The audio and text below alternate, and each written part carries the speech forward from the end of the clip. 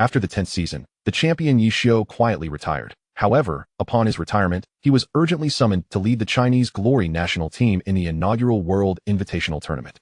Top-tier players such as Zhou Zikai, Yu Wenzhou, and Huang Xiaodian gathered to face formidable adversaries like the Gun God from America and the Tactical Fortress from South Korea. From the thrilling group stage to the life-and-death knockout rounds, the Chinese team advanced through seamless cooperation and innovative tactics.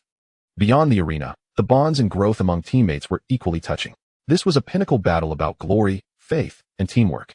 Glory has never been a solitary endeavor. This time, they made the world witness the might of Chinese esports. Chapter 1. Has the afterglow faded?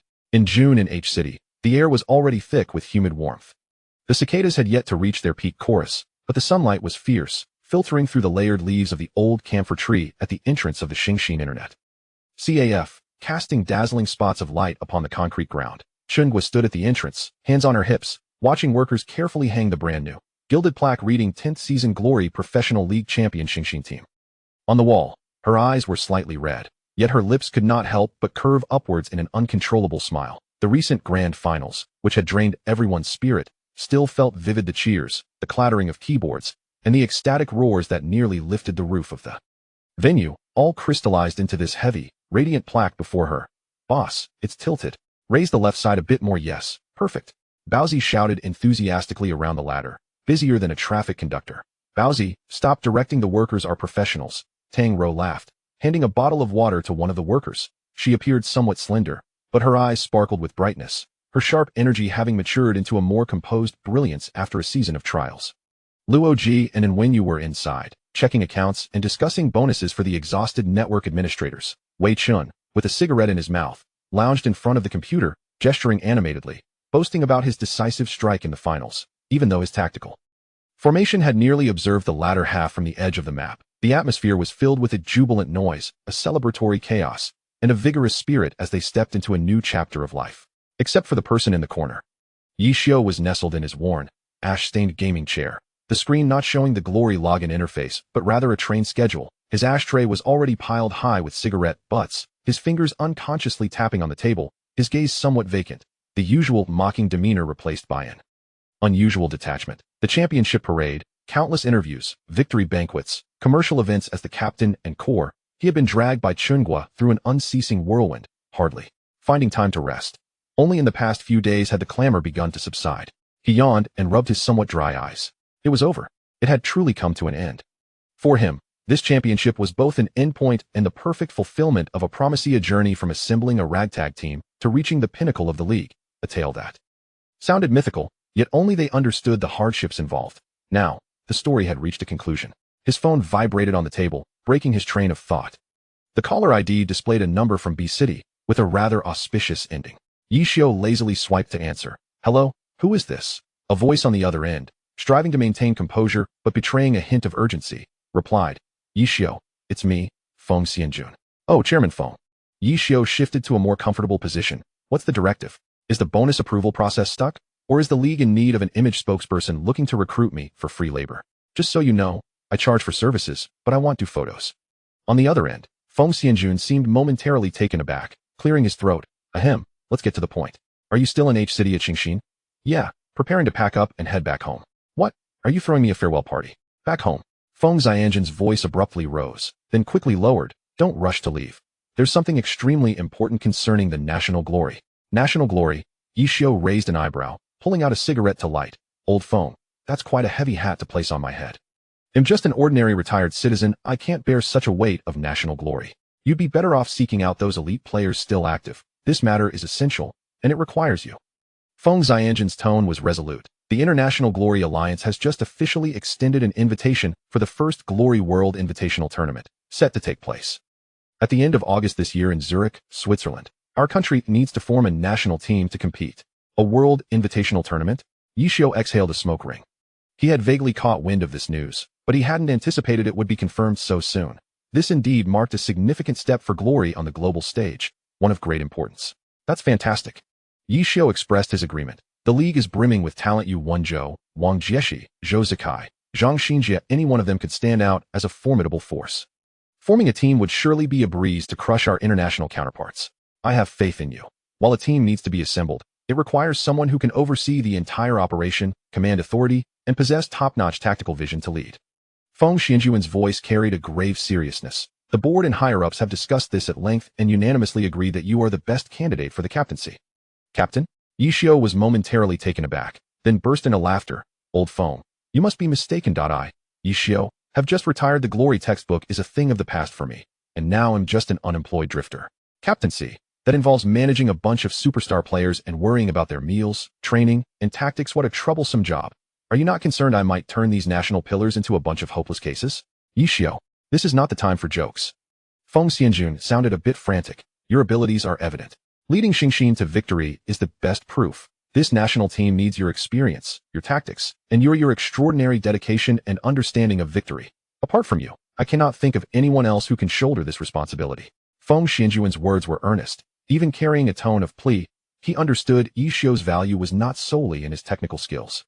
That mind, renowned as the glory textbook, was a priceless treasure on a world-class stage. A top tactical master could wield influence surpassing that of even the finest player. Yi Xiao fell silent for a few seconds, smoke swirling around his face. He could hear Feng Xianjun's somewhat labored breathing on the other end, envisioning the league chairman furrowing his brow, filled with anxiety. For a fleeting moment, he was indeed tempted. A world-class stage, stronger opponents, and new challenges for someone who had intertwined glory with his very essence. The allure was irresistible. However, a profound fatigue, seeping from the very marrow of his bones, surged over him. It was truly time to return home for a visit. 10 years, a full decade during which he had devoted nearly all his time and energy to glory. From the rise and fall of the Jiashi dynasty to the miracle of building Xingxin, the ups and downs, pressures, criticisms, and hardships were not tales for outsiders. The 10th season, especially the final match, had nearly drained all his energy. It was not merely an exertion of skill, but an ultimate strain on his spirit. He now desires nothing more than to completely empty his mind, to rest for 3 days and nights without contemplating strategies, analyzing opponents, or worrying about his teammates' conditions. Returning home, he longs to savor his mother's much-lauded new recipe for red-braised fish, to spend time with the old man who is always tough on the outside but soft on the inside, and perhaps find something else to occupy his time. He is Yi Xiao, a passionate devotee of glory, yet this does not signify that his life is solely defined by it. He has achieved all that can be attained, proving everything he desired to demonstrate that it is time to embrace a different way of living. Old Feng, Yi Xiao's voice resumed its usual languid tone, laced with a distinct sense of detachment. I appreciate your goodwill.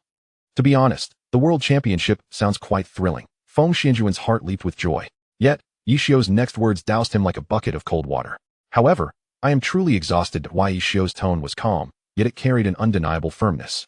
After 10 years of relentless dedication, now that I have finally laid down my burdens, I genuinely wish to rest. The role of team leader is demanding, requiring both mental and physical exertion, and is no less challenging than being a player. Please seek someone more suitable. There are many reliable individuals in the league, and I am not indispensable. Yi Xiao, please reconsider. This is no trivial matter. Feng Xianjun urged, desperation creeping into his voice. We can negotiate the terms. Whatever requirements you have, feel free to mention them. As long as... No, I'm tired. I do not wish to continue. Yi Xiao interrupted him, reiterating those simple 6 words with a power that surpassed any impassioned refusal. A prolonged silence ensued on the other end of the line. Feng Xianjun seemed at a loss for words, struck by Yi Xiao's blunt and almost indifferent rejection. He could discern that Yi Xiao was not retreating to gain leverage or negotiating. He was genuinely disinterested. Are you really not going to reconsider? Feng Xianjuan's voice carried a final glimmer of hope. Yi Xiao replied, I wish the national team great success. Goodbye. Before Feng Xianjun could utter another word, Yi Xiao abruptly hung up the phone. He tossed his device back onto the table, gazing at the train schedule on the screen, inhaling deeply and slowly exhaling. In the internet CAF, the sounds of Baozi's boisterous chatter filled the air, while Tang Rou laughed with Chen Gua, and the faint echoes of Wei Chen's boasting drifted through. Everything felt splendid, yet it seemed to exist at a subtle distance from him. His journey had reached a fulfilling conclusion here. He closed the schedule webpage and began to slowly gather his meager belongings. Aside from a few articles of clothing, the most significant item was that account card, Jun Mo Xiao. He ran his fingers over the cold card for a moment before decisively shoving it into the innermost compartment of his backpack. Chapter 2. The Afterglow Lingers. The following morning, at the break of dawn, Yi Xiao prepared to quietly depart with his seemingly unremarkable backpack. However, are you really just going to leave like this? Without saying goodbye, Chen Guo's eyes were slightly red as she looked at the man before her, dressed in a wrinkled t-shirt and dragging a suitcase, her voice filled with reluctance and disbelief. Not long ago, she, Su Mucheng, Feng Rui, Wei Chun, and all the members of the Xingxin team, along with familiar reporters who rushed in upon hearing the news, witnessed Yi Xiu officially submit his retirement declaration. The 10th season of the Glory Professional League, the newly crowned champion, the core of the team, a textbook-level top-tier deity, Yi Xiu gracefully stepped away at the pinnacle of his career. What else could I do? Boss lady, the championship has been secured. Would you have me linger here for free meals? Yi Xiu chuckled, glancing at those who had already risen, instinctively reaching for his pocket as if to light a cigarette. But upon seeing Chun Guo's reddened eyes, he withdrew his hand. A man has his pride. After all, Pa, who was complaining about free meals? Chun Guo chided, though her tone softened. It's just so sudden. Can't you stay a few more days? We haven't even had a proper celebration yet. You all enjoy the banquet, just eat my share too. Yi Xiu waved his hand dismissively. I'm tired, truly tired. I need to go home and rest. As he mentioned being tired, his face bore the undeniable marks of fatigue. The relentless high-intensity matches, particularly the heart-stopping finals against Lun Hui, had drained not only his physical energy but also his spirit. Yet his gaze remained bright, imbued with that familiar air of casual insight and sardonic wit. Su Mucheng stood quietly by, a gentle smile gracing her lips, devoid of excessive sorrow at their parting, for she understood that this was not the end. Be careful on the road. Let me know when you arrive home, she said softly, the familiarity and understanding in her tone requiring no further elaboration. Yi Xiu nodded, glancing at Feng Rui, who was struggling to maintain a serious expression but could not conceal his inherent silliness. Xingxin will be entrusted to you all. Don't let the championship slip away, just because I've left, Feng Rui. Old Yi, are you looking down on me? Feng Rui exclaimed, jumping up. Just wait. Next season it'll take you to new heights. Oh no. I mean it'll take Xingxin to new heights. You'll see what a true master of the sly style looks like. Wei Chun, standing nearby with an unlit cigarette in his mouth, grumbled, damn it. I finally lashed onto a big fish, and now the fish has swum away. Kid, don't forget about your brothers while you enjoy your leisure when you have time. Log in, and he'll take you to Hunt Boss. Hunting Boss is better left to your little brother Bowsy. Yi Xiu laughed. All right. No need to see me off. I'll just take a cab to the station. He scanned the bustling internet CAF, filled with memories, looking at the comrades who had fought alongside him and created miracles, finally resting his gaze on Chun Guo and Su Mucheng, waving his hand that I am off. There were no more emotional farewells. Yi Xiu dragged his suitcase, containing his scant personal belongings, through the doors of the Xingxin internet CAF. The blazing sun outside made him squint. The cacophony behind the glass doors blurred into the background. He took a deep breath, inhaling the air infused with car exhaust and the sense of summer foliage, feeling as though he had awakened from a prolonged dream that had lasted 10 years. The road ahead was a return home, a direction that felt both familiar and somewhat alien to him. Dapi City, headquarters of the Glory League. Inside the chairman's office, Feng Xianjun rubbed his throbbing temples, sighing heavily at a document laid out on the table. The document was titled Notice on the First Glory World Invitational Tournament and Guidelines for the Formation of National Teams. The World Invitational Tournament. This is a pivotal step for Glory to reach the world stage, holding immense significance. To represent one's country in battle is undoubtedly the highest honor that all professional players dream of. However, for Feng Xianjun, it had become a hot potato. Determining the list of participants was both straightforward and complex. Straightforward because the top players in the country were few, easily named even with eyes closed. Complex due to the selection of the team leader. This leader holds tremendous power, overseeing training, formulating strategies, and directing on-site commands, even to the extent of determining the player's participation. He requires exceptional tactical acumen, absolute authority, profound understanding of all players, and a heart capable of withstanding immense pressure. After much contemplation, only one name surfaced, perfectly fulfilling all criteria, even exceeding expectations: Yi Xiu. Yet, Yi Xiu had just retired, and most importantly, he had refused the offer to lead. Initially, after Yi Xiu's retirement, the league had repeatedly invited him to join its ranks, all of which he had politely declined. They had hoped that the opportunity to lead the national team for the World Invitational Tournament would sway him emotionally. Yet with a determined jaw, Feng Xianjun picked up the internal phone on the desk. Please check Yi Xiu's schedule for today. Bring me a new phone. I shall call him once more. I refuse to believe that he has truly abandoned the game he has cherished for so many years. The high-speed train whistled as it departed from H City, the scenery outside racing past in a blur. Leaning against the window, Yi Xiu gazed at the receding silhouette of the city, feeling an unexpected sense of tranquility within. A decade of glory, returning home laden with memories. It seemed he had no regrets. As for his family, the relationship with his father had improved considerably, yet he expected to encounter some nagging upon his return. Nevertheless, he had his ways to cope. He retrieved his old mobile phone, a relic from a decade past, its SIM card still of that era, limited to calls and texts, Scanning through the sparse contacts, he opened the message interface for Su Muching, typed on the way, then deleted it, feeling it unnecessary, ultimately deciding against sending it. Closing his eyes, he intended to take a short nap. However, the sudden ring of his phone interrupted him, displaying an unfamiliar number from B-City. Yi Xiu raised an eyebrow, guessing the caller's identity. After a brief hesitation, he answered, "Hello, Yi Xiu? It's me, Feng Xianjun." The voice on the other end was tinged with urgency and a feigned enthusiasm. "Oh, Chairman Feng, what brings you to call today?" Yi Xiu replied with a calm demeanor. Let me get straight to the point." Feng Xianjun cleared his throat, his tone shifting to seriousness. "Yi Xiu, are you truly not considering taking on the role of team leader?" Feng Xianjun succinctly reiterated the details of the World Invitational, emphasizing its historical significance and importance, ultimately stating, "Yi Xiu, no one is more suited for the position than you." Silence lingered on the line for several seconds. Then, Yi Xiu's voice drifted in slowly. "Chairman, go ahead." Feng Xianjun held his breath. "I've just retired, really retired." Yi Xiu replied, "I understand, but that I am weary." Yi Xiu's voice carried an authentic fatigue, not feigned.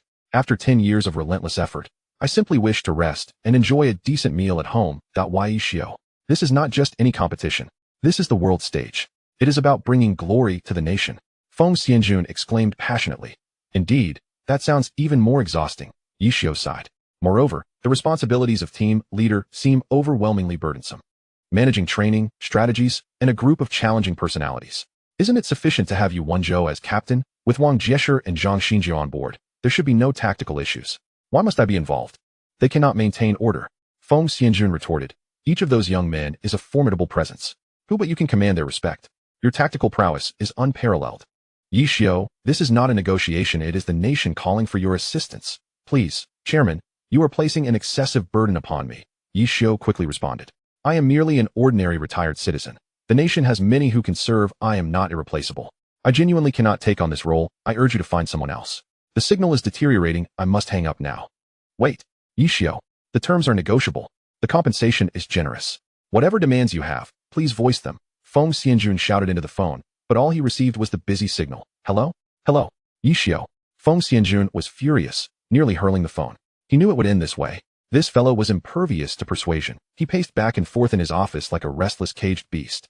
The deadline for submitting the roster loomed closer, and the training plan needed to be initiated without delay. Time was of the essence. Was it truly necessary to resort to a backup plan? To let Yu Wenzhou take on dual responsibilities? The risks were too great. Suddenly, Feng Xianjun halted, a glimmer of inspiration flashing in his eyes. He recalled an old player registration form, which contained an emergency contact number, noted as fathered. He had a vague understanding of Yi Xiu's family background. Perhaps an unconventional approach could yield unconventional results. It was somewhat risky and could potentially anger Yi Xiu, but for the sake of the national team's success, Feng Xianjun resolved to take the gamble. He promptly began rummaging through aged electronic files. Chapter 3. Home. Yi Xiu hung up the phone, and the world fell into silence. He pursed his lips and muttered, Old Feng really knows how to pick his moments. He had no interest in the World Invitational. After a decade of professional play, he had accumulated enough honors. Now, it was time to rest. He silenced his phone, tucked it back into his pocket, and resumed his reverie. Several hours later, the high-speed train arrived at the city. Yi Xiu stepped off the platform and glanced around this familiar, yet foreign city. He then took out his phone, opened his contacts, and dialed a number. Hey, Yi Xiu. You little brat, I told you yesterday that I would be back today. Aren't you supposed to pick me up? Where are you? On the other end of the line. A voice responded. Could you please refrain from shouting? After all, I am the former #1 in glory and just won a championship. Show some decorum, will you? After a brief silence, the voice added, I'm behind you. Yi Xiu turned around to see a black Maybach with its window rolled down, revealing Yi Xiu's face, similar to his own but exuding a more refined aura. Dressed in a well-tailored dark suit, his hair meticulously styled, he looked at his brother, who had just retired from the peak of glory, with a complex gaze that mingled resignation, curiosity, and a hint of barely perceptible envy. Get in, glory textbook. Yi Xiu teased, his voice laced with a familiar banter, but softer than usual. Yi Xiu opened the car door and unceremoniously flopped into the plush leather passenger seat, letting out a contented sigh. Boss Yi's car is so much more comfortable than Boss Lady's old clunker. Less banter, Yi Xiu replied, starting the car and smoothly merging into the traffic. The interior was suffused with a subtle blend of leather and car fragrance, a stark contrast to the smoky and instant noodle scents of the Xingxin Internet CAF. Is it really over? I heard that old fox Feng Xianjun personally called you to return as the team leader, Yi Xiu inquired casually as he drove. Yi Xiu retrieved a lighter, igniting a cigarette with a click. After taking a deep drag, he lazily replied, "Yeah, I'm done. Chairman Feng wants me to lead the national team, to bring glory to the country." He exhaled a smoke ring, watching it dissipate under the cabin light, disinterested. "I'm tired." Yichio glanced at him, his fingers gently tapping the steering wheel. "Serving the nation sounds quite passionate. Even you, Yichio, have moments of fatigue? Didn't you say you could play glory for another 10 years without getting bored?" "It's not fatigue, nor is it boredom," Yichio said, his gaze drifting to the rapidly passing cityscape outside. The neon lights danced in his deep brown eyes. "It's about feeling that I've done enough. Everything I could do, I've accomplished. 10 years is sufficient." He paused, a hint of uncertainty about the future creeping into his tone. "It's time to go home.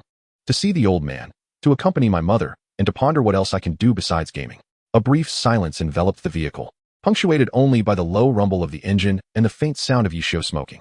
Yichio drove in silence, seemingly processing Yichio's words. After a while, he spoke, his voice tinged with yearning and aspiration. "Actually, I envy you, brother." Yichio turned in surprise to look at him. "Envy me? Envy me for leaving home to play games for 10 years? I envy you for truly living for yourself, for pursuing what you wanted and excelling at it," Yichio said earnestly, his tone revealing a weariness often masked by his facade as a business elite.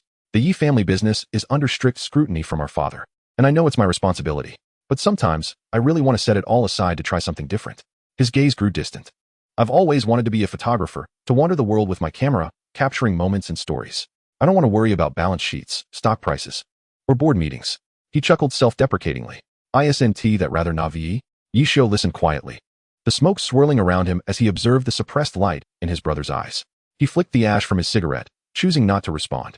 Yichio seemed to open up, speaking with a newfound determination for his future. "But now that you're finally back, I'll work a few more years. Once you've streamlined the core business of the group and nurtured a few capable successors, I'll take my chance to pursue my dreams." He glanced at Yichio, his eyes bright. "Just like you, to fulfill your own aspirations." Yichio lightly held the cigarette at the corner of his mouth, gazing at the illuminated road ahead, his thoughts wandering through the river of time to the image of their decisive father from years past.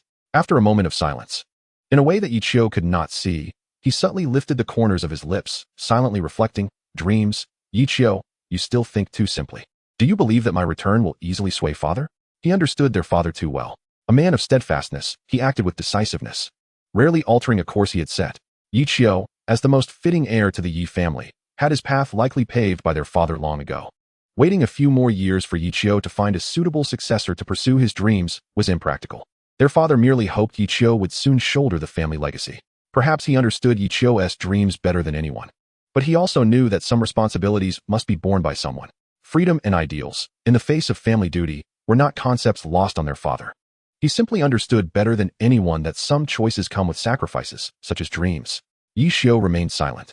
He watched the rare glimmer of hope in his brother's eyes, ultimately responding with a simple, as he extinguished his cigarette and closed his eyes, saying, "Wake me when we arrive."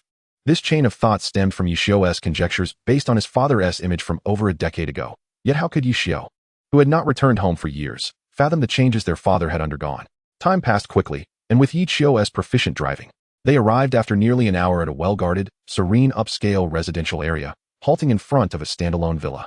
The night had deepened, and only a few corridor lights illuminated the villa, exuding an air of tranquility and solemnity. "We're here, don't sleep yet, my young master," Yichio remarked, parking the car, his tone returning to its familiar teasing. Yichio opened his eyes, stretched lazily, shouldered his backpack, and pushed open the car door. The night breeze, carrying the fresh scent of the garden's flora, rushed towards him, also bringing an invisible weight of pressure. He raised his gaze to this long-absent home, inhaling deeply as if he could catch a whiff of that familial essence. Chapter 4, New Journey. The word home rolled off Yichio's tongue, carrying a flavor both strange and familiar. Upon hearing the sound of the car, Yimu had already stood at the door waiting, dressed in an elegant qipao, her hair fashioned into a simple bun. The fine lines at the corners of her eyes could not obscure the remnants of her youthful grace. "Show her voice trembled slightly. Standing before his mother, Yichio suddenly found himself at a loss for words. 10 years had passed, and while his mother's hair had turned significantly grayer, the tenderness in her eyes remained undiminished. "Mom, I'm back," he finally managed to utter. Yimu reached out to caress his cheek, tears glistening in her eyes. "You've lost weight and gotten darker. Too much instant noodles at the internet CAF?" Yichio attempted to lighten the atmosphere. Yifu did not appear at the door, and Yichio was not surprised. His father had always prioritized pride above all else. The aroma of braised pork ribs wafted from within, rekindling Yi Xiu's long-forgotten appetite. Yi Mu grasped his hand, leading him inside while chattering about the changes over the years. Yi Xiu followed behind, a faint smile gracing his face. In the dining room, Yi Fu sat rigidly, a financial newspaper spread before him. Hearing their footsteps, he did not look up but coldly remarked, "So you know to come back?" Yi Xiu stood at the dining table, observing the gray at his father's temples, suddenly realizing that his father appeared much older than he remembered. The once intimidating figure of strictness now seemed like an ordinary elderly man. "Dad," Yi Xiu called out, without further explanation. Only then did Yi Fu lower his newspaper, his sharp gaze scanning his son. "Retired?" he inquired. "Yes. Have you won enough championships?" "Enough." Yi Fu scoffed. "Let's eat." The meal was unusually quiet. Yi Mu incessantly served dishes to Yi Xiu. Yi Xiu occasionally mentioned matters regarding the company, while Yi Fu maintained a stern expression, only slightly twitching at the corners of his mouth when Yi Mu spoke of Xiu's numerous championships. After the meal, Yi Xiu returned to his room. A decade had passed, yet the room remained unchanged, even the dust on the desk indicating that it had been regularly cleaned. On the bedside table sat a photograph of him and Yi Xiu from when they were 15, both boys laughing carefree. Just as he began unpacking his suitcase, the door swung open and Yi Fu stood at the threshold, holding a document. "Explain this," he said, slapping the document onto the table. Yi Xiu glanced at it. It was a photocopy of the invitation letter from the Glory Alliance for the national team leader position. He raised an eyebrow. "Old man, you still care about this?" "Less nonsense." Yi Fu's voice sharply rose. "Why did you refuse?" Yi Xiu methodically folded his shirt. "I've retired." "Nonsense." Yi Fu's anger flared. "This is an opportunity to bring glory to the country. Do you think those commercial competitions mean anything? This is true honor." Yi Xiu halted his movements, looking up at his father's reddened face. "My professional career has already reached its fulfillment." "Fulfillment?" Yi Fu sneered. "Do you know what the World Invitational means? 16 countries. Global broadcasts. This is the stage to showcase China's esports strength." Yi Xiu had not anticipated his father understood the glory competitions so well. He opened his mouth, but before he could speak, Yi Fu had already unbuckled his belt. "Let me tell you, Yi Xiu," Yi Fu's voice was low and dangerous. "You will accept this leadership role, whether you like it or not." The sound of the belt striking the table was crisp and resonant. Yi Xiu's body instinctively tensed, recalling the lessons learned from this belt in his youth. "Old man," he attempted to reason, "I am already 27. So what if you were 27? Yi Fu glared. "As long as I am alive, you will not act willfully." Yi Mu hurried in upon hearing the commotion, and upon witnessing the scene, she promptly intervened. "Let's speak kindly. The child has just returned. Look at him." Yi Fu pointed at Yi Xiu. "When the country needs him, he wants to hide at home. When did my Yi family's son become so unaccomplished?" Yi Xiu observed his father's trembling hand, suddenly grasping the truth. His father did not disapprove of his profession. On the contrary, it was precisely because he held it in such high regard that he valued this opportunity so greatly. "Dad," Yi Xiu sighed. "Being a team leader is not an easy task." "Stop making excuses," Yi Fu interrupted. "The president of the alliance personally called me, saying you are indispensable. Do you know what that means?" Yi Xiu was taken aback. "Feng Xianjun called you?" "Not only did he call, but he also praised you to the heavens." Yi Fu's anger slightly subsided. "He said you are the foremost figure in Chinese glory, that no one understands this game better than you, and that the national team needs your experience and tactical mind." Yi Xiu rubbed his temples. That old fox, Feng Xianjun, had indeed not miscalculated. He had directly reached out to his father. "I will give you 3 days to consider," Yi Fu said, rebuckling his belt, his tone leaving no room for dispute. "In 3 days, I want to see you reporting to the alliance." With that, he turned and left, leaving Yi Xiu with a worried Yi Mu. "Xiu'er." She hesitated to speak. "Mom, I'm fine." Yi Xiu forced a smile. "The old man is still the same." Yi Mu sighed lightly. "He just hopes to see you on a larger stage." Yi Xiu nodded. He understood all too well. Although his father was a stern businessman, deep down, he was more patriotic than anyone.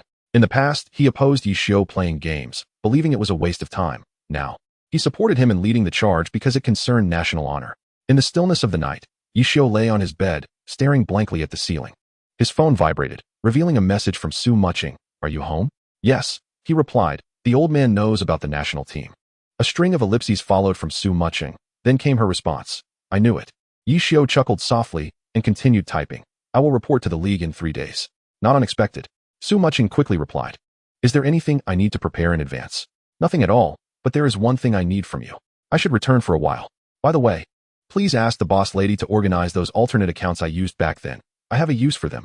Yi Xiu thought for a moment before saying. After hearing this, Su Muching responded, "Understood, Captain. I will ensure the task is completed." Setting his phone aside, Yi Xiu gazed out at the moonlight spilling through the window. Fate is truly wondrous. He thought he could finally lay down his burdens, only to find himself thrust onto an even grander stage. A gentle knock on the door interrupted his thoughts, and Yi Chio's voice came from outside. "Brother, are you asleep? Come in." Yi Chio entered, holding 2 cans of beer. He handed one to Yi Chio and opened the other for himself. "I heard the old man is furious?" Yi Chio inquired. Yi Chio scoffed lightly. "He has taken out the belt. What do you think? So you agreed? Was there a choice?" Yi Chio took a long sip of beer. "You know how his temper is." Yi Chio fell silent for a moment before suddenly saying, "Actually, I envy you." Yi Chio turned to look at him. "Envy me for what? For getting beaten? I envy that you can pursue what you want to do." Yi Chio's voice was soft. Having persisted for 10 years even amidst opposition, Yi Chio studied his brother's profile, suddenly gaining insight. Yi Chio's notion of waiting until he was familiar with the business before pursuing his dreams seemed merely an idyllic fantasy, yet it appeared to be more than that. The old man didn't seem as rigid as Yi Chio had imagined, just as he had once disallowed him from gaming. There were countless ways to prevent him if he truly wished to. Yi Chio suddenly spoke. "I will take on the role of team leader. I know, but what I truly wish to convey is that I do not want to give up on my dreams. If you have a dream, pursue it." The old man isn't as unsatisfactory as we imagined. Yi Chio was taken aback. "What? If it doesn't work out, I will discuss it with him." Yi Chio's voice was unusually resolute. "This time, I will protect your dreams." Yi Chio's eyes suddenly glistened with unshed tears. He turned his face away and after a long pause, said, "Thank you." The following day, Yi Chio stood at the door with his suitcase. This time, the destination was not the headquarters of the Showdown League, but rather the Xianxing Internet Cafe. Their father, rarely showing such affection, patted his shoulder. "Do well. Don't bring shame to the country." Their mother, with misty eyes, urged him to take care of himself. Yi Chio helped load the luggage into the taxi, and before the door closed, he whispered, "Stinky brother, win and hurry back. Someone has to stay home with our parents." Yi Chio nodded. Watching the figures of his family grow smaller in the rearview mirror, a faint smile gracing his lips. A new journey had begun. Chapter 5. Conceptualizing the roster at the headquarters of the Showdown Professional League. The corridors lay empty and silent in the dead of night, save for the piercing white light seeping through the heavy wooden door of the chairman's office, accompanied by muffled voices filled with suppressed excitement and anxiety. Feng Xianjun ended his call with Yi Chio, releasing a long, deep sigh as if a heavy weight had been lifted from his shoulders. Slumping back into his large leather chair, a thin sheen of sweat appearing on his forehead. The air conditioning in the office was set to a low temperature, yet he felt an unusual warmth at his back. It worked. That most formidable challenge has finally acquiesced. Feng Xianjun felt a sense of unreality wash over him. He gulped down the now lukewarm strong tea in an attempt to calm his racing heart. "So, how is it, Chairman Feng?" inquired Wang Peng, the league's vice chairman and a core figure responsible for competitive affairs, leaning forward eagerly from the sofa opposite. The heads of the public relations department and several key members of the technical department were also present, all eyes fixed on Feng Xianjun's face. Feng Xianjun set down his teacup, finally allowing a relieved smile to break through, though it was soon replaced by a deeper, more solemn gravity. "He has agreed." "Wonderful," Wang Peng exclaimed, slapping his thigh, the sound echoing in the silent night. "I knew it." Such matters concerning national honor, Yi Chio could never refuse. Glory runs in his veins.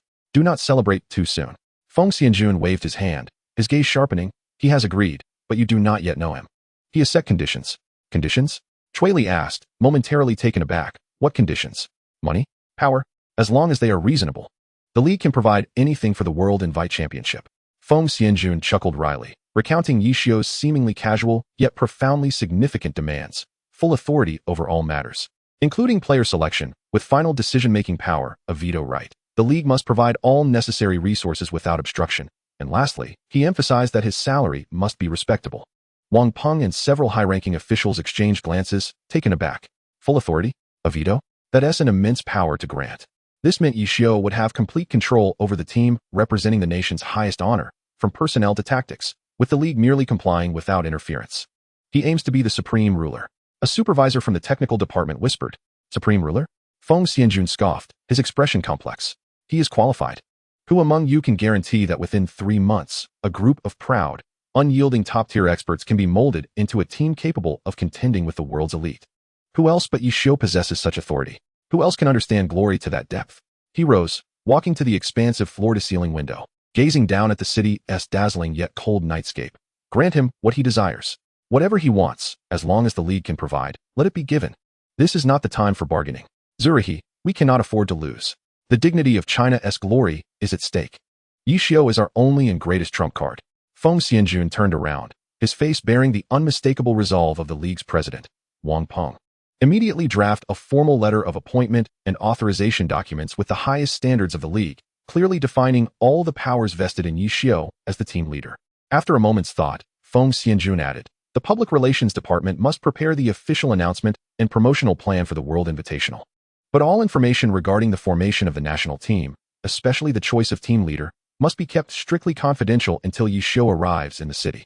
The technical department should mobilize all resources to gather any intelligence we can find on foreign strong teams and players, establishing a database with direct access granted to Yi Xiu.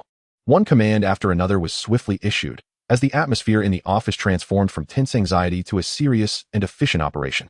A battle concerning national honor quietly began on this tranquil night at the league headquarters. Under the same night sky, in different cities and corners, ripples of an unannounced message began to spread. At the second floor of the Xingxin Internet CAF, Yi Xiu set down his phone. The rekindled battle intent, almost tangible, did not fade but instead settled in his eyes, transforming into a profound, strategic calm. He turned to face Chenghua, who was so stunned she could barely speak, and Su Mucheng, whose understanding gaze was filled with encouragement. Yi Xiu, are you really going to be the team leader of the national team? Chenghua stammered, overwhelmed by the magnitude of the information. Just a few days ago, they were discussing retirement, and now he was to represent the nation in the World Championship? The abruptness of this turn was astounding. Yes, Yi Xiu nodded, his tone as indifferent as if discussing what to have for dinner. Chairman Feng insisted, the country needs it, and I find it quite interesting. He walked over to his computer, covered in ash, skillfully powered it on, and logged into Glory. The screen's eerie blue light illuminated his sharply defined profile. Interesting. This is the World Championship. The pressure will be immense. Chenghua thought of the illustrious names associated with the national team. Wang Jieshi, Huang Xiaodian, Zhou Zikai, Han Wenqing. She instinctively overlooked the subtle relationship between Yi Xiu and Han Wenqing. And the troublesome Sun Xiang made her scalp tingle. Letting Yi Xiu manage such a group of gods. The thought was too beautiful to contemplate. Boss. Yi Xiu interrupted her worries, his fingers tapping on the keyboard as if searching for some information, not looking up. Whether the pressure is great depends on who the opponents are. As for managing people, do you think I haven't done well at Xingxin? He paused, a familiar, confident smirk tugging at his lips. Moreover, being able to go to the world stage and confront those foreign masters sounds rather exhilarating, doesn't it? Su Mucheng chuckled softly. Approaching Yi Xiu's side, watching the rapidly scrolling information on the screen, which likely pertained to foreign glory leagues. Yi Xiu, how do you plan to begin? Yi Xiu's gaze swept across the screen, his fingers unconsciously tapping the table, a habitual motion when he was deep in thought. No rush, he replied, his eyes deep. Sharpening the knife does not hinder the woodcutter. First, I need to hone the blade, then see what to chop. He closed the web page and opened a blank document. The cursor blinking quietly on the screen, as if heralding the calm before the storm. He began to devise a roster that would reverberate throughout the entire league. Chapter 6, Whispers and Responses, Part 1. The announcement of the World Invitational was like a powerful glory skill, striking precisely into the calm, at least seemingly calm, core circle of the Glory Professional League. The shockwaves it generated were not earth-shattering sounds, but rather silent yet rapid tremors, silently spreading along encrypted communication lines, internal networks, and through the intricate relationships of the players, precisely touching the most sensitive professional nerves of every top player. This was not merely an invitation, but a litmus test, instantly reflecting the desires, obsessions, and decisive sharpness hidden deep within people's hearts. At the Blue Rain Club, the lights in the training room had not yet fully dimmed, and the air still lingered with the scent of the virtual battlefield and the lingering excitement of the youth. Huang Xiaodian had just concluded a session he termed both educational and exhilarating, guiding a potential new recruit who was currently overwhelmed by a barrage of banter. As he flexed his somewhat sore fingers, contemplating whether tonight's supper would be char siu rice with double eggs or trying the newly opened roast goose rice. His phone in his pocket vibrated and flashed with a near-manic frequency, displaying the name of the team manager. Hello, manager? Efficiency is impressive. Did the char siu rice with double eggs arrive? Or is there new roast goose? Huang Xiaodian answered the call, his speech rapid as if he had activated a speed boost. Xiaodian, stop thinking about food. Something big has happened. The manager's voice sliced through his culinary fantasies with a rare, almost distorted urgency. The league has just sent out a top-level confidential notification. The inaugural Glory World Invitational will officially commence 3 months from now in Zurich. China is forming a national team. The selection process will begin shortly. What? Huang Xiaodian shot up from his chair as if struck by a falling phoenix, his voice suddenly rising an octave, echoing in the spacious training room. World Invitational. Zurich? National team. Oh my goodness. Is this for real?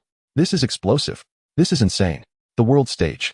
To face those legendary monster masters from all over the globe. This is exhilarating. I could explode right here. Captain, does the captain know? Before the manager could respond, Huang Xiaodian continued his rapid-fire questions. Has the league specified how the selection will work? Will it be based on the All-Star Weekend voting rankings? If so, I'm definitely in. The brilliance of the ice rain would finally shine across the globe. The manager was forced to intervene, cutting off Huang Xiaodian's barrage. Xiaodian, calm down. The specifics of the selection criteria have not yet been announced, but the standards will undoubtedly be unprecedentedly high. Chairman Feng is personally overseeing this. The manager paused for a moment and continued, emphasizing that all core players must immediately enter a state of maximum readiness, adjusting to their optimal competitive level, and be on standby at all times. Xiaodian, listen closely. This is a once-in-a-lifetime opportunity, but it also presents an unprecedented colossal challenge. Challenge? What fear of challenge could there be? Huang Xiaodian, brimming with excitement, paced back and forth in the training room, his feet seeming to fly, as if he had already stepped onto the arena of Zurich. The word fear does not exist in my vocabulary. World-class opponents? I welcome them with open arms. It is a perfect opportunity for them to witness the sharpness of the demon blade and the elusive nature of the sword Saint S phantom blade. Just wait and see. The night sky of Zurich will be illuminated by my sword light. He abruptly halted, his eyes sparkling with a diamond-like sharpness, his speech accelerating. By the way, manager, with such a significant matter, who is the team leader? Surely there must be a formidable presence capable of commanding the scene and managing all the divine beings, right?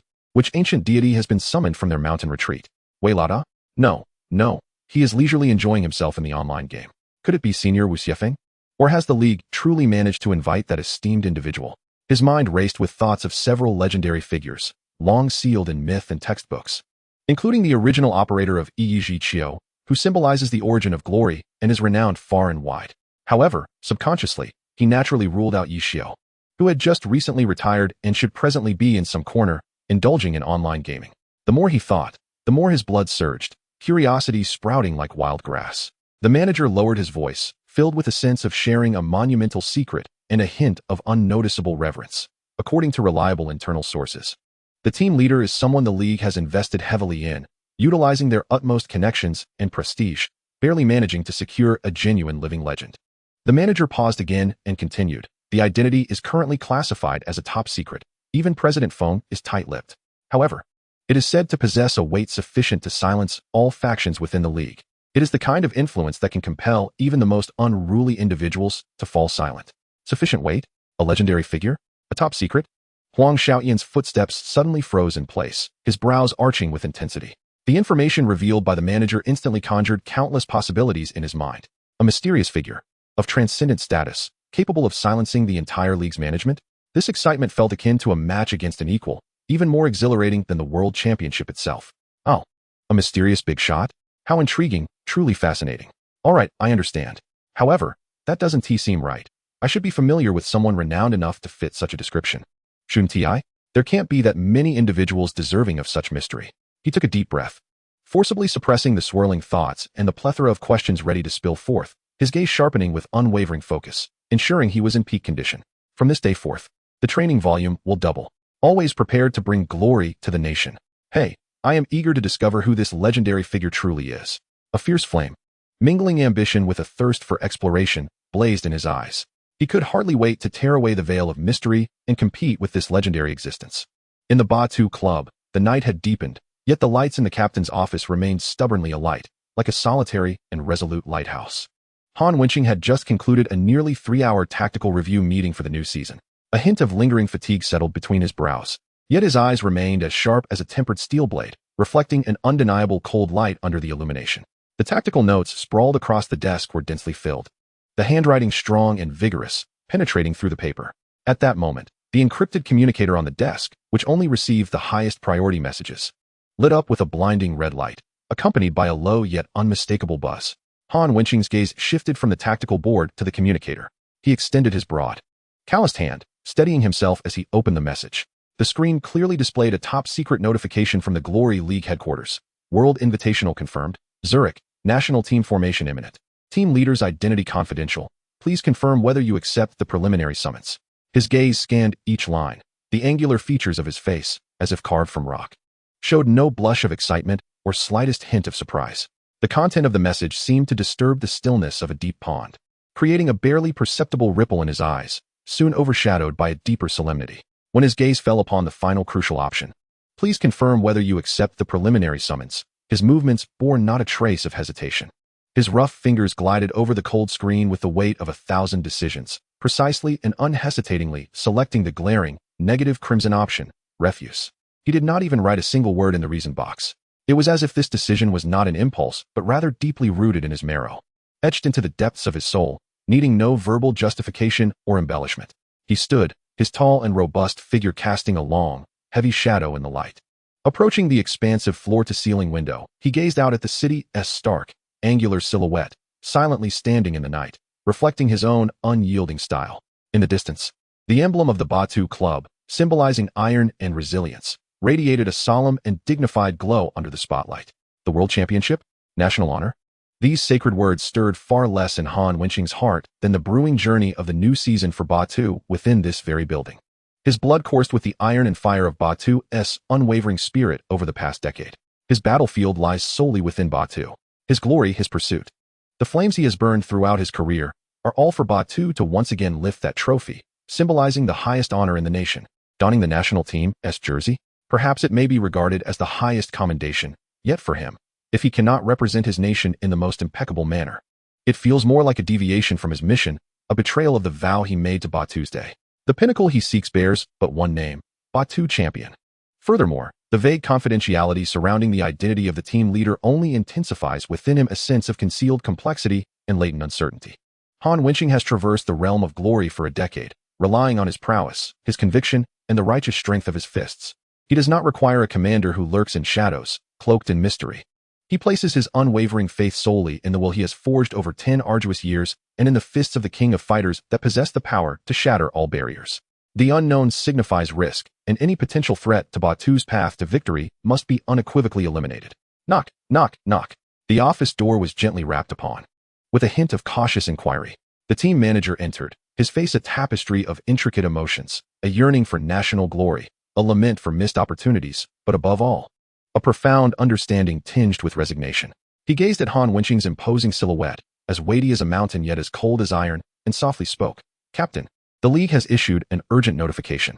I have seen it. Han Wenqing's voice resonated from the window, deep and steady, imbued with an unyielding authority that brooked no dissent, as if each syllable he uttered carried the weight of 1,000 pounds. Reply to the League. I refuse. The new season's journey for Batu lay ahead, and all his energy, every ounce of strength, belonged solely to this endeavor. His words, though not fervent, resonated with a conviction stronger than any oath, each syllable striking the manager's heart like a hammer. The manager's throat constricted as if he wished to speak, perhaps to offer counsel or convey regret. Yet, upon encountering Han Wenqing's resolute form, illuminated by the night, all words became lodged in his throat. He understood this captain all too well, once his decision was made. It was as steadfast as a rock. Any attempts to sway him would be futile and might even result in harm from his unyielding resolve. Ultimately, the manager's emotions coalesced into a silent, weighty sigh. I shall inform the others. You take your time to ponder.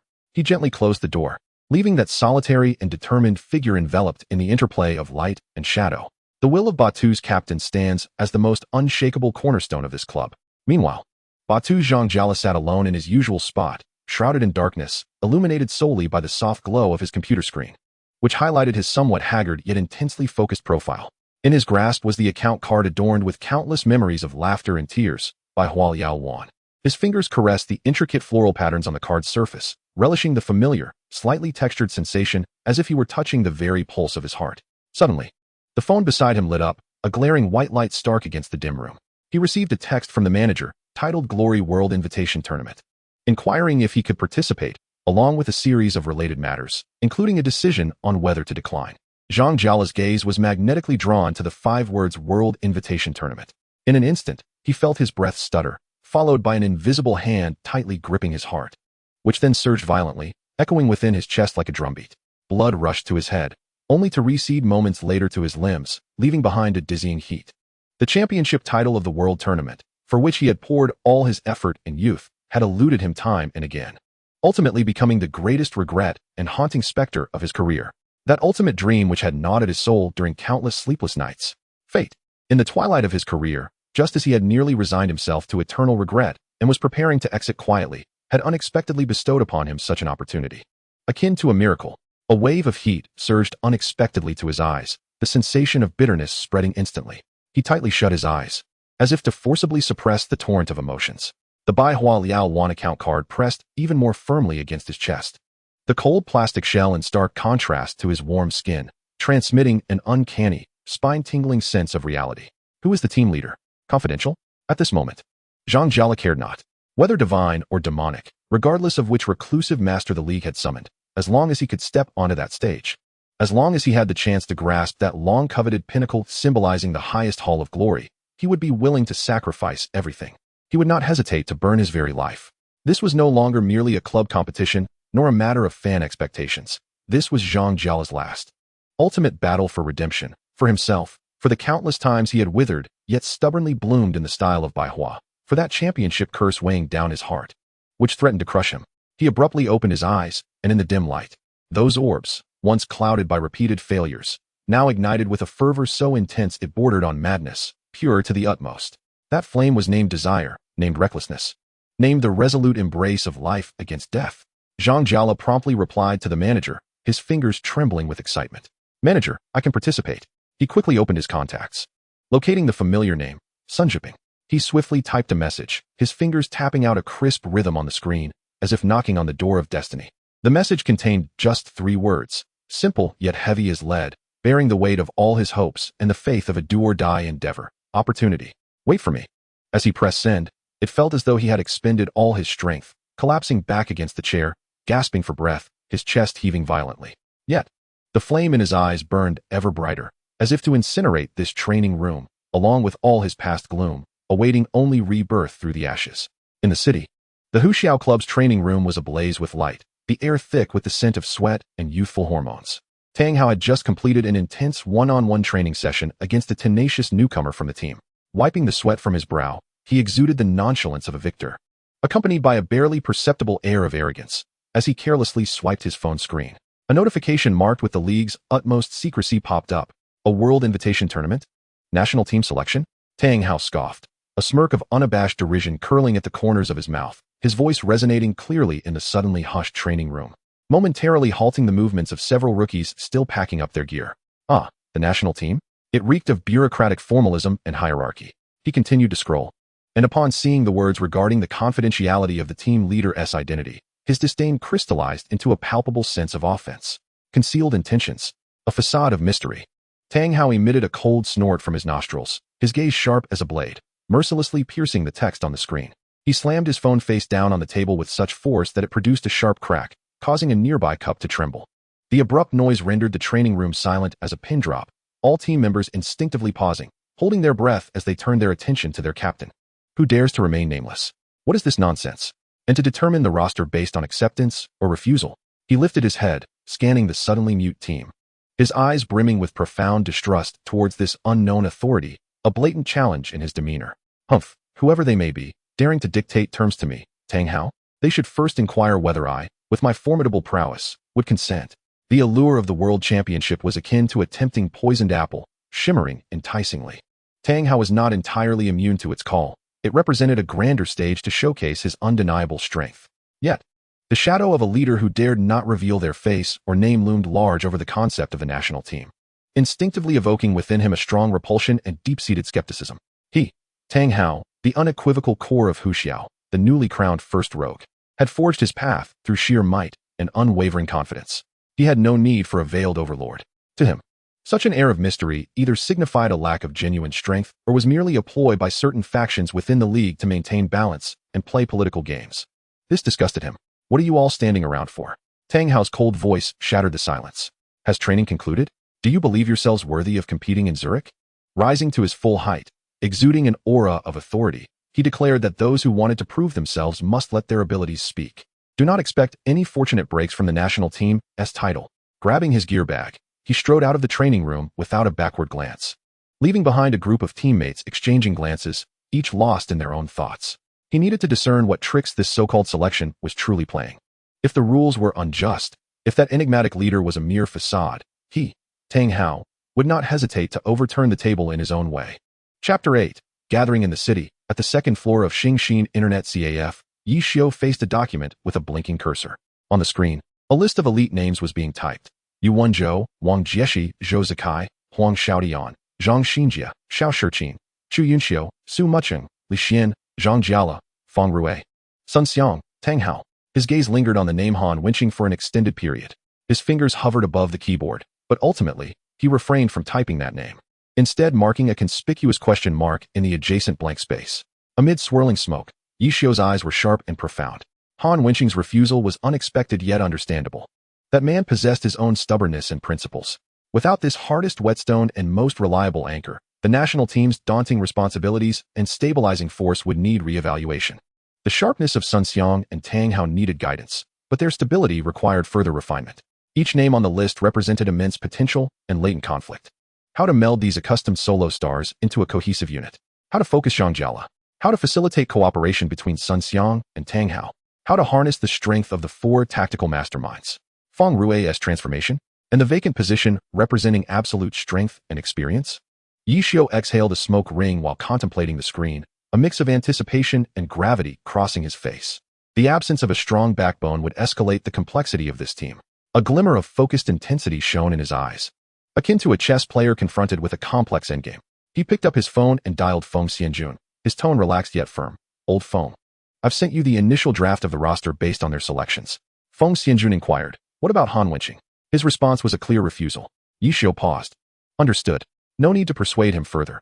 I'm well aware of his temperament. Everything else is on schedule. During the selection training period, my training methods are not to be interfered with by the league. The account cards and servers are at maximum configuration, capable of simulating world championship rules. Logistics are in place. Most importantly, Yi Xiu's voice carried a chilling firmness. Not a single person on my list can be absent. As he prepared to hang up, a thought struck him. By the way, Old Feng, 3 days from now, at the National Training Center. If anyone is late, absent, or shows a sour face, it's of no concern to you. He chuckled softly, exuding an intangible pressure. I'll handle it. Oh, and as for the team leader, let them guess. With that, he ended the call. Chen Guo and Su Mucheng looked at him, their expressions complex. Yi Xiu, you're truly too much like Old Wei. 2 days later, at the National Glory Training Center in the city, the brand new modern building glimmered under the autumn sun, its massive glass facade reflecting the azure sky. The air was imbued with a unique atmosphere, a blend of state-of-the-art equipment and palpable anticipation. Here, a furnace destined to become the pinnacle of China's glory stands poised to serve as the gateway to the zenith of the world. Luxurious business vehicles, emblazoned with the insignias of various clubs, discreetly traverse the exclusive passage and halt before the grand entrance of the hall. As the doors swing open, a parade of illustrious faces known throughout the realm of glory emerges, each radiating their unique aura, converging at this moment. Captain Wang Jiesher of the Wei Chao team remains as composed and reserved as ever, his discerning gaze sweeping across the surroundings, penetrating the structure as if he could see through to the training grounds within. Captain Yu Wenzhou of the Lan Yu team wears a gentle yet detached smile, standing in stark contrast to the incessantly chattering Huang Xiaotian.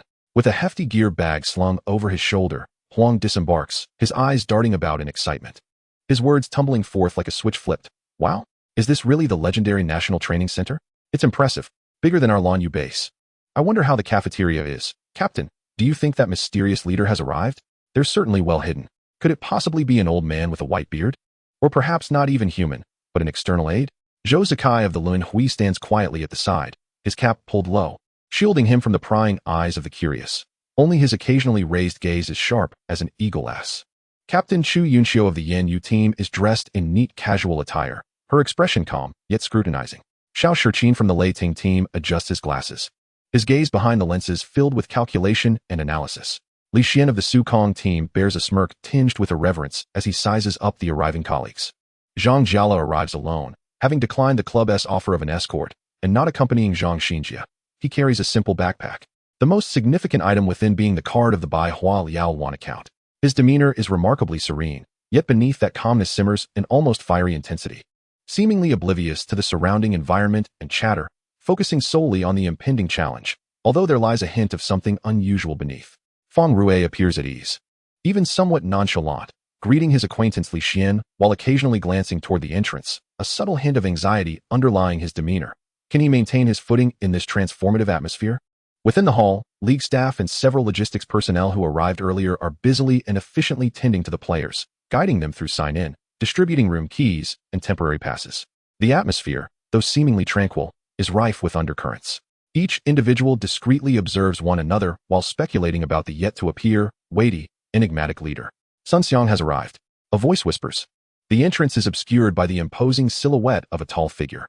The new ace of Luan Hui, the battle mage Yi Ji Qiu's operator Sun Xiang, dons a perfectly tailored outfit, casually placing one hand in his pocket, his youthful countenance radiating unmasked sharpness and a hint of arrogance. He scans the hall, momentarily pausing on Zhou Zikai as a gesture of acknowledgement before furrowing his brow. Where's Han Wenqing? Sun Xiang's voice, though not loud, resonates clearly with an air of expectation. He surveys the area, indeed not spotting the formidable figure akin to a mountain. Has the Batu team not arrived? Or has he declined? The last question is laced with evident surprise and skepticism. His inquiry sends ripples through the atmosphere, akin to a stone cast into still waters, disrupting the previously subtle calm. Han Wenqing's refusal, although not yet formally announced, is already common knowledge within the elite circle of players. Yet, Sun Xiang's blunt inquiry renders the ambience palpably tense. Yu Wenzhou adjusts his glasses, speaking gently. Captain Han has his own considerations and arrangements. There is neither affirmation nor denial. But the implication is clear enough. Considerations? Sun Xiang scoffs, his youthful face reflecting confusion and an almost imperceptible sense of disappointment. World Championships, national honor. What could possibly be more important? Does his identity as captain of Batu outweigh the representation of the nation? He cannot fathom Han Wenqing's stubbornness. Subconsciously, that once admired, now aspired figure serves as a pivotal benchmark against which he measures his own strength and positioning. Han Wenqing's absence feels like a well-prepared strike that meets only air, while an unshakable weight of responsibility for the national team's success seems to descend abruptly upon his shoulders. Ah, Sun Xiang, my young friend. Don't let your temper flare too much, Li Xian chuckles, attempting to ease the tension. Captain Han's absence surely has its reasons. Perhaps he feels we are not worthy enough for him to grace us with his presence? This remark carries a blend of jest and provocation. Sun Xiang's expression darkens, just as he is about to retort, when a louder, more provocative voice erupts from the entrance, instantly capturing everyone's attention. Not worthy? I think some are simply afraid and dare not show up. All eyes turn toward the source of the voice. The ace of the Hushao team, the rogue Tang Sanda's operator Tang Hao, leans casually against the polished glass doorframe. Unlike others, he carries no baggage, merely a lightweight shoulder bag, arms crossed. His face adorned with unabashed mockery and challenge. He arrives a full half-hour late. His piercing gaze slices through the assembly, momentarily resting on Sun Xiang, laced with competitive tension. Before settling on the league staff at the reception, his chin raised defiantly, voice imbued with an unruly spirit. Hey, you in charge. Where's that elusive leader who dares not show himself? Quite the ego to leave us all waiting, or does he simply lack the courage to face us? The air within the hall instantly thickens with tension. Tang Hao's blunt opening statement detonates like a bomb, shattering the already precarious calm. Huang Xiaotian's eyes brighten. Immediately invigorated. Wow, Tang Hao, you're audacious. Arriving late, and still so brazen? But I like it. So direct. Come now, what do you think the leader should be? An old man with a white beard? Or do you believe you're qualified to take the lead yourself? Though he claims to appreciate the boldness, his eyes gleam with the thrill of the unfolding drama. Adjusted his glasses, his calm gaze scrutinizing before swiftly sweeping across the reactions of the others present. He was assessing each individual's character and potential stance, a process that had become almost instinctual for him. S brow furrowed slightly, a flicker of displeasure evident in his asymmetrical eyes. He was weary of such pointless provocations and time-wasting antics. S gentle smile faded somewhat, his eyes deepening with contemplation. He noted the deliberate emphasis in his words about cowardice and veiled insinuation, perceiving it not merely as the complaints of a tardy individual, but as a deliberate test and provocation aimed squarely at the enigmatic team leader. What was he attempting to achieve? Remained silent, but the sharpness of his gaze, albeit briefly, lingered on before shifting away.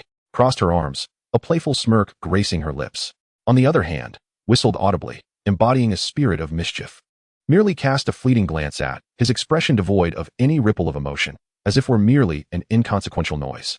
His entire focus was directed towards the imminent selection and training. Shrank slightly, muttering under his breath about the fiery temperament of today's youth. Instinctively touching the account card of his in his pocket, feeling a bit anxious. The middle-aged staff member in charge of reception, surnamed, a trusted aide of, was responsible for the preliminary coordination of this national team. Faced with brazen provocation, his face paled, beads of sweat forming on his forehead. Yet he forced himself to remain composed, attempting to adopt a formal tone as he spoke. Please sign in to receive your room card and materials. The team leader will meet with everyone at an appropriate time and arrange subsequent matters. An appropriate time? Scoffed, straightening his posture as he strode into the hall, the sound of his footsteps echoing in the quiet space. He approached the reception desk directly, disregarding the sign-in sheet thrust towards him. His gaze fixed intensely on, enough with the formalities. I have but one question. Who exactly is this so-called team leader? If they lack the courage to even reveal their name, what authority do they have to command us? A selection?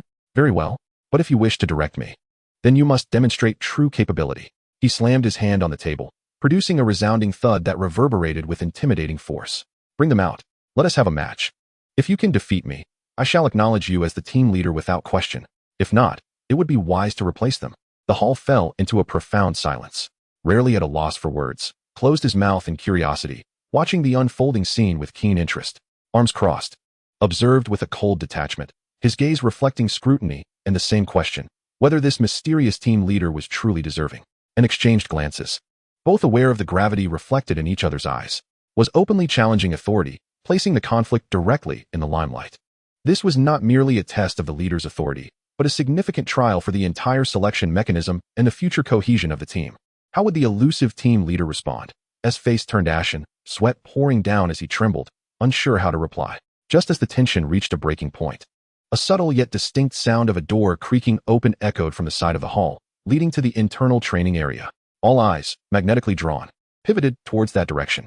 The heavy frosted glass door opened slightly, light spilling through, outlining a blurred silhouette. The individual appeared to have just concluded some task.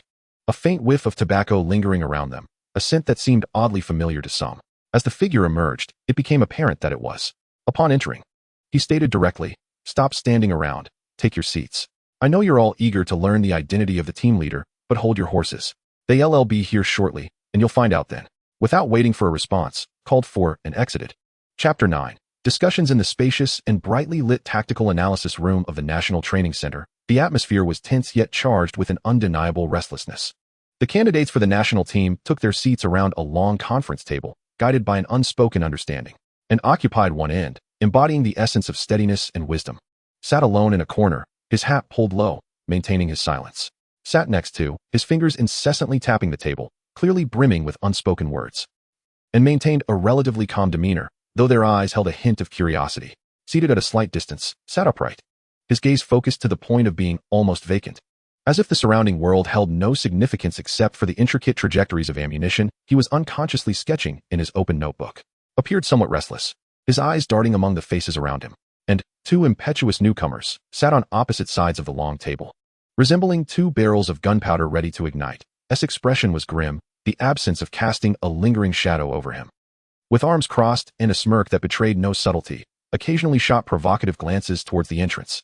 Only sat there, a playful expression gracing her features as she awaited the spectacle. The air was thick with a sense of impending judgment. Everyone was acutely aware that the legendary team leader, deemed by as so formidable as to overshadow all others, was about to make their entrance. Could no longer contain himself, breaking the silence with a voice that echoed through the quiet conference room. "This team leader has quite the grandiosity, doesn't he? Are we being toyed with? We've gathered for ages, and not even a ghost has appeared. Perhaps they've lost their way? Or maybe they've had a last-minute change of heart and are too afraid to show up." He turned to, "Captain, who do you think this person really is? The way has been so cryptic has me on edge. Could it possibly be the very embodiment of the glory textbook risen from the grave?" His half-joking remark, akin to a stone cast into a tranquil lake, instantly stirred ripples of laughter. "Honor textbook?" Li Xian scoffed, "Xiao Tian. Your imagination is wasted if you don't write novels. That guy Yi Xiu just retired and is probably lounging around somewhere with his championship bonus. How could he possibly take on the demanding role of a team leader? Moreover, with his knack for inciting hostility, if he were to lead, our team would be at each other's throats before even leaving the country." His words elicited a wave of subdued chuckles, even causing a slight twitch at the corner of Wang Jieshi's mouth. Unyielding, Huang Xiaodian turned to Su Mucheng. "Sister Su, you know Yi Xiu best. Surely you must have some insight?" At this, everyone turned their gaze towards Su Mucheng, recalling that she was indeed a teammate of Yi Xiu. After all, who could possibly understand Yi Xiu better than her? Su Mucheng, feeling the collective attention, smiled and replied, "Yi Xiu? I really don't know. After he announced his retirement, he went home, and I haven't been able to reach him since." The group could only resign themselves to this uncertainty. If it isn't Yi Xiu, then who could it be? Surely not a foreign coach. Huang Xiaodian suddenly interjected, and this statement sent shockwaves through the room. "A foreign coach?" Tang Hao snorted, his voice dripping with disdain. "Letting an outsider manage us? Has the league lost its mind? I suspect they are merely putting on a show. Hiring some venerable figure who hasn't touched a game in ages to serve as a figurehead. The actual leadership would still fall to us. Tang Hao's words held a kernel of truth. Xiao Shiqin adjusted his glasses, calmly analyzing the situation. If it were a current top-tier player, it would be difficult to command respect. Furthermore, coordinating with the club would be troublesome. Besides Yi Xiao, who else possesses the requisite prestige and, leadership capabilities? He carefully considered his words, glancing at Sun Xiang and Tang Hao. Sun Xiang, brow furrowed, suddenly spoke with a sharp edge to his voice. Regardless of who it is, anyone wishing to lead us must prove their worth. His gaze swept across Wang Jieshi, Yuan Zhou, and Zhou Zikai. Merely relying on experience and an air of mystery is insufficient. His words subtly hinted at a desire for recognition of genuine strength. Genuine strength? Tang Hao immediately chimed in, his tone growing more aggressive, directly targeting the core issue. Well said. If you want me, Tang Hao, to obey, then prove yourself. Anyone here who can defeat me in a one-on-one match will earn my acknowledgement as team leader. Otherwise, regardless of who you are, don't even think about sitting in that position and issuing orders. He slammed his hand on the table with a resounding thud, his gaze provocatively sweeping the room, lingering particularly on Wang Jieshi, Yuan Zhou, and Zhou Zikai. The atmosphere in the conference room grew tense in an instant. Tang Hao's defiance laid the conflict bare upon the table. The selection process had yet to commence, yet the first significant test of team cohesion had already descended upon them. Wang Jieshi's brow furrowed, a glint of intensity flashing in his eyes. Yuan Zhou's gentle demeanor vanished, replaced by an unusually sharp gaze. Zhou Zikai lifted his head, the sharpness of his gaze solidifying for the first time as it fell upon Tang Hao. Huang Xiaodian opened his mouth, unusually at a loss for words. Momentarily stunned by Tang Hao's audacious declaration, Zhang Jiala seemed to awaken from his reverie, lifting his gaze from his ammunition trajectory diagram to glance at Tang Hao, his expression a mix of understanding and disapproval. Fang Rui shrank back slightly, feeling the weight of pressure intensify. In this charged atmosphere, the heavy conference room door creaked open. The light from the corridor spilled in, outlining a silhouette. The figure wore an exceedingly ordinary deep gray hoodie, the zipper casually pulled to the chest, revealing a faded shirt beneath. Clad in equally unremarkable dark sweatpants and well-worn yet clean canvas shoes, he slightly bowed his head, seemingly retrieving something from his pocket. A freshly lit cigarette dangled from his fingers, a wisp of pale blue smoke curling upward. This figure, this posture, this smoking habit was far too familiar. In the conference room, all sound abruptly ceased, as if a mute button had been pressed. Even the sound of breathing became distinctly audible. Huang Xiaoyan's jaw dropped, eyes wide as if he had seen a ghost. Wang Jieshi's usual composure shattered, his eyes bulging in disbelief. Yuan Zhou's warm smile froze, his pupils constricting sharply. Zhou Zikai's keen gaze, usually sharp, became momentarily paralyzed, his body subtly tensing. Xiao Shiqin's hand, poised to adjust his glasses, hung suspended in the air. His eyes behind the lenses filled with incredulous shock. Chu Yunxiu lowered her arms, her playful expression transforming into sheer astonishment. Li Xian's half-whistled tune caught in his throat, producing an odd choking sound. Zhang Jiala's pen clattered to the notebook, his gaze shifting from vacant to one of extreme horror and confusion. Fang Rui nearly slipped from his chair, his mouth moving soundlessly like a fish out of water. Sun Xiang's face morphed into a spectacle of emotions upon recognizing the newcomer. First came shock, followed by an incredulous sense of absurdity, quickly followed by a surge of anger akin to being toyed with, and the intense humiliation of being looked down upon by a rival. He clenched his fists tightly, knuckles whitening from the strain. This person had twice defeated him in finals. The first time, in a resurrection match that led to his team, Jia Shi, being eliminated. The second time, he had again led the so-called Dark Horse, Xing Xin, to topple his nearly invincible team, Luan Hui, ultimately obliterating the strongest trio of Luan Hui with unwavering authority. This had severely shaken his confidence. Upon learning of Yi Xiao's return from retirement, a wave of elation and gratitude surged within me. Yet beneath this celebration lay an overwhelming sense of dissatisfaction, a yearning for the triumph of having truly defeated him and claimed the title of the god of battle as my own. In this moment, witnessing Sun Xiang's hopeful demeanor rekindled a flicker of opportunity. Meanwhile, Tang Hao's countenance, etched with defiance and provocation, contorted at the sight of the figure at the doorway, a cigarette perched between his lips, exuding an air of dishevelment that suggested a lack of sleep.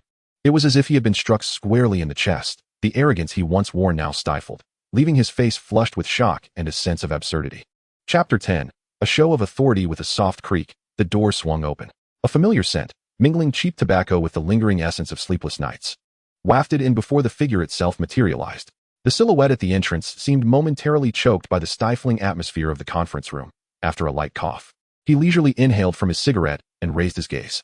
That face, universally recognized by all present, especially by the members of Luanhui and Huxiao, haunting their memories since the night of the 10th season finals, was unmistakable. Yixiao.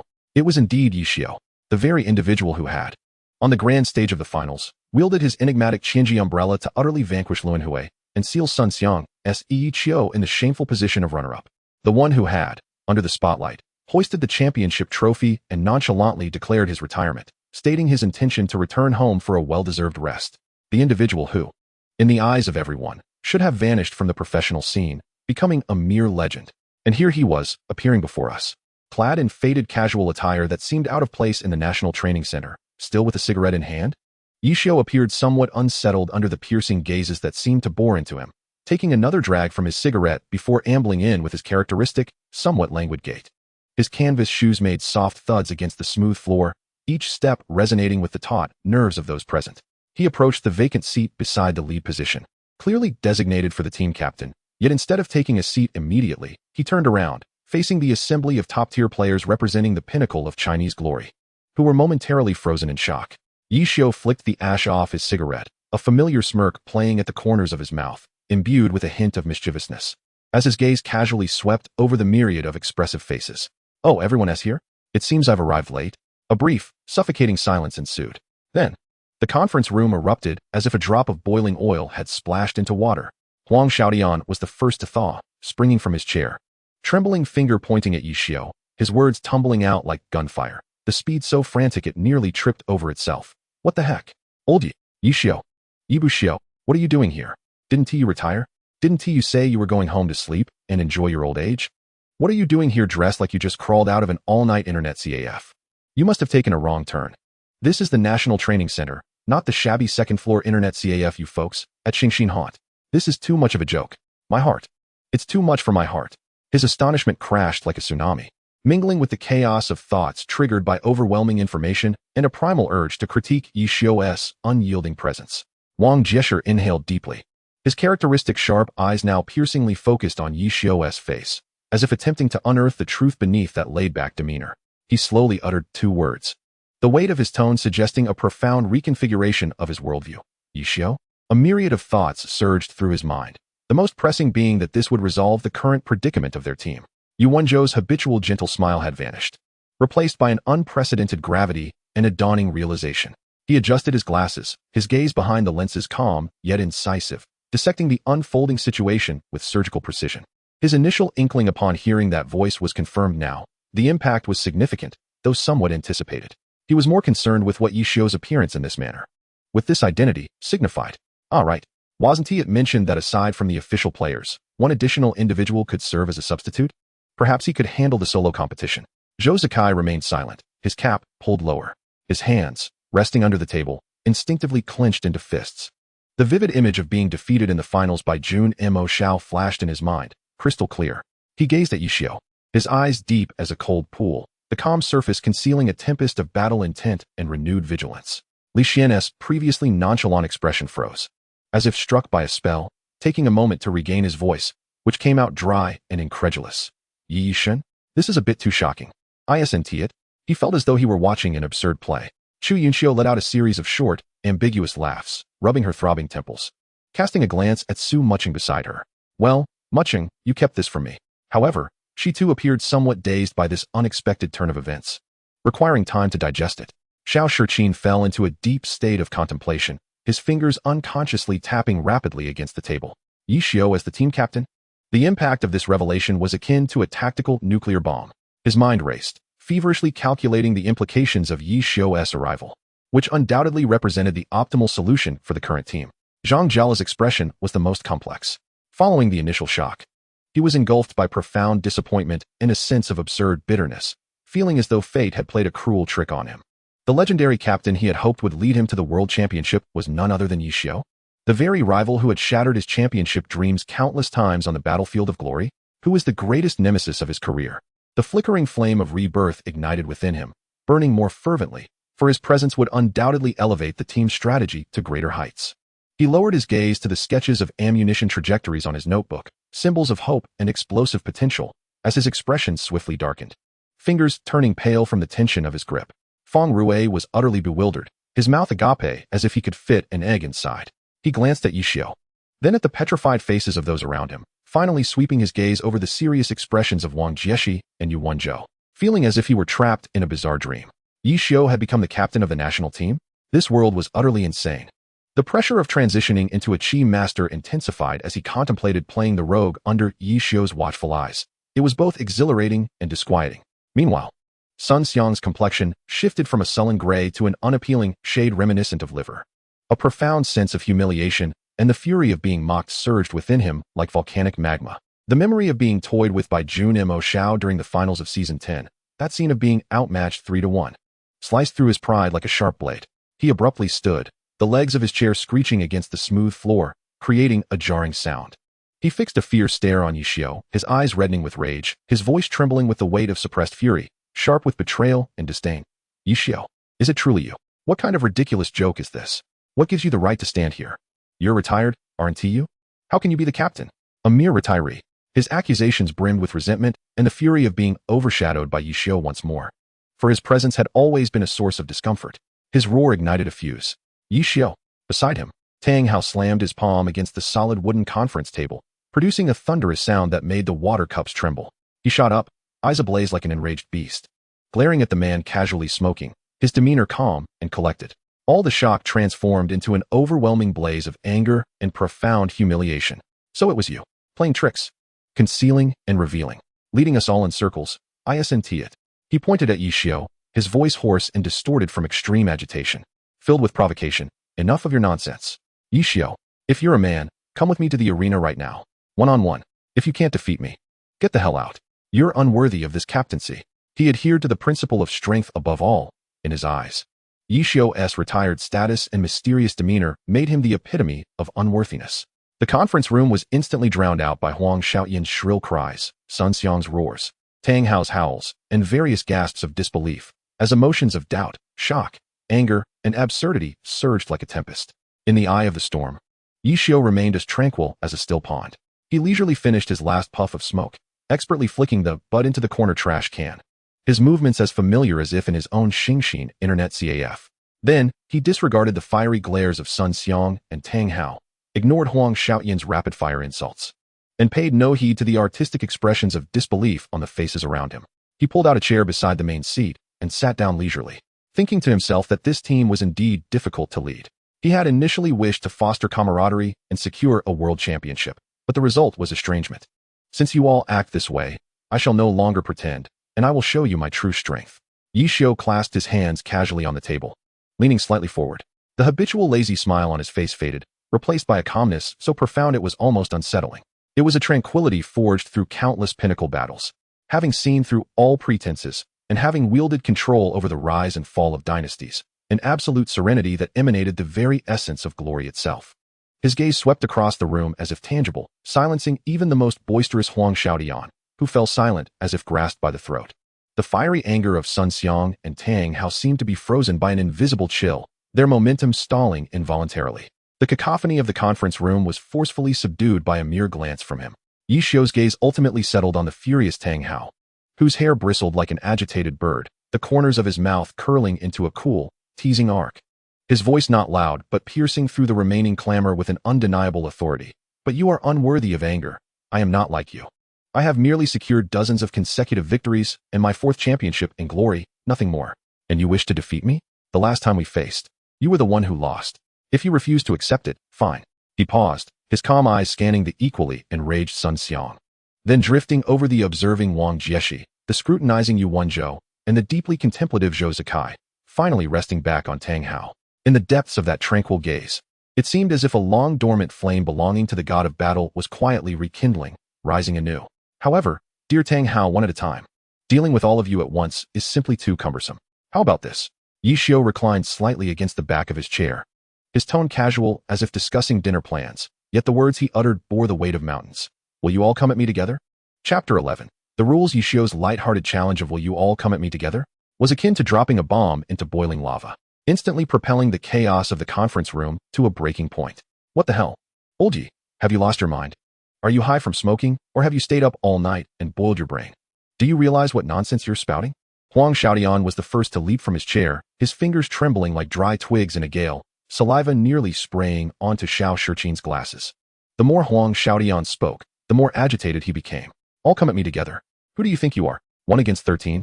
Do you think this is a game where you can bully newbies? Each one of us could easily stand alone as an all-star. You believe you have secured the 4th championship in glory, yet considering your age, how much strength do you truly possess? Yes, you have achieved a remarkable streak of consecutive victories, but what significance does that hold? It is indeed impressive, yet one must not become overly arrogant. Is the championship prize so enticing that it has dulled your senses? Huang Xiaoyan's words grew increasingly feeble, as if he were a powerful force with nowhere to direct his energy. He could only mutter, why must it be him? If only I had been the one to face him, I would have pierced through him with a swift shadow step. Upon reflection, Huang Xiaodian acknowledged the validity of his thoughts, for this individual indeed had the qualifications to utter such statements. He was a living testament to glory. Over 10 seasons of league competitions, he had captured the championship title 4 times and amassed a streak of 37 consecutive wins, culminating in a final match where his dexterity proved overwhelmingly dominant. Regardless of who assumed the role of team leader, Huang Xiaodian would invariably harbor objections, including towards Wei Laoda, though this was excluding the captain, as he was genuinely suited for the position, a light-hearted jest. After all, age had diminished his prowess. However, when it came to Yi Xiu, no player who had experienced the preceding seasons could contest his superiority, were it not for Tang Hao and his comrades. Perhaps today would have been spent in jovial banter. Sun Xiang's countenance transformed from ashen to a deep purple. Yi Xiu's unabashed and nearly contemptuous disdain incinerated what little rationality he possessed. Sun Xiang could not fathom why he felt this way. After a year of challenges and another year of rigorous training, he had learned to master his temper. Even when facing Yi Xiu in the 10th season, he had not been driven to the impulsiveness that once characterized him. Yet, in the finals of the 10th season, his team, the Reincarnation Squad, faced elimination once more. It is crucial to recognize that at this juncture, the Reincarnation Squad was a paragon of professional prowess. Against any team, while they may not achieve absolute domination, their chances of victory were undeniably significant. Yet, under such circumstances, to lose once again to Yi Xiu plunged him into a profound state of despair. He repeatedly convinced himself that Yi Xiu was his nemesis, a notion that instilled fear within him. When Yi Xiu announced his retirement, a flicker of relief surged within him, a heartfelt joy that felt achingly real. Seeing Yi Xiu again, he experienced astonishment, but also understanding. After all, Yi Xiu was indeed fit for this role, leaving him with no grounds for complaint and allowing him to accept this reality with a semblance of composure. However, Yi Xiu's demeanor ignited a flicker of trepidation deep within him, simultaneously awakening his desire to conquer Yi Xiu's inner demons. He forcefully kicked his gaming chair behind him, sending it crashing against the wall with a resounding thud. Yi Xiu, you seek your own demise. His voice was hoarse as sandpaper, his eyes ablaze with twisted fury. Do not think that winning once grants you dominion over all.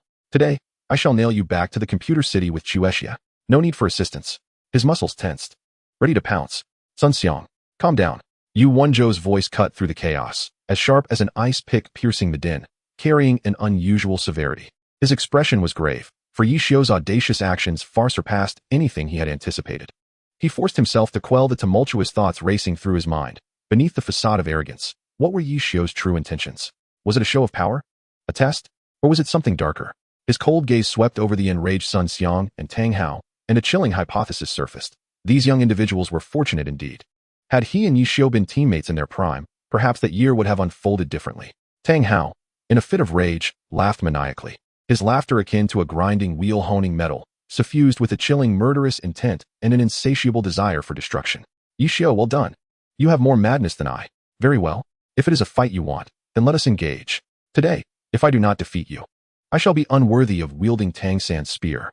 His fists clenched so tightly that the knuckles cracked, his entire physique taut like a spring, akin to a ferocious beast poised to pounce on its prey.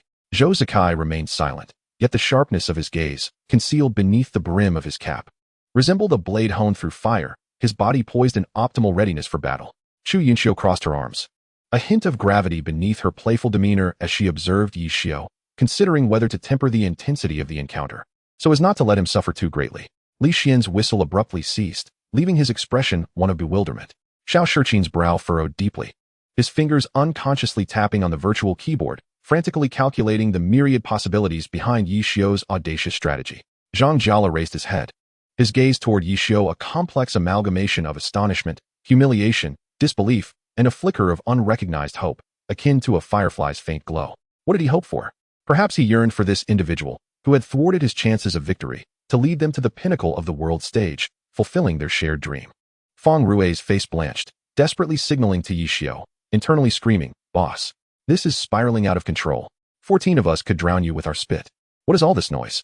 Yi Xiao's calm voice resonated once more, not loud, yet possessing an intangible chill that swiftly subdued a portion of the uproar.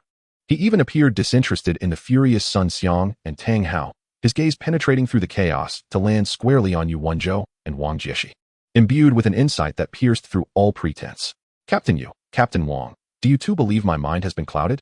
He paused briefly, leaning back slightly, his index finger lightly tapping the smooth surface of the conference table, producing a rhythmic and steady sound that curiously quelled the chaotic tempo. "Rest assured, I have no interest in taking on 13 opponents, nor do I possess the requisite strength." He abruptly shifted his tone, his gaze sharpening like that of a hawk, radiating an intimidating brilliance.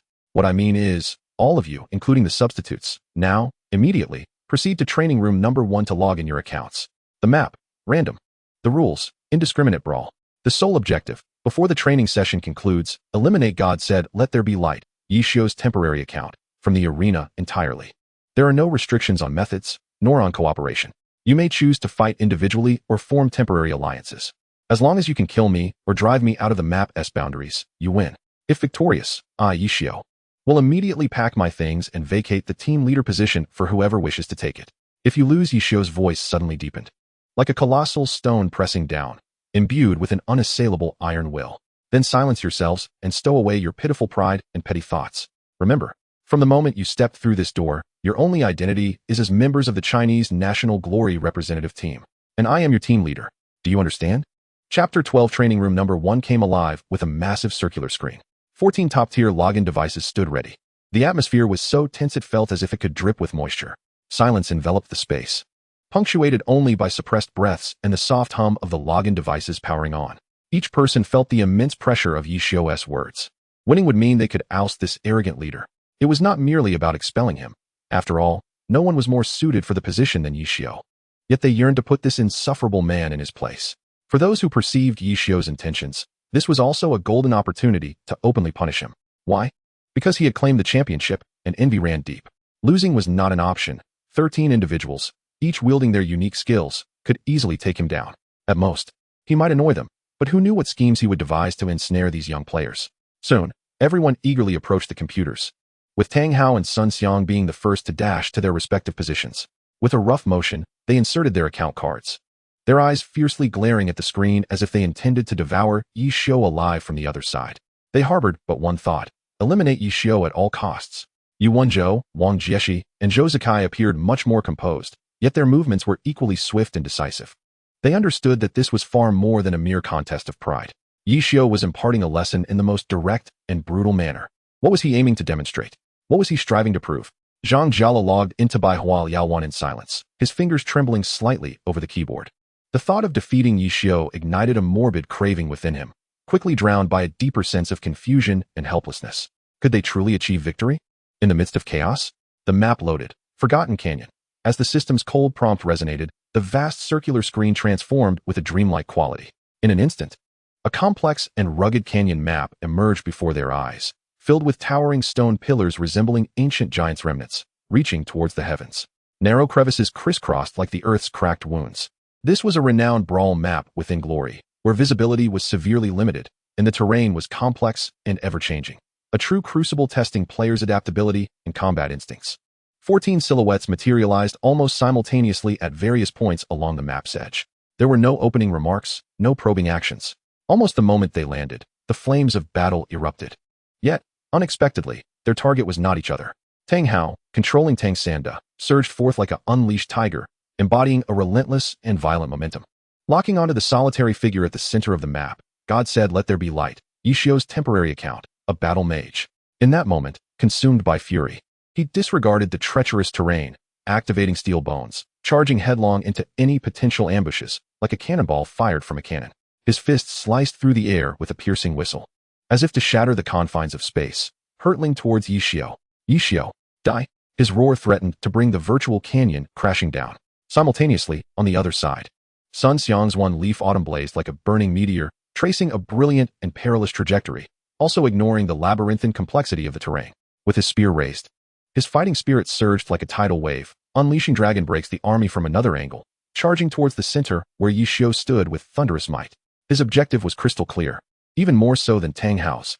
The two dashed forward like twin torrents of destruction, one to the left and one to the right, each determined to utterly obliterate Yi Xiu, to turn him to ash.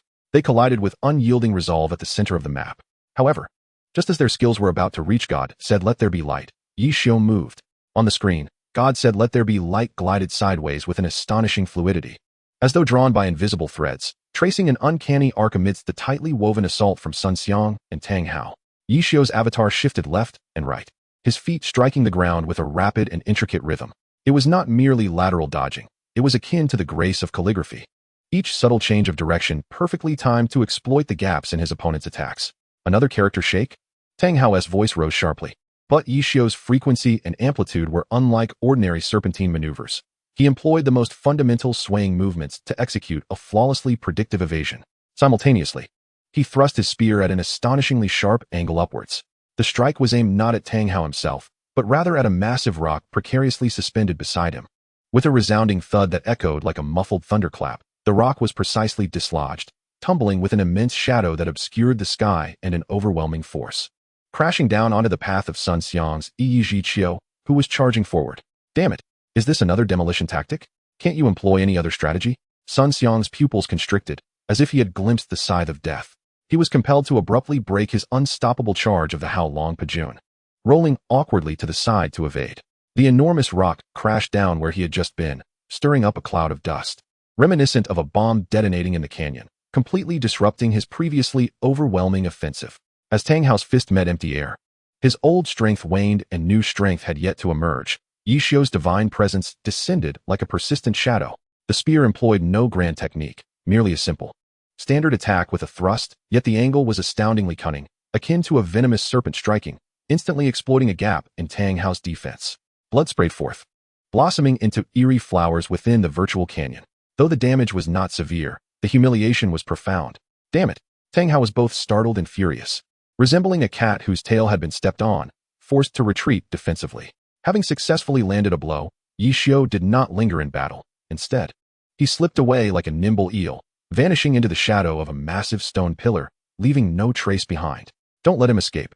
Huang Xiaoyan's Yi Yu Sheng fan appeared like a ghost nearby, his sword radiating light like a cascading waterfall toward the area where Yi Xiu had disappeared, yet ultimately only cleaved through empty air. Where the hell did he go? How sneaky. So utterly sneaky. I merely glanced away for a moment, and he vanished. He shouted in frustration, his voice reverberating through the canyon, as though to shatter the oppressive atmosphere. The situation was instantly thrown into chaos. Chapter 13. Glory is never a solo game. The chaos had only just begun. Although Yi Xiu had vanished, the flames of battle burned even more fiercely. Tang Hao, incited by Yi Xiu, was consumed by rage, and upon witnessing Sun Xiang's flustered retreat from the rock, he instinctively ignored that it was Yi Xiu's doing. A surge of nameless fury igniting within him, directing his ire towards the nearest target, Sun Xiang. Sun Xiang, are you blind? Get out of my way. Tang Hao, are you crazy? Sun Xiang had just dodged the colossal rock, feeling as if he were a balloon on the verge of bursting, upon Tang Hao's shout. He immediately retorted, swinging his spear without reservation. The two, already unwilling to yield to one another, were now further inflamed by anger. Having lost Yi Xiu as a common target, and thus began to clash in the canyon with a cacophony of strikes. Skills erupted in brilliant displays, akin to fireworks igniting during a festival, as their fighting spirit and the winds of their fists raged, resembling an apocalyptic storm sweeping through the canyon, creating a scene of explosive fervor. Meanwhile, the true hunter, Yi Xiu, blended seamlessly with the shadows, utilizing the labyrinthine terrain and chaotic scene to constantly shift his position. He refrained from initiating any attacks, instead embodying the calmest of observers, much like the most astute chess player, placing his moves with precision amidst the tumultuous battlefield. A seemingly inconspicuous falling flower palm nudged a loose boulder toward the area where Xiao Shiqin was setting up mechanical traps, forcing him to hurriedly interrupt his preparations. Resembling a child meticulously building blocks suddenly disrupted. A precisely aimed magic bullet struck the point where Li Xian's Fengshan Guiqi was about to chant its ghostly array, abruptly halting Li Xian's rhythm, akin to a musician whose string had been abruptly severed mid-performance. Even as Huang Xiaoyan relentlessly pursued him with incessant chatter, Yishio intentionally led him toward the edge of Chu Yunxiu's Feng Cheng Yanyu, who was in the midst of casting a large spell, compelling her to halt her incantation to evade Huang Xiaoyan's erratic sword energy, like a serene lake disturbed by a plummeting stone, creating ripples. The entire battlefield had descended into utter disarray. The 13 who should have united to besiege Yishio, under his elusive guidance and provocation, had unwittingly fallen into a chaotic state of individual combat, hindering one another. Hatred was misdirected, skills backfired, and route conflicts proliferated like wild grass. The scene had become exceedingly chaotic, as if a farcical play were unfolding. Wang Jieshi's Wang Bu Lu Xing hovered high above, akin to a deity overlooking ants. Observing his teammates below, who were in complete disarray like headless flies, especially the feudal entanglement between Sun Xiang and Tang Hao, his brow furrowed tightly. As though he could crush a fly, he attempted several times to stabilize the situation, only to find that Yishio was as elusive as a slippery eel, always disappearing before he could lock onto him, or skillfully redirecting trouble toward others. He was sowing discord while we were creating chaos, undermining our unity. Wang Jieshi's understanding grew profound, and his gaze turned increasingly grave, as if shrouded in a layer of gloom. Yu Wenzhou's Swowcaster glided like a ghost along the edges of the battlefield, calmly observing the entire situation. He did not rush to act, but instead sought out Yishio's vulnerabilities and opportunities for team coordination amidst the swirling chaos. He recognized Yishio's terrifyingly precise predictions and guiding abilities, as well as the fatal weaknesses exposed by his team of elite players in the absence of unified command and clear objectives, lacking discipline and teamwork. This was his true objective. Yu Wenzhou was profoundly shaken, realizing it was not about showcasing individual prowess, but rather delivering a wake-up call to all of us. Zhou Zikai's Yichang Chuanyun moved like a silent cheetah, maintaining high-speed mobility. He caught glimpses of Yishio's figure several times, the bullets shooting forth with deadly precision. Yet Yishio consistently managed to evade these lethal attacks, using the terrain or the body of an unfortunate teammate as cover, dancing perilously on the edge of a blade.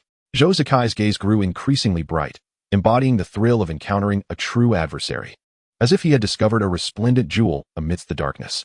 Just days prior, having suffered defeat to Yishio in the finals, he felt both helpless and indignant. He had maintained a clear advantage, having struck Yishio with his Barrett sniper rifle twice, and was on the verge of victory when, unbeknownst to him, the tide had turned, leading him to an inexplicable loss. Consequently, Zhou Zikai yearned for a rematch with Yishio to uncover the root of his failure.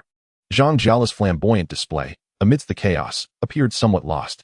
He attempted several times to target Yishio, only to be obstructed by teammates who suddenly emerged, or to be cleverly led by Yishio into the heart of the conflict.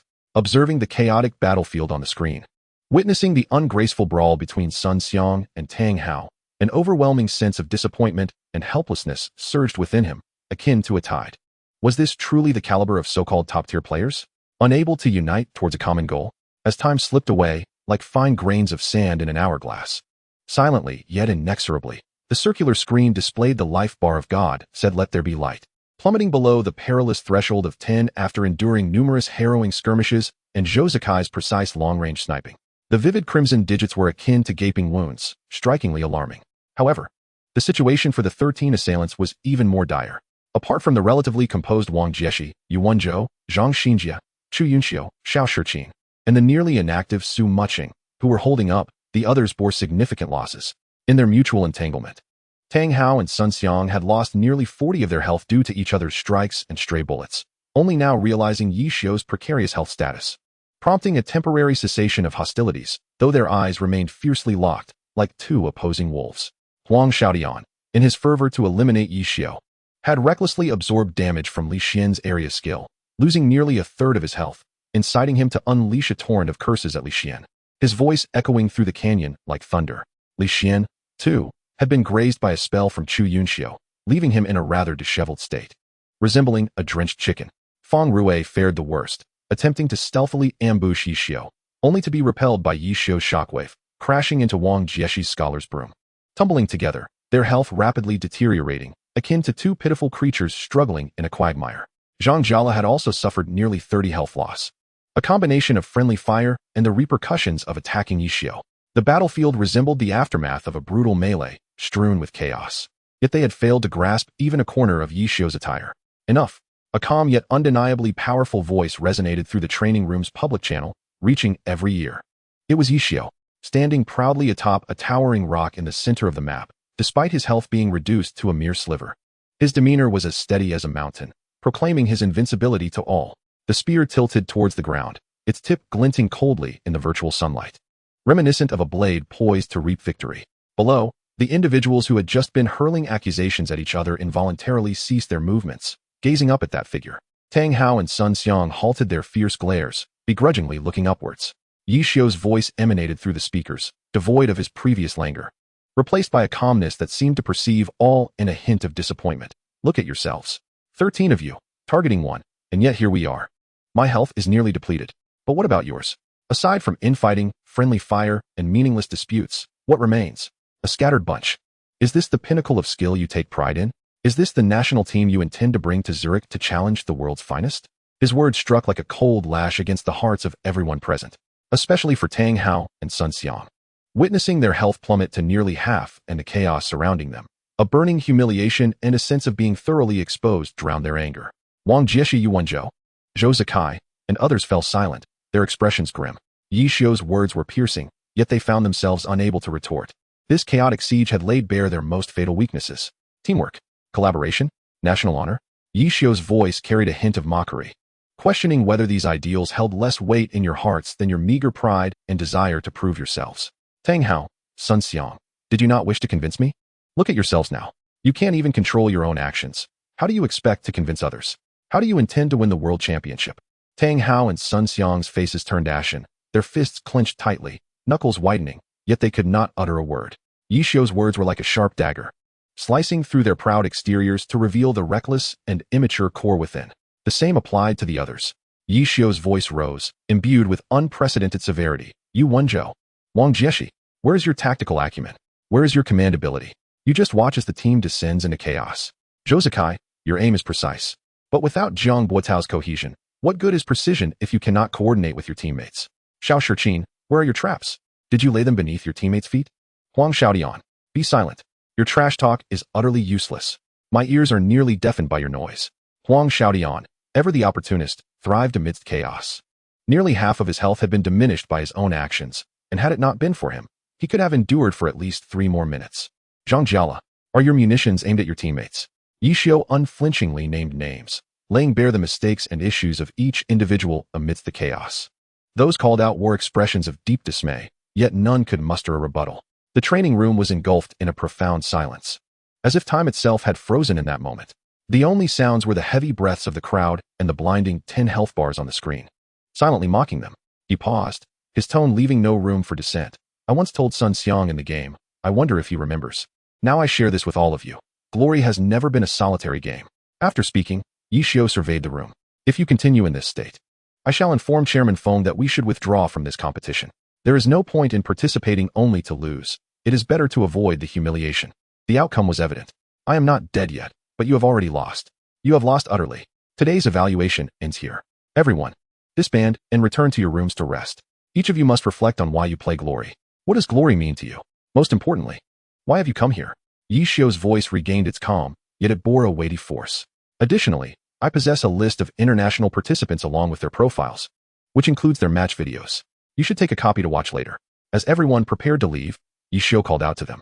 His gaze seemed to linger on Zhang Jiala's position, his voice dropping a few tones. Zhang Jiala, stay behind. Come to the conference room to find me. Upon finishing, the screen's blinding light transformed into a white beam, exiting the map. The lights on the main console of the training room extinguished, leaving behind 13 top players of Chinese Glory, each displaying emotions of anger, shame, shock, or bewilderment, alongside the vivid 10 health bars etched in their hearts. And Yi Xiu's final words. Chapter 14, What are you afraid of? The vast training room fell into a heavy silence. The dim light of the circular screen illuminated 13 faces, each reflecting a distinct expression. Yi Xiu's last words, Zhang Jiala, stay, reverberated in the air. Zhang Jiala's body stiffened imperceptibly. He slowly lifted his head, a flicker of confusion breaking through his previously vacant gaze, soon overshadowed by a deeper weariness and reluctance. Stay alone? What did Yi Xiu intend? Did he consider Zhang Jiala's performance the worst amidst the turmoil?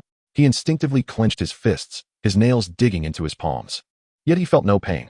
Others directed their complex gazes toward Zhang Jiala. There was sympathy, curiosity, and a sense of relief that at least it was not them being singled out.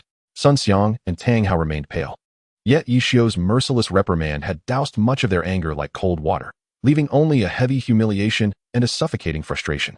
Without uttering a word, they pulled out their account cards, roughly pushed their chairs back, and left the training room first, their heavy footsteps echoing in the empty space.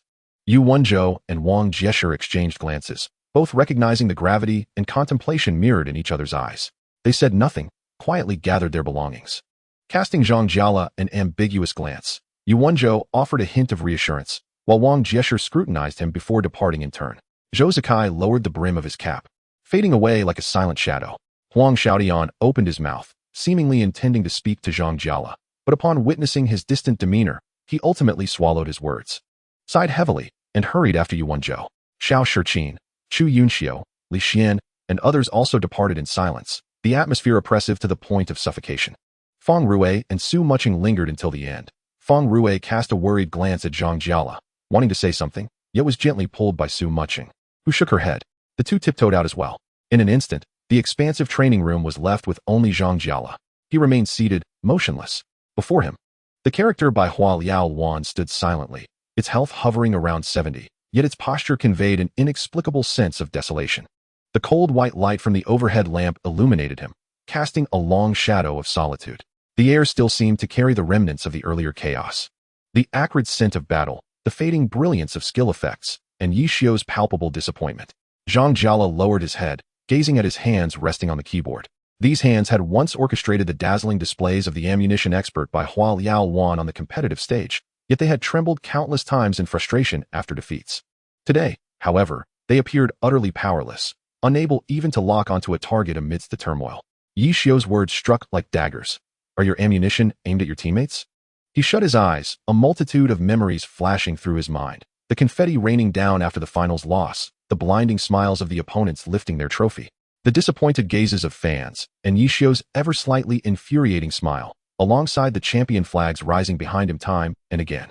Why did fate allow him to descend into such depths just as he thought he had finally arrived at a stage to amend his regrets? Was the World Championship stage destined to become yet another mark of Zhang Jiala's eternal second place? A wave of intense bitterness and helplessness washed over him like a cold tide, drowning him in an instant. He felt a heaviness in his chest, nearly suffocating, with each breath tasting of rust. Stay to hear Yishio critique his failures? To have salt rubbed into his fresh wounds? He abruptly stood, the chair scraping against the floor with a jarring sound. Grabbing the account card by Hua Liao Wan from the table, he did not glance at the main console, but turned to leave. He had had enough. He no longer wished to face Yishio. He no longer wished to confront this damned fate. Just as Zhang Jiala was about to grasp the heavy doorknob of the training room, a faint click echoed, and the main lights extinguished abruptly. The sudden darkness caused Zhang Jiala to halt his movements, with only a few dim emergency lights on the wall emitting a ghostly green glow, barely outlining the shapes around him. Almost immediately, a small door leading to an internal simulation training area swung open. A dim light streamed from within, revealing a figure leaning against the doorframe. A flickering crimson ember illuminating the darkness. It was Yishio. He was no longer clad in the sports jacket from earlier, but instead wore a dark short-sleeved shirt, a cigarette dangling from his lips, his features obscured in the murky light. He did not look at Zhang Jiala, his gaze seemingly fixed on the empty training ground in the distance. Didn't I tell you to find me in the meeting room? Yishio's voice emerged, still carrying that languid tone, yet devoid of the previous sternness, imbued with an inexplicable nuance, perhaps fatigue, or something deeper. What? Have you lost the courage even to hear me out, Zhang Jiala? The last three words were uttered softly, yet struck Zhang Jiala's heart like a heavy hammer. He stood frozen, his back turned to Yishio, fingers gripping the account card so tightly that his knuckles turned white. Courage? At this moment, what he lacked most was courage. The courage to face failure, to endure ridicule, and to confront yet another impending disappointment. What do you wish to say? Zhang Jiala's voice was hoarse and dry, trembling with suppressed emotion. Was it a reprimand? Or merely a chance to witness his misfortune? He did not turn around, as if addressing the door itself. Yishio did not respond immediately. Instead, he inhaled deeply from his cigarette and exhaled slowly. The smoke swirled in the ghostly green light, obscuring his expression. Laugh at you? I can't afford such leisure, Yishio scoffed, a hint of self-mockery lacing his words. Besides, haven't I seen enough of your misadventures? Although these words sounded harsh, the tone oddly lacked scorn, revealing a thread of weary honesty. Zhang Jiala spun around abruptly, the pent-up fury in his eyes threatening to erupt. Yishio, you, Zhang Jiala, let us focus on the matter at hand. Yishio interrupted, his voice suddenly tranquil, his gaze shifting from the training ground to Zhang Jiala's anguished face.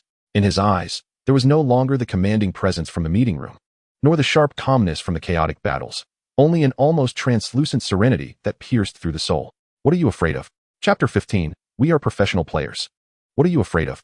Those four simple words struck like a precise scalpel, slicing through Zhang Jiala's layers of anger, grievance, and resistance, directly piercing the deepest recesses of his heart, the fear he dared not confront. Zhang Jiala felt as though he had been struck by lightning, his body frozen, all the prepared anger and retorts lodged in his throat, leaving only his heart racing wildly in his chest. Afraid? What was he afraid of? Afraid of failure? Afraid of ridicule? Afraid of once again missing the championship? Afraid of losing the title before Yi Xiu once more? Yi Xiu did not wait for an answer, or rather, he did not require Zhang Jiala's response. He took 2 steps forward, moving into the shadows at the edge of the training ground, turning his back to Zhang Jiala, his voice resonating deeply, as if declaring an indifferent truth, yet each word struck Zhang Jiala's heart. In the midst of chaos, the ammunition expert, what is the professional trait? It is to explode, to cover, to create confusion, to seize fleeting opportunities and deliver devastating blows to the enemy. And you? What do you resemble on the field? Yi Xiu turned to face him, his gaze sharp as lightning, penetrating the dim light to meet Zhang Jiala's eyes. Like a madman holding a bomb, but unsure where to throw it. Like a coward fearing that the fuse might burn him. Like a pitiful creature only spinning in failure, too afraid to even lift the barrel. I do not. Zhang Jiala nearly screamed, his voice cracking with agitation, his eyes welling with tears. I am not afraid. He faltered, realizing he could not refute Yi Xiu's words. His performance amidst chaos indeed resembled that of a headless fly. He feared injuring his teammates, feared missing Yi Xiu, feared becoming the catalyst for failure once more. Just what? Yi Xiu pressed, his tone curiously softening, laced with a cruel tenderness. Do you think the World Championship stage is destined to be yet another backdrop for you, Zhang Jiala, the perennial second place? So you might as well give up? Shut up. Zhang Jiala lifted his head sharply, tears finally spilling uncontrollably, mingling with anger, humiliation, and unfathomable pain. Yi Xiu, what right do you have to judge me? You have won so many times. How could you possibly understand my feelings? You don't understand at all. I don't understand. Yi Xiu gazed at the tear-streaked face of Zhang Jiala, a flicker of complex emotion crossing his eyes, as if recalling something long buried. He fell silent for a moment, his voice low and heavy with a sigh. Zhang Jiala, do you think I was born at the pinnacle? Do you think I have never lost? Never been trampled underfoot? Never despaired? He paused, seemingly weighing his words, ultimately expressing himself in a stark manner. Years ago, after the 3 consecutive championships of Jiashur, I was elevated to a pedestal by everyone. And then what? I was cast out from the dynasty I had built, unable even to take my account card with me. From the god of glory, I became the pariah everyone sought to strike down overnight. Yi Xiu's voice remained calm, yet Zhang Jiala discerned the tumultuous waves beneath. This was a past Yi Xiu rarely spoke of, a hidden abyss buried beneath the glorious records of Glory's textbooks. Did I understand despair back then? Did I understand being made a laughingstock? Yi Xiu chuckled self-deprecatingly, flicking the ash from his cigarette. Yet, his gaze sharpened and solidified, akin to a torch piercing through darkness. In this game of glory, it has never been about who wins the most, but rather about who can endure the most devastating losses and still muster the strength to rise again. He continued, you question my right to speak to you? Just as Yi Xiu, I have clawed my way out from the deepest mire, with a seemingly hopeless free agent account. I rallied a team from an internet CAF and fought my way back into the league, reclaiming the championship that rightfully belongs to me. Though Yi Xiu's voice was not loud, it resonated with a kind of undeniable strength forged through countless trials, striking heavily upon Zhang Jiala's heart. Zhang Jiala stood utterly stunned, tears blurring his vision as he beheld the shadow of Yi Xiu, who appeared not particularly tall, yet somehow more substantial than ever. For the first time, he genuinely felt the abyss that this man had traversed. Perhaps it was even darker and more despairing than he had imagined. And Yi Xiu had truly emerged from that darkness, standing exceedingly tall. Observing the astonishment and wavering in Zhang Jiala's eyes, Yi Xiu recognized the moment was ripe. He extinguished his cigarette and approached Zhang Jiala, closing the distance between them. His voice was soft, yet carried an undeniable weight of trust. Zhang Jiala, Zurich is not your terminus, nor a testament to your perennial runner-up status. It is merely a new beginning, a chance for your 100 flowers to dazzle on the grand stage of the world, showcasing its rightful brilliance. I need your 100 flowers strategy, your instinct for seizing opportunities amid chaos, and your heart that longs for victory. Yi Xiu's gaze was ardent, as if he could ignite the nearly extinguished embers within Zhang Jiala's heart. Tell me, Zhang Jiala, do you still wish to win? Not for others, nor to validate anything, but for yourself, for your 100 flowers, for that which is rightfully yours, the World Championship. The training room fell into a profound silence, punctuated only by the faint hum of emergency lights and Zhang Jiala's own heavy, restrained breaths. Tears silently cascaded down, landing upon the cold metallic edge of the tightly gripped 100 flowers account card, leaving a small, darkened stain. Yi Xiu's words thundered like lightning, creating a fissure in the desolate expanse of his heart. Those desires, long forgotten and buried, the purest craving for victory and the relentless pursuit of the championship, began to stir within him like a volcano awakening under Yi Xiu's near-punishing yet empowering excavation. Despair? Yes, he had faced it countless times. Failure? It had become an inseparable shadow of his career. Being ridiculed? That was commonplace. But giving up? Did he truly wish for that? To retreat once more at the twilight of his career simply because the captain was Yi Xiu? To let 100 flowers forever bear a tragic hue, unable to bloom with its full splendor on the pinnacle stage? No. Deep within, a faint yet resolute voice cried out. It was the voice of Zhang Jiala, the operator of 100 flowers. The voice of one who, despite countless failures, stood on the battlefield again and again, unleashing his arsenal upon adversaries. Yi Xiu's journey served as a harsh mirror, reflecting the hidden timidity within Zhang Jiala's heart. Yet, Yi Xiu's final words were akin to a heavy hammer, shattering the shackles of his self-imposed confinement. For himself, 400 flowers, for the World Championship. These words ignited like sparks falling onto a dry fuse, instantly rekindling the long-dormant flame of persistence within Zhang Jiala's heart. He abruptly lifted his head, tears still fresh on his face, but the confusion, pain, and timidity in his eyes were replaced by an almost frenzied, burning flame. He fixed his gaze on Yi Xiu, his chest heaving violently, his voice hoarse and trembling with excitement and resolve. I want to. One word, resolute and weighty as a mountain. It seemed he poured every ounce of his strength into that declaration, igniting the final, most fervent light of his life. Yi Xiu observed the renewed fire in Zhang Jiala's eyes, more pure and intense than ever before. The casual smile on his face vanished, replaced by a profound expression of appreciation and expectation. He nodded, dispensing with further words. Very well. Yi Xiu turned and walked towards the small door leading to the internal training ground. At the threshold, he paused without looking back, his voice clear. Tomorrow morning at 7. Do not be late, and wipe away your tears. The national team's ammunition expert needs no such display. Remember, we are professional players. With that, he pushed the door open, his silhouette disappearing into the darkness beyond. Zhang Jiala stood rooted in place, gazing at the direction Yi Xiu had vanished, then glanced down at the tightly clutched 100 flowers account card, which seemed to have regained its warmth. He raised his hand, vigorously wiping away the traces of tears, his movements imbued with a fierce determination. In the darkness, he inhaled deeply, the scent of tobacco and cold air filling his lungs, oddly clarifying his tumultuous thoughts. Indeed, we are professional players. If we wish to win, let us strive for victory, regardless of who our teammates are, regardless of who our opponents may be, regardless of what awaits us ahead. He solemnly tucked the account card into his pocket, treating it not as a mere card, but as a weighty belief he had reclaimed. He cast one last glance at the desolate training room, then turned, straightened his back, and stepped forward with a newfound resolve, pushing open the door to the outside world. The bright corridor lights flooded in, momentarily blinding him and causing him to squint. Yet he did not retreat. Instead, he boldly stepped towards the light. The door slowly closed behind him, sealing off the darkness and silence of the training room. Before him lay the path to the national team, just beginning to unfold its chapter filled with uncertainty and challenges. Chapter 16. Night Talk. The exclusive room for the team leader at the top of the National Training Center offered a panoramic view, yet it exuded a sense of isolation and chill. Yi Xiu pushed open the door, allowing the light from the corridor to flood in and illuminate the entryway. He turned back to close the door, shutting out the clamor of the outside world, as well as the diverse thoughts of the esteemed players downstairs. The main light in the room remained off. Only a desk lamp emitted a warm, yellow glow, dispelling the pervasive stillness. However, this silence was not to last. At the edge of the lamp's halo, a comfortable armchair cradled a figure sitting quietly, Su Muching. She had changed out of her daytime training attire, donning a soft beige sweater. Her long hair casually swept back, with a few strands cascading down her cheeks. In her hands, she cradled a steaming cup of milk, while a gaming magazine lay spread open on her lap. One could only wonder if she felt hot in the summer heat. Upon hearing the door open, Su Muching lifted her gaze, her face adorned with a gentle, cunning smile, reminiscent of a clever cat waiting for its owner to return home. You're back?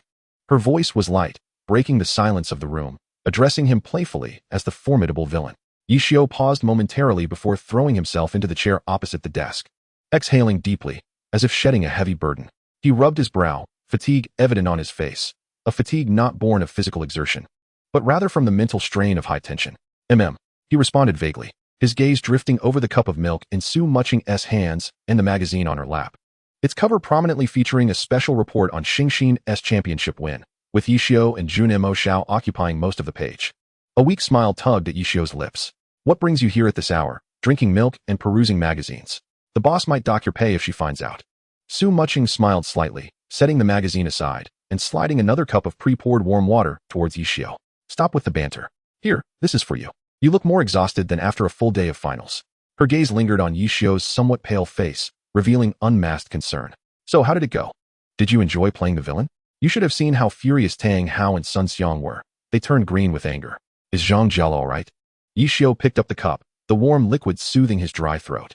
Leaning back in his chair with closed eyes, his voice held a heavy sense of resignation and a barely perceptible rasp. Enjoyable? I'm utterly worn out. These masters are not easy to handle. He opened his eyes to meet Su Muching's gaze, revealing the genuine fatigue that lay beneath the facade of the team leader. Each one of them is a figure at the pinnacle of the glory pyramid, the core of their respective teams, brimming with pride. Who would bow to whom? During the regular league, they fight tooth and nail. Now they are forced to come together, akin to stuffing a collection of gunpowder barrels into a tin can. Particularly with the likes of Sun Xiang and Tang Hao, Yishio rubbed his temples. One believes himself to be the future champion, his aspirations soaring high. Unable to endure the slightest grievance, looking down on everyone. The other is a stubborn mule, believing that strength is the only truth, convinced his fists are the mightiest. Yishio paused, lamenting the absence of Han Wenqing, the elder brother who could have tempered their arrogance. It was not that Han Wenqing was exceptionally powerful, but rather that presence dictated everything. No one stronger than Han Wenqing possessed his commanding aura, and no one with a more imposing presence was as formidable as he. Yishio continued, these two, when they come together, it's akin to a collision of celestial bodies. An explosion is inevitable. This is not an all-star game. This is a bona fide international competition. If they approach it with the mindset of an all-star match, it would truly be disgraceful. Su Muching listened quietly, sipping her milk, her eyes shining with understanding. So you resorted to the most ruthless tactic? Chaos. Making yourself the target to show them how disordered it is? She recalled the disastrous encirclement in the training room, still feeling a shiver of fear. That was quite risky, Yishio. What if, just what if, they really sent you out? Sent out. Yishio scoffed, his eyes flashing with the unwavering confidence characteristic of a glory textbook. Given their performance today, they are a scattered mess.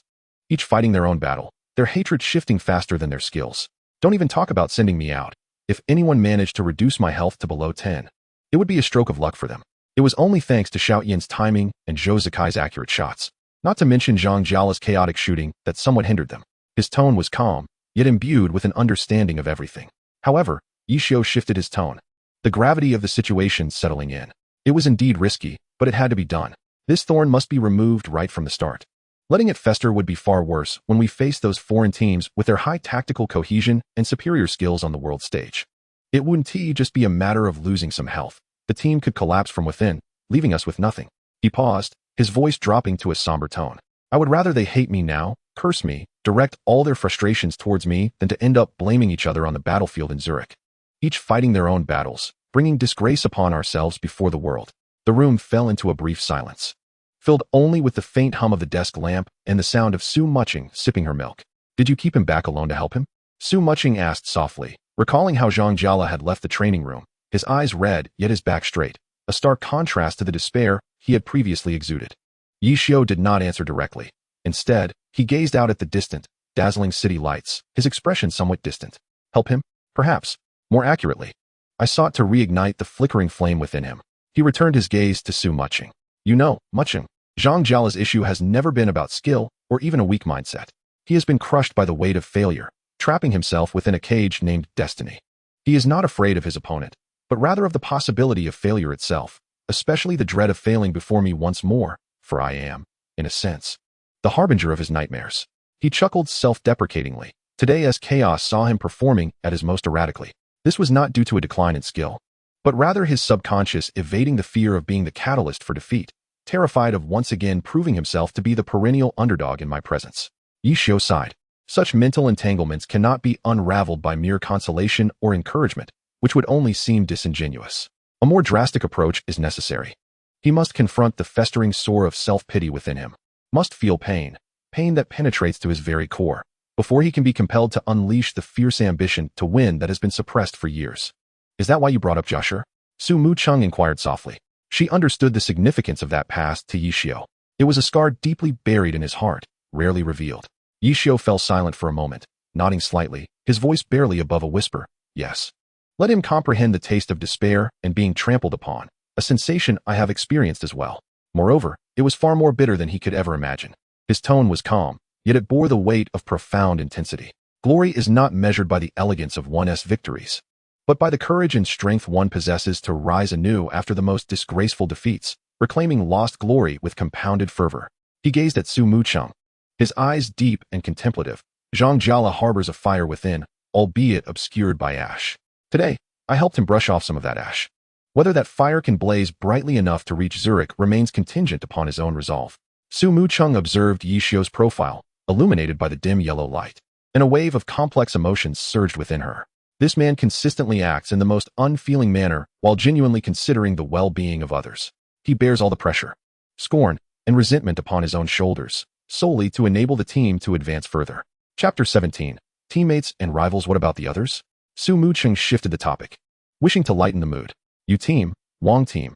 They should understand your intentions, right? Yu Wenzhou, Wang Jieshi, and Xiao Shiqin are all astute individuals. Yishio lifted his cup and took a sip.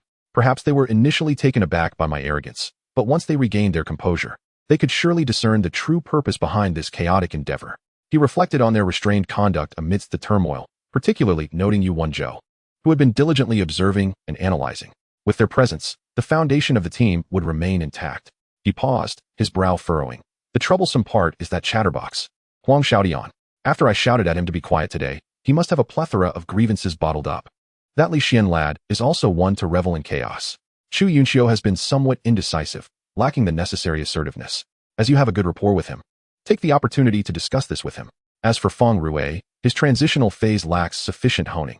He is filled with trepidation, overly cautious yet lacking aggression. He meticulously analyzed each teammate as if evaluating the position and characteristics of every piece on a chessboard, his tone calm and objective. When he mentioned Zhou Zikai, Yishio's eyes brightened momentarily. He was quite intriguing today. His marksmanship is impeccable, and his ability to seize opportunities is unparalleled. Yishio shook his head. Unfortunately, without Jiang Buitao, in such a chaotic scenario influenced by mutual understanding, his capabilities were severely hampered. He requires a team that can create an optimal environment for his output. Maximizing the potential of his most formidable weapon in team battles will be one of the focal points in our upcoming tactical design. After analyzing his internal teammates, Yishio's demeanor grew more somber. He straightened his posture, his fingers unconsciously tapping on the smooth surface of the desk. The internal dissenters can be smoothed out and molded together. However, the external adversaries, Yishio's voice lowered, imbued with an unprecedented sense of pressure, pose a true challenge. Su Mu-chung also straightened her posture, her expression turning serious. What about the intelligence from the league? Yishio nodded, leaning forward. He retrieved a thin envelope marked with the word confidential from a locked drawer beneath the desk. He opened the envelope and laid out several printed pages alongside some somewhat blurry screenshots, illuminated by the glow of the desk lamp. Feng Xianjun had utilized some unofficial channels to acquire fragments of footage and player data from Europe's top leagues. While the information was incomplete, it provides a glimpse into the situation. Yishio pointed to one of the photographs. The image depicted a young man with blonde hair and piercing blue eyes.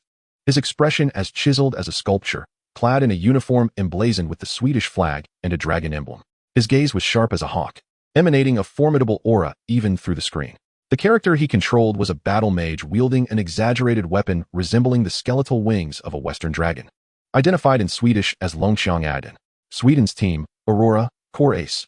Longxiang Adin, true name, Emil Larsen. Yishio's voice carried a hint of gravity. Battle mage.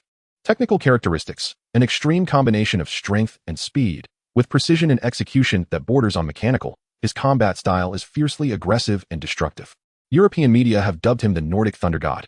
He then pointed to another screenshot, depicting a shadowy figure moving swiftly through a complex map, exploiting shadows and crevices.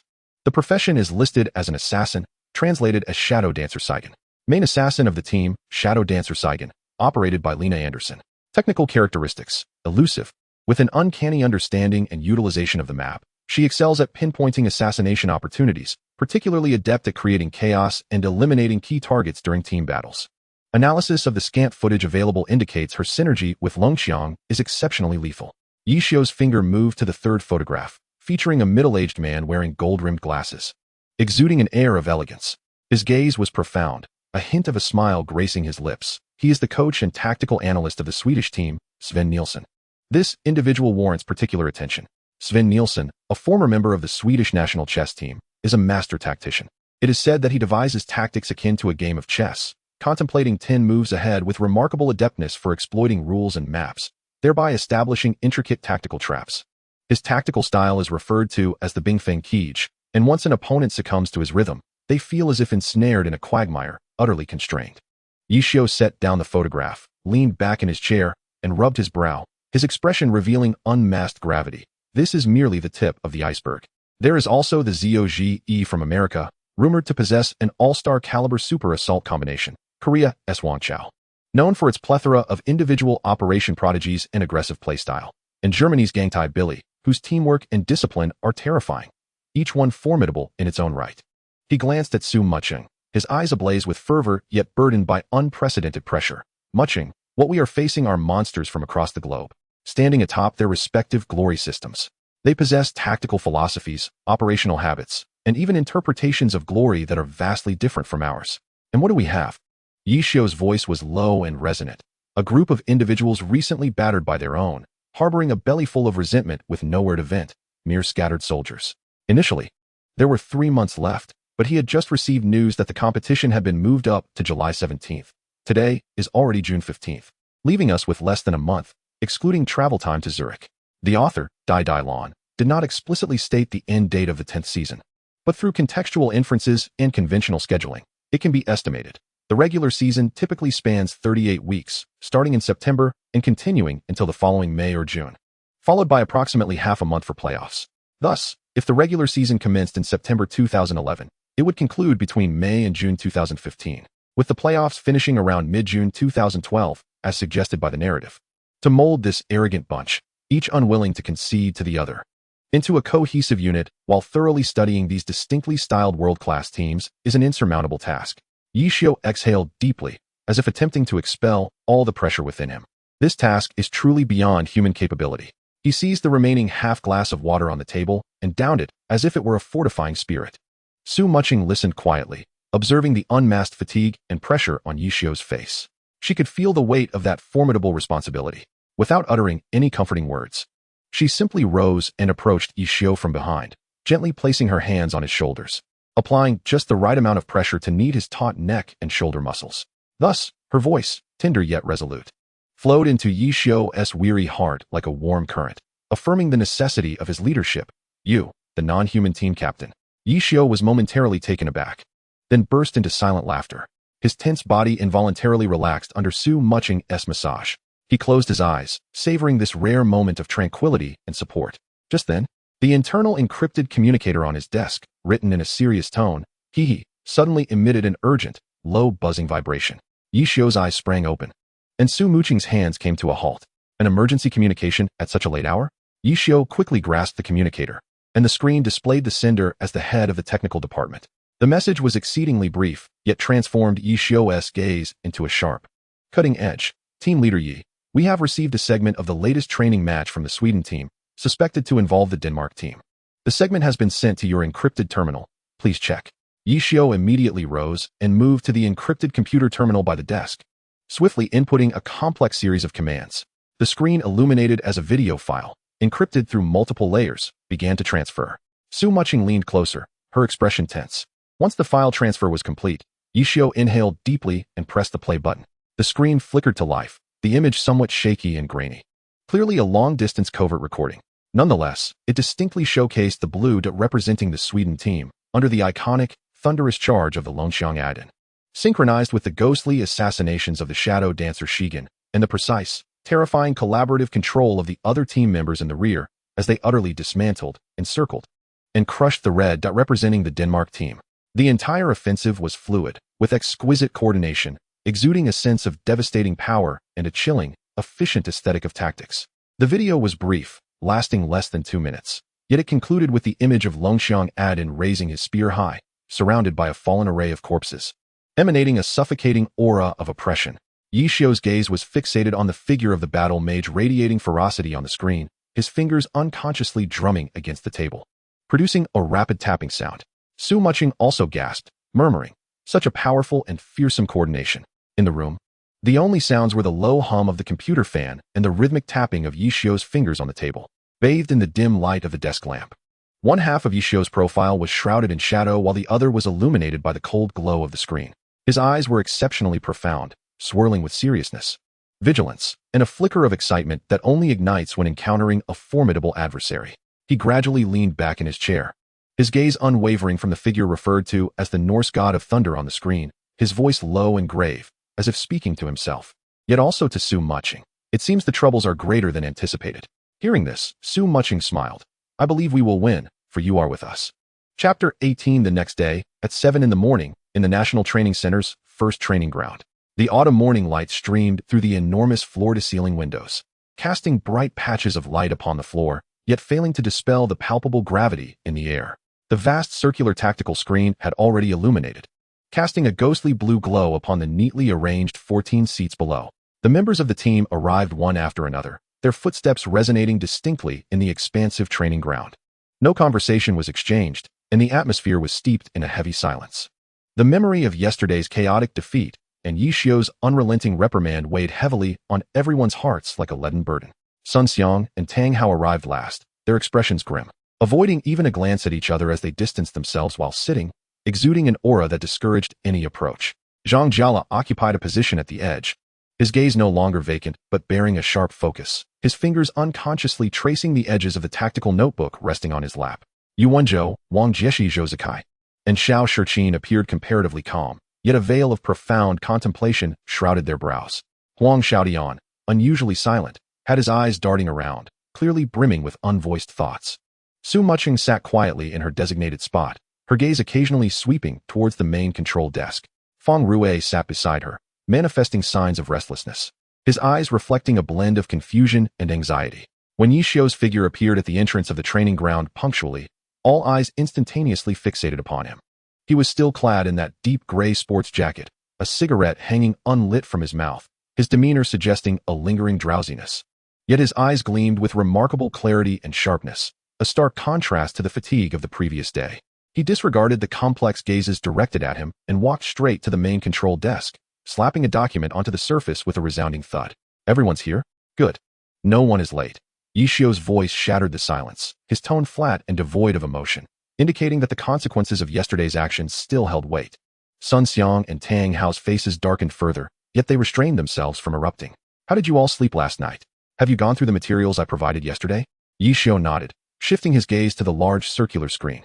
The mention of yesterday's footage instantly intensified the atmosphere within the training ground. The impact of the foreign players' competition clips was as formidable as Yi Xiu's earlier warnings. "Impressive." Huang Xiaodian was the first to break the tension, his voice unusually grave. "That Dragon Lance Odin, his offensive is ferocious, like a bulldozer. And that assassin, Shadow Dancer, so elusive and unpredictable. Their synergy is remarkable, flowing as if they were one entity. Devastating power, remarkable coordination," Wang Jieshi succinctly added, his eyes glinting with seriousness. "The combat mage's assault capabilities may even surpass Sun Xiang's." His words were unabashedly forthright. Upon hearing this, Sun Xiang's face turned ashen, his lips moved as if to retort. But the memory of the golden-haired man's overwhelming assault from the video silenced him, leaving him to clench his fists tighter. "The tactical design is exceedingly intricate." Xiao Shiqin adjusted his glasses, the lenses reflecting the screen's dim glow, utilizing the map to segment the battlefield, targeting specific eliminations, all interconnected. "That coach, Sven Nielsen, lives up to his reputation. The connection between the healer and the control role is nearly seamless," Zhang Xinjie remarked, his voice perpetually calm, yet laden with pressure. "The coordination issues we exposed in the chaos will be magnified in front of them. That assassin poses a significant threat." Zhou Zikai rarely spoke, his voice low yet each word weighed with significance, clearly impacted by the threat posed by the Shadow Dancer, Sigrun. Li Xian stroked his chin thoughtfully. "Their style is entirely different from ours. A head-on clash could be perilous." Chu Yinqiu added. "Their use of the map and rhythm control is worth emulating and presents a substantial threat." Zhang Jiala remained silent, his gaze intensely focused, evidently replaying the video's details in his mind. Feng Rue appeared somewhat anxious. The level of coordination and pressure from such opponents left him feeling more apprehensive about his own transformation. As captain, Yu Wenzhou concluded, his voice steady yet imbued with unprecedented weight. Though the video is brief, it offers a glimpse into the essence. The Swedish team has showcased teamwork, tactical execution, and the individual capabilities of core players that stand at the pinnacle of global standards. Their style is fierce, precise, efficient, and extremely destructive. This is merely one team among many. It is foreseeable that none of our opponents on the Zurich stage will be easy to contend with. He paused, his gaze sweeping over each team member before finally resting on Yishio. The challenges we face are graver than we anticipated. Yishio listened quietly to each person's contributions, his expression neutral. Only after Yu Wenzhou finished did he slowly speak. Your insights are quite astute. It seems that extra training was not in vain. His gaze sharpened. The Swedish team's Twilight of the Gods is merely the tip of the iceberg. The United States, South Korea, Germany, each opponent possesses its unique system and trump cards. They have honed their strategies over many years, achieving mature tactics and seamless cooperation. And what about us? He stood up, approaching the circular screen, pointing at the chaotic replay of yesterday's melee, a disarray, each fighting for themselves. Even surrounding a single target turned into such a mess. What do we have to confront them? Your so-called individual skills? In the face of such team coordination, personal brilliance will be eclipsed in an instant. Glory is a team game. Zurich is the ultimate battleground for team honor. Individual heroism? That leads to ruin. Yishio's voice was not raised. Yet each word struck like a hammer upon the nerves of every listener. The chaotic scenes from yesterday juxtaposed cruelly against the Swedish team's precision, akin to a machine. Thus, Yishio shifted his tone, authoritative and undeniable. From today onward, forget your core positions in your respective teams. Forget your useless pride. Here, you are but cogs in the Chinese national glory representative team. Know your place and adhere to it. Unconditionally cooperate with your teammates. Our singular objective is. Yishio's gaze swept across the entire assembly, bearing a weighty, heart-pounding force. Victory. The silence in the training ground was palpable. Everyone, including the most obstinate Tang Hao and Sun Xiang, was taken aback by the undeniable determination and harsh reality conveyed in Yishio's words. On the grand stage of the World Championship, surrounded by formidable adversaries, their once proud individual abilities appeared feeble in the face of a true team's impenetrable defense. Chapter 19. Insufficient personnel at the Glory World Invitation Tournament training base. The glaring sunlight of late summer filtered through the expansive floor-to-ceiling windows. Yet it could not penetrate the weighty atmosphere of the tactical analysis room. On the long central table, after Yishio had invigorated everyone, the league inexplicably provided a mountain of documents, delivered by Assistant Liu under the direction of Feng Xianjun. Folders and scattered printouts nearly engulfed the tabletop, resembling a chaotic jungle composed of data and screenshot analyses. Yu Wenzhou sat at one side of the mountain of materials, the lenses of his glasses reflecting the ethereal blue light from the screen. He gently tapped the latest detailed analysis report on the North American berserker, Tai Lizitong, his brow furrowing in concentration, revealing an instinctual seriousness. He lifted his gaze, surveying the 13 faces seated around the table, all of whom would soon represent China on the pinnacle stage of global glory competition. Everyone, his voice, though soft, clearly overshadowed the low hum of the air conditioning and the subtle rustling of paper, instantly capturing everyone's attention. The situation is more dire than we anticipated. He adjusted his glasses, his gaze steady and penetrating as it swept across the room. The volume of intelligence collected on our opponents far exceeds expectations, and the depth of detail is astonishing. Our current team configuration. He paused, unconsciously tapping the cover of the North American player report. Both the technical team, which specializes in researching and analyzing foreign player data and real-time capabilities, and the personnel capable of accurately simulating various styles of opponents for high-intensity targeted practice, are critically lacking. Leaning slightly forward, his tone imbued with an undeniable sense of urgency, he declared, "Time waits for no one. We need reinforcements, and we need them immediately." His eyes roamed the faces before him. "I propose that we must supplement one or two truly specialized experts in every professional domain, whether it be offense, support, control, or healing. The authority to recommend candidates lies with all of you present. Our targets are not limited to current players. Veterans who have retired but still possess peak experience and awareness, as long as they can still contribute value, are also under consideration." A brief silence enveloped the analysis room, broken only by the sounds of paper shuffling and breathing, as the pressure loomed like an invisible tide, quietly washing over everyone's ankles. From a corner came a soft scoff. Yishio sank deeper into his oversized armchair, the cigarette dangling from his lips trembling slightly with his muffled speech. Ashes precariously balanced at the end. "Did you hear Yu's directive?" He drawled lazily, raising his eyelids halfway and scanning the room. Stop dawdling and start thinking of candidates. Your task is to nominate and then funnel the final selections to me. I will negotiate with the league officials to get the necessary approvals. He gestured towards Wang Jieshi, Xiao Shiqin, and Zhou Zikai, instructing them to secure candidates from their own teams or acquaintances. Remember, they must be swift, capable, and sufficiently familiar with our opponents.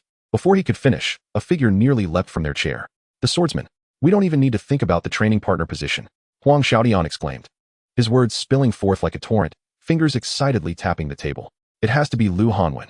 He is a little young, but in terms of awareness, experience, and understanding of the swordsman profession, I'm not exaggerating. In the current league, who else can match him? Old Yi, Captain, don't you agree? His gaze burned with fervor. Seeking affirmation from the room, the others barely glanced at him. Feng Rue interjected, for the swordsman, I think Lu Xiaobia is quite good. He is young, quick, and has ample competition experience, right, Wang? Wang Jieshi nodded. Xiaobia is indeed a solid choice. Come on, come on, come on. Huang Xiaotian's voice echoed in the room. His face flushed with indignation as he glared at everyone. Are you all doing this on purpose? Why is no one acknowledging me? Don't you realize how unsatisfied I am? I feel like I'm about to explode. As Huang Xiaotian grew increasingly agitated, he jumped from his seat as if ready to confront someone. However, his antics only provoked laughter among the others. Ha ha ha. We're doing it intentionally. What are you going to do about it? Someone replied with a chuckle, clearly dismissing Huang Xiaotian's threats. Come on, come on. Huang Xiaotian stomped his feet in frustration. Let us settle this in the arena. If you're brave enough, come fight me, and see if I don't make you cry. With that, he grabbed his account card, preparing to set up a match. At that moment, Yu Wenzhou quickly intervened. All right, everyone, enough of the commotion. Let us all calm down. We have important matters to address. Xiaotian, come back. Though Huang Xiaotian was reluctant to comply, he eventually stopped his actions and returned to his seat upon hearing Yu Wenzhou's voice. Yu Wenzhou continued. I forgot to inform everyone of an important update. The competition schedule has been moved up. It was originally set to start on July 20th and conclude on August 10th. But now it will begin on July 17th and end on August 6th. The room fell silent as the news registered, expressions of surprise crossing their faces. The timeline has been moved up? When did this happen? Why are we only hearing about it now? Someone inquired, bewildered. Yu Wenzhou explained. I only received the news last night after our meeting, which is why I am hastening to inform everyone. Time is of the essence. Let us not waste any more time and finalize the participant list so we can begin training. Upon hearing Yu Wenzhou's words, everyone ceased their playful antics. Recognizing the pressing nature of their tasks, it was not the time for jest. Yi Xiu observed the sudden quietude and, with a nod, redirected the conversation to the matter at hand. The roster of participants for the competition is as follows. Captain, Yu Wenzhou Suokasel, Warlock. Team members, Xingxin Team, Su Muching Mu Yu Qingfeng, Gunslinger, Feng Rue Hai Wuliang, Qigong Master, Batu Team, Zhang Xinjiesher Bujuan, Priest, Zhang Jiala Baiwa Liaowan, Demolitions Expert, Lan Yu Team, Huang Xiaotian Yeyu Shengfan, Swordsman, Wei Chao Team, Wang Jiesher Wang Bielixiang, Mage, Luan Hui Team, Zhou Zikai Yiqiang Chuan Yun, Sharpshooter, Sun Xiang Yejiqiu, Battle Mage, Lei Tang Team, Xiao Shiqin Shengling Mia, Mechanic, Shukong Team, Li Xian Fengshan Guqi, Formation Ghost, Yinyu Team, Chu Yunxiu Fengqing Yinyu, Elemental Mage, Hu Xiao Team, Tang Hao Tang Sandai, Rogue. Let us begin by selecting from these professions. Chapter 20. Candidate. Given the urgency displayed by Xiaotian, let us commence with the swordsman, Yi Xiu suggested. The usually low-key Su Muching smiled and remarked. Since Xiaotian and Feng Rue have already spoken up, why not have Xiao Lu and Lu Xiaobia join as well? Agreed. Unexpectedly, the first to concur was the typically composed Xiao Shiqin. He adjusted his glasses, the lenses gleaming with rationality, and urged, let us expedite the decision on the swordsman. Huang Xiaotian's clamor is giving me a headache. I second that. I wholeheartedly agree with Xiao Shiqin's opinion. Chu Yunxiu succinctly nodded. The agreement from Xiao Shiqin and Chu Yunxiu elicited a wave of laughter, mingled with Huang Xiaotian's protests. Yi Xiu remained silent, merely gesturing to Yu Wenzhou to take note. Yu Wenzhou had already opened his notebook, the pen smoothly inscribing the characters Lu Xiaobia and Lu Hanwen, followed by the designation swordsman. As for the fistmaster, Yu Wenzhou's voice emerged, tinged with uncertainty. Nu Jia, is Captain Han truly unable to participate? The name Han Wenqing fell like a stone cast into a tranquil pond, stirring ripples of surprise. Han Wenqing, renowned for his fierce and wild combat style, had competed from Season 1 to Season 10. However, he declined to participate. Citing his advancing age and declining condition, wishing only to focus on Ba Tuesday, Zhang Xinjie replied, since Captain Han will not participate, perhaps we could invite Xiao Song Qiang instead. Very well, Yu Wenzhou nodded, his pen once again poised to write down Song Qiang, Fistmaster. He turned to Wang Jieshe, Wang team? Wang Jieshe's gaze returned from a distant point on the ceiling. Contemplating for a moment, I proposed Lin Jie and Gao Yingjie for the mage scholar role. While no one was surprised by Wang Jieshe's nomination of Gao Yingjie, the mention of Lin Jie caused a stir among the seasoned attendees, including Yi Xiao. Lin Jie, the former captain of Wei Chao and a mentor to Wang Jieshe, had long since faded from the professional scene. Lin Jie? Li Xian expressed surprise. Captain Wang, Lin's operational precision may not match his prime. Wang Jieshe's voice remained calm, yet insightful. However, his understanding of mage scholar tactics, along with his control of space and rhythm, is unparalleled. What we need is a mentor, not merely a combatant. He glanced at Yu Wenzhou and Yi Xiao, suggesting that for innovative tactical cores akin to those abroad, he is irreplaceable. That is a valid point. Yu Wenzhou nodded, noting the name. For the healing group, Zhang Xinjie's voice was always steady and clear, akin to a precise clock ticking.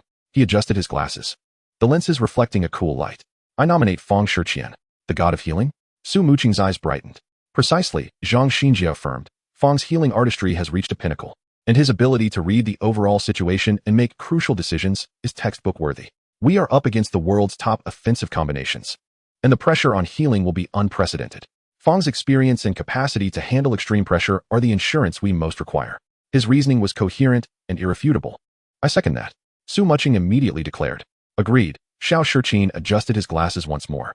Fang Shiqian, indeed, is a seasoned veteran, robust in spirit. Yi Xiao released a puff of smoke, tacitly acknowledging the consensus. Yu Wenzhou swiftly recorded Fang Shiqian, priest. The pace of discussion quickened, and the atmosphere began to intensify. Regarding the demolitions expert, I believe Baihua Zhou Yuan is quite commendable. He is young, adaptable in his fighting style, and quick to learn, someone suggested. Zhou Yuan still lacks experience. Zhang Jiala immediately countered, displaying a natural protective instinct towards his junior in the Baihua team, to emulate the foreign, unconventional explosive styles. I believe Hu Xiao's Guiyang would be more suitable. He is bold and daring. Guiyang. Stability is essential for explosive tactics. What we need is the element of surprise. Furthermore, did you not remember, Zhang Jiala, that Guiyang is a Qigong master? He was once part of Jiashi alongside Old Yi. As for the sharpshooter, those foreign quick-draw specialists are formidable opponents. The conversation shifted towards the gun category. Zhou Zikai, who had been quietly observing, spoke.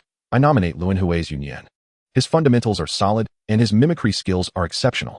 Very well, Yunyan, sharpshooter, Yu Wenzhou noted. For the mechanic, I believe. What about the summoner? The foreign beast master Bentinson from Sweden. His multitasking and control abilities are formidable and require specialized countermeasures.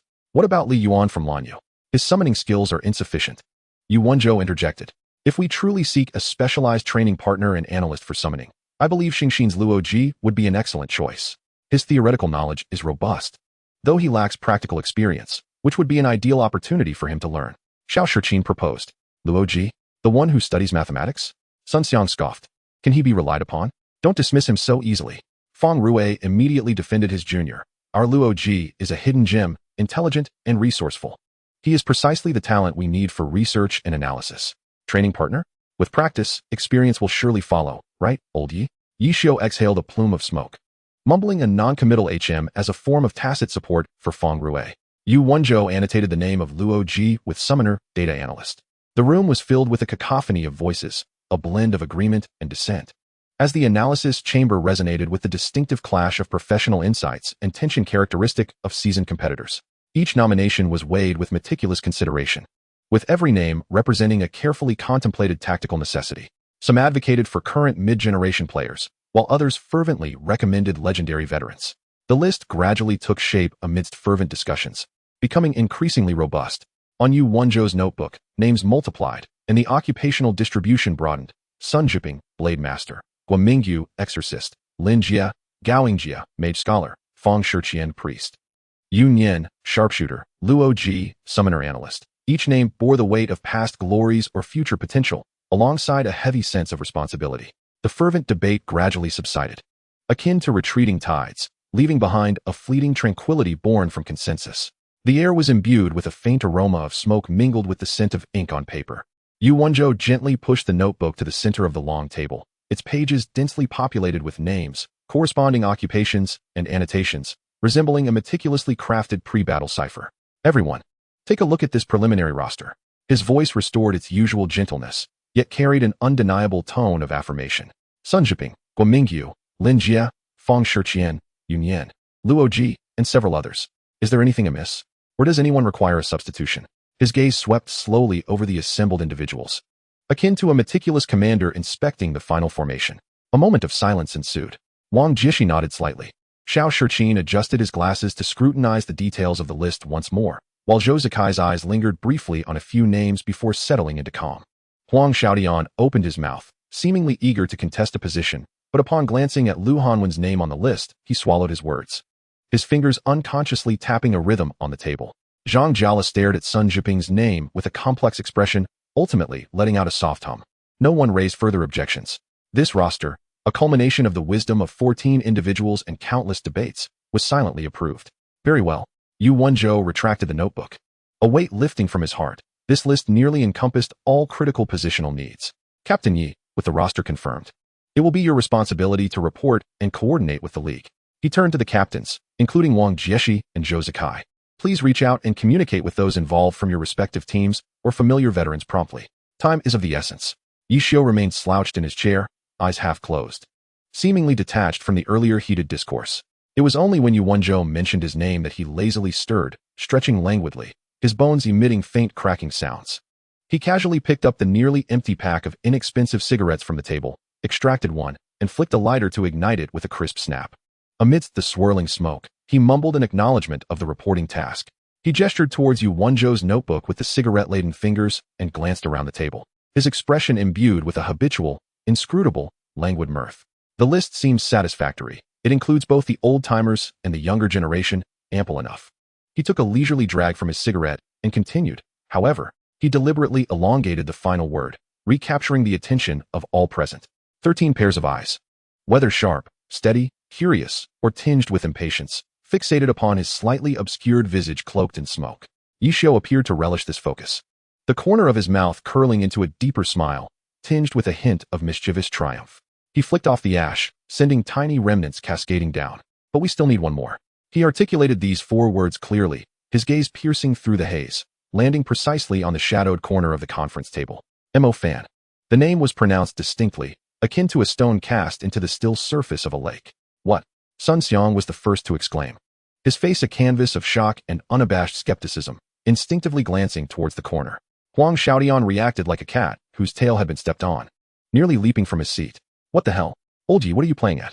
Isn't the ninja already settled? Why are you bringing him in? To fell trees? Perhaps? I object.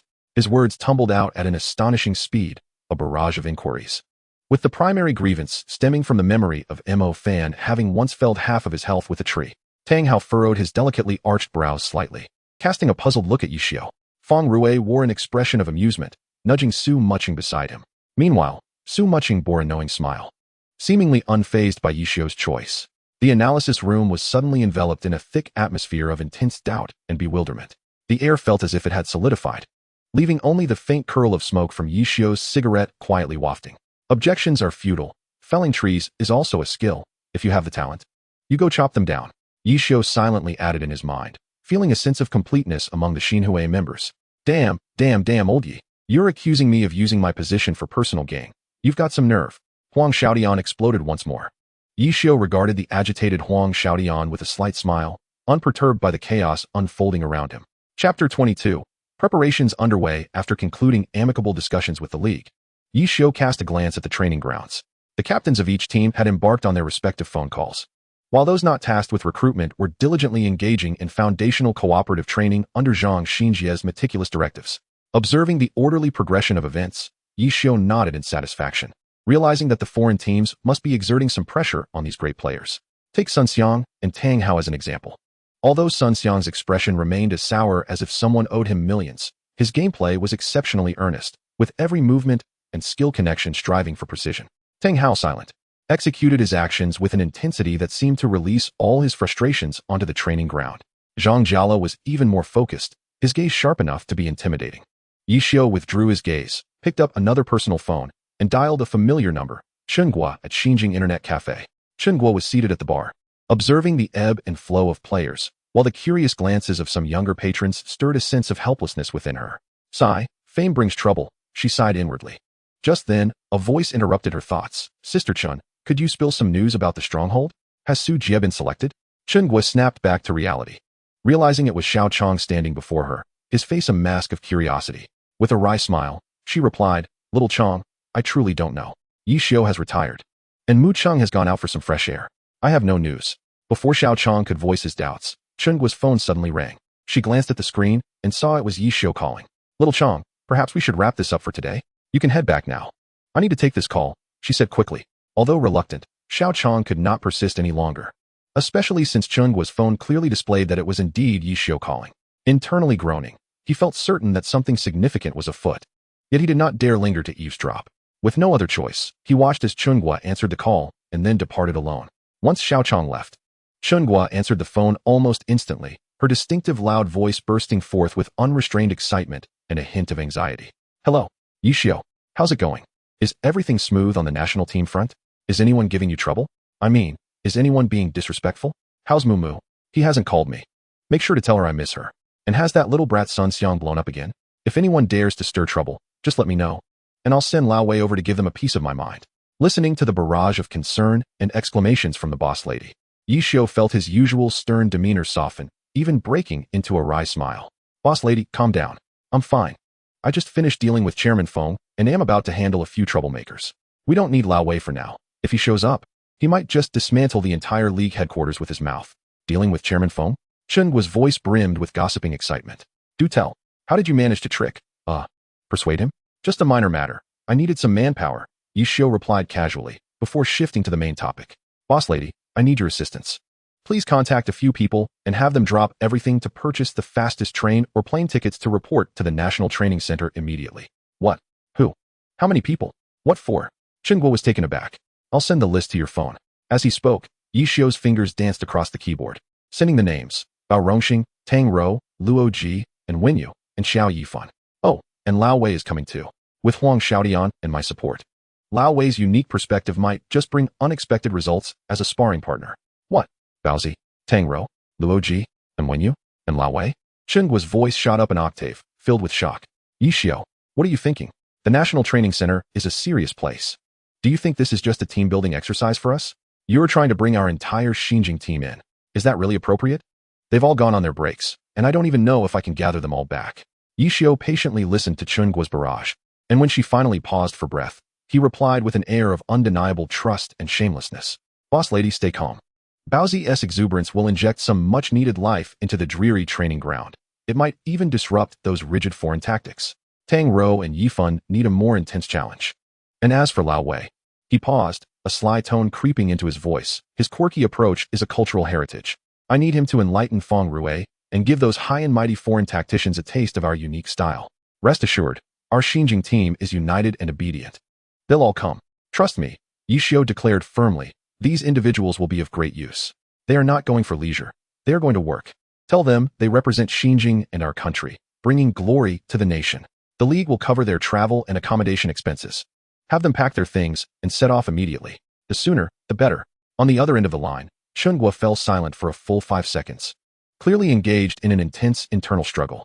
Ultimately, her near-blind trust in Yi Xiu, coupled with the allure of representing the nation, overwhelmed all her doubts and concerns. With a determined bite of her lip, she declared with audacity, All right, Yi Xiu, I believe in you. I'll go round them up. If Baozi dares to dawdle, I'll have Lao Wei chase him with a broom. I'll talk to Tang Rou, Luo Ji, and Wenyu will be no problem. Lao Wei, just buy him a standing ticket, and he'll happily make his way over. You can count on me to get them to you as fast as possible. Suddenly, Chen Guo's voice softened, tinged with an imperceptible tremor of pride. Yi Xiu, do your best. Take our Xinjiang team and our nation's honor to Zurich and make a mark. Yi Xiu responded gently, the curve of his lips soft yet resolute. Rest assured. After hanging up, he felt as though he could see through the distance the bustling scene at Xinjiang Internet Cafe, where Chen Guo was fervently beginning to rally her team. The lively exclamations of Baozi, Tang Rou's calm confirmations, Luo Ji's bewilderment as he adjusted his glasses, and Wei's meticulous organization, and Lao Wei's nonchalant demeanor as he prepared to depart with a cigarette dangling from his lips. These familiar scenes evoked a peculiar warmth and strength. He set aside his phone and redirected his gaze toward the circular screen. Within the training arena, the tedious foundational drills persisted. In one corner of the screen, the encrypted file icon labeled Sweden, Ragnarok continued to emanate a chilling threat. The domestic forces were being forcibly united as a single entity. and grassroots heroes were on their way. Yet, the true test was still to come. Yi Xiao took a deep breath, submitted the final visa application information, and then closed the system. Rising to his feet, he approached the large floor-to-ceiling window, overlooking the city as it gradually awakened.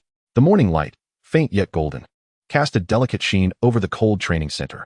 He retrieved a cigarette from his case, drew it to his nose, inhaling the sharp scent of tobacco without lighting it.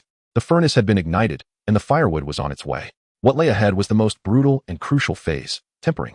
The reflection in the window revealed Yi Xiao's calm, yet unfathomable eyes.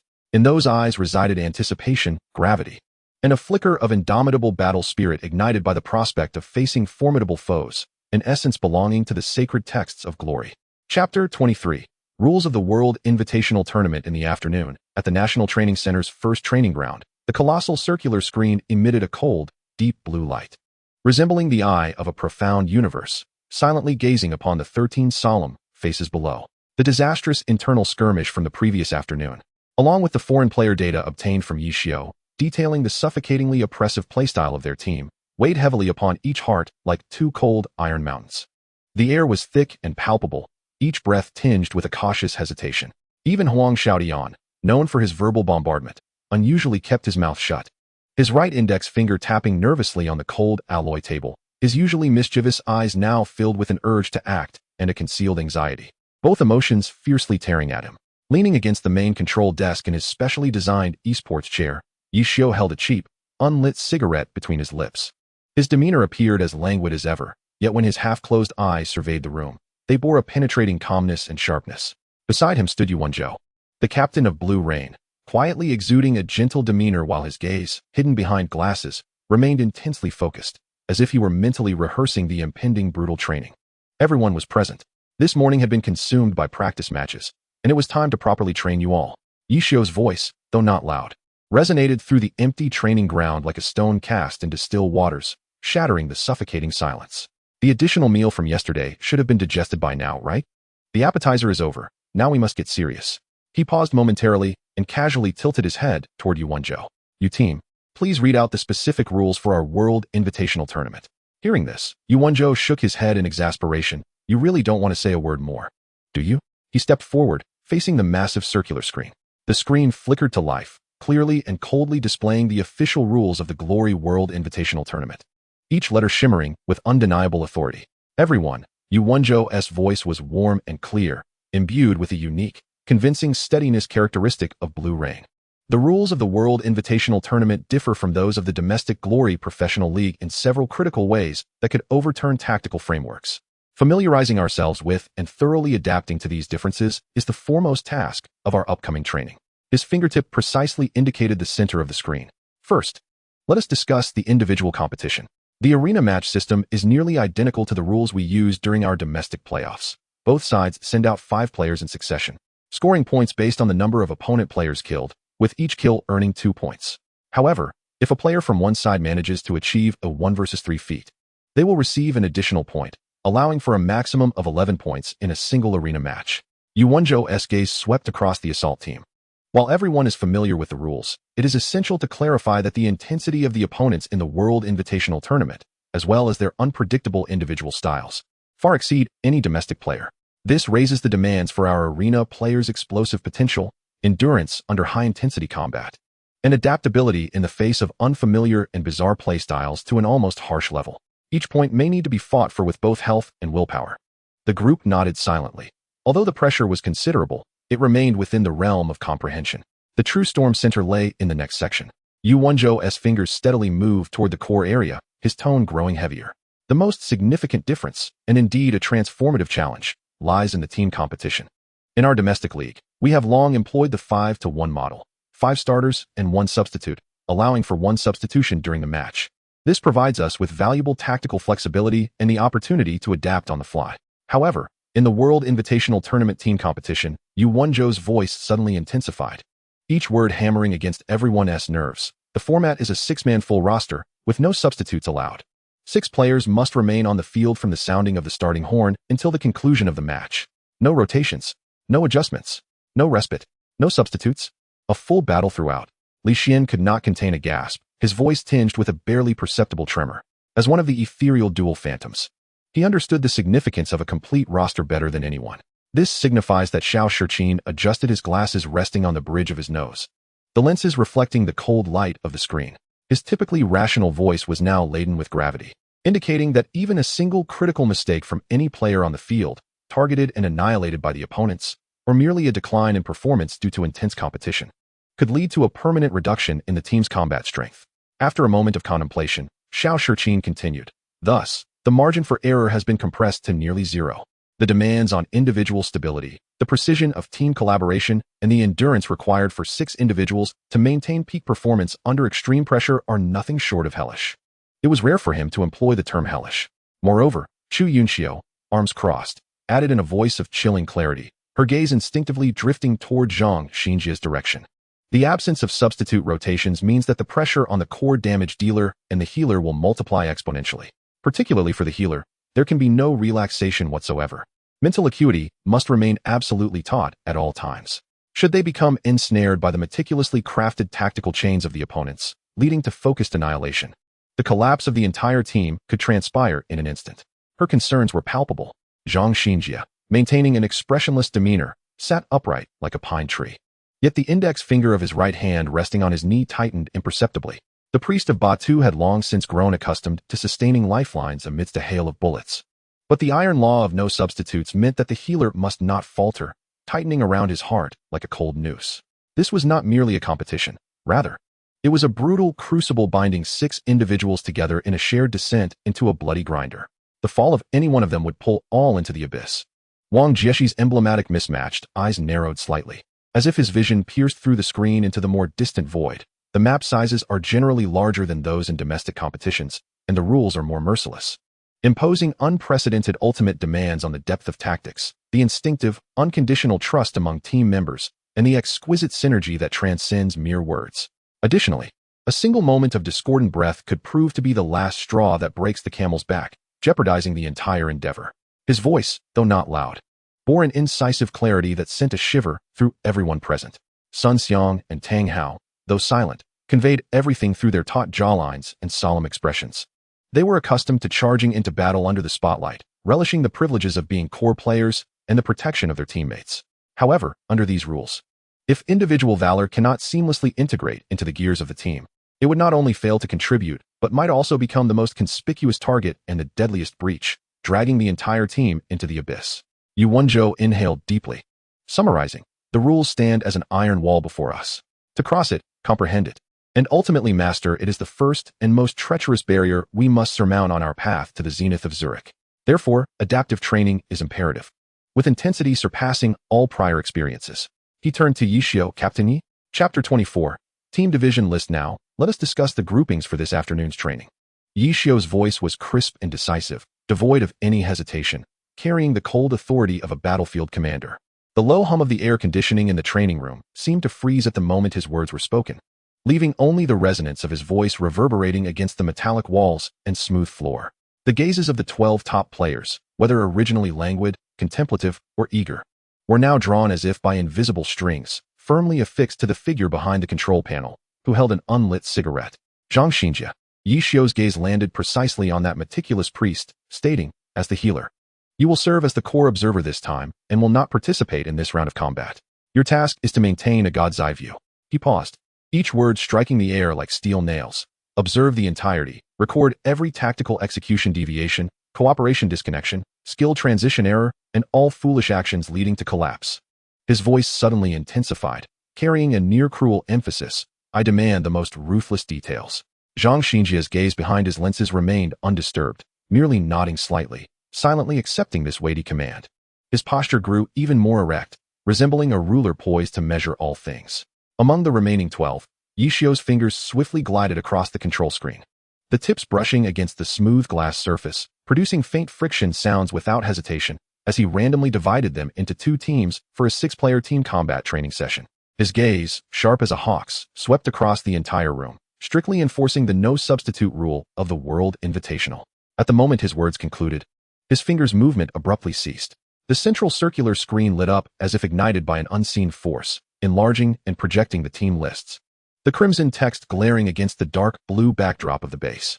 akin to two chilling pronouncements suspended above everyone's heads. Team Wang Jieshi, Mage Scholar Wang Buliuxing, Captain Huang Xiaotian, Swordsman Night Rain Sound, Sun Xiang, Battle Mage 1 Leaf Autumn, Xiao Shiqin, Mechanic Life Extinction, Chu Yunxiu, Elementalist Wine City Smoke Rain, Feng Rui, Qi Master C Without Boundaries. Team Yuan Zhou, Warlock Soxar, Captain Zhou Zikai, Sharpshooter One Shot Through the Clouds, Tang Hao, Rogue Tang Sanda, Li Xian, Demon Swordman.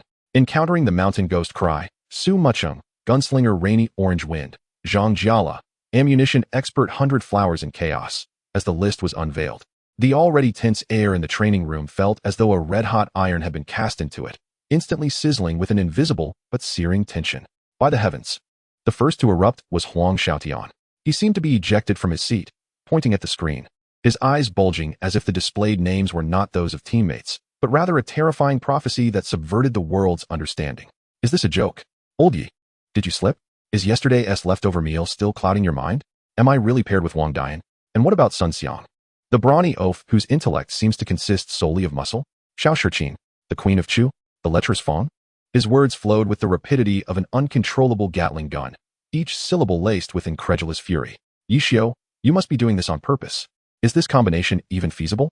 His finger nearly punctured the virtual projection of Wang Jieshi's avatar, Wang Dian's erratic, unpredictable flight path. How can I be expected to fight him? He is a magician, after all. It would be a miracle if I could keep up. Huang Xiaotian, one of the league's elite players, thought that even if he sealed his own Wang Jieshi, he could still adapt to magician's style given enough time, though it would certainly be troublesome. He then turned sharply to Sun Xiang's position. Would this bull in a china shop drag us all into the lava for a bath? His gaze finally landed on Feng Rui's name. And Feng Rui, old Feng, the lecherous Qi Gong practitioner. Are you planning to dig pits for us with your Qi Gong waves? Or are you going to betray us at a critical moment? Huang Xiaotian slammed his hand on the table, causing the water in the nearby cup to ripple. This team is doomed. Absolutely. I demand a reorganization. I want to team up with the captain. I want to fight alongside Mumu. Wang Jieshi, who had been directly named, cast a cold glance at the wildly gesticulating Huang Xiaotian. A flicker of mixed annoyance and helplessness crossed his distinctive eyes, yet he merely pressed his lips together, suppressing the urge to retort. His gaze also lingered on the list, reflecting on Xiao Shiqin's meticulous control and Chu Yunxiu's elemental devastation as valuable assets. However, Huang Xiaotian's unpredictable opportunism and Sun Xiang's fierce, yet uncooperative style were fundamentally incompatible with his own focus on spatial control and rhythmic variation.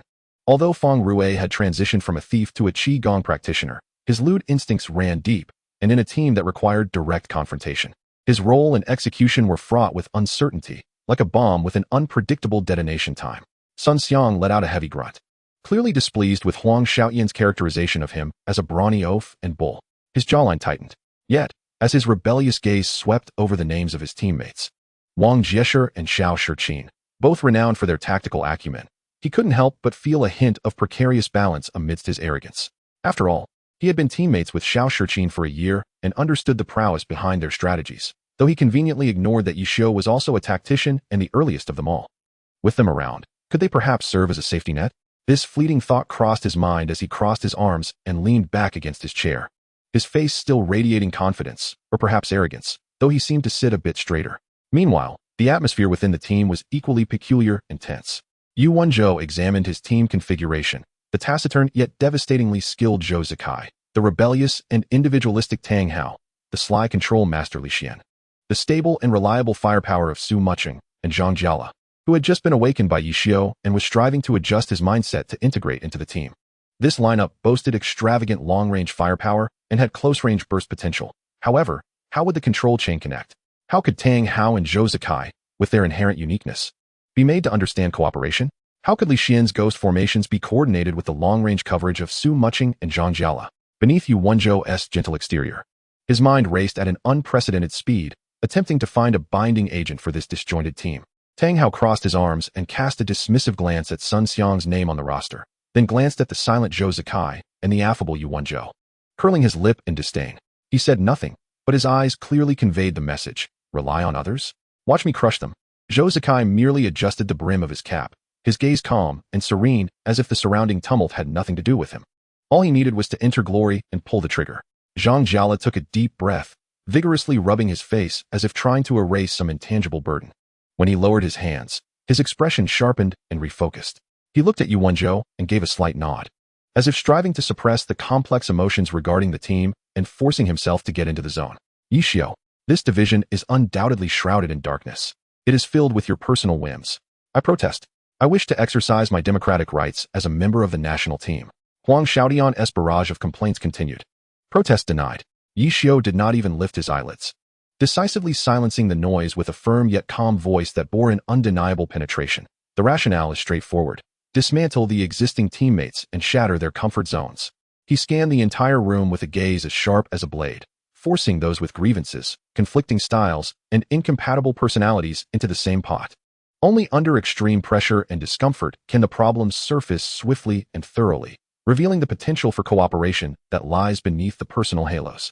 He struck the control panel with his finger, producing a dull thud. Everyone shut up and log in. Map, Lava Rift, random spawn points activated. Chapter 25, Lava Rift with Yishio's command issued. The holographic light source system above the training ground emitted a faint hum, swiftly switching, focusing, and adjusting to create a more immersive, oppressive atmosphere. Zhang Xinjia, observed from the rear position of the team, Yishio indicated towards Wang Jieshi's team, his tone flat. I will personally oversee the team. He positioned himself behind Yu Wenzhou's team, his gaze akin to that of a hawk locking onto its prey. Remember the iron rule, no substitutes. All 6 players for the entire duration. Objective, eliminate all opponents. His voice suddenly rose, akin to a battle horn. Enter the arena. Let me see what concoction you professional players can brew from this mishmash. 12 figures swiftly and silently retrieved their specially designated account cards, inserting them into the slots before them. A soft electronic sound echoed, signaling the emergence of the roll light points for both teams, randomly spawning at either end of the Lava Rift map, like sparks of oil being cast into this colossal furnace. The flame of the expedition has been officially ignited for the first time. What awaits it is destined to be a fierce overture, marked by chaos, collision, individual heroism, and the iron laws of teamwork. As the participants entered the game, the immense circular screen displayed a tumultuous array of images, resembling a space torn asunder by an invisible hand. A map, intricately complex and fraught with lethal threats, instantaneously filled their vision. As the countdown concluded, the 2 teams were randomly allocated to opposite ends of the molten gorge. The dark red earth of the molten gorge resembled the skin of a tormented behemoth, cracked and fissured, with deep chasms from which golden magma surged like boiling blood, roaring with destructive heat, creating waves of scorching air that distorted the sight. Towering black basalt columns rose abruptly between the rivers of lava, resembling the fangs of a monstrous entity reaching from the depths of hell, forming narrow passages barely wide enough for 1 or 2 to traverse. The precarious suspended rock bridges, the isolated platforms hovering above the lava, and numerous natural death traps adorned the landscape. The map's narrow sections made turning difficult, while the open areas lay completely exposed to the unrelenting firepower from afar. Moreover, the omnipresent, instantaneously lethal magma elevated the demands for positioning accuracy, terrain utilization, team cooperation, and crisis management to a brutal pinnacle. Each step could potentially lead to the final march towards death. Even from behind the computer, one could almost sense the searing sulfurous air, thick with a rust-like crimson mist. In the team, Wang Jieshi's character, Wang Buliexing, stood upon a protruding black basalt platform, with a river of churning lava beneath him. The crimson liquid writhed like a living creature, and the occasional bursting bubbles scattered sparks that burned small scars into the rock faces. This place was even more treacherous than described in the data, he murmured, unconsciously rubbing the brim of his cap while surveying the rugged terrain in the distance. Xiao Shiqin's character, Shengling Mia, stood beside him, furrowing his brow as he focused intently on a precarious natural stone bridge not far away. The lava flowed at uneven rates, and in certain areas, temperatures could instantly evaporate the defensive enhancements of their armor. He paused before adding, and those intermittent eruption points, once triggered, could affect at least half the gorge. Wang Jieshi nodded slightly, his gaze resting on several towering black stone pillars in the distance. Those pillars could serve as cover, yet they were too high and could expose one while climbing. He lifted his hand to point into the depths of the gorge. Do you see that archway? With proper tactics, we might utilize it to divide the enemy formation. Xiao Shiqin remained silent for a moment before suddenly stating, but the risks are equally high. Once forced into the lava zone, there would be no time to react. He looked at Wang Jieshi, his tone calm, yet tinged with gravity. The terrain here is too conducive to creating deadly ambushes, and a slight misstep could result in total annihilation. Wang Jieshi exhaled softly, the heat wave brushing against his face. Thus, positioning and anticipation are more crucial than ever. He spoke quietly. We cannot rely on conventional tactical advances. We must leverage the environment to counter the enemy. Xiao Shiqin nodded, his gaze sharp as a blade. Indeed, but we must also be wary if the enemy understands how to utilize these traps. A slight disconnection on our part could leave us at a disadvantage. He paused again, adding, especially the red light warning before a magma eruption. It could be an opportunity or a deadly misdirection. The two exchanged glances, each recognizing the seriousness reflected in the other's eyes. The roar of the molten gorge echoed in their ears, the bubbling lava sounding like a low, thunderous growl, as if this hellish canyon awaited the slightest mistake from its prey. Let us proceed, Wang Jieshi finally declared, his voice deep and resolute. First, find a secure foothold before deciding on our next move. Xiao Shiqin nodded, and the two moved in unison towards a relatively stable rock platform. While the distant river of lava continued to churn incessantly, akin to a lurking beast ready to devour any intruder. Upon entering the game, the members of the team swiftly sprang into action. Yu Wenzhou, as the captain, displayed exceptional leadership, calmly directing everyone in an orderly manner to scout the map, seeking advantageous terrain and the whereabouts of the opposing team. Yu Wenzhou controlled his character, Suo Kasai, standing at the center of the team, lightly tapping his staff against the ground. With his movement, a dark sorcerous energy emanated from the staff, sketching out several key paths on the map like a mysterious force. Yu Wenzhou, Suo Kasai, the key to the Molten Gorge map lies in grasping the rhythm. Though his hand speed was not rapid, it possessed a unique sense of rhythm that drew attention.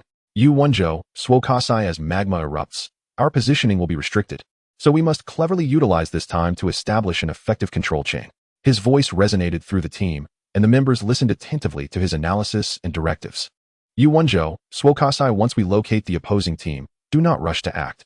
Our team has a long-range output, so Zhou and Su. You should seize the high ground first, leveraging your range advantage to disrupt their deployment. His decision was evidently well considered, and the team members expressed their agreement. At that moment, both teams received an important discovery message simultaneously, heightening the tension as an intense confrontation seemed imminent. Chapter 26, Chaos, Team Channel, Wang Jieshi, Wang Buliexing Showdown. Flank around the third pillar on the left wing, be cautious of the magma eruptions. There's a 15-second gap. Xiao Team, establish a mechanical position at the right wing pass. Prioritize blocking the path. Chu Team, pressure the center, maintain crossfire coverage with me. Sun Xiang, protect the right flank of Chu Team, be mindful of the rock bridge's load. Feng Rui, maneuver and support, create chaos using shadows and intermittent magma. Maintain a diamond formation, control the rhythm, and await my command. His calm, coherent instructions resembled precisely engineered gears, striving to mesh the operation of the entire team. However, as the gears began to turn, they were abruptly interrupted and shattered by a furious roar and a dazzling surge of battle energy that tore through the air. Sun Xiang, Yi Zhiqiu declared, no need for caution. With our configuration, we can charge straight in. Watch me. How long, Pajun? Before his words had fully settled, the battle mage surged forth like a wild stallion freed from its reins, enveloped in an unparalleled aura of combat energy, charging recklessly from the most open yet perilous area of the central lane. The golden battle energy rent the scorching air, producing a sharp whistle. Sun Xiang felt utterly confident in his team's strength, dismissing any need for caution. He believed that Wang Jieshi's diamond formation and mid-pressure commands were overly conservative, thus setting his sights directly on the core area of the opposing team, which had just refreshed and was still adjusting its formation.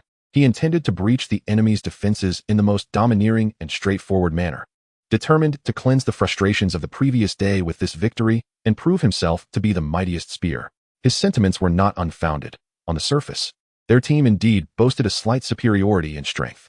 They possessed 3 accounts with titles, Magician, Sword Saint, and Battle God, while the opposing team had only one, the Gun King. Thus, why play it safe when they could charge ahead? One-on-one, they could easily overpower them. Huang Xiaodian, Yi Yusheng fan, exclaimed, hey, Sun Xiang, slow down. Are you in such a rush to be reborn? Why are you repeating your old mistakes? You performed well last season with Luan Hui. If you're leaving, at least wait for me. Hey, Wang Dian, why are you flying so high? It's a blind spot. Xiao Shiqin, don't let your predator be under my feet. Feng Rui, play it safe. Don't stand so straight. Watch out for the sword. 3-stage slash. The silvery sword light flickered like an uncontrollable silver storm. Driven by his extraordinary reflexes and speed, Huang Xiaodian instinctively followed the unstoppable figure of Sun Xiang. What need was there for flanking reconnaissance or maintaining formation when faced with this fleeting opportunity and his innate battle instincts? Additionally, when had Huang Xiaodian ever been known to remain compliant within the team? At Blue Rain, he had always acted independently. The sword light of the 3-stage slash bounced and refracted between the jagged rock pillars, and his involvement instantly widened the breach Sun Xiang had forced open with brute strength, thoroughly disrupting Wang Jieshi's meticulously crafted rhythm and exposing the central lane of the opposing team to considerable risk. Fang Rui, Hai Wu Liang, responded, "All right, play it safe. Don't be reckless." He instinctively slid to take shelter in the shadow of a thick rock pillar. Just as he crouched down, a red light flashed beneath him, and he almost stepped on Xiao Shiqin's carefully laid predator, a mechanical tracking mine, causing him to panic and leap backward in a signature move of a Qi master. This leap, however, left him exposed at the edge of the area where Chu Yunxiu was chanting Blizzard, the icy crystals grazing his clothing and disrupting her casting focus. Xiao Shiqin, Sheng Ling Mie, shouted, "Sun Xiang, come back. The aggro is out of control. Huang Xiaodian, control your position. Don't follow too closely. Fang Rui, watch your feet. Chu team, the fire support point needs to shift 3 degrees to cover the narrow pass. Wang team, the central lane is empty. I request support." At that moment, beads of sweat formed at Xiao Shiqin's brow as his hand speed reached a breaking point. The mechanical box under his control flickered urgently, deploying autonomous robots, predators, and aerial combat machines to critical positions, desperately trying to mend the gaping holes in their formation caused by the 2 out-of-control assailants. The voices in the channel carried an unmistakable tone of urgency, as his once proud ability to control the battlefield seemed utterly fragile in the face of Sun Xiang and Huang Xiaoyan's wild personal advances, akin to a paper dam crumbling before a torrential flood. Chu Yunxiu, Feng Cheng Yanyu, the queen of mist and rain, furrowed her brows and decisively interrupted her disrupted chant of Blizzard. With a light tap of her staff, a precise flame impact, accompanied by a wave of scorching heat, struck slightly ahead of Sun Xiang's advancing path. With a thunderous boom, debris flew, flames soared, attempting to repel any potential interception by the opposing team, barely providing some support for her runaway teammates.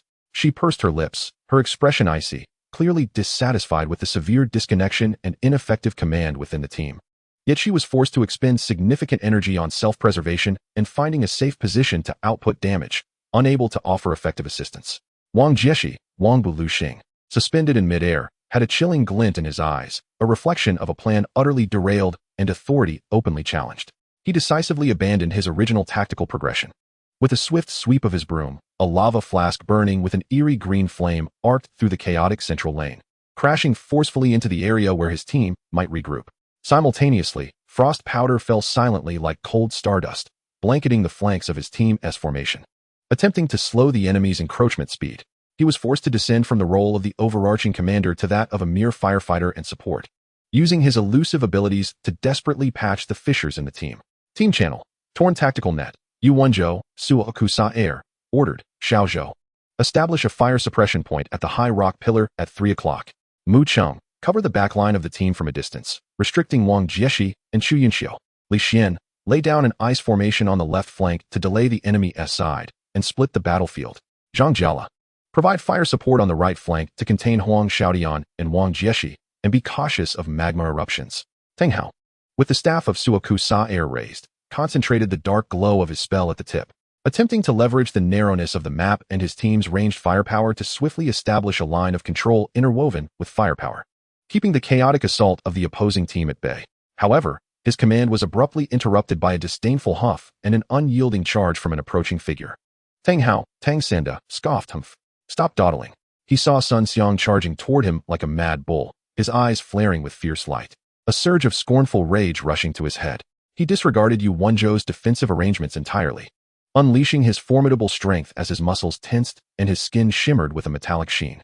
He boldly faced the potential distant firepower, charging headlong into Sun Xiang's fierce and aggressive How Long Pajun. Sun Xiang, come and fight. Show me what you've got. The rogue's gauntlet emitted a piercing shriek as he launched a vicious barrage of strikes towards the spear that seemed to tear through space. The center lane instantly transformed into a bloody coliseum, inhabited by only 2 combatants. The brilliance of their skills clashed like miniature explosions. Zhou Zikai, Yichang Chuanyun in response to Yu Wenzhou, a silent, yet lethal gunshot rang out. The figure of Yichang Chuanyun melded into the environment like a specter, executing a series of swift slides between the jagged black rock pillars. With a deft maneuver, he occupied the strategically advantageous high ground designated by Yu Wenzhou, leaving only a faint afterimage on the retina. Bang, bang, bang. The bullets, as if guided by a sentient force, sliced through the heated air with sharp, abrupt sounds, accurately targeting the disoriented Fang Rui, who was frantically evading the intermittent eruptions of magma, as well as Xiao Shiqin, who was attempting to reorganize his mechanical position on the right flank, only to be thrown off rhythm by Huang Xiaodian. His actions were efficient, lethal, and devoid of superfluous words, yet entirely detached from the tactical framework Yu Wenzhou sought to construct. He now resembled a solitary, razor-sharp blade, unmatched in its sharpness yet impossible to sheath. Su Mucheng, Mu Yuqing Feng the gunner firmly established herself at a previously designated high point by Yu Wenzhou, the heavy artillery emitting a deep, resonant hum. "Satellite beam," she exclaimed, unleashing a massive, destructive beam that rent the distorted heat waves above the battlefield, accompanied by the booming of the cannon, precisely covering the rear area designated by Yu Wenzhou. The overwhelming firepower functioned as an invisible net, effectively suppressing Wang Jiexi's erratic flight path and the space in which Chu Yunxiu sought to position herself for output. She was one of the few still strictly adhering to the captain's orders, serving as a relatively stable pivot of firepower amidst the team's chaos. Each adjustment of her cannon methodical and deadly. "Li Xian, Fengshan Guiqi oh no. Tang Ritian, take it easy. Don't get too carried away," the ghost swordsman observed as the center lane erupted into a brutal melee, the dazzling skills nearly transforming that area into a forbidden zone with Sun Xiang and Tang Hao locked in combat. He glanced at Xiao Shiqin, who was desperately trying to fend off the mechanical onslaught from Zhou Zikai, and Feng Rui, who was clumsily dodging. "Frantic," he exclaimed, "you team. They're pushing too hard in the middle. Sun Xiang and Huang Xiaodian are like rabid dogs. I can't set up my ghost formation. The ice formation's range isn't enough." He could only reluctantly cast his chilling ice formation and the plague-ridden green mist of the pestilence formation in a relatively safe area near his ranged allies, attempting to constrain Chu Yunxiu and Wang Jiexi's movements. Though the effectiveness was significantly diminished, his control over the battlefield was utterly disrupted by the violent clash in the center, leaving him with no outlet to showcase his skills. "Zhang Jiala, by Hua Liao Wan, I'm in position. Leave it to me."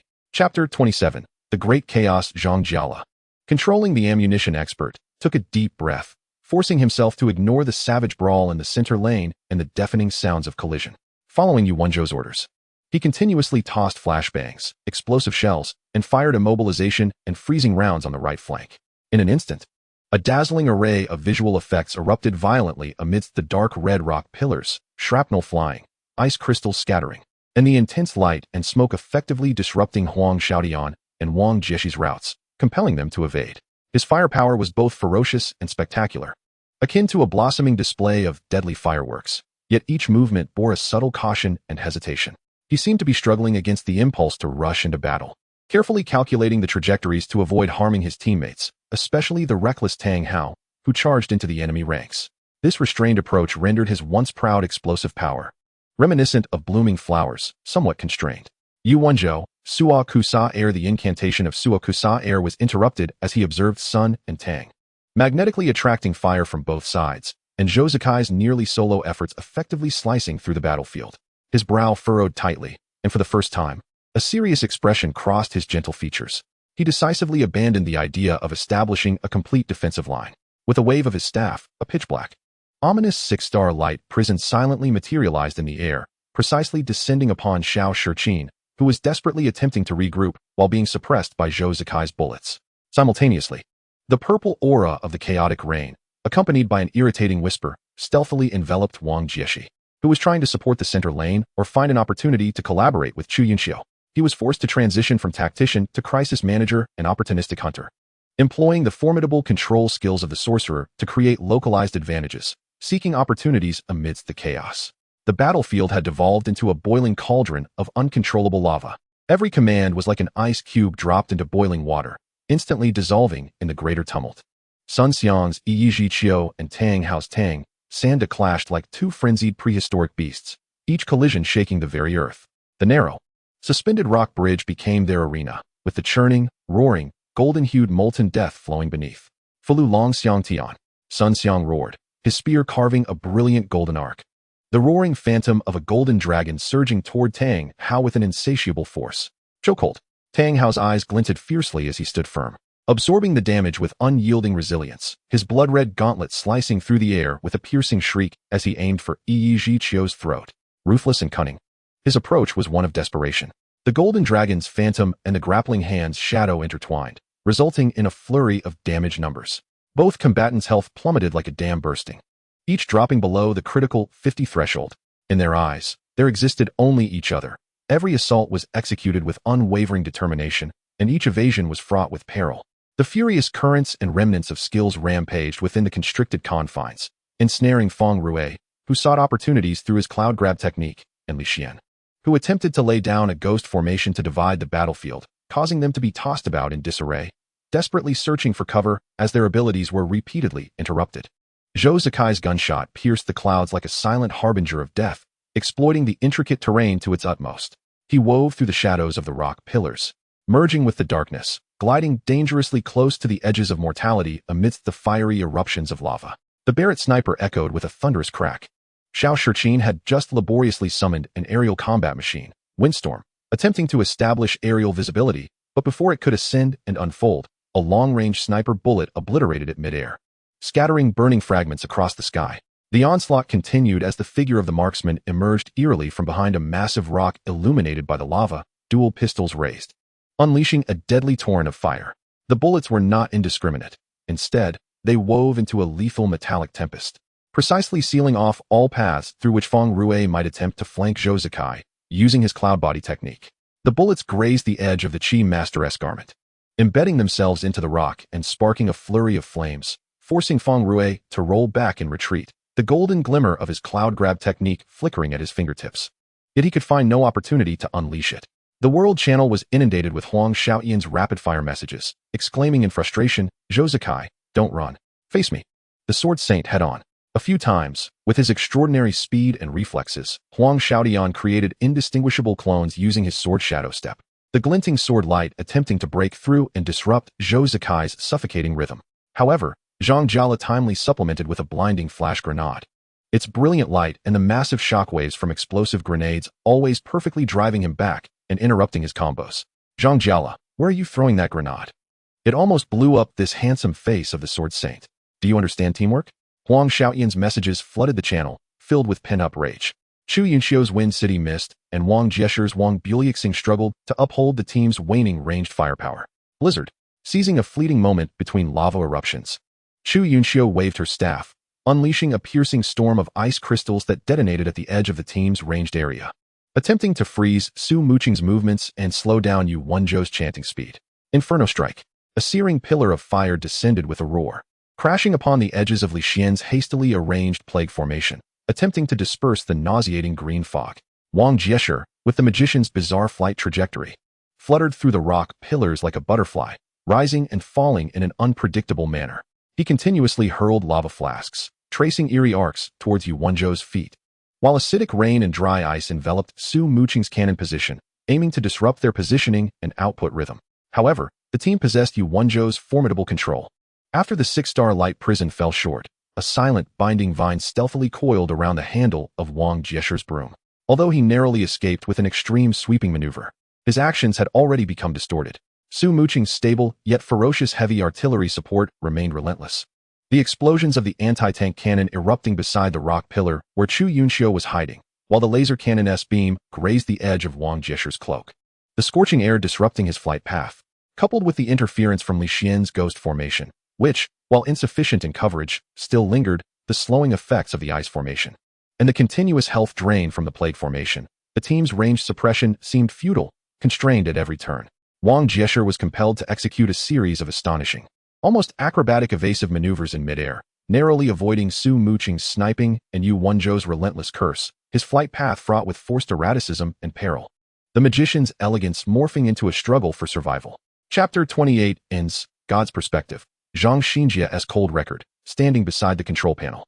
Zhang Xinjie observed the independent monitor with a gaze as precise as a surgical scalpel, coldly dissecting every detail of the battlefield. His brow furrowed increasingly, as his electronic pen swiftly recorded on the tablet, leaving behind emotionless, second-accurate judgments. Team. Core disconnection. Sun Xiang, deeply ensnared in a duel, completely ignoring commands. Hatred spiraling out of control, coordinates 12758.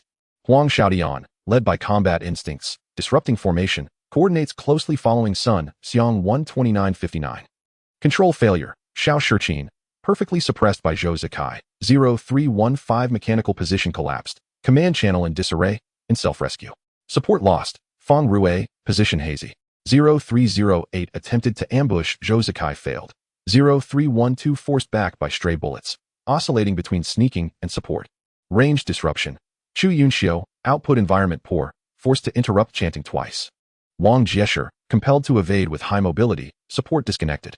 Command collapse. Wang Jieshi, tactics forcibly disrupted, 0305, turned to passive firefighting.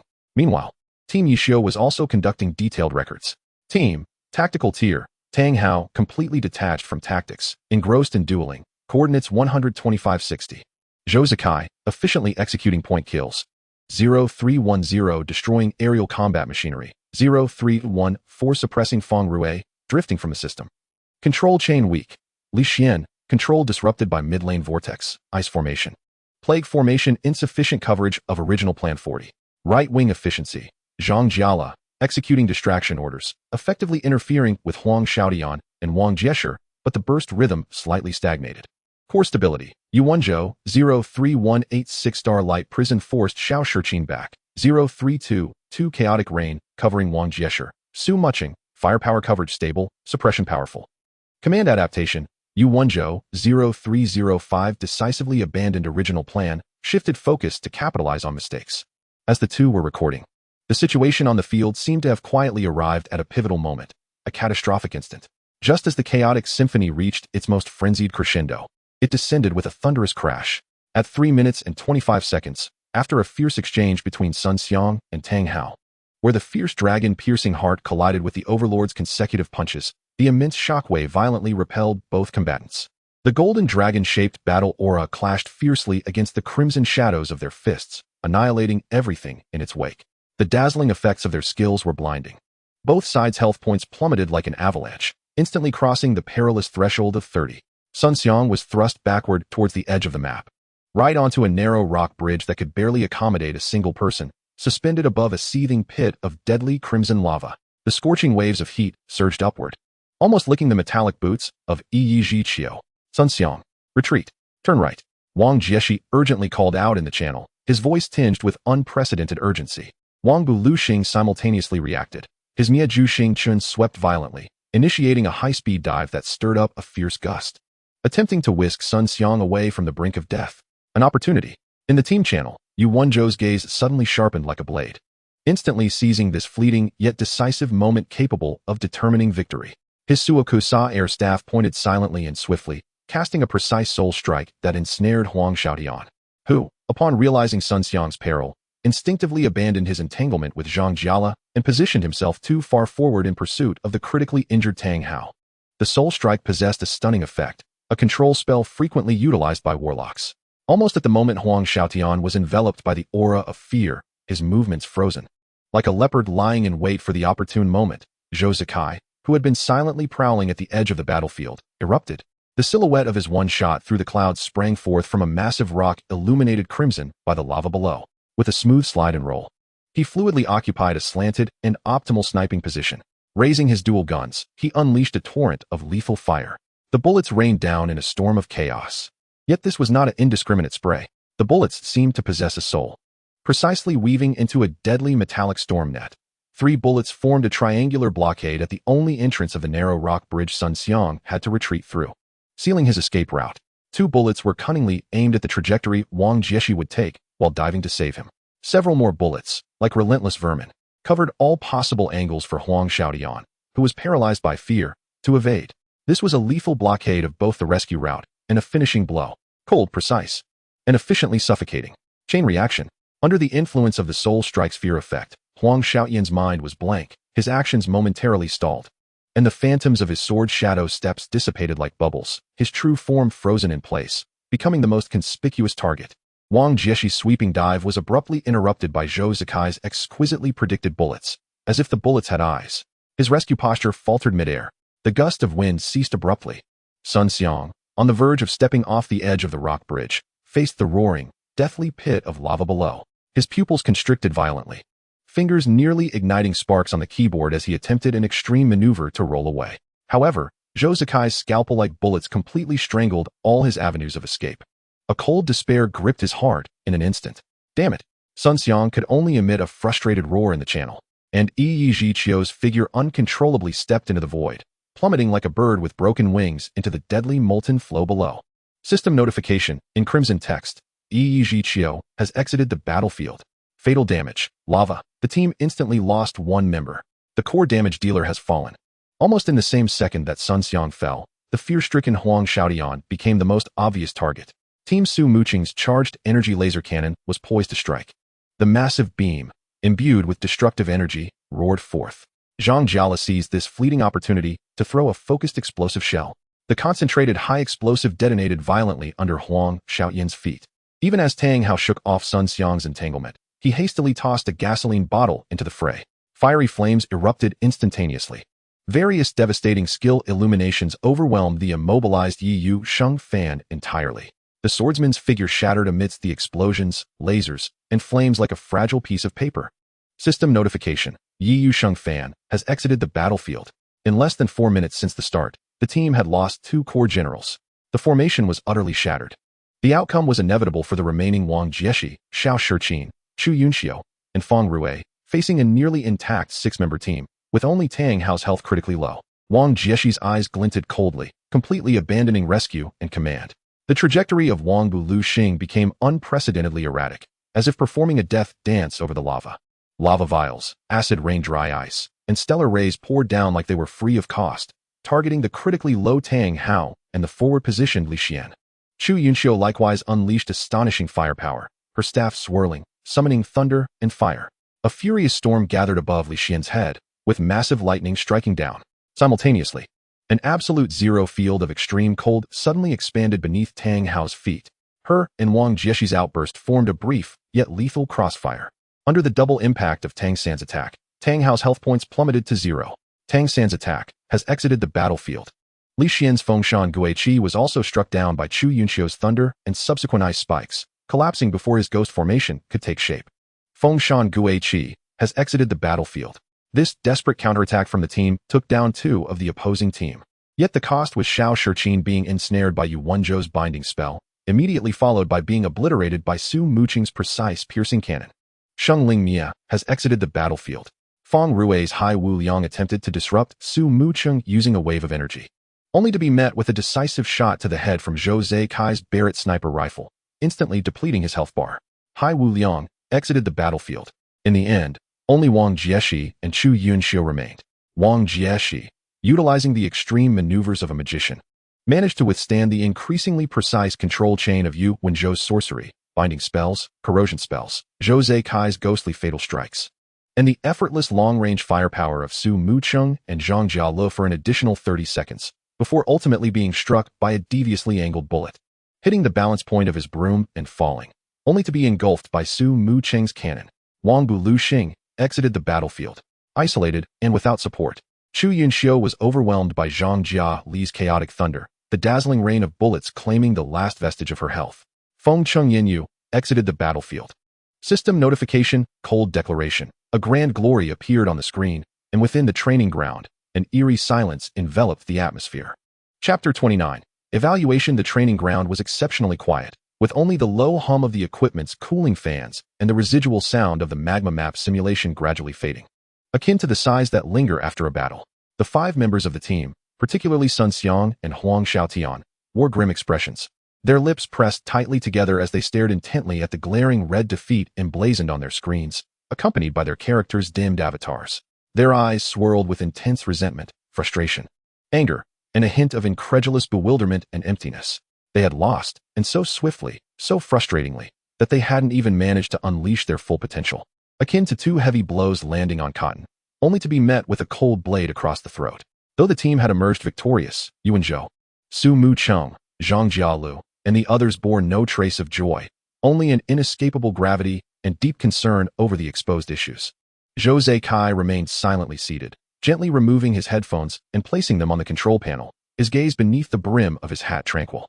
As if the decisive kill that had blocked their path had nothing to do with him, Tang Hao observed his fallen character fading into gray, then glanced at Sun Xiang's similarly dimmed avatar, a smirk tugging at his lips, whether in triumph or derision, though beneath it lay a barely perceptible irritation. He too had not truly managed to obliterate Sun Xiang, rendering this victory equally suffocating for him. Yi Xiu and Zhang Xianjie nearly simultaneously set down their recording boards. Zhang Xianjie's tablet was densely populated with cold data and meticulously recorded error nodes, a shocking sight to behold. Yi Xiao, however, gazed at the frozen scene on the circular screen, a desolate lava chasm, the rolling magma glaringly chaotic, with the scattered bodies of characters representing disarray, disconnection, and individualism leading to collapse. Yi Ji Qiu, Yi Yu Sheng Fan, Tang Sanda, Feng Shan Gui Qi, Sheng Ling Mia, Feng Cheng Yanyu, Hai Wu Liang, littered throughout, silently narrating the tale of failure. The remnants of Wang Bu Lu Xing hung from a rock pillar. The scorch marks of Feng Cheng Yanyu stark against the dark red ground. He did not immediately comment, instead taking his time to produce a polished lighter. The crisp sound of metal scraping against metal resonating sharply in the silence, igniting the cigarette he had long held, drawing in a deep breath.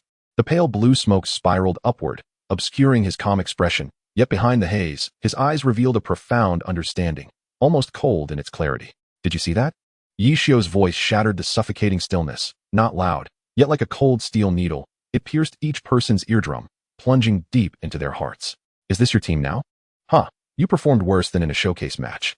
Is it because there were no spectators here that you let loose? He exhaled a smoke ring, the vapor slowly expanding in the air, resembling a disbanded formation. Rules? Adaptation? In the face of your chaotic stew, they are mere empty words. His tone dripped with unabashed mockery. Individual capability? His gaze swept across Sun Xiang, Tang Hao, Huang Xiaotian, Zhou Zaikai, and others. In the midst of disorderly slaughter and foolish infighting, it merely becomes a catalyst hastening your demise. The quicker you fall, the more disgraceful it appears. He turned his attention to the tactical masters, Yuan Zhou and Wang Jieshi, his eyes devoid of warmth, only scrutiny.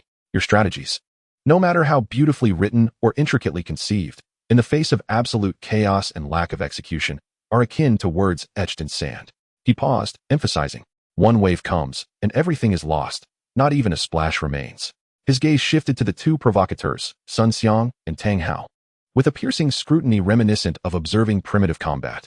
Your fists may resound like thunder, appearing formidable, yet what is the outcome? You only strike air in the backs of your teammates. How satisfying is it to soak in magma for a bath? His words struck like a cold whip against their faces.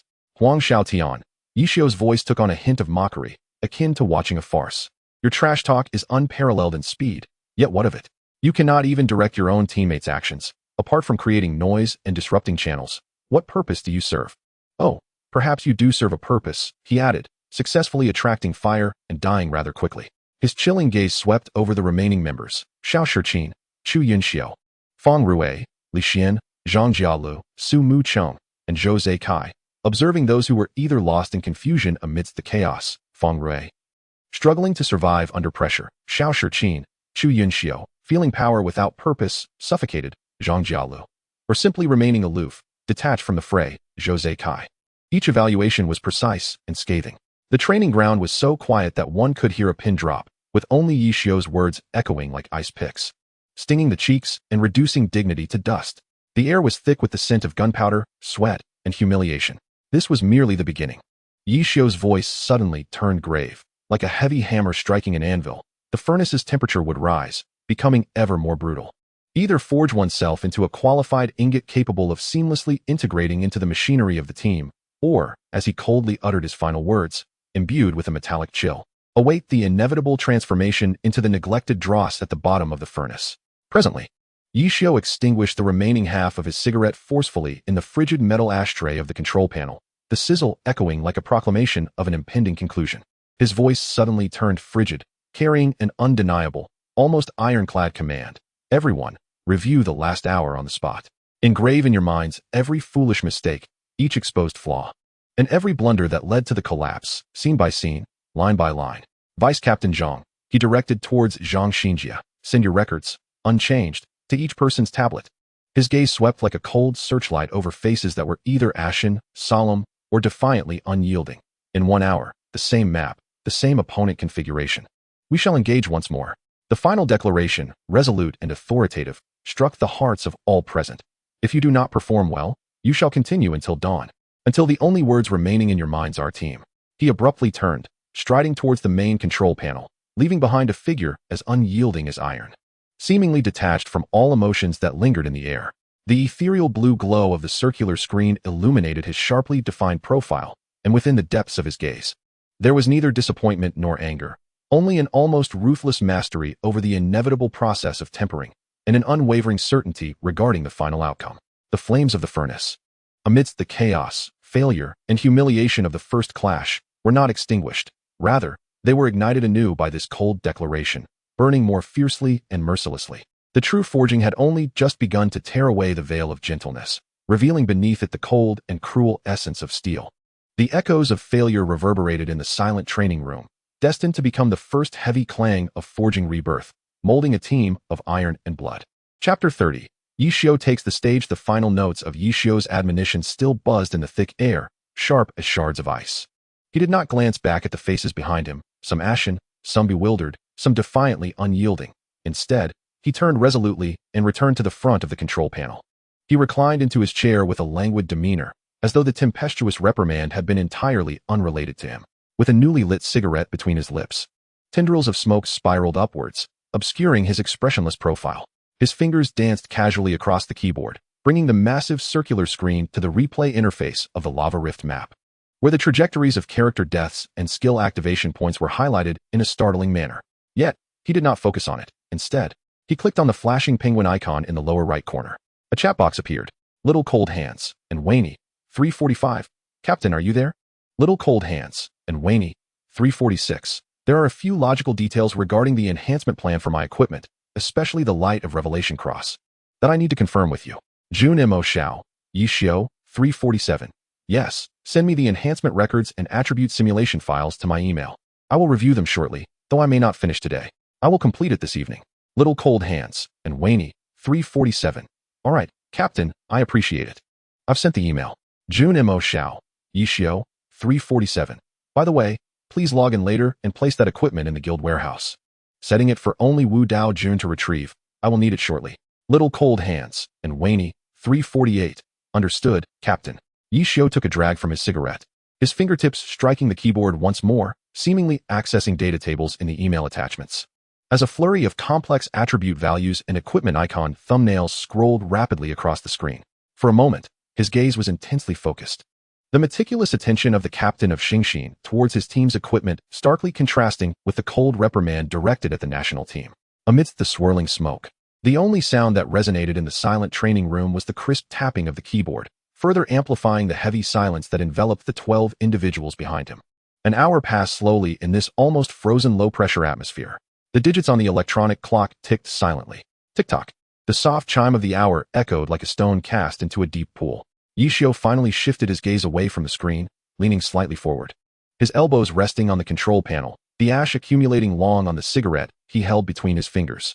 He did not flick it away. Instead, he raised his eyelids slightly, his gaze sweeping over the 12 individuals still seated in rigid silence behind him, his voice low yet piercing through the stillness. In 1 hour.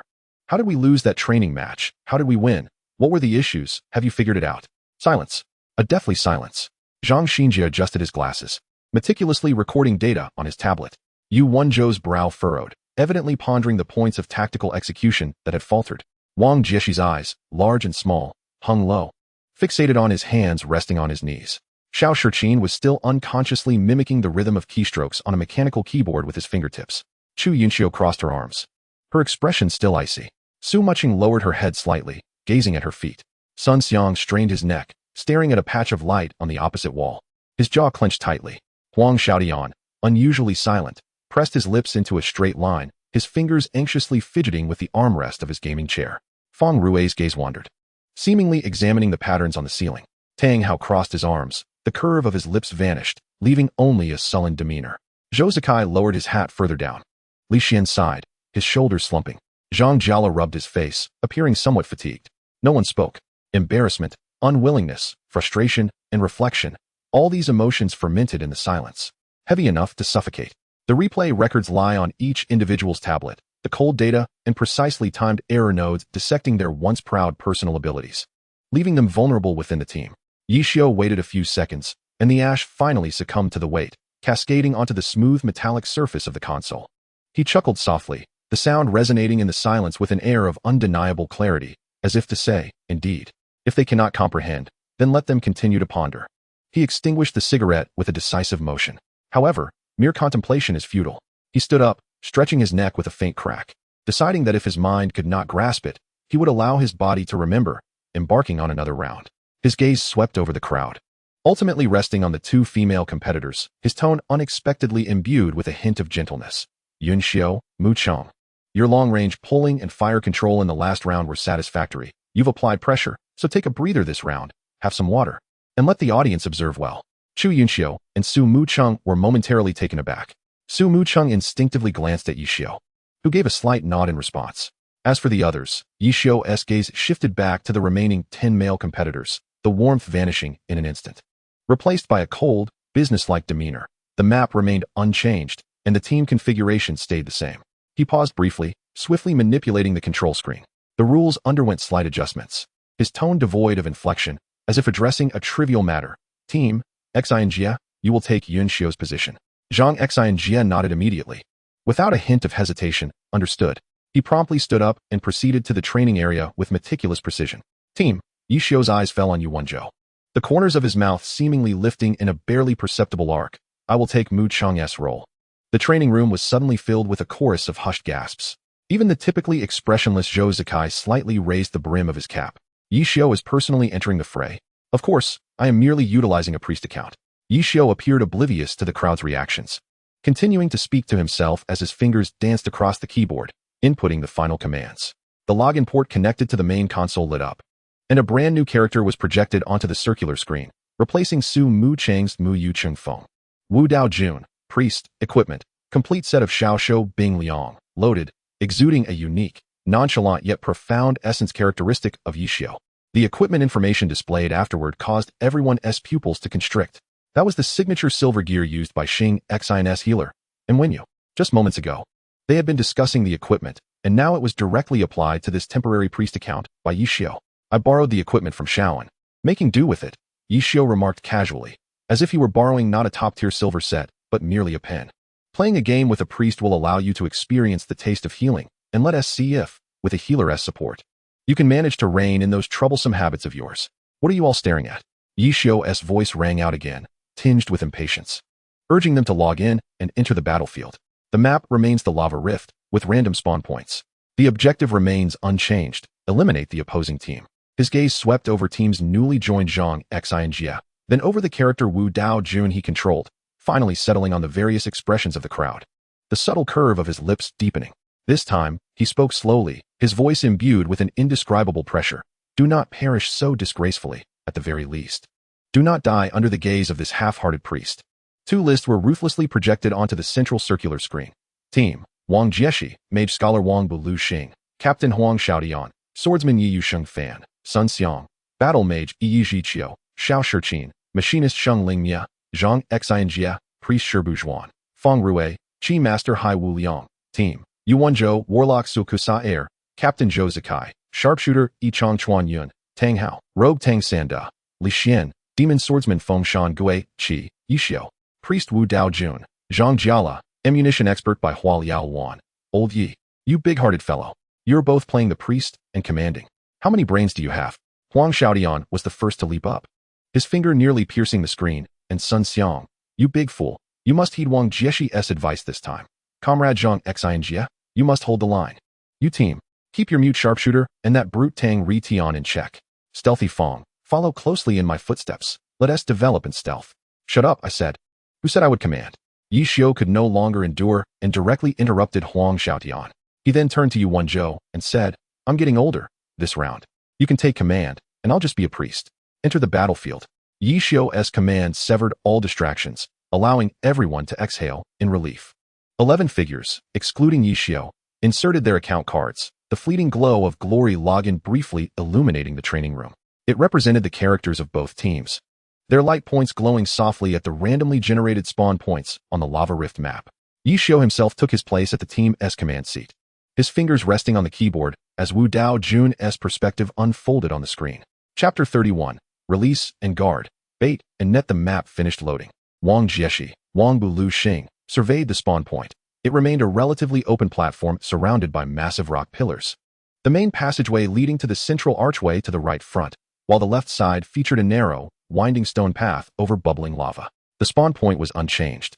After observing his surroundings, Wang Jieshi spoke in the team frequency channel. Wang Jieshi, Wang Bulu Xingzhang team, Xiao team, who do you think should command this round? I already commanded once, and the outcome was not very favorable. Zhang Xinjia, Shibuzhuan, it's up to you. Wang team, Xiao team, you two choose one. I'll just be a priest like Yixiao. Xiao Shiqin, Sheng Lingmia, suggested. Let's have Captain Wang lead the way. Your experience is invaluable. Wang Jiesher, Wang Bulu Xing, agreed, stating, very well, I shall take command. We will advance using the 213 formation. What do you think? Xiao Dui, Sheng Lingmia, positioned himself centrally, instructing mechanical units to scout ahead while prioritizing the placement of the Zendangs, area stun, and Chu Shizhe, single target bind, at the choke points and shadows of the rock pillars. After a moment's pause, his gaze swept over the eager Sun Xiang and the visibly pent-up Huang Xiaodian, leading him to make a bold decision. Sun Xiang, Yi Zhiqiu, and Huang Xiaodian, Yi Yusheng Fan. You shall break away from the main team and make a rapid advance along the left stone path. Your objective, locate the main force and gather intelligence on their deployment. If necessary, engage in aggressive harassment to disrupt their rhythm.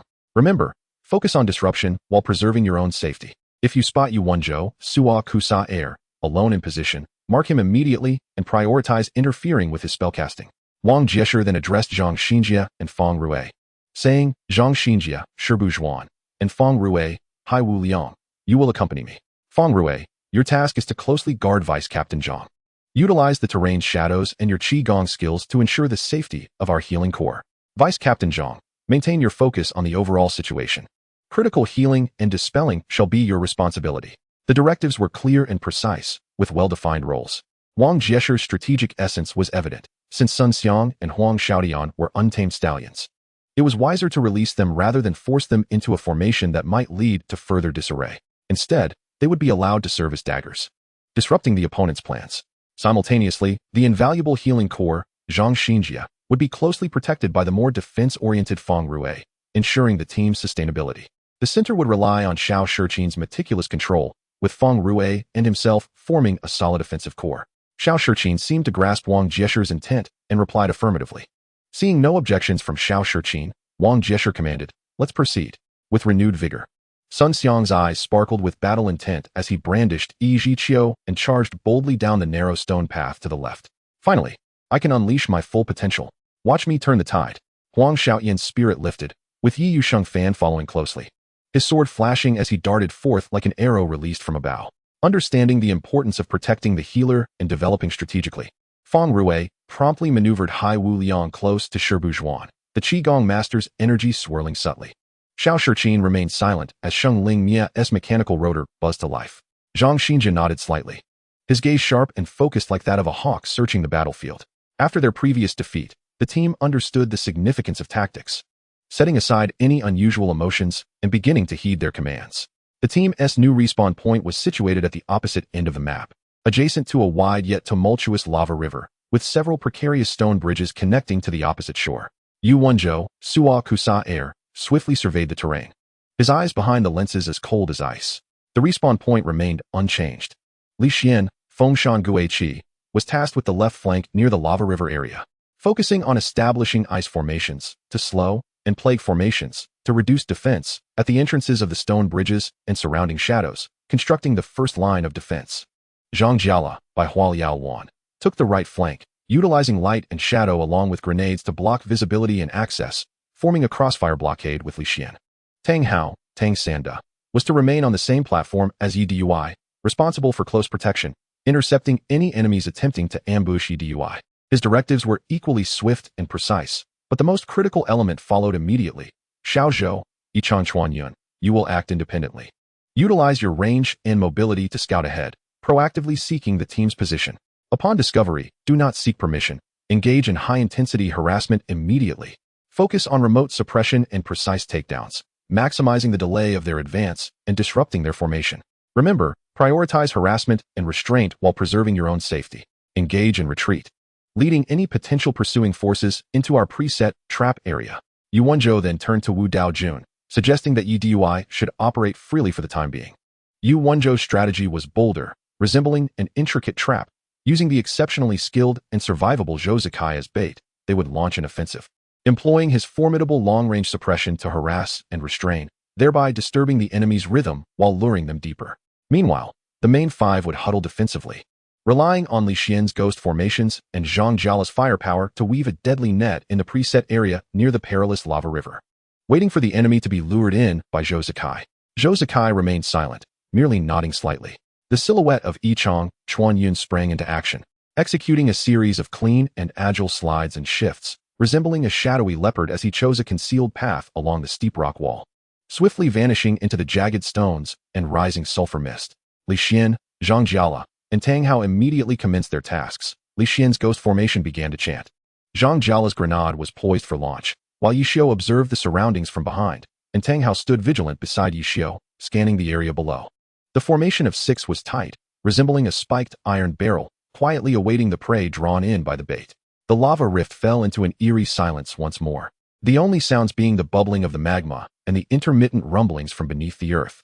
Both main forces advanced cautiously, utilizing rock cover to scout every suspicious corner. The silence was first shattered by gunfire emanating from the northwest corner of the map, where towering rock pillars stood.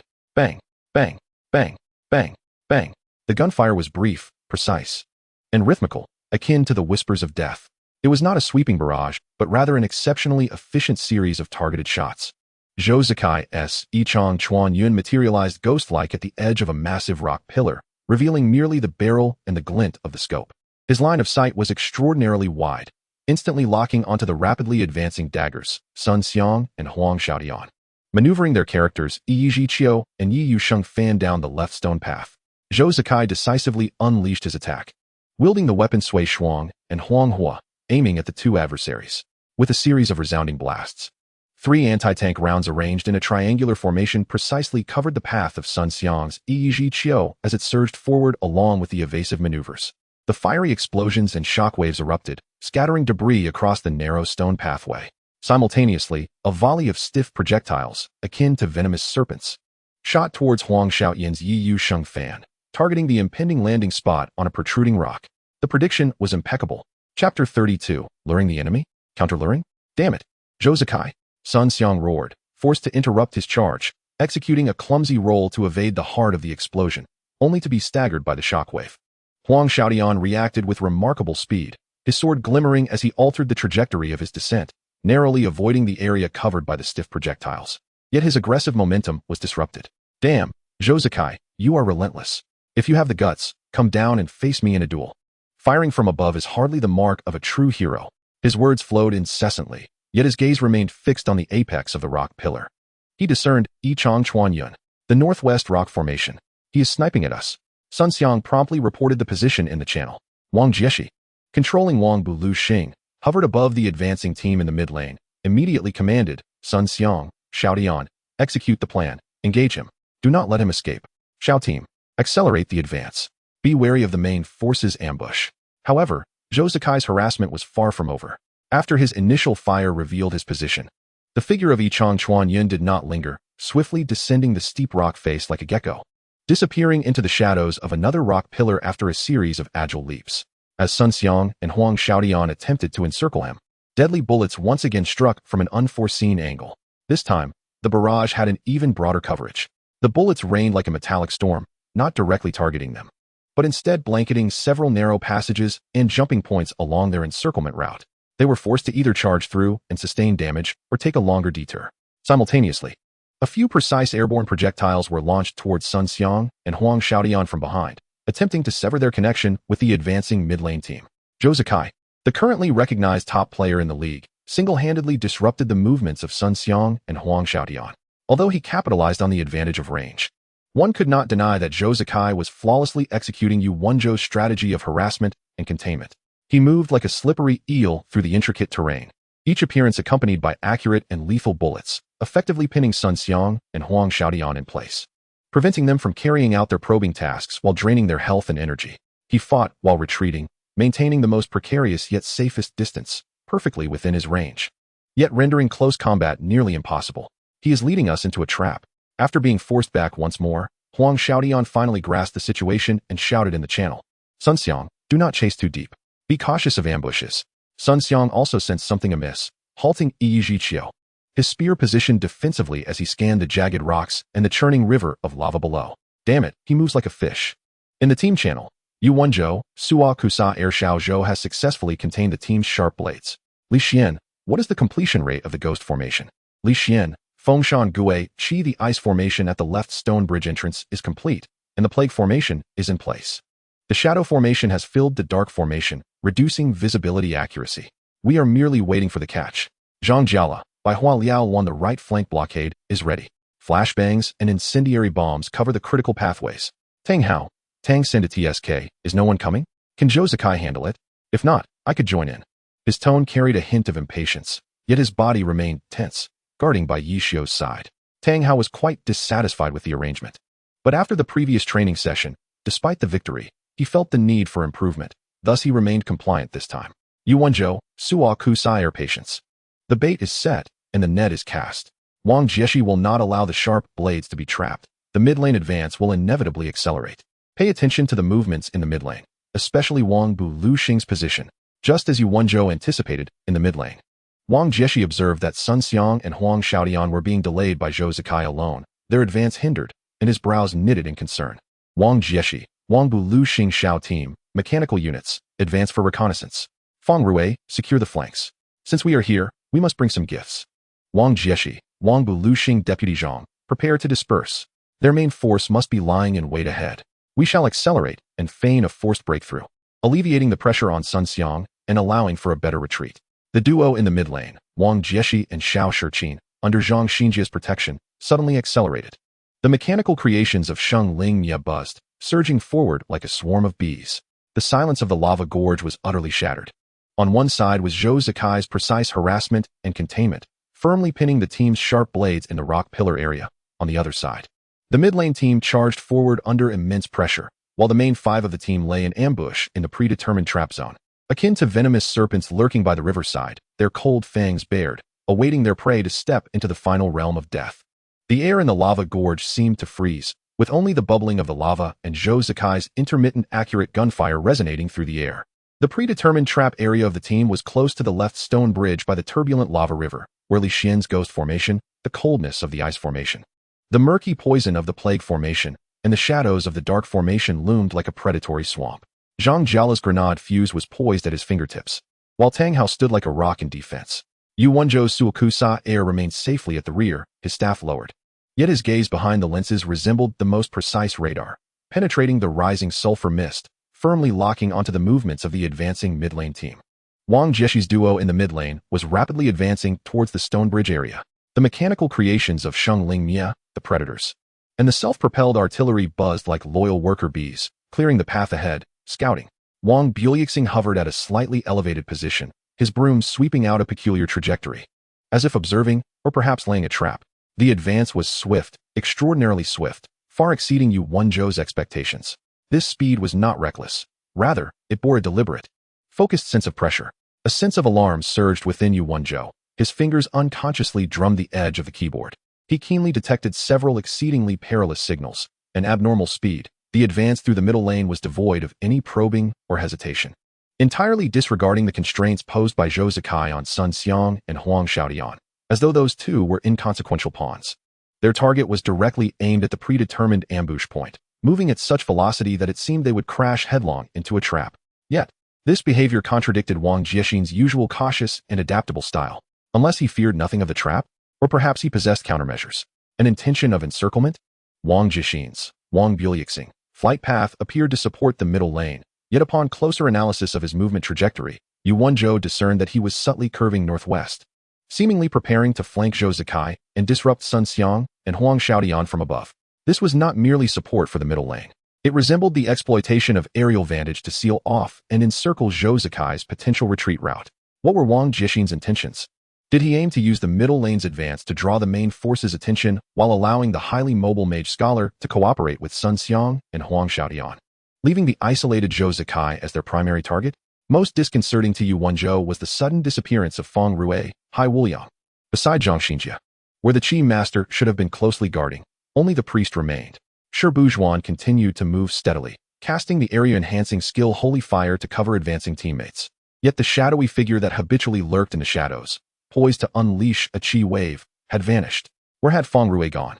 In this tense moment of high-speed advancement, poised to crash into the ambush circle, How could Wang Jiexin allow the guardian healer to stray from Zhang Xinjia's side? Unless he had assigned Feng Rui a task of greater importance, a task more critical than protecting the healing core. Feng Rui's absence was undoubtedly an ominous sign, and Yu Wenzhou's heart sank. His disappearance loomed like a vast, unpredictable shadow over his tactical board. What could that crafty master achieve in such a moment? Separated from the main team? A sneak attack? Sabotaging the trap? Or perhaps targeting something far more lethal? As Yu Wenzhou's mind raced, attempting to untangle this chaotic and dangerous signal, a message appeared in the team dialog box. Yishio, Wudao Jun Wenzhou, stop pondering. Yishio, Wudao Jun Wang Jiexin and his team have caught the scent of the bait. They do not intend to crash into the trap. They seek to consume your bait. Yishio's judgment pierced through the fog in Yu Wenzhou's mind like a cold dagger. Xiaozhou, almost simultaneously with Yishio's message. Yu Wenzhou, filled with an unprecedented urgency and decisiveness, rapidly typed in the team channel. Yu Wenzhou, Zhou, withdraw. Immediately retreat. Do not concern yourself with Sun Xiang and Huang Xiaodian. Return to the predetermined ambush circle at the fastest speed. Wang Jiexin is encircling you. Feng Rui has disappeared. You are likely their target. If you do not withdraw now, you will encounter great trouble. The command was clear, resolute, and infused with an undeniable urgency. Yu Wenzhou instantaneously abandoned the plan to use Zhou Zikai as bait. He understood that Wang Jiexin had not only seen through the trap, but had turned the tables, making the isolated yet highly valuable Zhou Zikai their first target for encirclement and hunting. The rapid advance through the middle lane was a feint, a ruse to attract fire and attention. Wang Jiexin's true lethal maneuver involved cooperating with Sun Xiang and Huang Xiaodian, who appeared pinned down yet could counterattack at any moment, alongside the elusive Feng Rui, who slithered like a serpent in the shadows, to encircle and eliminate Zhou Zikai. Should the Gun King be caught in concentrated fire, the team would not only lose a core output, but the entire baiting plan would collapse, potentially resulting in a counteroffensive from their opponents. In the region of the Northwest Rock Pillars, Zhou Zikai maneuvered his Yichang Chuanyun and had just fired several bullets from a tricky angle, forcing Huang Xiaoyan's Yi Yu Sheng Fan, attempting to encircle him, to retreat. Upon receiving Yu Wenzhou's command, he retracted his weapon and began his retreat. There was no hesitation, no doubt. The figure of Yichang Chuanyun moved as though a reverse key had been pressed, flowing with utmost fluidity. Utilizing the recoil from the recently fired bullets, he executed a reverse slide and sprint, instantly widening the distance from Sun Xiang and Huang Xiaodian, swiftly returning along the concealed path against the rock wall. His movements were as swift as a specter, devoid of any sluggishness. Yet, at the very moment he initiated his retreat, high above, a figure on a broom swooped down like a diving hawk, intercepting his retreat path with a bizarre arc. Wang Buliexing's icy powder cascaded down like flowers scattered by a heavenly maiden. Simultaneously, from the shadow of a massive rock at Zhou Zikai's flank, a long-prepared, silent chi wave approached stealthily, aiming directly for the back of Yichang Chuanyun. Feng Rui, he had finally revealed himself. The target was indeed Zhou Zikai. It was astonishing how quickly he had been detected, yet there was still a chance for profit. In the hunting ground of the lava rift, the roles of hunter and prey shifted in the blink of an eye. Zhou Zikai's path of retreat was now fraught with peril. Chapter 33. Confrontation. Yishio's warning struck like thunder, and Yu Wenzhou's command was as swift as lightning. Zhou Zikai's retreat with Yichang Chuanyun was executed with textbook precision, devoid of any hesitation or delay. However, the surrounding net that Wang Jiexin had meticulously woven contracted at an unimaginable speed, just as Yichang Chuanyun utilized the recoil to complete a reverse slide and sprint, shooting towards the designated concealed path along the rock wall. The interception from above had already descended.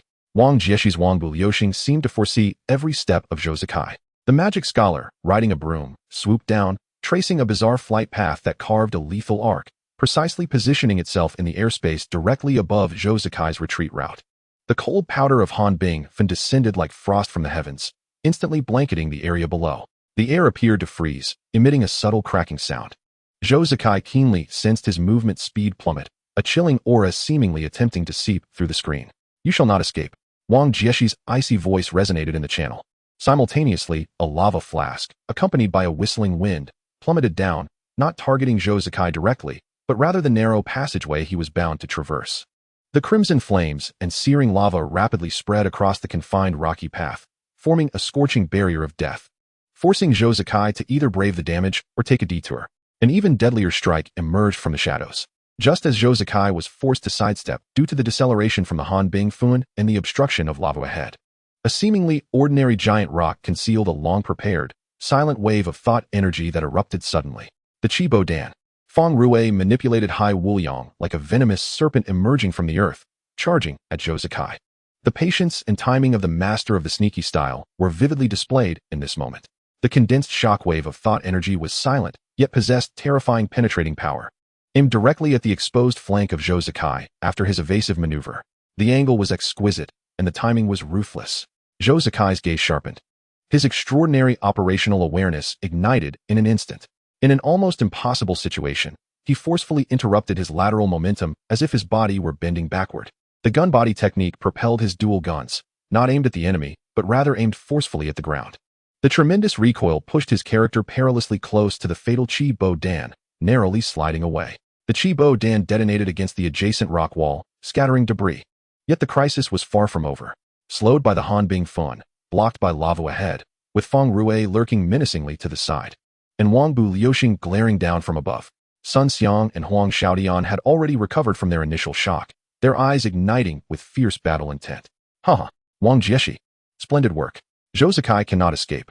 Huang Xiaodian shouted excitedly, the sword light of Yi Yusheng fan surging as he executed a 3-hit slash into the sword shadow step, his figure transforming into several afterimages, rapidly encircling. Leave him, Sun Xiang roared, launching Yi Chiu, activating his light attribute dazzling pattern, his speed surging as he disregarded the lingering lava burns. The Zhanchang Xia, with a piercing scream that rent the air, aimed a dragon tooth strike directly at Zhou Zikai's back. He intended to double the frustration he felt from being sniped earlier. Even if his opponent was his own captain, he would show no mercy. With nowhere to flee, Zhou Zikai found himself ensnared in the oppressive aerial assault from Wang Jieshi, the shadowy ambush from Feng Rui, the frontal onslaught from Sun Xiang, and the high-speed encirclement from Huang Xiaodian. The combined assault of these 4 elite masters tightened around him like a rapidly constricting noose of death. The health of Yichang Chuanyun had already begun to dwindle from the recent extreme evasions and the searing edges of lava. In this critical moment, the team's support surged forth like a dawn cleaving through darkness. The shrink bomb grenade was primed. Zhang Jiala's calm, yet resolute voice echoed in the team channel. An inconspicuous grenade, imbued with destructive energy, suddenly appeared beside the team, not targeting anyone directly, but precisely thrown between Sun Xiang's Yi Chiu and Zhou Zikai's Yichang Chuanyun, as well as directly in front of Huang Xiaodian's encirclement route. A tremendous explosion and energy shockwave instantaneously tore the ground apart, sending debris flying and forming a brief yet insurmountable energy barrier that forcibly separated Sun Xiang and Huang Xiaodian from Zhou Zikai. After tossing the shrink bomb grenade, Zhang Jiala immediately followed up with a flashbang, exploding. Several blinding flashbangs erupted violently in the core area beneath Wang Bu Liuxing, near the shadows where Hai Wuliang concealed itself. The brilliant light instantly engulfed all visibility. Wang Jieshi was compelled to elevate his flight path to evade the blinding glare, while Feng Rui was momentarily dazzled by the overwhelming brightness, forced to interrupt his subsequent ambush. Clear the way. Tang Hao's Tang Sanda surged forth like a rampaging tiger, activating steel bones and brazenly enduring any residual lava damage, charging in from the flank with ferocity. He did not directly attack any of his teammates. His target unmistakably the rescue passage. The Overlord's fist, his fists imbued with a violent gale, struck down upon an obstructive rock that stood between Zhou Zikai and his team's main force. With a thunderous roar, the rock shattered, forcefully clearing a relatively unobstructed retreat for Zhou Zikai. Yu Wenzhou's Swokesayer waved his staff from the rear, radiating a dim glow. The reign of chaos. The dark green curse clouds accurately enveloped the path Wang Jieshi might pursue in the areas Sun Xiang and Huang Xiaodian attempted to bypass amidst the remnants of the shrink bomb. While it could not inflict substantial damage, the disorienting negative effects were sufficient to disrupt the team's pursuit rhythm. A perfect collaborative rescue. Zhou Zikai's Yichang Chuanyun did not squander the fleeting opportunity created by his teammates' sacrifices and skills. Amidst the blinding light and chaos, he moved like a leopard freed from its cage, utilizing the gun body technique to its fullest. Sliding, rolling, sprinting, each movement flowed seamlessly, precisely navigating through the rubble and energy remnants, narrowly avoiding Wang Jieshi's attempted acid rain dry ice, completely escaping the team's encirclement, shooting back like a gray lightning bolt to the area where the team awaited with bated breath. Li Xian, Fengshan Guiqi, promptly sealed the passage behind Zhou Zikai with an ice array, blocking any potential pursuit. Dust, skill luminescence, the crimson of lava, and the cursed green gradually dissipated. Team 5 consisted of 5 members. Wang Jieshi floated high above, the tail of his broom exuding flames. his eyes gleaming with cold determination as he fixed his gaze on the adversary. Sun Xiang stood at the edge of a massive crater created by satellite rays. His spear grounded, his chest heaving with unyielding spirit. Huang Xiaodian hopped at the fringes of the chaotic rain, incessantly bickering about flash grenades. Xiao Shiqin guarded Zhang Xinjia. Keenly observing the front, Feng Rui emerged from the shadows, dusting off his attire, wearing an expression of near regret. Team 6 featured Yu Wenzhou at the core. His Sokusur staff lowered, his eyes behind the lenses sharp and grave. Zhou Zikai rejoined the team, quietly adjusting his cap with his gun. The only sign of his previous peril being his slightly hurried breathing, as he received treatment from Yixiao. Tang Hao stood at the forefront, fists clenched, exuding fighting spirit. Li Xian's ghostly formation shimmered beneath him. The two teams faced each other across the battleground, ravaged by satellite rays and a surging river of magma. The air was thick with the acrid scent of sulfur and lingering gunpowder, coupled with an intangible tension so heavy it was almost suffocating. No immediate charge ensued, nor were there any taunts to fill the air. Even Huang Xiaodian found himself momentarily silenced by the atmosphere. The gazes of Wang Jieshi and Yu Wenzhou collided in the air, as if invisible sparks intertwined. They both understood clearly that their meticulously planned encirclement was thwarted by the opponent's exquisite coordination, resulting in a lack of decisive victory. Although they had rescued Zhou Zikai, they had expended a significant amount of crucial skills, and their preset trap zones had been prematurely exposed and partially destroyed by the boulders shattered by Tang Hao. Both teams retained their core combat power, but neither was in optimal condition. The central area of the map, close to the magma river, was complex and perilous. Forcing an engagement would not guarantee victory for either side. A slight misstep could lead to catastrophic consequences due to the terrain and the opponent's cooperation. Engaging now would be akin to dancing on the edge of a blade, with the fate of the entire team hanging in the balance. Thus, an unspoken understanding formed between the two tactical masterminds. Wang Jieshi maneuvered his Wang Buliu Xing to gradually lower his altitude, joining forces with Xiao Shiqin. Sun Xiang and Huang Xiaodian, filled with reluctance, slowly retreated to the flanks of the central formation, while Feng Rui also returned to Zhang Xinjia's side. Sokusur gently raised his hand, signaling his team to stabilize their positions and fortify their defenses. Zhou Zikai silently changed his magazine, while Zhang Jiala released the pin of his grenade, and Tang Hao slightly reined in his aggressive momentum. Only Yixiao remained unperturbed, calmly providing minor healing spells to the others. The two teams, akin to two surging undercurrents, temporarily halted their clash by the deadly magma river. They each occupied advantageous terrain, regrouping and maintaining a distant standoff. The air was filled solely with the roar of the rolling magma and the subtle glimmers of weaponry, foreshadowing an impending storm that promised to be even more intense and brutal, brewing wildly in the midst of this brief silence. Who would make the first move? How would they proceed? Where would the next opportunity for a breakthrough arise? Chapter 34. Defense and offense. The team retreated to the northeastern corner of the map, where towering rock pillars formed a relatively secure, semi-enclosed area, with the bubbling magma river below and only 3 narrow stone bridges leading outward. Team Channel: Wang Jieshi, Wang Buliu Xing Xiao Team. Entrance of Bridge 1, mechanical position secured, prioritized detection of invisible units. Wang Jieshi, Wang Buliu Xing Feng Rui. Shadows at Bridge 2, prepare gas wave bombs for disruption. Wang Jieshi, Wang Buliu Xing Sun Xiang. Vigilance at Bridge 3, watch your positioning, do not fall. Wang Jieshi, Wang Buliu Xing Xiaodian. Maintain mobility support, keep the channel concise. Wang Jieshi, Wang Buliu Xing Deputy Zhang. High ground on the central pillar, ensure visibility coverage. Prepare the healing chain. Understood. Xiao Shiqin's mechanical box flickered with light as predators, landmines, mechanical trackers, small robots, and self-propelled artillery were precisely deployed at the head of Bridge 1, forming a steel defense line that glimmered with dangerous red light. Feng Rui's Hai Wuliang, like a melting shadow, silently slipped into the crevice beside Bridge 2. Sun Xiang's Yi Qiao, armed with his spear, boldly stood at the center of Bridge 3, his gaze challenging, as if awaiting a challenger. Zhang Xinjia's Shi Buzhuan steadily ascended to the highest platform of the central pillar, the light of his staff flickering. The glow of sacred fire flickering at its tip, the healing chain's holy runes quietly connecting beneath his teammates' feet. Huang Xiaodian's Yi Yusheng fan darted swiftly between several pillars, the silver light of his blade flickering in the shadows, silently muttering tactics only he could hear. The team was currently positioned in the southwestern corner of the map, amidst a relatively open area, but fragmented by several lava fissures. Team Channel: Yu Wenzhou, Sokusur Lixian. 3 o'clock direction, between 2 small rock pillars, plague formation and ice formation in place, blocking the path. Yu Wenzhou, Sokusur Zhang Jiala. High platform at 9 o'clock. Provide fire coverage for potential advances in areas 1 and 3. Monitor ammunition consumption. Yu Wenzhou, Sokusur Xiaozhou, steady voice, 12 o'clock direction. Establish a sniper point on the high independent pillar, suppressing visibility on the opponent's central high ground priest. Yu Wenzhou, Sokusur Tang Hao, remain on standby.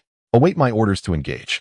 Yu Wenzhou, Sokusur Yi team, ensure healing chain coverage. Prioritize Xiaozhou and Li Xian. Understood.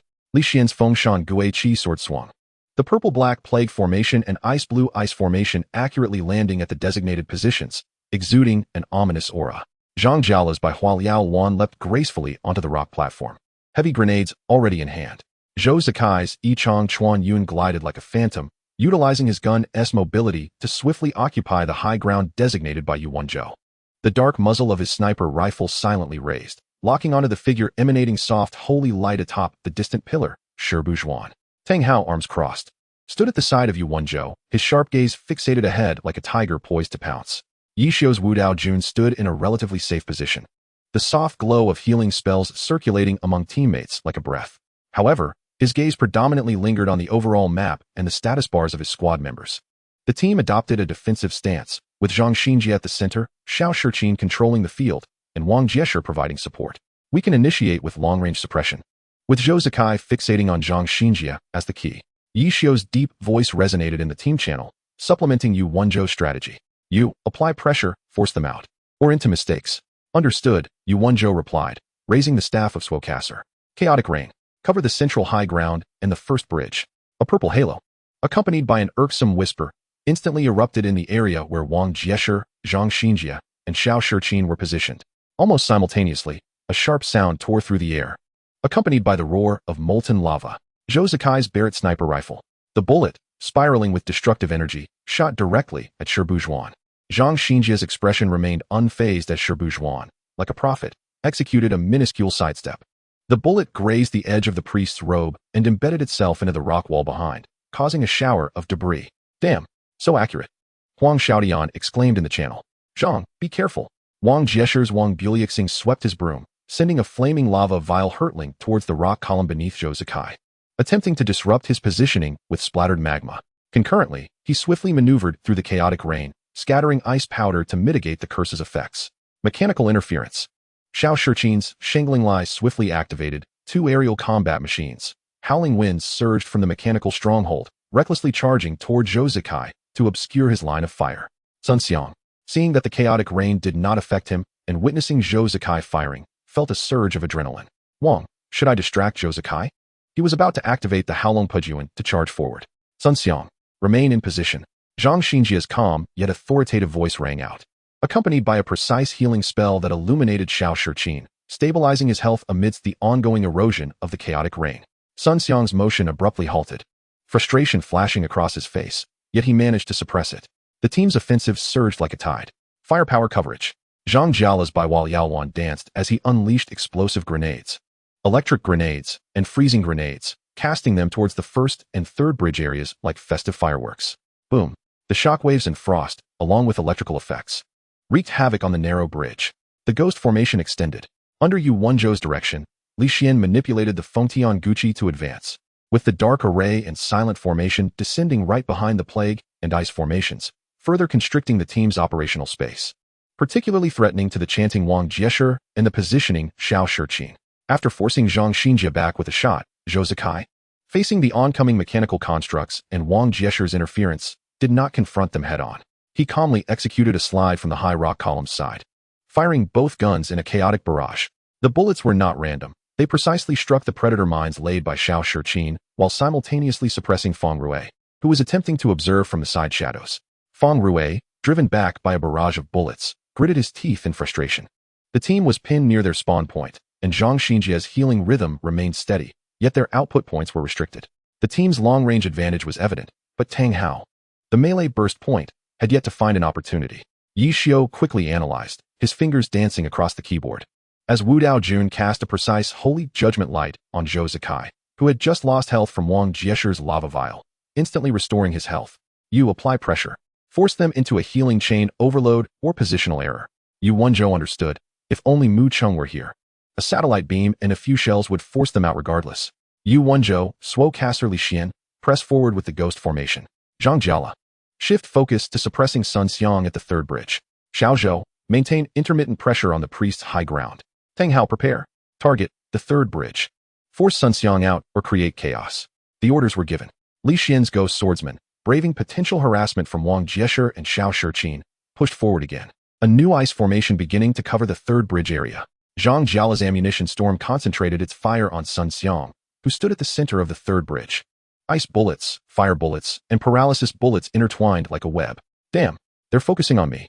Sun Xiang, witnessing the skills raining down, felt urgency and anger. The bravado of the battle mage instinctively prompting him to activate his fighter's will to withstand and retaliate. Sun Xiang, retreat. Before Sun Xiang could act, Wang Jieshi's warning and the supporting acid rain from Wang Buliuxing arrived almost simultaneously. The acid rain slowed some bullets, and the chill from the dry ice slightly interfered with their trajectories. Step back 3 paces. Turn left behind the rock column. Zhang Xinjia's commands were concise and precise. As a holy flame ignited preemptively before Sun Xiang, driving back Tang Hao, who attempted to sneak out from the side crevice with a sand-throwing ambush. Zhang Xinjia's perspective was akin to a precise radar, constantly monitoring the subtle positional changes across the battlefield. Sun Xiang held his breath, relying on his superb skills to narrowly evade most bullets and the edges of the ice formation, retreating clumsily to the rock column indicated by Wang Jieshi. Though he lost a sliver of health from stray bullets, Zhang Xinjia's minor healing spell then descended. Tang Hao's Tang Sanda, like a long-awaited leopard, finally sprang into action as Sun Xiang was forced back, causing a momentary ripple in the formation. Steel and iron bones. Tang Sanda's muscles bulged, charging directly toward the relatively isolated Xiao Shiqin, aiming to eliminate the team's control core, thereby tearing apart their defensive line. Xiao Shiqin.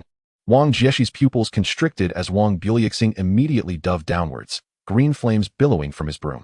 The lava flask was once again unleashed, hurtling towards Tang Hao's advancing path. What a foolish notion. Li Xian directed his Fengshan Guqi sword, activating a prearranged blade formation designed to enhance his teammates' physical attacks, landing precisely at Tang Hao's feet. Simultaneously, a ghostly claw erupted from the earth, reaching for the descending Wang Buliuxing. Showdown. Zhang Xinjia's voice remained steady, even as the light of his healing spell locked onto both Xiao Shiqin and Wang Jieshi. Huang Xiaodian had been awaiting this moment. Look at the sword. Look at the sword. Look at the sword. Yi Yuxing, like a venomous serpent lying in wait, sprang forth from the shadows behind Xiao Shiqin. The sword light cascaded like a waterfall. The phantom invisibility sword's target was not Tang Hao, but Li Xian, who attempted to intercept Wang Jieshi. Surround Wei to rescue Zhao. Boom, boom, boom. 3 gunshots rang out in quick succession. Zhou Zikai's bullets had arrived. A single Barrett sniper round, imbued with terrifying kinetic energy, aimed not to harm, but to strike precisely at the connection point of the rock bridge between Huang Xiaodian and Li Xian. Boom. Debris flew. The already narrow rock bridge was suddenly blasted away for a short distance. Huang Xiaodian's forward path was abruptly obstructed. Another round of airborne ammunition shot towards Wang Buliuxing in midair, forcing him to change direction. The third ordinary shot targeted Xiao Shiqin's knee, attempting to disrupt his mechanical summoning. In a flash, the coordination was exquisite. Tang Hao's overlord fist landed solidly on the mechanical airdrop box that Xiao Shiqin hastily summoned. Boom. The box exploded, parts scattering everywhere, and Xiao Shiqin was knocked back several steps, his health plummeting. Had it not been for Zhang Xinjia's healing and the splash interference from Wang Jieshi's lava flask, he would have sustained severe injury. Good.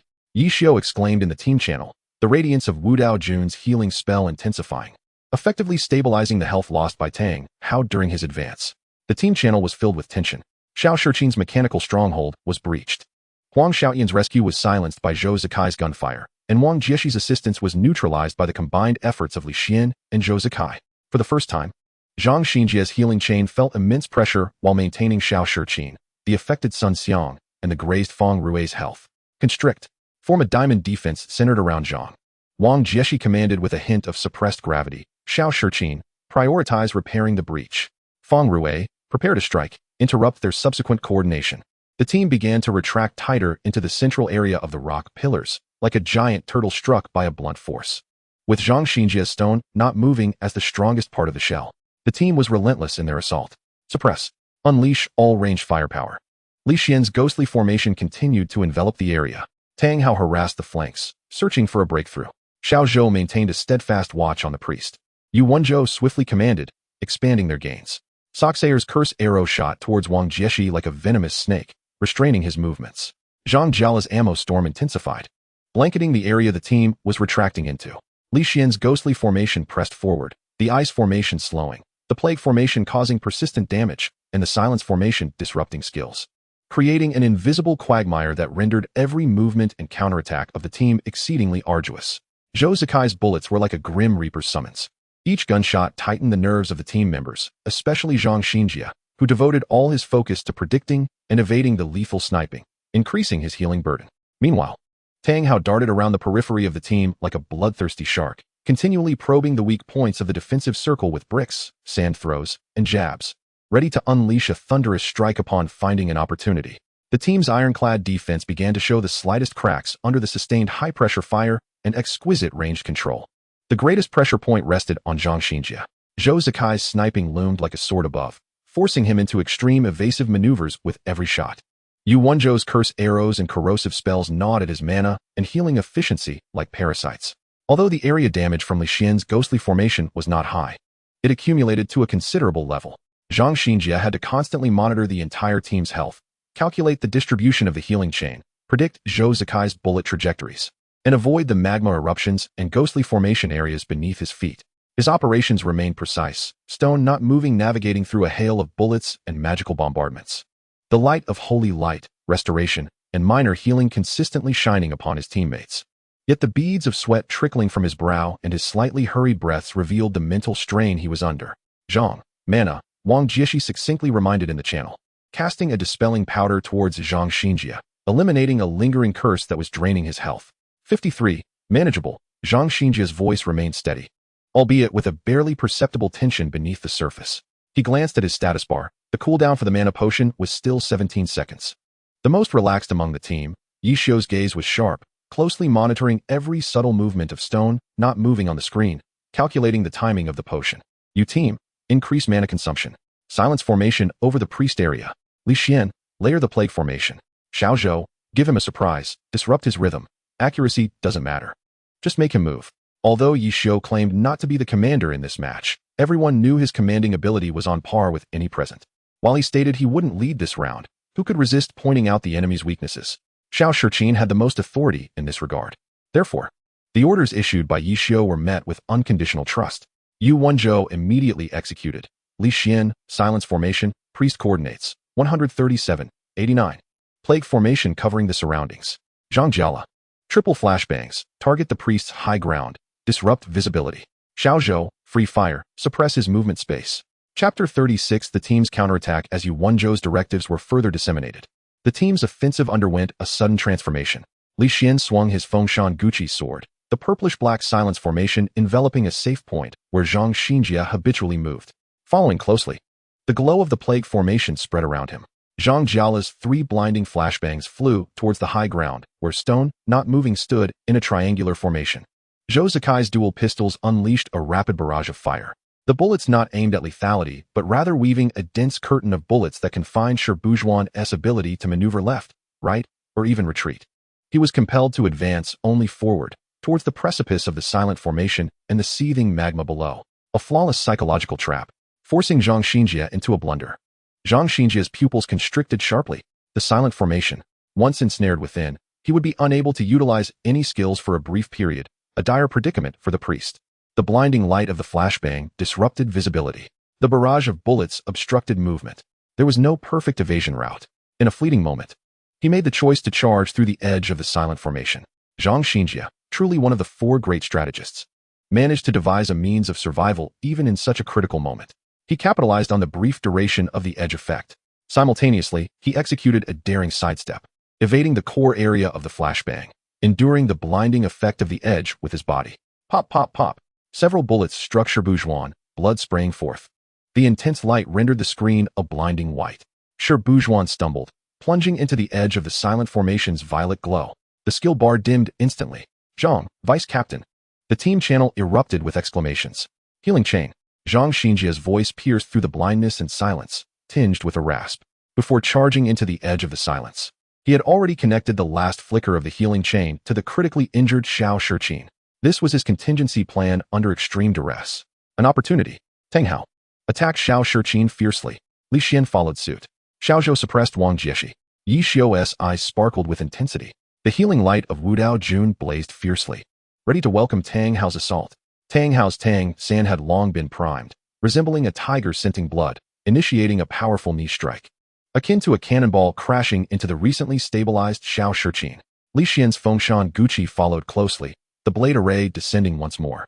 The ghostly claws reaching for the supporting Feng Rue. Zhou Zikai's bullet storm redirected towards Wang Jieshi, thwarting his rescue attempt.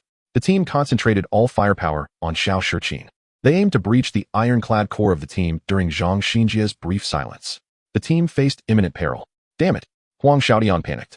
Night Rain's sound disregarding everything to activate the Shadow Step. 7 clones forcibly breaching Zhou Zikai's bullet barrage, the real body lunging straight for Tang Hao's back. Silver Light's falling blade, attempting to surround Wei to rescue Zhao. Sun Xiang. Wang Jieshi's voice was imbued with an unprecedented urgency. As Wang Buliuxing executed a bizarre low-altitude maneuver, scattering frost powder to disrupt Li Xian, a lava flask hurtling towards Tang Hao's landing spot. Block him. Sun Xiang, brimming with pent-up fury, roared upon seeing his old rival Tang Hao charge forward. Get lost. One Leaf Autumn's spear pointed forward, Fulong Shangtian. A golden dragon's phantom roared forth. Not aimed at Tang Hao, but preemptively striking the path Tang Hao would take to assault Xiao Shiqin. He aimed to force Tang Hao to divert or endure. Feng Rue's Hai Wuliang finally seized an opportunity, executing a sneaky slide through Li Xian's legs. Li Xian, Qi Guanchangong. A solid wave of qi surged towards Li Xian's back. The team erupted with astonishing resilience in the face of despair. Boom. The golden dragon of Fulong Shangtian collided fiercely with Tang Hao's powerful knee strike. The shockwave rolled forth. Tang Hao was momentarily halted. Huang Xiaoyan's silver light's falling blade struck fiercely at Tang Hao's back. Xiao Shiqin seized this fleeting moment, narrowly dodging the residual waves with a mechanical rotor, simultaneously summoning another mechanical airdrop, crashing down towards Tang Hao's head. Li Xian staggered as he was struck by Feng Rue's Qi Guanchonghong, the ghostly claws missing their mark. Zhou Zikai's bullets were mostly deflected by Wang Jieshi's sweeping motion. The silence effect on Zhang Xinjia dissipated. The blinding light also faded just in time. Without hesitation, a brilliant white light of instant healing descended upon the critically wounded Xiao Shiqin. Simultaneously, the sacred white flames ignited beneath Tang Hao's feet. Silence. Retreat. Yu Wenzhou decisively commanded. The assault had failed. Tang Hao was silenced under concentrated fire. Charging further would mean certain death. Yi Xiao immediately commanded Wu Dao Jun to cast a grand healing spell on Tang Hao, a splendid counterattack. The team's resilience was formidable, especially Zhang Xinjia. That healing chain's prediction and his hardiness at the edge of silence were pivotal. Captain Yu, shift strategies, a war of attrition. Target, drain Zhang Xinjia's mana. They had only one healer. The team's ranged firepower again enveloped the area, no longer seeking a forced breakthrough, but rather persistently exhausting, harassing, and compelling the opposing team's healing chain to operate continuously, particularly exerting extreme pressure on Zhang Xinjia's mana. The battle descended into a brutal war of attrition.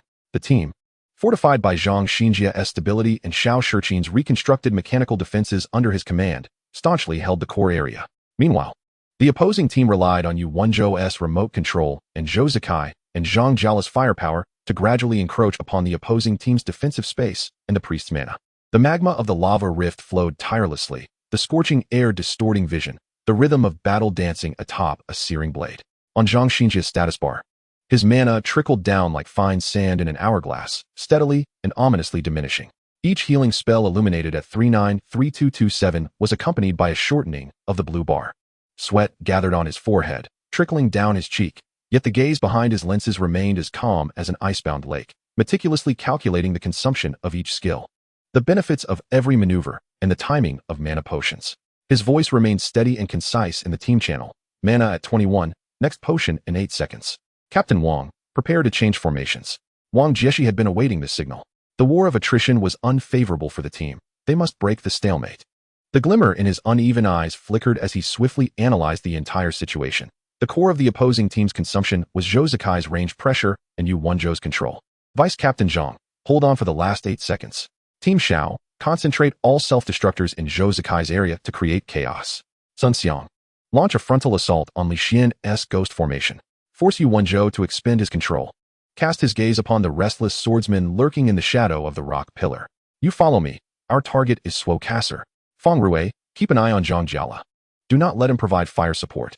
Chapter 37. The Swordsman and the Magician in Synchrony understood. Xiao Shiqing's eyes narrowed. His fingers danced across the keyboard with the swiftness of lightning, pressing each key with remarkable precision, the speed dizzying to behold. Simultaneously, all the standby self-destructing robots suddenly flickered with a menacing red light, as if imbued with life, surging forth from their mechanical stronghold like a tidal wave. These self-destructing robots resembled a swarm of suicide bombers, fearlessly charging towards the area where Zhou Zikai concealed himself among the rock pillars, following a winding path. Their velocity was staggering, akin to a crimson lightning bolt slicing through the night sky, exuding an aura of boundless might and destruction. This should have been done ages ago, Sun Xiang roared, his voice booming like thunder across the battlefield. His fighting spirit ignited, the aura of Yi Qiu erupted from within him like a volcano. His eyes blazed with fervent anger, every muscle in his body tensed, each nerve quivering with excitement. Without hesitation, Sun Xiang unleashed his will as a fighter. One of his ultimate techniques. A faint golden glow enveloped his body, significantly augmenting his strength in an instant. He then executed the Haolong Pajun, one of his most formidable skills. The spear in his hand resembled a roaring dragon, piercing forward with unparalleled momentum. He disregarded the ice and plague formations beneath him, as if those obstacles were non-existent. His sole focus was on Li Xian, who maintained the ghost formation ahead. Sun Xiang charged forth like a frenzied bull, each step firm and powerful, leaving deep impressions on the ground. His spear traced a dazzling arc through the air, driven by a resolve to break through the ghost formation, creating a path of survival for his comrades. Understood. The ultimate secret of the sneaky style, the entangling technique. Feng Rui's Hai Wuliang screeched, executing a series of flips and leaps, launching energy waves and cannon fire towards the sky, aimed at Zhang Jiala, not seeking to inflict harm, but to disrupt his fire output. Be cautious, everyone. The team is preparing to counterattack. The target may be the command position. Yi Xiu immediately warned. Self-destructing robots. Target Zhou. Yu Wenzhou swiftly discerned the intent. Zhou, reposition. Li Xian, hold off Sun Xiang. Contract the ghost formation for defense. Zhang Jiala. Suppress the self-destructors. Tang Hao, reinforce the mid lane. The team promptly adjusted their formation. Zhou Zikai's gunshot pierced the clouds without hesitation, executing a stylish slide to retrieve his flying gun. Emerging from behind the rock pillar, he unleashed a barrage of fire from his dual guns, accurately targeting the approaching self-destructors. Boom, boom, boom. Explosions erupted continuously. Zhang Jiala's grenades also rained down upon the self-destructing cluster. Li Xian controlled Fengshan Giki, rapidly retracting the plague and ice formations to hinder Sun Xiang's charge with slowing effects and persistent damage, while the ghost claws reached for Yi Qiu. Tang Hao abandoned the harassment and swiftly returned to Yu Wenzhou's location. At that moment, while the team's attention was captivated by Xiao Shiqing's self-destructing robots and Sun Xiang's fierce assault, Wang Jieshi finally made his move, manipulating Wang Buliuxing. He resembled a magician unshackled from all restraints, his movements fluid and unhurried. The broom in his hand, Mieju Xingchun, traced a breathtaking trajectory through the air, defying the laws of physics as it seemed to tear a rift in the atmosphere. Wang Buliuxing ascended rapidly, skillfully avoiding the explosive flames and chaotic skill flows below, akin to a graceful butterfly dancing through the air. Simultaneously, Wang Jieshi generously unleashed frost powder and lava flasks, which cascaded down like celestial flowers, aimed directly at Yu Wenzhou, who was relatively exposed in his command position. Be careful, Yu, Yi Xiu shouted, swiftly maneuvering Wu Dao Jun to cast a healing light, seeking to provide protection for him. However, just as everyone anticipated Yu Wenzhou would suffer a grievous blow, a silver lightning bolt, faster and more cunning than Wang Jieshi, erupted from the shadow of an inconspicuous, slender rock pillar. This flash of lightning moved with such speed that there was no time to react. At its origin was Huang Xiaoyan's Yi Yu Sheng Fan. Captain, look out for the sword. The taunts of Yi Yu Sheng Fan erupted in the public channel like a barrage of cannon fire. Accompanied by this flurry of shouts was a blade of light racing towards Yu Wenzhou like a meteor streaking across the night sky. Sword Shadow Step. 7 clones instantaneously appeared. The true self intertwined among them, with a singular target, Suo Kasser. Phantom Invisible Sword. With a fierce cry, Huang Xiaoyan's figure surged forth like a specter. The silver weapon Ice Rain carving an eerie arc through the air. Ice Rain, a light sword and the pinnacle of silver weaponry, boasted an elongated, frigid body of aquamarine hue, known for its explosive potential. This weapon, developed by the Blue Rain Technical Department in the 3rd season, perfectly aligned with Huang Xiaoyan's opportunistic tactical style, often unleashing rapid bursts of speed in battle, showcasing incredible offensive and defensive pressure. Huang Xiaoyan's hand speed reached its zenith, and before the phantom invisible sword could be fully drawn, his voice rang out instantaneously. Sword Blade Storm. His body burst forth with immense power, the sword swirling like a tempest.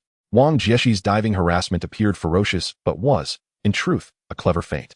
His true intention was to draw the opponent's attention, thus creating an exceptional opportunity for Huang Xiaotian to launch his attack. Huang Xiaotian, revered as the sword saint and a top-tier expert, had long been lying in wait for this moment. His swordsmanship was as cunning and treacherous as a venomous snake, making it nearly impossible to defend against. Just as Wang Jieshi's feigned attack captivated part of Yu Wenzhou's attention, Huang Xiaotian suddenly unleashed a fatal blow. His sword flashed as swiftly as lightning, and 7 indistinguishable figures cloaked in a deluge of sword light descended like a torrential rainstorm. Everything transpired too quickly, too abruptly. Yu Wenzhou's pupils dilated in shock. Completely unprepared for Huang Xiaotian to execute such a fierce assault at this moment and from this angle. At that instant, Yu Wenzhou was entirely focused on directing Li Xian to fend off Sun Xiang's attack, alerting Zhou Zikai to the enemy's movements, and coordinating Tang Hao for support. Although Wang Jieshi's dive had heightened his vigilance, Yi Xiu's healing spells provided him with a semblance of security, leading him to slightly lower his guard against Huang Xiaotian. However, he never anticipated that Huang Xiaotian would strike with such lethal precision at this critical juncture, synchronized with Wang Jieshi's feint. As the overwhelming sword light surged toward him like a raging tide, despair welled up within Yu Wenzhou. He realized that escape from this calamity was unlikely. Dread filled Yi Xiu as well. He swiftly employed Wu Dao Jun's healing technique, hoping to save Yu Wenzhou's life. The Sukasar staff was swung rapidly, attempting to chant a momentary spirit strike to repel the incoming threat. Yet, Huang Xiaotian's sword moved faster than the final syllable of his incantation. The sound of blades piercing flesh echoed in rapid succession. Blood erupted from Sukasar. Yu Wenzhou's screen shook violently. His health plummeted like an avalanche. Had it not been for Yi Xiu's timely healing spell, coupled with Yu Wenzhou's own extraordinary evasive maneuvers, this wave of phantom swords would have claimed his life. Even so, Sukasar was gravely injured. Splendid. The team channel erupted with suppressed cheers. "You team." Gasps filled the channel. The core command had suffered a devastating blow. "Protect you team. Focus fire on Yi Yu Shengfan." Yi Xiu's voice, laden with an unprecedented seriousness, instantly assumed partial command. The healing light of Wu Dao Jun fell almost continuously upon Yu Wenzhou. Zhou Zikai abandoned clearing the remnants of the self-destructors, pivoting his dual guns as a storm of bullets descended upon the recently exposed Huang Xiaotian. Tang Hao's Tang Sanda roared as he lunged toward Huang Xiaotian. Zhang Jiala's grenades rained down. Huang Xiaotian, having struck successfully, showed no inclination to linger. Yi Yu Shengfan executed an exceptionally flamboyant rising dragon slash followed by falling phoenix slash, narrowly evading most bullets and grenades with a rebound off a rock pillar. Though he was still grazed by Tang Hao's punch, resulting in a drop in health. Haha, a successful strike. Wang Dazue coordinated effectively.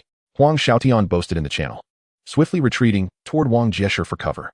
Wang Jieshi's Wang Bu Liuxing had returned to a safe area, a subtle glint of approval flashing in his eyes. This collaboration was invaluable. Not only had it severely wounded the opposing command corps, but it had also significantly bolstered their own morale. Chapter 38, A Mistake. Yu Wenzhou's Sukasar was nearly taken down by concentrated fire, this change rippling through the team like a boulder cast into a previously calm pond, creating immense waves. The injury to the core command instantly disrupted the team's meticulously orchestrated rhythm. Yi team, temporarily assume overall command. Prioritize stabilizing the formation. Li Xian, contract the ghost formation. Protect Yi team's position. Xiao Zhou, suppress Wang Jieshi and Huang Xiaotian. Prevent them from expanding their gains. Zhang Jiala, cover fire on the front line against Sun Xiang and Xiao Shiqin. Tang Hao, fixate on Huang Xiaotian. Do not let him launch another surprise attack. Yu Wenzhou, seasoned from countless battles, rapidly adjusted in the channel, temporarily handing over command to Yi Xiu while making final arrangements for the others. Understood. Yi Xiu replied solemnly. The healing light of Wu Dao Jun firmly securing Sukasar's health, while his gaze swiftly scanned the battlefield. Li Xian, deploy the blade formation for Tang Hao. Zhang Jiala, cover fire with explosive flames on the left flank of the mechanical formation. Xiao Zhou, 11 o'clock direction. High rock pillar, suppress Wang Jieshi's launch point. Tang Hao, do not get carried away. Bind Huang Xiaotian, await my orders. The team's formation quickly contracted under Yi Xiu's command, akin to a wounded beast retracting its claws. Li Xian's ghost formation shifted from offense to defense, encircling Yu Wenzhou with ice and plague formations. Zhou Zikai's bullets struck with the precision of a surgeon, firmly suppressing any potential attack routes from Wang Jieshi and Huang Xiaotian. Zhang Jiala concentrated his firepower on Sun Xiang and Xiao Shiqin, attempting to alleviate pressure on the front line. Though Tang Hao's eyes brimmed with reluctance, he faithfully executed commands, entwining himself around the recently triumphant Huang Xiaotian like stubborn taffy, preventing any further threats to Yu Wenzhou. The morale on their side surged. A splendid opportunity. Press forward. Target, divide them. Sun Xiang continued his assault on Li Xian. Deputy Xiao. Mechanical constructs provide cover for the advance. Xiaotian is entangled with Tang Hao. Fang Rui harassed Zhang Jiala. Deputy Zhang, watch my mana. Wang Jieshi's eyes gleamed with fervor, decisively ordering an expansion of their gains. Wang Bu Liuxing soared once more, raining lava flasks and acid rain dry ice upon the contracting formation of the team as if they were free of consequence. He aimed to tear apart the ironclad formation protecting Yu Wenzhou. Sun Xiang's Yi Qiu surged with renewed vigor, the light of the fighters will blazing brighter. As he charged against Li Xian's ghost formation and Zhang Jiala's bombardment, his battle spear dancing like a dragon, fiercely assaulting Li Xian's Fengshan Guqi. Breakthrough. The golden dragon of Fulong Xiangtian roared forth once more. Xiao Shiqin's minions fell in the wake of the self-exploders, once again summoning mechanical airdrops and predators. Coordinating with Sun Xiang's relentless assault in an attempt to drive Li Xian away from the core of the ghost formation, severing his protection over Yu Wenzhou. Although Huang Xiaotian was entangled by Tang Hao, his taunts were as sharp as his sword. Tang Rishiandi. Do you think you can obstruct this sword saint? Watch my sword. 3 strikes slash. Continuous thrusts. I stab. I stab. I stab again. If you have the ability, don't run. The shadow of Yi Yusheng Fan darted between the narrow crevices of the rocks, skillfully utilizing the terrain to continuously evade Tang Hao, rendering him unable to assist. Fang Rui's Hai Wu Liang fully embodied the essence of a cunning style, hiding behind a rock pillar while launching Qigong waves, bombardments. And Qi Guanchang hung unexpectedly towards Zhang Jialu above, forcing him to divert his attention and significantly diminishing the density of his fire support.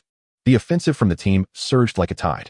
The pressure on the team was immense, particularly for Li Xian, who, under the relentless assault from Sun Xiang and the mechanical disturbances from Xiao Shiqin, found maintaining the ghost formation exceedingly arduous, with his health steadily dwindling. Although Yu Wenzhou was protected at the center, his near-death state impaired his operation and agility, leaving him only able to manage some rudimentary supportive curses. Yi Xiu's Wu Dao Jun became the busiest person on the team, frantically switching healing light between Yu Wenzhou, Li Xian, and the injured Tang Hao. As his blue mana rapidly diminished, while operating, his mind raced. Yu Team's condition is too dire, they cannot endure much longer. A breakthrough is necessary. Target Zhang Xianjia. His mana is nearly depleted. Tang Hao. Abandon Huang Xiaotian. Aim for the team's healer. Exhaust his last reserves of blue mana for me. Xiaozhou. Unleash full firepower. Cover Tang Hao. Li Xian. Hold off Sun Xiang at all costs. Zhang Jiala. Suppress Wang Jieshi. Do not allow him to provide support. This was an exceedingly perilous counteroffensive, sacrificing some defense to attack in place of defense, directly targeting the vulnerable Zhang Xianjia. Understood. The fierce glint in Tang Hao's eyes surged as he unhesitatingly forced Huang Xiaotian back with a sand throw, pivoting to launch a powerful knee strike. Like a crimson meteor, charging towards the elevated position of Shibu Zhuan, Zhou Zeikai's dual guns erupted with unprecedented fury, unleashing a chaotic barrage. Double control. Chaotic fire. The bullet storm no longer aimed for precise kills, but instead formed a devastating metallic torrent, sweeping across the path ahead and flanks of Tang Hao, suppressing all team members who might intercept him.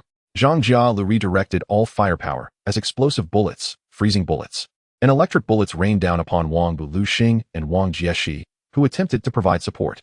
Li Xian roared in fury, activating ghostly steps, bravely taking a dragon-tooth blow from Sun Xiang, unleashing the last vestiges of the ghost formation's strength to ensnare Sun Xiang tightly. Protect Vice Zhang. Wang Jieshi's warning carried a tinge of anger. Wang Bu Luxing executed an unfathomable evasive maneuver midair, attempting to break free from Zhang Jialu's fire net to intercept Tang Hao. Huang Xiaotian became anxious as well. Cunning Fang. Block him.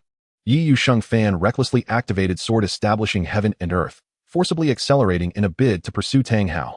Xiao Shiqin's mechanical creations attempted to obstruct him, but before Zhou Zeikai's metallic storm, they were shredded as if made of paper. Fang Rui's Qi Guanchang struck towards Tang Hao, who narrowly evaded with a side slip. All eyes were fixed on Tang Hao as he charged towards Zhang Xianjia along that perilous path. Shibu Zhuan stood atop the high ground, facing the frenzied assault of Tang Sanda and the obscuring bullet storm that accompanied him. Zhang Xianjia's mana was reduced to a mere 7. The mana potion would take 3 seconds to cool down. His gaze remained as cold as iron. Fingers steadily tapping on the keyboard, Shibu Zhuan did not retreat an inch. just as Tang Hao's overlord fist was about to smash into Shirbu Zhuan. Zhang Xianjia's finger was poised to activate the life-saving angel wing skill. A silent figure appeared like a specter in the side front of Tang Hao's charge. It was Zhou Zaikai? No, it was not Zhou Zaikai who had charged forward. He had been executing a fire cover task. And in a bid to suppress Huang Xiaotian, who attempted to intercept Tang Hao, he executed a flying gun displacement, perfectly positioning himself between Tang Hao and Zhang Xianjia. This was a tactical positioning coincidence. Tang Sanda's furious fist wind was now mere inches away. Zhou Zaikai's one-shot piercing cloud was in the skill's aftercast.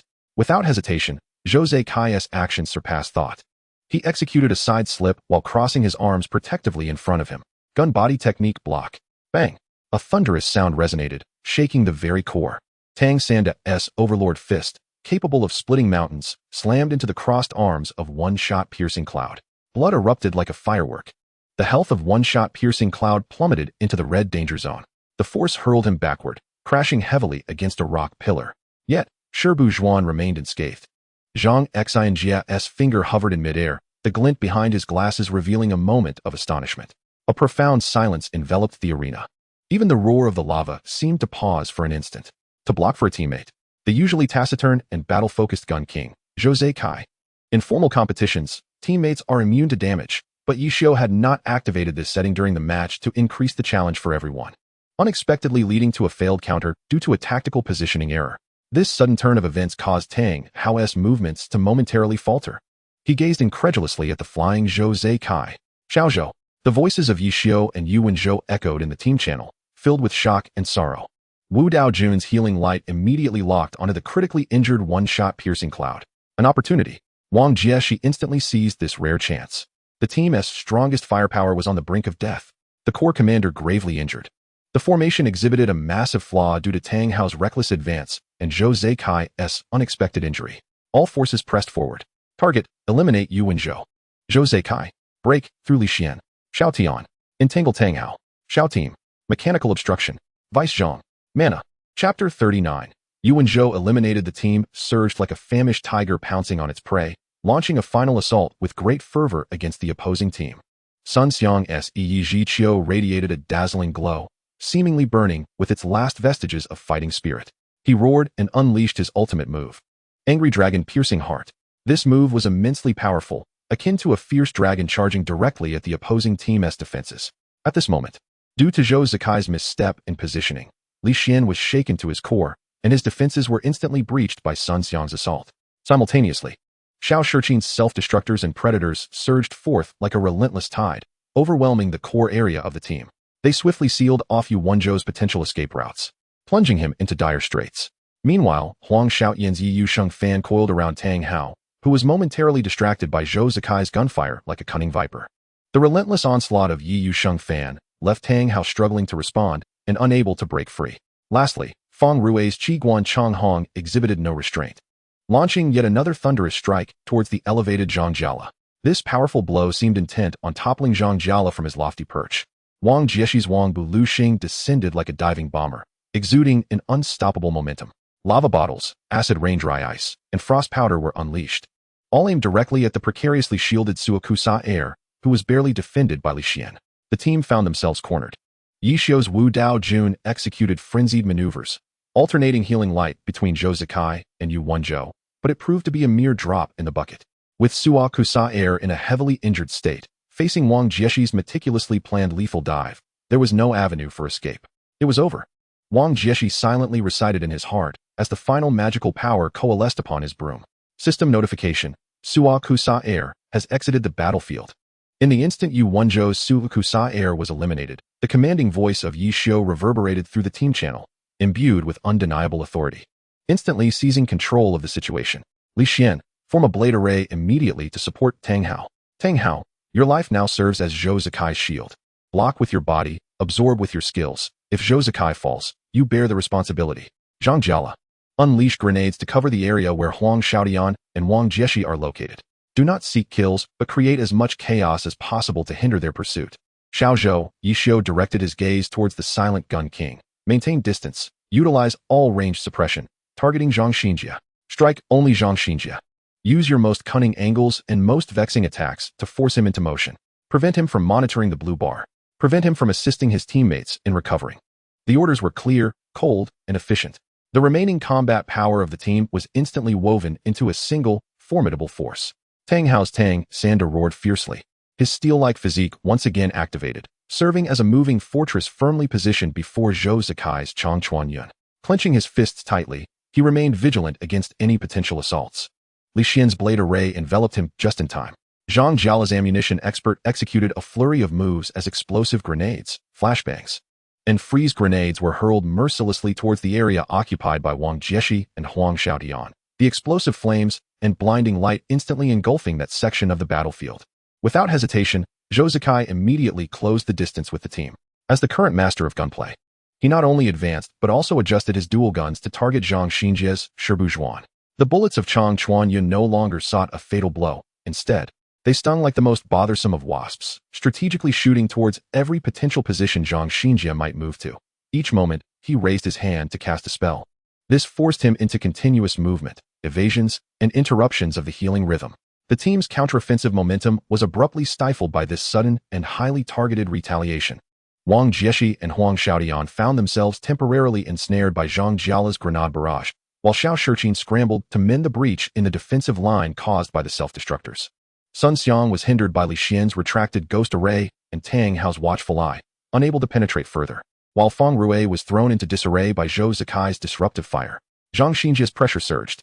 He not only needed to sustain the team's health line while calculating the dwindling 15 blue points, but also had to be constantly wary of Zhou Zikai's omnipresent, pestering shots. Beads of sweat pooled on his brow, each evasive maneuver with Shirbuzhuan becoming increasingly perilous. Yi Xiu was indeed formidable. Wang Jieshi furrowed his brow in the chaos, his keen gaze fixating on the core of the team's contracting formation. He discerned that they were using Yu Wenzhou as bait to compel a strong attack, while Zhou Zikai's harassment drained Zhang Xinjie's final reserves, hoping to catch them off guard. Contract. Strengthen the defenses. Zhang Xinjie, prioritize your blue points. Xiao team. Focus on protecting Zhang Xinjie. Wang Jieshi decisively commanded, and the team relinquished any thoughts of pursuing the advantage, retreating to encircle Zhang Xinjie securely at the center. Like a spiked iron barrel, the battlefield once again fell into a stalemate, yet the air was thick with the acrid scent of gunpowder and the sulphurous tang of lava. Suffocating in its intensity, both sides awaited, biding their time for the other to falter, waiting for a chance to deliver a fatal blow. Yi Xiu maintained Zhou Zikai's precarious health line while calmly surveying the entire situation. The timer in the lower right corner of the screen ticked away, and his mind raced with thoughts. This couldn't continue. Their team was already down one member. The reason for their current non-offensive strategy lay in a desire to adjust and strike with their best condition to eliminate the opposition. Yi Xiu understood that Zhou Zikai could be taken out by a stray bullet at any moment.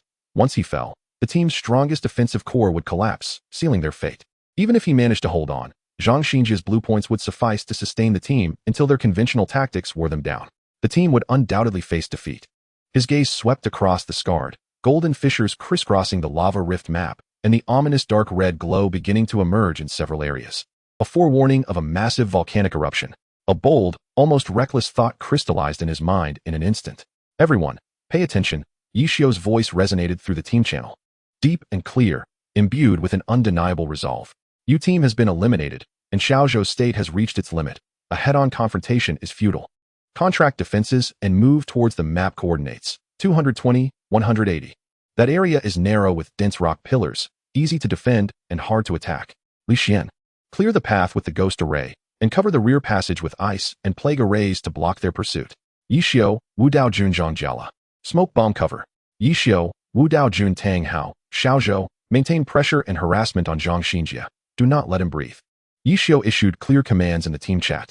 The remnants of the team, under the cover of Li Xian's ghost formation and Zhang Jiala's smoke bombs, began to approach the coordinates designated by Yi Xiu, which was near a vast lava lake.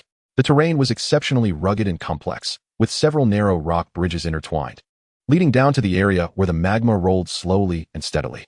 The choice of retreat route was quite clever, making full use of the rock pillars for concealment, appearing both awkward and passive. Chapter 40. The truth revealed. They are retreating. Sun Xiang shouted in the team channel, observing the hurried withdrawal of his opponents. His fighting spirit surging. Let us chase them down. Eliminate them. Do not act impulsively. Wang Jieshi immediately reprimanded. His sharp gaze focused on the team's movement trajectory and the coordinates chosen by Yi Xiu.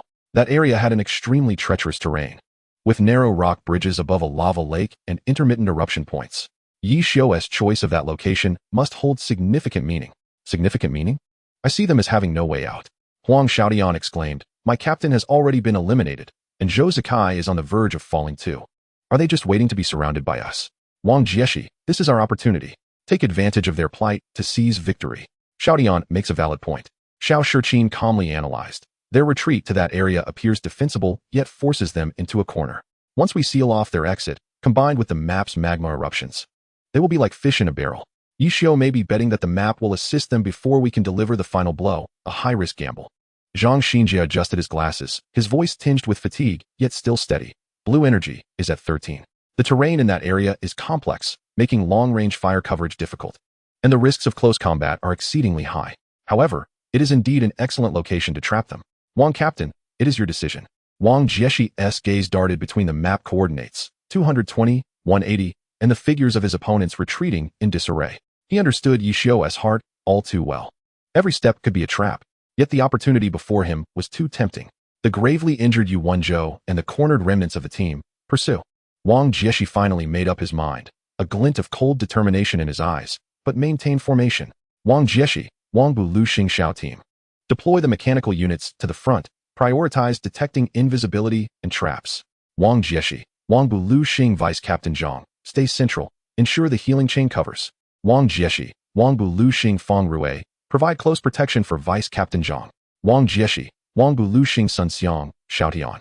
Support from the left and right flanks. Watch your positioning, do not get separated. The goal, compress their operational space and pin them down completely at the edge of that lava lake. Be alert for magma eruption warnings. The team, like wolves sensing blood, maintained a tight formation under Wang Jieshi's command, steadily advancing towards the opponent's last bastion.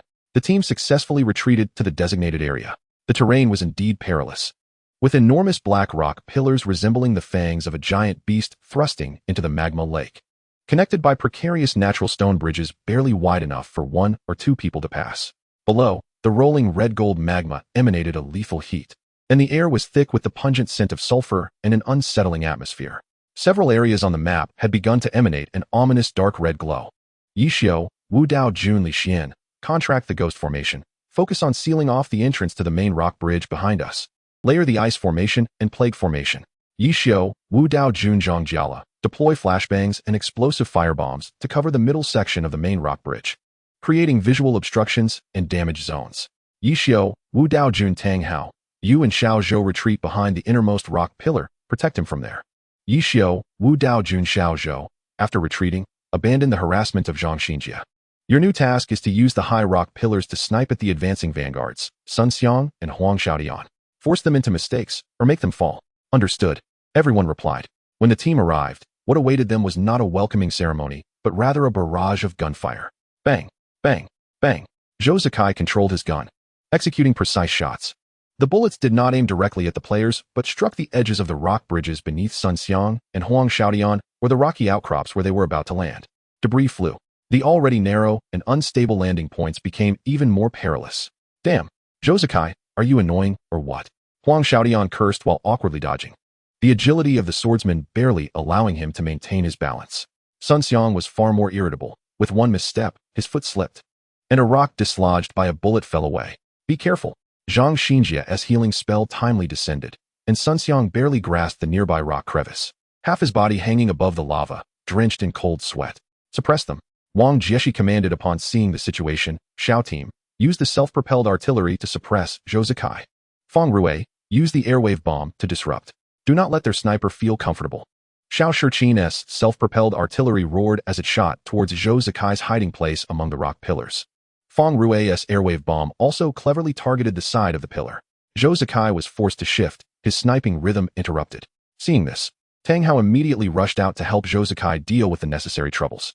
Under the interference of Zhou Zikai and the terrain, the team's advancement speed was severely delayed, and the formation inevitably became somewhat loose amidst the narrow and rugged terrain and the harassment from the opponents. At that moment, boom, a small lava fissure not far from the core area of the team suddenly erupted. A pillar of red-gold magma, not particularly thick but immensely forceful, shot upwards. The scalding rain of magma rained down mercilessly on the side of the team, specifically targeting Xiao Shiqin and Feng Rui's area. Be careful of the eruption. Wang Jieshi warned sharply. This eruption was not directly triggered by Yi Xiu. Rather, he had precisely calculated the eruption points on the map and the team's advance route, deliberately leading the team into this high-risk area. The timing was impeccable. Xiao Shiqin and Feng Rui were caught off guard. Xiao Shiqin's life-saving spell was splashed by the magma rain, causing his health to plummet. Feng Rui's Hai Wu Liang, in a valiant attempt to shield Xiao Shiqin, unleashed a chi wave to repel the splattering magma, only to be staggered by the shockwave, causing him to slip perilously close to the edge of the rock bridge. Below him lay the churning magma. Feng Rui, Zhang Xinjia's exclamation pierced the air as the radiance of a healing spell swiftly locked onto Feng Rui. An opportunity. A glint of determination flashed in Yi Xiu's eyes. He issued commands to the team with the swiftness of lightning. Yi Xiu, Wu Dao Jun focus fire. Target Xiao Shiqin. Take him down while he is vulnerable. Tang Hao charge. Li Xian, use Go's claw to grab Feng Rui. Pull him down. Xiao Zhou finish him off.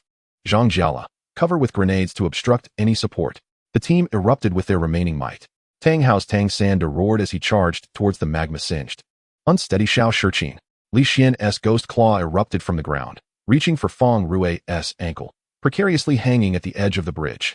Zhou Zikai's bullet storm enveloped Xiao Shiqin. Zhang Jiala's grenades rained down upon the rescuers, Wang Jieshi and Huang Xiaodian. Protect Captain Xiao? Wang Jieshi's eyes widened with fury as Wang Bu Lu Xing dove and recklessly, a lava flask aimed at Tang Hao. Xiaodian, save Feng Rui. The scene descended into utter chaos. The aftershocks of the magma eruption lingered, as skill radiances and explosions erupted in succession. The narrow rock bridge was crowded, with maneuvering space compressed to its limits. At the peak of this pandemonium, a thunderous roar echoed. The entire lava rift emitted a deafening sound, as if from the depths of the earth. Below the coordinates, 220, 180, the vast lake of lava, having accumulated destructive energy, finally reached its zenith. A colossal lava column, its diameter surpassing all previous eruptions, surged skyward, radiating a hellish golden hue interspersed with destructive black glimmers, with a terrifying heat capable of incinerating all, and an unparalleled force. It instantaneously engulfed the narrow, crowded area of the rock bridge where fierce battles raged. This was the ultimate strike that Yi Xiu had awaited. His earlier feigned retreat, strategic terrain selection, harassment, chaos creation, and luring the team into a high-risk area, even utilizing minor eruptions to create concentrated fire opportunities, all culminated in pinning the main forces of both teams firmly at this coordinate, just moments before the ultimate eruption, rendering them ensnared in the most intense and inescapable combat state. The terrifying lava column obliterated everything in its path. The silhouettes of both teams appeared so diminutive amidst the cataclysmic golden light. No, Wang Jieshi's roar was drowned in the magma's roar. He watched helplessly as his Wang Bu Lu Xing was violently hurled away by the ferocious shockwave, the light from his weapon dimming instantly. Sun Xiang, Huang Xiaodian, Xiao Shiqin, Feng Rui, Li Xian, Tang Hao, Zhang Jiala. All those in the core area were like leaves caught in a tempest, violently cast aside by this irresistible force. Their health plummeted under the scorching magma splatter and shock. The only relative safety lay with Zhou Zikai, deliberately positioned at the periphery, snug against the back of the stoutest lava column, and Yi Xiu's Wu Dao Jun, who was on the battlefield's fringe, maintaining a relatively intact health, narrowly evading the direct impact of the lava column by utilizing a protruding rock. Xiao Zhou, now is the time. Yi Xiu quickly sent a cryptic message on the team channel. His Wu Dao Jun adjusted its position mid-air, locking its gaze onto the similarly airborne Zhang Xinjia, whose health was critically low, and Wang Jieshi, not far off. He aimed to exploit this chaotic moment to allow Zhou Zikai to execute the final strike. The health and mana advantages of Wu Dao Jun represented the sole hope for a turnaround. Yi Xiu hastily deployed all remaining usable healing skills at this moment to restore Zhou Zikai's one shot, bringing him back to a normal state, depleting all of Yi Xiu's skills and mana in the process. By the heavens, Feng Rui's eyes nearly bulged out as he instantly grasped Yi Xiu's treacherous intentions, knowing all too well the depth of his teammates' resolve. Yet, in this critical moment, "Old Yi, you won't succeed." A hoarse yet smug voice erupted in the public channel. It was Feng Rui. He, too, cast into the air, executed an astonishing maneuver. He turned his body mid-flight, utilizing the Chi Master's recoil to propel himself like a cannonball towards Zhang Xinjia's stone, not turned. Zhang, Saint Healing Technique. Now, Chi Shield. Activate. Feng Rui's shout nearly shattered glass. Zhang Xinjia, acutely aware of the situation, understood Yi Xiu's ultimate intention in that fleeting moment. Without a shred of hesitation, his stone not-turned staff radiated an unprecedented brilliance of holy light. Zhang Xinjia was quick, Yet Zhou Zikai was equally swift, firing a stun bullet aimed at stone not turned, hoping to interrupt the skill. However, Zhang Xinjie seemed prepared. He successfully cast his skill just before the stun bullet struck. Yet, he too would pay the ultimate price. In a moment of remarkable precision, a surge of life energy embodied in the Saint healing technique landed squarely on Feng Rui's Hai Wu Liang. Simultaneously, stone not turned converted all its remaining mana into a vast expanse of divine fire, igniting the platform's edge. Before Feng Rui could activate his chi shield, Zhang Xinjie was taken down by a series of attacks from one shot, leaving only the words "It's up to you" on the team screen before he fell. System notification: Stone not turned has exited the battlefield. Finally, Hai Wu Liang's chi shield activated after Zhang Xinjie's demise.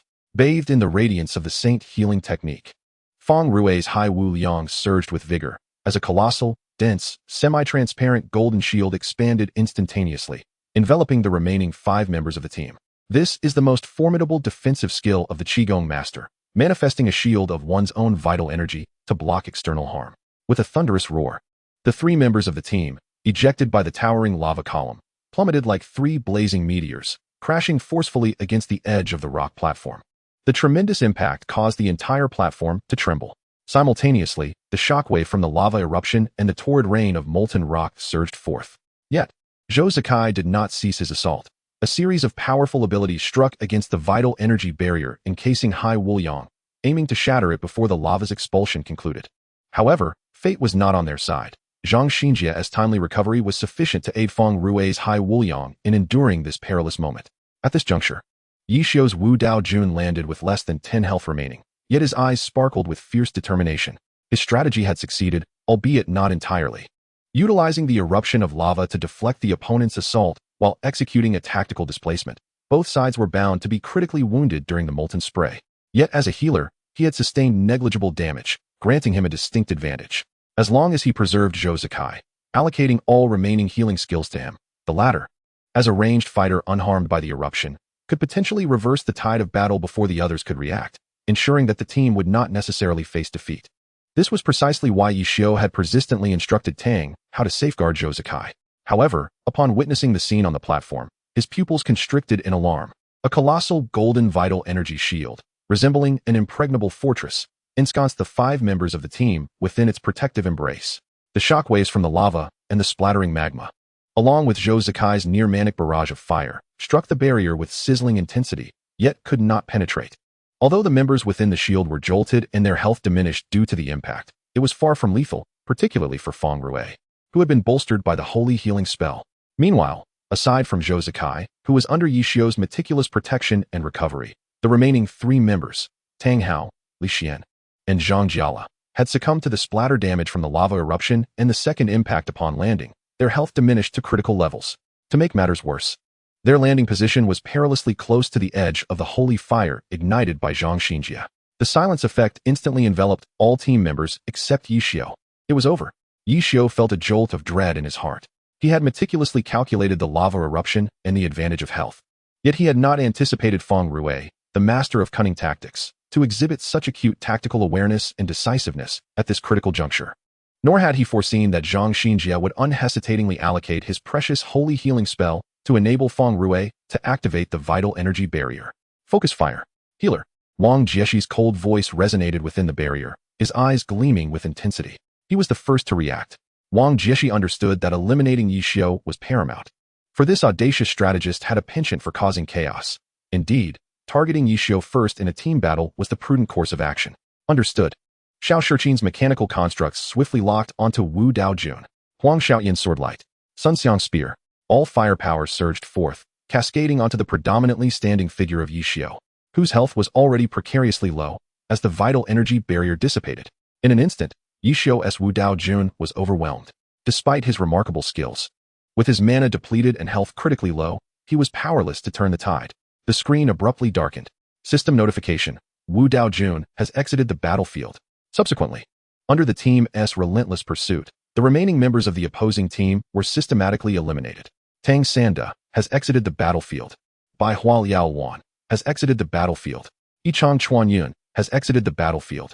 Glory. The 2 characters exploded onto the screens of the team members. The training room fell into a profound silence. The circular giant screen froze on the final image of the lava rift, The crimson-golden lava continued to flow, while the last 3 remaining members of the team stood upon the platform. In their pursuit to eliminate the remaining members of the opposing team, particularly the rejuvenated Zhou Zikai, the team had incurred the losses of Xiao Shiqin and Sun Xiang. Yi Xiu silently gazed at his dim screen, slowly removing his headphones. He picked up the extinguished cigarette from the table, reigniting it, inhaling deeply, the swirling smoke obscuring his expression. Behind him, the team members exchanged glances, their faces still bearing the bewilderment and disbelief of having survived. Feng Rue cast a furtive glance at Yi Xiu's back, instinctively retracting his neck. Zhang Xinjie adjusted his glasses, his fingers trembling slightly. After a prolonged silence of several seconds, Yi Xiu finally turned around, his gaze sweeping across the complex faces behind him, finally resting on Feng Rue. A faint smile gracing his lips as he spoke in a husky voice imbued with unspeakable significance. Feng Rue, you performed admirably. Yi Xiu continued, let us take a break. Have dinner, and while the iron is hot, we shall analyze the recent match. Huang Xiaotian exclaimed, how can you be so inhumane, Yi Xiu? We've been at it all day without rest. Even capitalists cannot exploit us like this. Chapter 42. Analysis begins ahem. Yi Xiu cleared his throat, shattering the awkward silence. His voice, slightly somber as if tinged with smoke, resonated clearly, compelling attention. Well done, team, particularly that final maneuver. It was exceptionally executed. Yi Xiu's tone conveyed his acknowledgement of the team's performance, but he swiftly shifted gears, his gaze meticulously scanning each individual present, seemingly scrutinizing their reactions. Victory was achieved through fortune, fraught with peril, and accompanied by myriad challenges. Yi Xiu's words struck each person like a heavy hammer, reverberating within their hearts. His piercing gaze instilled an involuntary shiver among them. And what of the losing side? Their defeat was equally perplexing. Yi Xiu continued, his voice remaining calm, yet imbued with an irresistible force. Thus, we shall take an hour and a half to rest, have dinner, and while the iron is hot, we will dissect and thoroughly analyze the recent match. As Yi Xiu's words fell, Huang Xiaotian sprang from his seat, as if pricked by a needle. How could you? Old Yi, we've been battling all day. My brain is mush. Even capitalists shouldn't exploit us like this. I need to eat. I need to sleep. I need to replenish my sugar. Huang Xiaotian's protests erupted like a rapid-fire barrage, pouring forth from his lips. However, under the calm, yet penetrating gaze of Yi Xiu, Huang Xiaotian's voice gradually diminished, ultimately reducing to a mere mumble. At that moment, Wang Jieshi interjected, Xiaotian is right, his tone steady and powerful, exuding a sense of reassurance. But Captain Yi is even more accurate. The issues exposed in this match, if left unresolved, could become fatal at the World Invitational. Let's eat, and then analyze. A sharp light flickered in his eyes, clearly reflecting on the intense battle they had just experienced. The others had no dissenting opinions. They rose and made their way to the dining hall, the air thick with a blend of anticipation and tension for the forthcoming analysis. Just then, Yi Xiu's phone vibrated in his pocket. He took it out and glanced at the caller ID, Feng Xianjun. Hello, Chairman Feng? Yi Xiu answered the call, his voice laced with a hint of languor, but the others instinctively paused their actions. Yi Xiu, came the steady voice of the league's chairman, Feng Xianjun. The notifications for the World Invitational training have all been dispatched. Tomorrow morning, the team members will gradually arrive at the training base. Yi Xiu raised an eyebrow, quite efficient. Chairman Feng, everyone has been notified? Yes, all notifications have been sent. Feng Xianjuan's voice paused momentarily, revealing a touch of helplessness. As you know, the season just ended. Some players need to deal with personal matters or adjust their condition. Additionally, he continued after a brief silence, some players have contract issues that require time to coordinate. Most importantly, a few retired players, who now have families and other jobs, truly lack the time to come. Therefore, not everyone will be present tomorrow. Some may arrive a few days late, or may not come at all. Understood, Yi Xiu responded, seemingly unfazed. As many as can come, well, we will commence training as planned, rules as usual. Thank you for your hard work, especially regarding tonight's analysis. Please summarize thoroughly to set the tone for the upcoming training. Feng Xianjun advised before ending the call. The training video from today had already been sent to Feng Xianjun after the session, so he was aware of the team's performance. The dining hall of the training base was brightly lit, filled with the aroma of food. At a large round table by the window sat 5 individuals: Yi Xiu, Yu Wenzhou, Zhang Xinjie, Xiao Shiqin, and the invited observer, Wang Jieshi. The plates before them were already half empty. Yet the atmosphere had grown considerably more serious than when they first began their meal. Chairman Feng just called me. Yi Xiu set down his chopsticks, lifted his cup for a sip, breaking the silence. The notifications are in place. Starting tomorrow, players from various countries will begin to arrive. However, he paused, a hint of his habitual nonchalance gracing his lips. It's unlikely everyone will arrive on time. As expected, Yu Wenzhou adjusted his glasses, his gaze tranquil as still water. Visas, time zone differences, club affairs, there are many variables. Our training cannot wait. Hence, tonight's analysis is particularly crucial. Zhang Xinjie chimed in, his voice consistently steady. He had opened a small notebook in front of him, already filled with several lines of notes. The confrontation in the lava rift, from tactical formulation to on-the-spot execution, and the dramatic twists at the end, revealed both issues and highlights that are invaluable. He glanced at Yishio, especially your final plan that embraced risk for reward. Xiao Shiqin chuckled softly. Once again, we've witnessed Yishin's boldness. He nearly turned the tables on us. Wang Jieshi set down his spoon, his keen eyes scanning the group. The process was thrilling, the conclusion unexpected. I believe the focus of the analysis should be on several key turning points and the gains and losses of decisions, particularly regarding Zhou Zikai's positioning and Feng Rui's final decision. Yishio nodded, his fingers unconsciously tapping on the table. Indeed, those 2 points are crucial. One squandered a promising situation, while the other shattered my strategy. Let us move to the training room and strike while the iron is hot. Although Xiaodian can be noisy, he has a wealth of insights bottled up from today's match. An hour after dinner, the training room's enormous circular screen flickered to life once more, displaying the map of the lava rift, rotating slowly. The information of 12 characters and their equipment was clearly projected, especially the priest Wadao Jun adorned in a full set of silver armor, which remained particularly eye-catching. The analysis was led by Yu Wenzhou, who pulled up the match footage, advancing with slow motion and pauses at critical notes. The vast circular screen was once again filled with the map of the lava rift, with both teams, including Su Muqing and Chu Yunxiu, already in position. The atmosphere was even more solemn than during the afternoon's training. Even Huang Xiaodian was unusually quiet, arms crossed, his sharp gaze fixed on the screen. Let's start from the beginning. Yishio's voice resonated through the speaker, embodying a calm mastery over the situation. The screen replay began, showcasing the formation deployment from both sides. Chapter 43, Critique and Affirmation, Part 1. The massive projection screen in the training room displayed the rolling magma maps silently. The red glow dancing across the focused faces of everyone present, the air thick with a tension more palpable than the scorching steam emanating from the map. Let us begin. Yishio's voice shattered the silence as he leaned back in his chair, his fingers holding an unlit cigarette.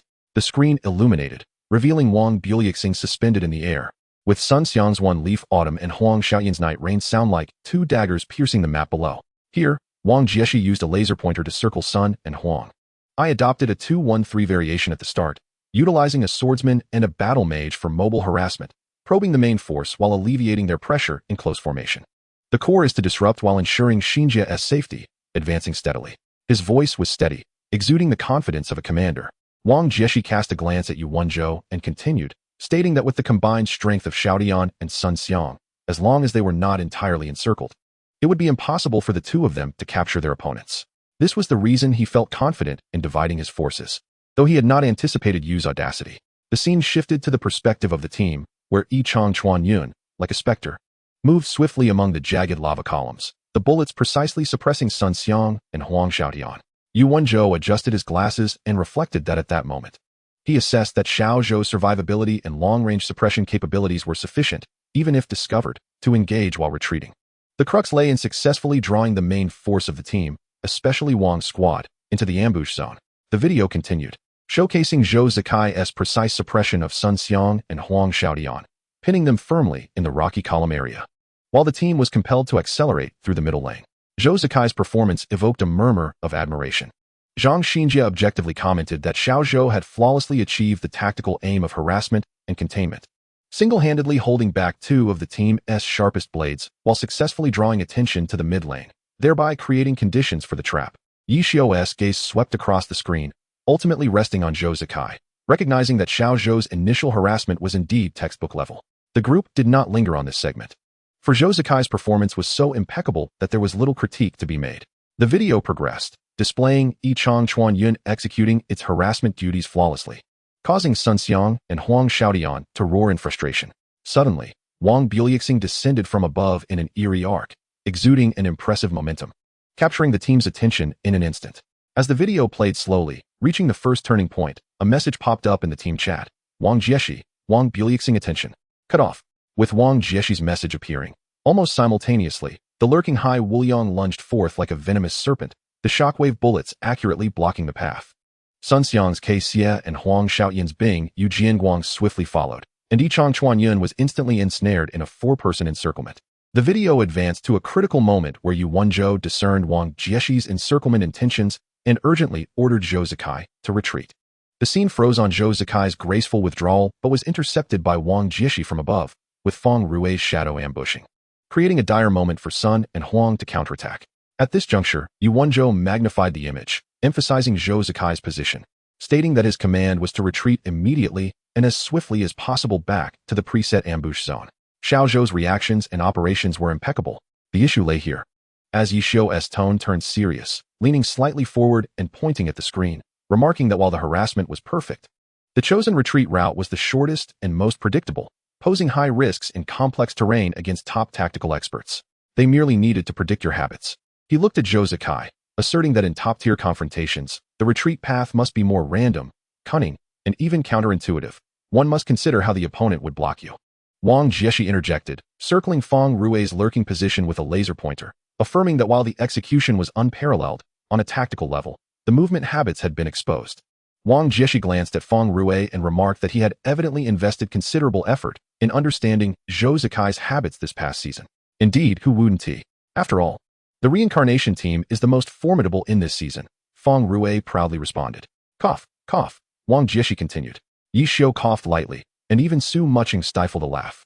Wang Jieshi proceeded, indicating that Zhou's position was based on the assessment of his most likely retreat paths.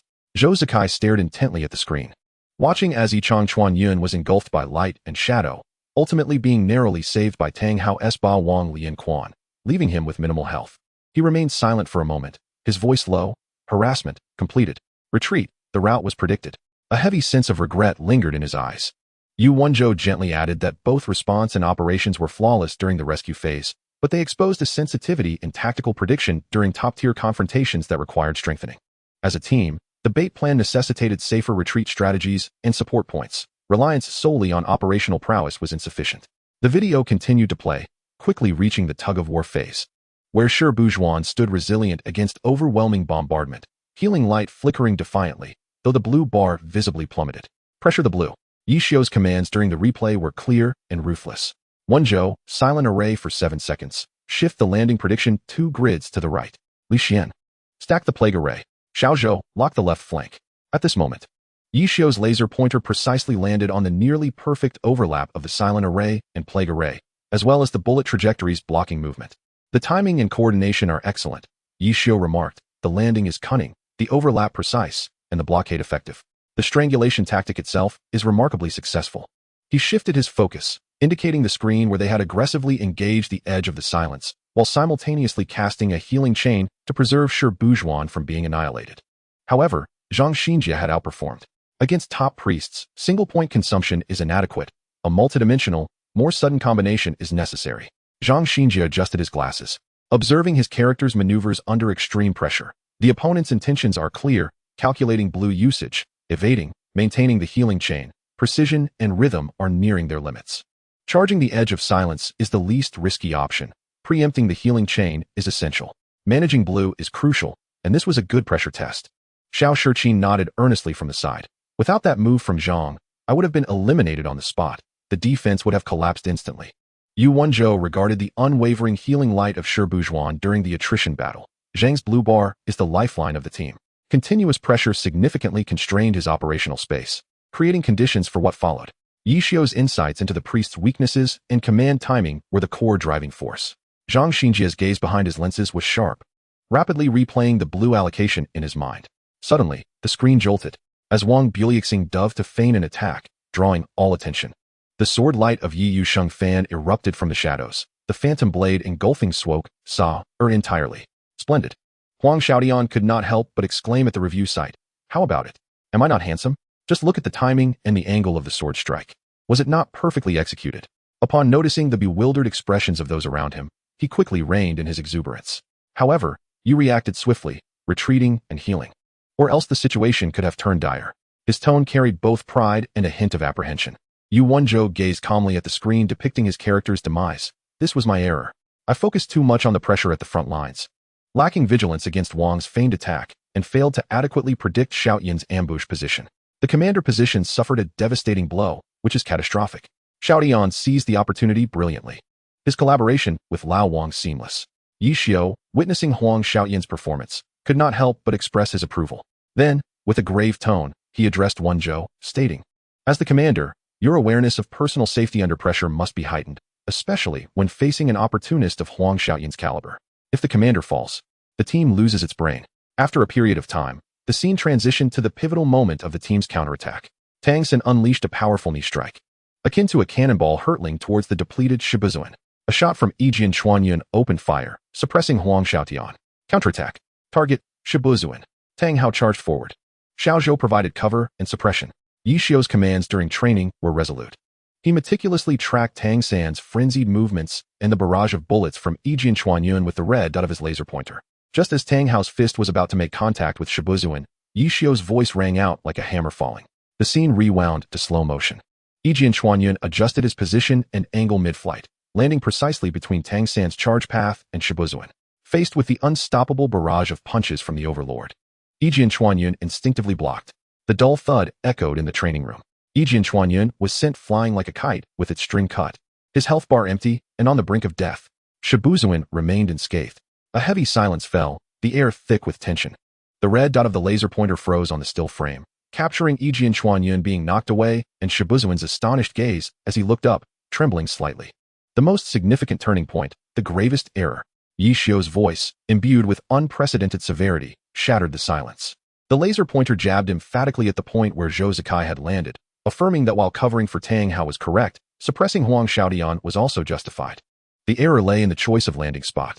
You focused solely on the target, insufficiently observing your surroundings and the positioning of your teammates. The relationship between the targets was not adequately assessed. You trapped yourself within Tang Hao's path.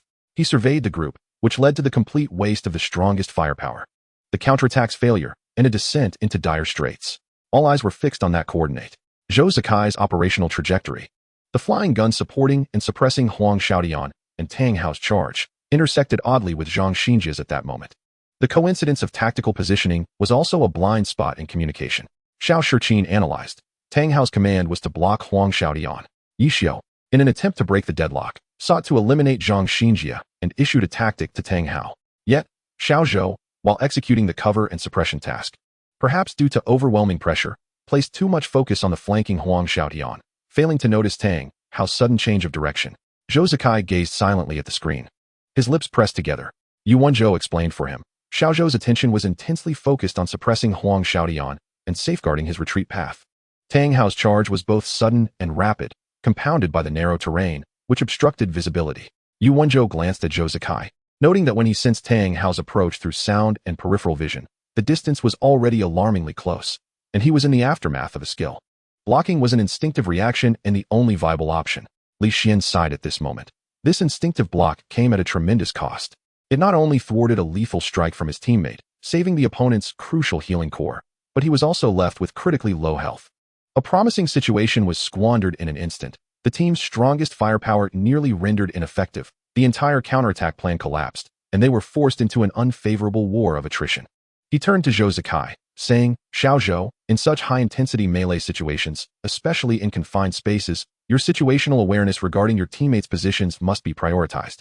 It is not merely an issue of your operations, but rather the intricacies of tactical collaboration and battlefield awareness. Most importantly, communication with your teammates is vital." Zhou Zikai nodded earnestly, murmuring, understood. He recognized that his block had nearly extinguished all possibilities for a comeback. The review continued, swiftly arriving at the climactic battle at the lava lake. As the scene depicted the enormous lava pillar erupting, Yi Xiao's Wu Dao Jun adjusted his position midair, pouring the last of his healing skills into Zhou Zikai, and calling out, "Xiao Zhou, now is the time." Everyone held their breath. Here. Yi Xiao pointed to Wu Dao Jun's status bar and landing point, calculating that he would have approximately 10 health remaining, and that after restoring Zhou Zikai's state, his blue mana would be entirely depleted. Glancing at Feng Rui, he continued, "But I calculated the damage from the lava eruption and the trajectory of being thrown, anticipating that the entire team would inevitably be caught in the core and suffer severe losses. I also figured that after my recovery, Xiao Zhou would still be in relatively good shape, positioned on the outskirts. However, I did not foresee Feng Rui, the wily master, seeing through my plan." Yi Xiao sighed. Elaborating, "My strategy was to leverage this chaotic landing to allow Xiao Zhou to execute a long-range harvest of the team's critically wounded core. Wu Daojun's remaining health and empty mana were merely bait to draw fire, providing cover for Xiao Zhou. We held the advantage in health, and the team had a chance to turn the tide. The bold precision of his strategy left the tactical masters present in quiet astonishment. This was indeed a quintessential Yi Xiu move, a heart-pounding gamble that embraced danger. However, the scene abruptly froze as Feng Rui's Hai Wuliang crashed into Zhang Xinjia like a projectile, bellowing, "Zhang Fu! Holy healing technique! Give it to me! Activate the barrier! Go!" In that moment, Zhang Xinjia unhesitatingly bestowed his final holy healing technique upon Feng Rui, igniting the sacred flame. Together, these two dismantled the plan. Yi Xiu's tone carried a mix of complex emotions, resignation and admiration. Wang Jieshi turned to Feng Rui, asking, "Feng Rui, what were you thinking at that moment? How could one dare to wager that Zhang Fu would undoubtedly grant you skills?" Feng Rui scratched his head, momentarily suppressing his usual lewd expression, and replied earnestly, "That old Yi fellow is quite cunning. In such a backward situation, he has managed to put himself in this state, clearly intending to be a decoy. There must be a lethal maneuver concealed behind this." At that time, I was also thrown back, in a critical state, yet not far from Zhang Fu. Feng Rui glanced at the others and continued, "When I observed old Ye's movements and recalled how he had been deliberately targeting Xinjia, a singular thought crossed my mind. Yi Xiu is up to something." Feng Rui winked at Yi Xiu and added, "When I saw Yi Xiu expend all his recovery skills on Zhou Zikai, I realized he would not allow Zhou Zikai to replicate the opportunistic kill he executed against us during the finals a few days prior. It was that finals experience that instinctively reminded me that I must ensure Zhou Zikai cannot comfortably unleash his output. Once he regains his state and collaborates with Yi Xiu to draw fire, the remnants of our team would surely perish." Feng Rui wiped the sweat from his brow, feeling fortunate that the only solution I could conceive was to have someone capable of withstanding an instantaneous explosion, and I was the most suitable candidate for that role. The Qigong Master's energy shield precisely met this requirement. As long as my Hai Wuliang could endure the initial chaos and potential sniping, there would be an opportunity for a counterattack. Zhang Fu's blue energy must have been nearly depleted, with only the life-saving holy healing skill remaining. I gambled that Zhang Fu would grasp my meaning and dare to place his trust in me. As a result, Feng Rui smirked, returning to his lewd demeanor. For Zhang Fu indeed delivered. Though he himself was taken down by Xiao Zhou, once the shield was activated, old Yi's well-laid plans would be utterly thwarted. Zhang Xinjia adjusted his glasses and calmly added, "The moment Feng Rui lunged to request healing, his tactical intent was exceedingly clear. Bestowing the holy healing upon him would instantly create defensive value for the team, far more meaningful than prolonging my own survival." Before the stiff bullet struck me, the skill had already been deployed. This was the optimal solution at that moment. Yi Xiu gazed at the screen displaying the golden energy shield and the dim figure of Wu Daojun, pausing in silence before finally flicking off the ash from his cigarette and saying to Feng Rui, "Well done, Feng Rui. This on-the-spot decision-making, tactical intuition, and trust in your teammates are exemplary. You have effectively snuffed out the last flicker of hope for a turnaround that I had devised." His tone bore no reproach, only recognition of the opponent's outstanding performance. Yu Wenzhou summarized, "In this training match, there were two turning points. First, the coincidental tactical positioning by Xiao Zhou that resulted in a blocking error, instantly reversing the offensive and defensive roles, teaching us the importance of acute sensitivity to team positioning and overall coordination in highly complex environments. Second, Feng Rui's keen capture of Yi Xiu's intent in a desperate situation, decisively executing a lethal synergy with Zhang Xinjia through the exchange of the holy healing for the energy shield. This is a lesson in decision-making and trust that everyone should learn from, reminding us that in seemingly hopeless scenarios, an unexpected flash of inspiration and perfect collaboration can indeed overturn the tide of battle. Xiao Shiqin added, "In terms of map utilization, Yi Xiu imparted a profound lesson. The timing calculations for lava eruptions and area guidance exemplified the pinnacle of utilizing the environment for kills. Henceforth, our training and matches must elevate our mastery and application of map mechanisms to a strategic level." Wang Jieshi finally spoke. Although our team emerged victorious, it was by mere luck. In the early game, we were held back for too long by Xiao Zhou, and while we were alert to Yi Xiu's intentions to exploit the map later on, our response was insufficiently thorough. There was also pressure on Zhang Fu regarding blue management, and Feng Rui's brilliance cannot obscure our overall fatigue under high-pressure consumption. Wang Jieshi turned to Yu Wenzhou and noticed he had no intention of speaking, so he could only continue helplessly. Our team faltered at critical nodes due to unexpected errors, and Yi Xiu's final attack was thwarted. Yet the execution of our tactics and resilience is commendable, especially the collaboration in rescuing Xiao Zhou and the desperate strategies employed in the final stages. After listening to Wang Jieshi's summary, Yishio extinguished his cigarette and stood up. Have you all understood? The core points are few. Tactical collaboration must be refined to every step, especially in complex terrains. Map mechanisms serve as weapons, and we must know how to calculate and utilize them. In in-game situations, we must dare to fight and think creatively, trusting our teammates. And he deliberately glanced at Zhou Zikai and Feng Rue. Mistakes are not to be feared, but we must understand why they occurred. Achieving highlights is exhilarating, but we must comprehend how they were attained. Remember the lessons and experiences from tonight. Yishio surveyed the group, acknowledging their fatigue from a day of rigorous training, yet asserting that effort yields reward. Once, someone told me that if you wish to possess what you have never had, you must do what you have never done before. So do not blame me. Yishio lit another cigarette and continued. However, starting tomorrow, dedicated sparring partners will arrive, and you won't have to endure such strain. That will be all for today. You are dismissed.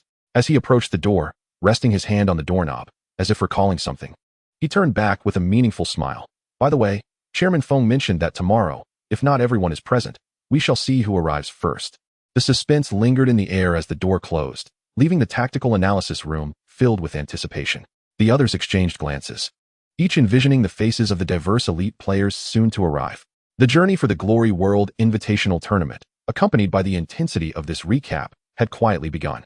He randomly swatted away the grass clippings clinging to his chest and knees, shaking his disheveled hair, with several glaring golden streaks dyed through his short locks. Instead of displaying any signs of panic from causing a ruckus, he grinned widely and bellowed at an imaginary window above the main building, exclaiming in a robust voice, "Boss, I'm here. Wei Laoda told me to climb over the wall to come in, saying it would be the coolest. Wow, this turf is so soft." His shout reverberated starkly in the tranquil morning light, startling a few early rising sparrows from the treetops in the distance. The security guard's face instantly darkened. Grabbing the intercom from the table, he spoke rapidly. "Quick, someone has broken in." After finishing, he stormed out of the security room, shouting back at the individual, "Hey, you flamboyant one. I'm talking about you. What are you doing? The training base prohibits wall climbing. Stop right there." If Yishio had witnessed this scene, he would surely have burst into laughter, as the so-called flamboyant one was indeed Baozi. Upon hearing the shout, Baozi, whose real name is Bao Rongxing, did not pause. Instead, he seemed to have been pressed on fast forward, dashing towards the tightly shut glass doors of the main building. As he ran, he looked back, wearing an exuberant smile that was pure to the point of being almost innocent. "Uncle, it's me. I'm looking for my boss Yishio. Emergency in the community. I'm going ahead." He had a clear target, heading straight for the inconspicuous employee passage beneath the revolving door, moving like a gust of wind across the turf. The security guard cursed as he pursued Baozi, the two engaging in a comical chase across the spacious plaza, heralding an utterly discordant yet inexplicably vibrant overture for the first day of the training base.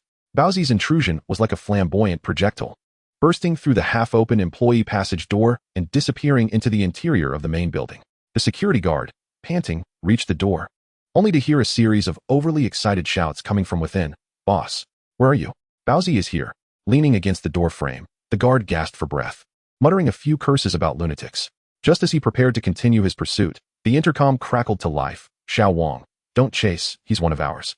Hearing the captain's voice from the intercom, the individual referred to as Xiao Wang glanced up to see Baozi not far ahead and decided to let this eccentric character be, returning reluctantly to his post. As he settled in, his gaze inadvertently swept over the tree-lined path outside the base's entrance, and he suddenly perked up. A business vehicle adorned with the deep green emblem of the Micrograss Club had silently glided to a halt before the base entrance. The door opened with a soft hiss. The first to descend was a pair of impeccably polished deep brown leather shoes, their gleaming surface capable of reflecting a figure. The owner of the shoes wore a well-tailored Micrograss team jacket, standing tall with a lean youthfulness. He slightly lowered his head, his fine bangs falling forward to obscure part of his brow and eyes, yet his serene and focused demeanor radiated a maturity beyond his years. He was none other than Gao Yingjie, the future star of Micrograss and the successor to Wang Buliuxing. As soon as his feet touched the firm ground, Gao Yingjie instinctively raised his head, his gaze harboring a subtle urgency as it pierced through the thin morning mist and the cold bars of the base's entrance, peering inside. Almost simultaneously, a figure emerged from the expansive floor-to-ceiling glass doors of the main building, moving briskly. This figure was not particularly tall, even somewhat slender, dressed in a simple yet neatly pressed casual outfit, exuding an air of quiet confidence. The most striking feature was his mismatched eyes, both soft and warm at that moment. "Captain."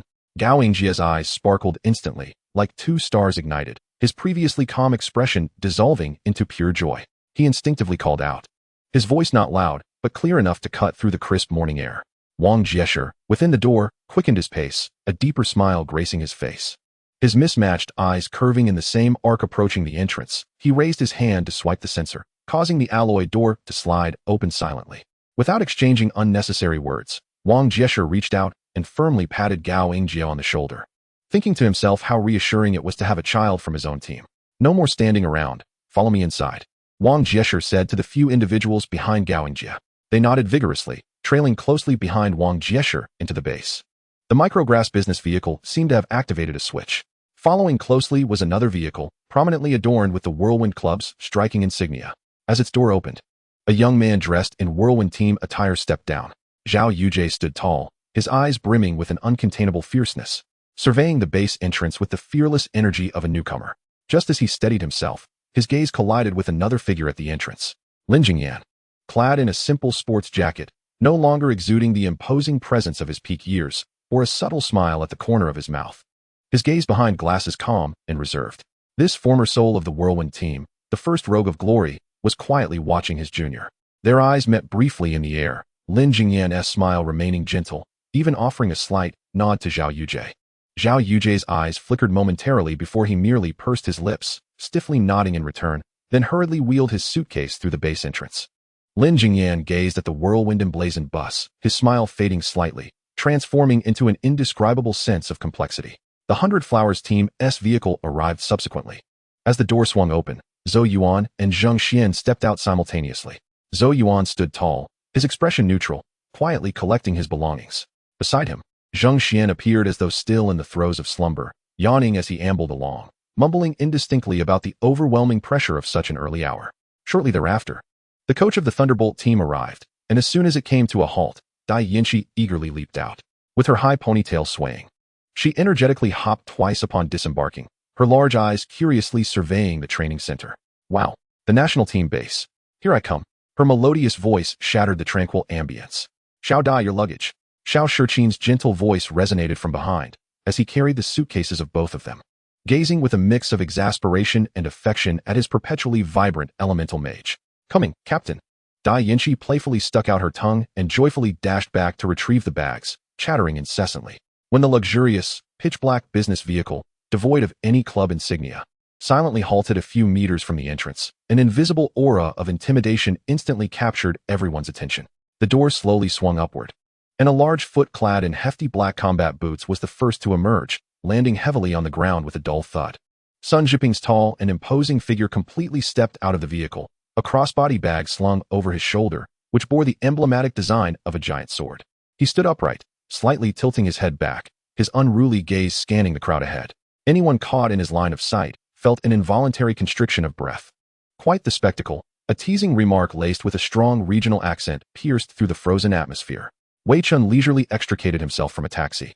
Sporting a scruffy beard and hair that resembled a bird's nest, a freshly lit cigarette dangling from his lips. I wonder if Baozi managed to sneak in. He won't get beaten up, will he? He staggered toward the entrance, just as he was about to step inside. Wei Sr., smoking is prohibited at the base entrance. It sets a poor example. Zhang Xinjia had somehow positioned himself beside the entrance, adjusting his gold-rimmed glasses. In response to Wei Chen's astonished expression, Zhang Xinjia deftly pinched the cigarette from his mouth with two long fingers and gave it a gentle twist. With a hiss, the ember extinguished instantly. Whoa!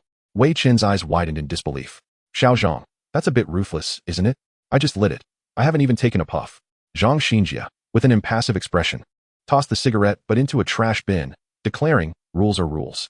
He stepped aside, maintaining an impeccable posture. By 9 a.m., the largest comprehensive tactical analysis room in the training center already housed a considerable number of individuals. As the door was gently pushed open, Fang Shiqian entered, clad in a gray cotton linen Chinese-style stand-collar top, exuding a warm and peaceful demeanor, while carrying a heavy sandalwood box. Initially, his arrival did not stir any ripples, until he walked directly to the podium and placed the box on the table, producing a muted sound upon impact. A light cough, almost inaudible, oddly managed to overshadow all murmurs. All eyes turned toward the podium. Fang Shiqian raised his gaze, calmly scanning each face in the audience. He said nothing, merely opening the rosewood box. A unique fragrance, a blend of herbal bitterness and the essence of time, instantly wafted through the air. Inside the box lay neatly arranged dozens of brown paper packages, each labeled with the names of medicinal herbs inscribed with a brush, alongside several rows of gleaming silver needles and willow leaf scalpels. Fang Shiqian's fingertips lightly brushed against the tips of the silver needles, which reflected a chilling and concentrated glimmer. He slightly elevated his gaze. Ladies and gentlemen, your bodies are the only vessels for your battles on the world stage. I have learned the art of acupuncture and massage here. From today onwards, I shall be responsible for the maintenance of your physical well-being. His gaze lingered for a moment on several athletes who instinctively touched their wrists or shoulders, finally resting on Zhang Xinjia. Xinjia, please make a record. We will begin the basic physical assessments and evaluations of old injuries in batches this afternoon. Yes, Fang Senior, Zhang Xinjia promptly replied, flipping open his notebook. The audience fell into a profound silence, all sensing an intangible pressure. This god of healing, with a box of medicine and silver needles, silently proclaimed his absolute authority in this domain. After lunch, Lu Hao, attired in a sharply tailored suit, dragged a black suitcase down the corridor. He paused by a window, his gaze inadvertently glancing through the open door of a conference room. Inside, a group of people was watching the training video from the previous day, precisely at the moment where Zhou Zikai made a mistake that cost them a promising situation. The corners of Lu Hao's mouth slowly twitched upward, not quite forming a smile, but rather resembling a cold muscular spasm, rife with undisguised scrutiny and disdain. He adjusted his gold-rimmed glasses, the cold light reflecting from the lenses obscuring all emotion in his eyes, before turning to leave. At the conference room's entrance, Xiao Shiqin emerged, holding a thermos. His gaze caught sight of Lu Hao's vanishing figure, his fingers instinctively tightening, the look behind his lenses sharpening into a piercing glare. On the top floor of the main building, Yishio leaned against the window, the cigarette between his fingers having burned down considerably. Before him, the control console displayed a series of split-screen surveillance feeds silently portraying various scenes across the base. As Lu Hao's silhouette vanished from the monitoring scope of the player's dormitory, Yishio inhaled deeply, exhaling slowly, the white smoke veiling the depths of his gaze. How's the tally, Yu? How many people have arrived in total? Yishio inquired, glancing at Yu Wenzhou seated beside him. Yu Wenzhou's gentle voice responded, the tally is complete. There are a total of 41 technical personnel, along with 66 individuals transferred from various teams across the league. Here's the roster. Battle Mages, Tang Rou, Qiu Fei. Elemental Mages, Zhao Yujie Daiyanqi. Occult Scholars, Gao Yingjia, Lin Jia, unable to attend due to family reasons. Summoners, Luo Ji. Ammunition Experts, Zhou Yuan, Zheng Xian. Sharpshooters, Yun Yan, Shu Kai, Shu Kursen. Gunner, Wu Xiao. Mechanic, vacant, besides Xiao Shiqin. Who else is mentioned among the professional players? Ghost Swordsman, Wu Yus. Magic Swordsman, Lu Hao. Swordsman, Lu Xiaobia, Lu Hanwen. Berserker, Sun Zhiping, Yu Feng. Assassins, Yang Tsong, Wu Qi, Li Sun. Ninja, Li Hua, Mo Fan. Thief, Lin Feng. Warlock, Wei Chun. Boxer, Song Qiying. Judo, LV Bo Yuan. Rogue, Lin Jingyan Baozi. Qi Master, Song Xiao Guiyang. Knight, Su Bin Bai Shu. Exorcist, Tian Sun, Gai Kai Jia. Healing Priest, Guardian Angel, Fang Shiqian, Yuan Bai Qing, and Wan Yi. Tactical Team, Jiang Bo Tao, Xiao Yi Fan. Technical Team, Luo Ji. A faint smile graced his lips as his deep voice resonated within the confines of the office. Everyone is present. The show commences. The ash from his cigarette finally fell onto the carpet. Chapter 47 Specific Requirements. The first item, Data Analysis. Yishio's voice maintained its monotone, yet it cut through the topic with surgical precision. Technical Team, Tactical Team, and those among you skilled in data mining and adept in opponent research, like logic.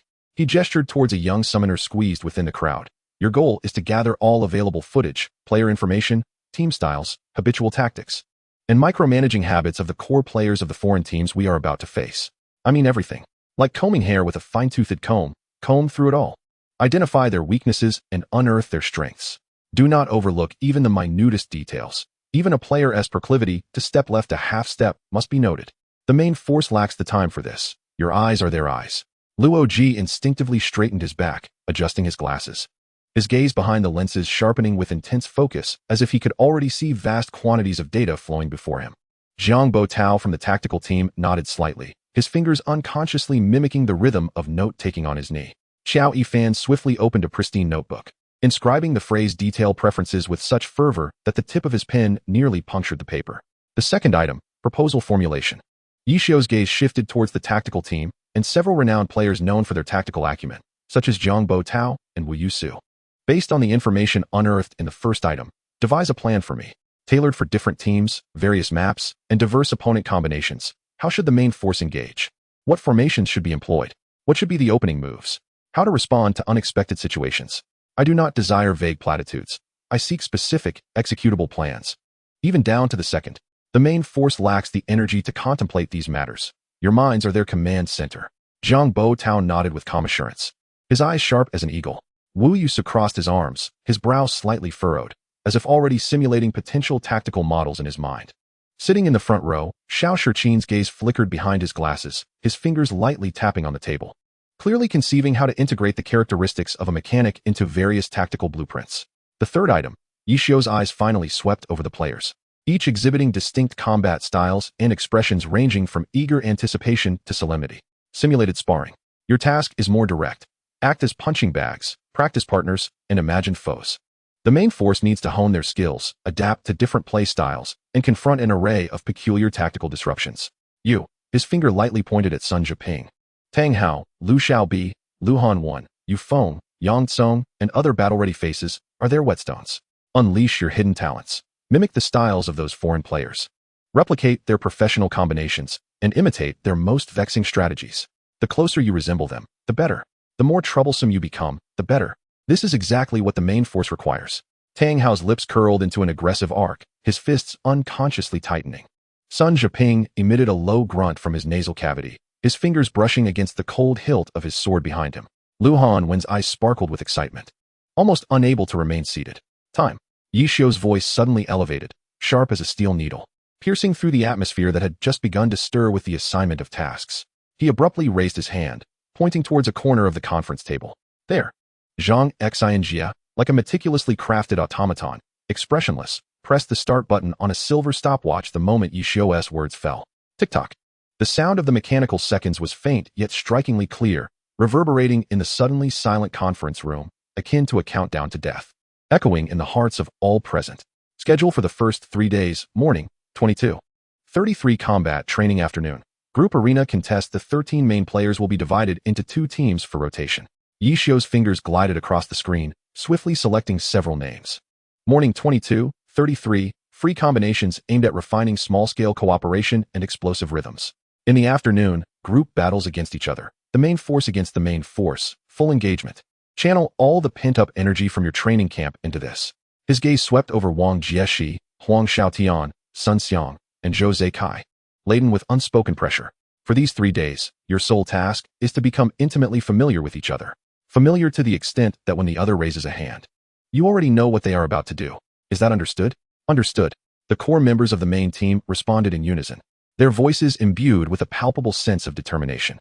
As for the others, Yi Xiu's gaze turned towards the densely packed practice bench. For these 3 days, your task is to observe. Keep your eyes wide open. Watch how the main force engages. Observe their cooperation, their habits, their strengths, and even their awkwardness. Then, combining the external team data you have garnered, use your intellect. Contemplate how, in the forthcoming simulated battles, you can employ your methods to counter those foreign strategies and throw them back in their faces.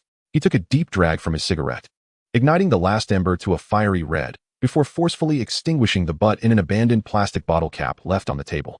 Dismissed.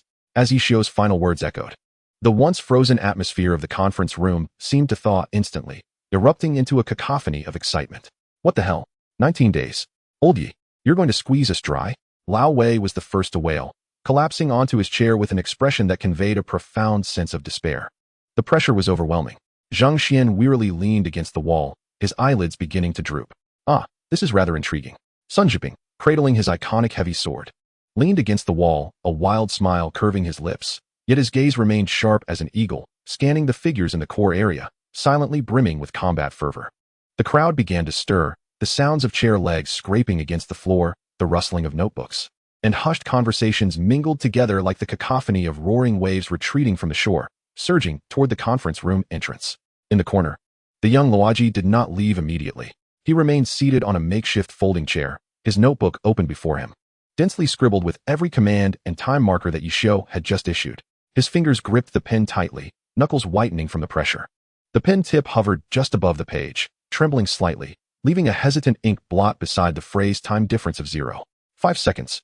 His brow furrowed deeply, his eyes filled with intense concentration, as if he were mentally rehearsing an exceedingly intricate yet elusive tactical detail.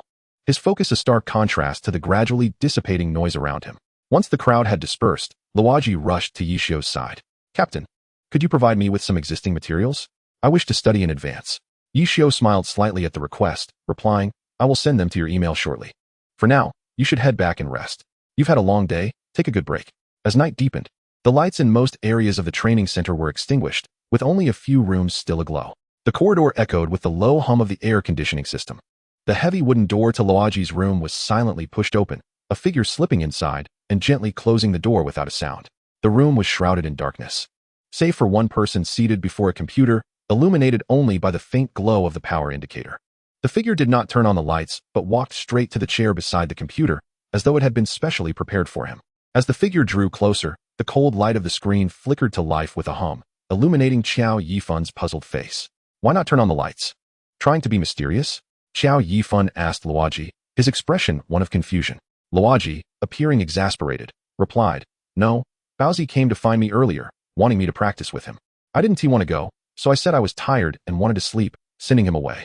I was afraid he'd come back, so I didn't dare turn on the lights." Upon hearing the explanation, Qiao Yifun also felt helpless. "So, are the materials from the captain coming?" "Yes, they are on the way." Luoji skillfully entered a long string of passwords to access the encrypted database. The mouse moved, opening a folder marked with complex foreign abbreviations. Inside were dozens of competition videos from overseas regions that had undergone preliminary screening. He clicked on one of them. On the screen, a blonde-haired, blue-eyed battle mage named Longxiang Odin was moving rapidly in the arena, wielding his spear with ferocity. The two watched intently, fingers occasionally striking the keyboard to jot down a few keywords in the adjacent document. Aggressive, fast-paced, accustomed to jittery initiation. The scene shifted to another video, this time from the perspective of an assassin player known as Yingwas. The footage was shaky, the perspective changing so rapidly it was dizzying. Qiao Yifun's brow furrowed slightly as he repeatedly dragged the progress bar to review a particular maneuver involving a backstab followed by an arc of light. Suddenly, his mouse froze. The screen captured the moment when Yingwas executed an exceptionally cunning backstab. By conventional standards, at this moment, the character's center of gravity should have shifted, resulting in a nearly imperceptible delay.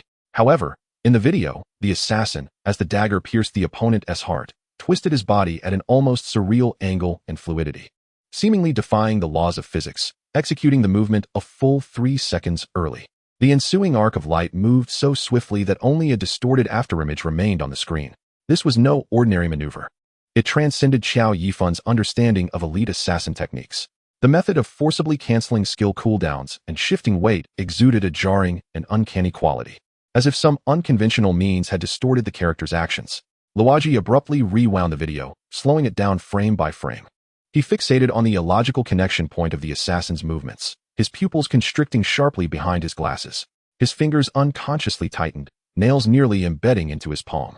On the screen, the distorted afterimage of Yingwas' actions appeared increasingly grotesque and eerie under slow motion, resembling a silent mockery from an unknown realm.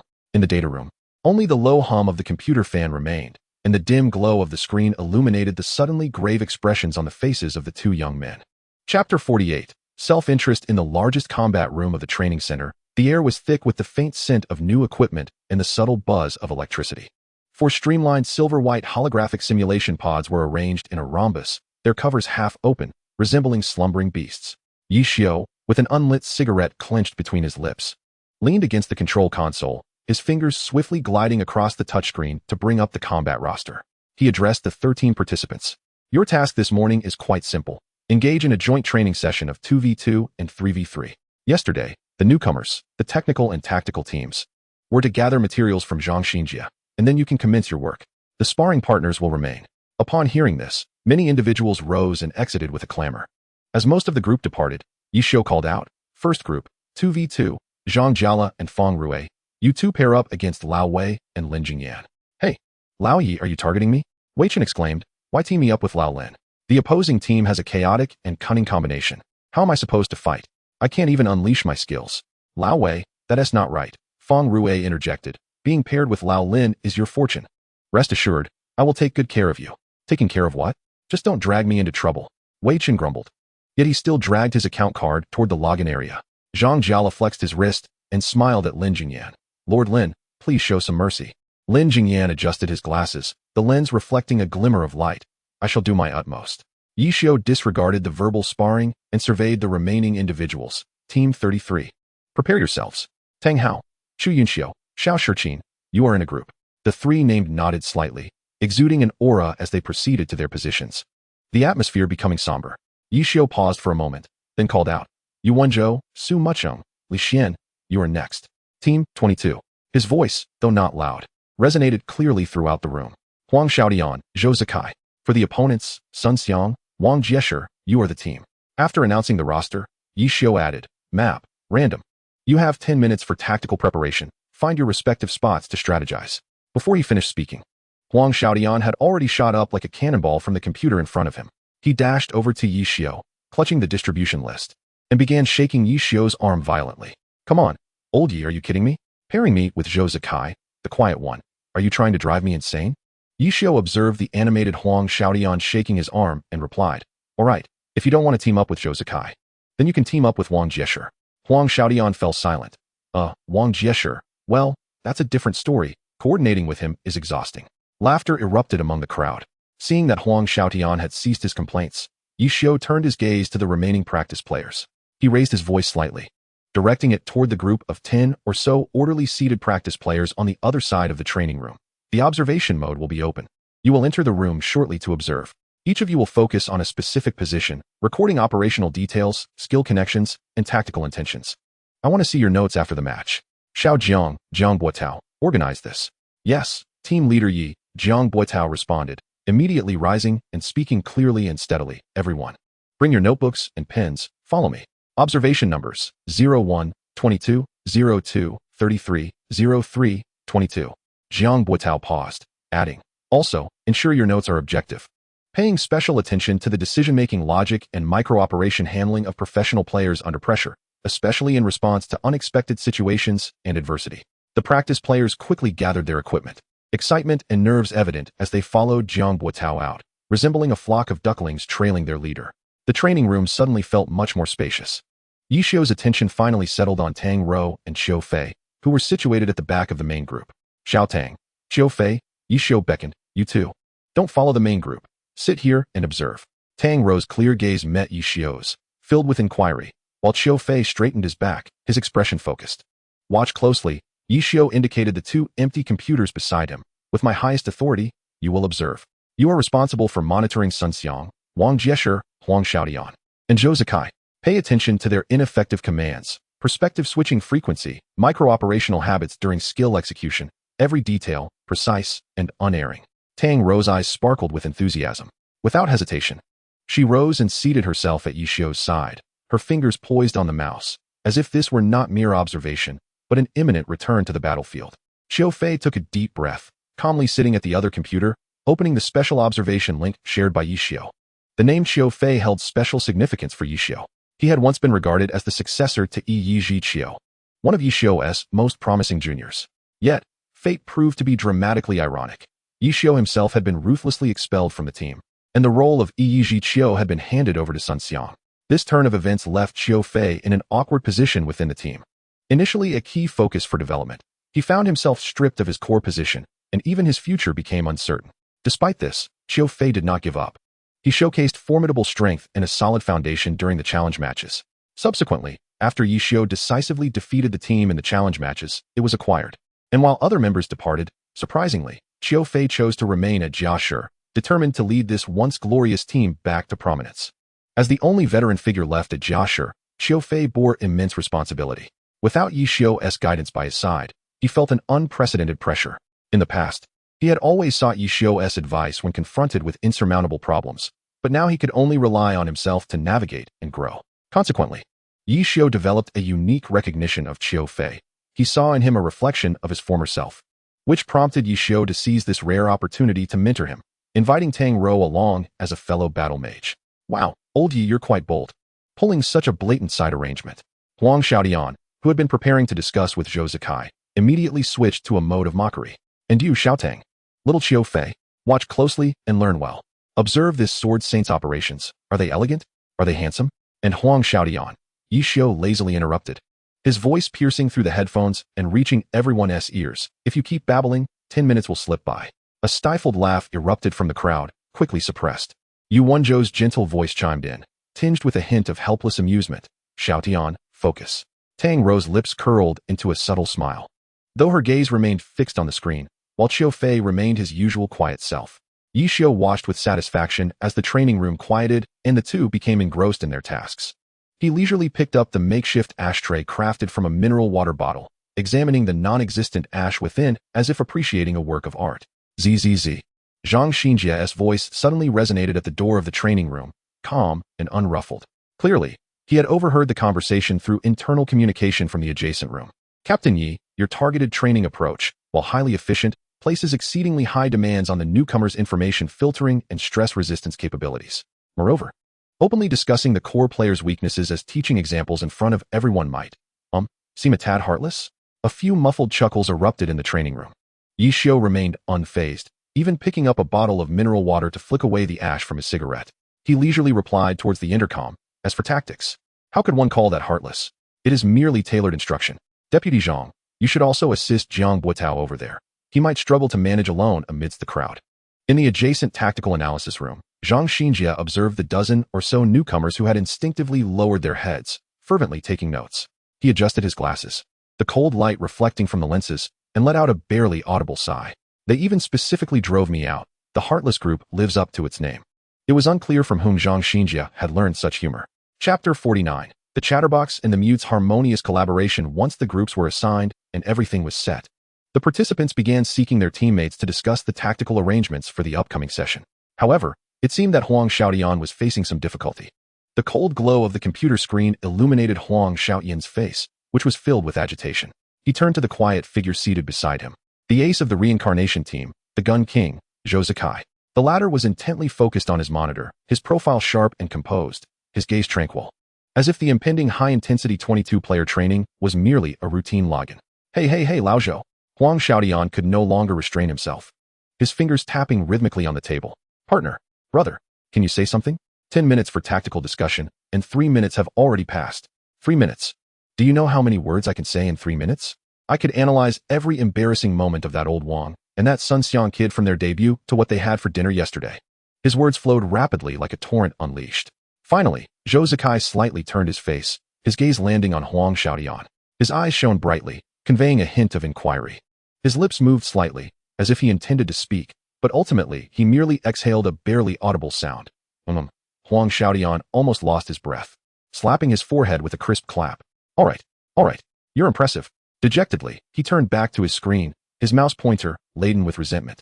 Forcefully clicked on the chat box in the lower left corner of the game interface. Let us chat. Typing. Surely you can manage that, Comrade Zhou Zikai. I'll type. And you just respond with a 1 if you agree, a 0 if you disagree. If you have something to add, just type a few words, please. Oh great Gun King. The chat window sprang open, and Huang Xiaotian's fingers instantly blurred across the keyboard, a torrent of text flooding the small chat box. Reflecting his distinctive personality, Huang Xiaotian, Yi Yusheng fan, the map is crucial. That old Wang fellow flies around on his broom like a mosquito. If the map is open and complex, he will definitely have the advantage. And that Sun Xiang kid loves to rush in head first, quite reckless. We must use the terrain to divide them. Huang Xiaotian, Yi Yusheng fan Zhou Zikai, your gun has a fast firing rate and long range. At the start, you should position yourself at a high point or somewhere with good visibility to suppress them. Create opportunities for me. My sword is swift, and I am agile. I will find a chance to sneak in and prioritize taking down Sun Xiang. That kid is easily provoked. Disrupting his rhythm will make things easier. Huang Xiaotian, Yi Yusheng fan old Wang is cunning and has great control. If he tries to use a lava flask or acid rain to divide the battlefield, you must immediately cover him with firepower to interrupt his chanting, or target his broom. The broom is his lifeline. Take away his aerial advantage. Huang Xiaotian, Yi Yusheng fan by the way, that Sun Xiang guy has been rapidly stacking his fighters well lately. Do not let him get comfortable with his combos. He becomes troublesome up close. We'll kite him. You shoot, and I'll create disturbances. Huang Xiaotian, Yi Yusheng fan hey, Zhou Zikai, are you watching? Give me a response. 1 or 0. Is the plan good? If not, say something or type. Hurry, time is precious. The text bubbles raced upward. In the corner of Zhou Zikai's screen, the chat window from Yi Yusheng fan was filled to the brim. He quietly observed, his focused gaze scanning each line of text, his eyelashes occasionally fluttering slightly. His long fingers hovered above the keyboard, seemingly hesitating. Finally, as Huang Xiaotian issued his last prompt, he decisively struck a clean character. Zhou Zikai, Yichang Chuanyun Wan Huang Xiaodian stared at the concise and almost perfunctory one on the screen, nearly gasping for air. He ruffled his disheveled hair and plopped down onto the chair beside Zhou Zikai, his fingers tapping out a blur on the keyboard. Huang Xiaodian, Yiyu Shengfan, come on. You really just typed a 1? Big brother. Zhou Ge, offer some constructive feedback. Even just saying you're a sharpshooter for long-range suppression, and I'm a swordsman for close combat. We need to coordinate our combination. Or I could charge in to draw fire while you take them out from a distance. Or you could cover me while I cut in. Anything will do. Zhou Zikai, Yichang Chuanyun, anything works. Zhou Zikai, Yichang Chuanyun, I'll follow your lead. Huang Xiaodian stared at the screen, then glanced at Zhou Zikai's unperturbed, handsome profile. Eventually, he slumped in his chair like a deflated balloon, weakly typing. All right, let us go with that for now. We'll adapt as we go. He focused on the solitary I'll follow your lead displayed on the screen, exhaling a long, resigned sigh. All right. Well, at least we've established some communication. He flexed his fingers, which had grown stiff from rapid typing, and glanced over at Sun Xiang and Wang Jieshi, seated a few spots away. Full of excitement, was animatedly speaking to Wang Jiexing, gesturing widely. In contrast, Wang Jiexing merely nodded slightly, his demeanor serene. Yet his gaze resembled a deep pool, revealing no trace of emotion. An intangible pressure permeated the training room. On the other side, Yixiao, with a cigarette hanging from his lips, was enveloped in a haze of smoke, obscuring his features. Ash had accumulated significantly, poised to fall at any moment. Beside him stood Tang Rou and Xiu Fei, both intensely focused on the computer screen ahead. Yixiao's voice emerged from the smoke, somewhat indistinct. Everyone, focus. His gaze swept over Tang Rou and Xiu Fei as he continued. In this match, you two should closely observe Sun Xiang. Pay attention to his maneuvers and be vigilant for any hidden skills he might unveil. He paused briefly before shifting his attention to Xiu Fei. Xiu Fei, you must particularly note the details of Sun Xiang's operations, especially his approach as a battle mage. Examine how his gameplay diverges from your own and what traditional tactics he has inherited or adapted. Next, his gaze turned to Tang Rou, Xiao Tang. You should primarily focus on Huang Xiaoyan's swordplay. His opportunistic style is precisely what you need to learn now. While you possess vigor, your timing and control in combat lack finesse. This is a chance for you to experience true opportunism. 10 minutes swiftly elapsed as everyone made final preparations for the impending battle. The countdown commenced. 5, 4, 3, 2, 1, begin. With the referee's command, the match officially commenced. The system's prompt was crisp and clear. For figures instantly materialized on the map. The scenery illuminated, revealing a gloomy and dilapidated landscape. Chapter 50. The battle begins as the view brightened, a desolate and grim environment unfolded. Huang Xiaodian, Yiyu Shengfan, huh? I didn't expect it to be a gray town. It's truly perfect. The gray town was a small to medium-sized abandoned industrial map, exuding an aura of death, resembling the cold remains of a rusted steel beast. The time on the map was dusk, with dim lighting and heavy shadows. Visibility was severely restricted, favoring stealth and ambush. The core areas of the gray town included the Central Clock Tower ruins and the Pipeline Maze. Central Clock Tower ruins, a severely collapsed Gothic steel structure. Its interior resembling a labyrinth of rusted beams, broken staircases, and suspended platforms, with massive gears slowly turning and creaking. The deep shadows concealed numerous hidden sniper points, albeit with fragile structures. Pipeline Maze, surrounding the clock tower, formed by countless massive, rusted, and twisted pipes intertwined. The interior was narrow and winding, poorly lit, with the ground covered in oil, acid, or lava remnants, causing ongoing damage. It was suitable for close combat, ambushes, and battlefield segmentation. How eerie. Huang Xiaodian maneuvered Yiyu Shengfan, lightly bouncing off a massive pipe, leveraging his momentum to leap onto a crumbling second-floor platform, his view suddenly expansive. As he swiftly scanned the surroundings, he fired off another message in the team channel. Huang Xiaodian, Yiyu Shengfan, high ground at the clock tower. Zhou Zikai, move fast. That position is unbeatable. It can dominate most of the map. I'm heading down to the pipeline area to see if I can lure that fool Sun Xiang out. Be cautious. The text bubble continued to scroll on the screen as Yiyu Shengfan darted like a blue flash, leaping from the platform's edge. His ice rain sword tracing a cold arc in the dim light, silently vanishing into the vast maze of pipes below, almost simultaneously with Yiyu Shengfan's disappearance. A figure silently hovered atop the towering, abandoned condensing tower on the opposite side of the clock tower. One shot through the clouds, dual guns firmly grasped in hand, with their barrels slightly lowered, resembling a poised predator. Zhou Zikai's perspective steadily scanned the intricate terrain below, fractured conveyor belts, stacked abandoned containers, and pockmarked metal walls, each shadow and corner potentially concealing lethal threats. he spotted the swiftly moving blue streak of Yi Yusheng Fan disappearing into the pipeline area. In the distance, near the map's edge, lay an expanse formed by enormous abandoned storage tanks. Sun Xiang, controlling Yi Zhiqiu, wielded a battle spear glimmering with a restless dark purple sheen. He paced irritably, the spear tip striking heavily against the rusted ground, producing a piercing scrape. Sun Xiang, Yi Zhiqiu, Captain Wang. Shall we charge? Those two are surely hiding by the clock tower. Wang Jiexing, Wang Buluxing, patience. Huang Xiaotian is in the pipeline area, he baiting the enemy. Wang Buluxing hovered a few meters above the storage tanks, the tail of his broom emitting faint glimmers. His sharp gaze pierced through the goggles, locking onto a fleeting deep blue figure, almost blending into the surroundings at the entrance of the pipeline maze. He maneuvered Wang Buluxing like a patient specter, silently gliding along the massive arc of the storage tank's exterior, utilizing the shadows for cover as he meticulously approached the pipeline area's flank, while maintaining constant surveillance of the entrance. Sun Xiang, Yi Zhiqiu, what's there to fear? I'll just take down Huang Xiaotian first. His incessant chatter is unbearable. Wang Jiexing, Wang Buluxing, follow my lead. Sun Xiang, glancing at Wang Jiexing's command in the team channel, though reluctant, abruptly halted Yi Zhiqiu's spear, aligning with Wang Buluxing's direction. The sound of his battle boots on the rusted surface resonated sharply in the silence. Drip, drip. The sound of water seemed ever closer.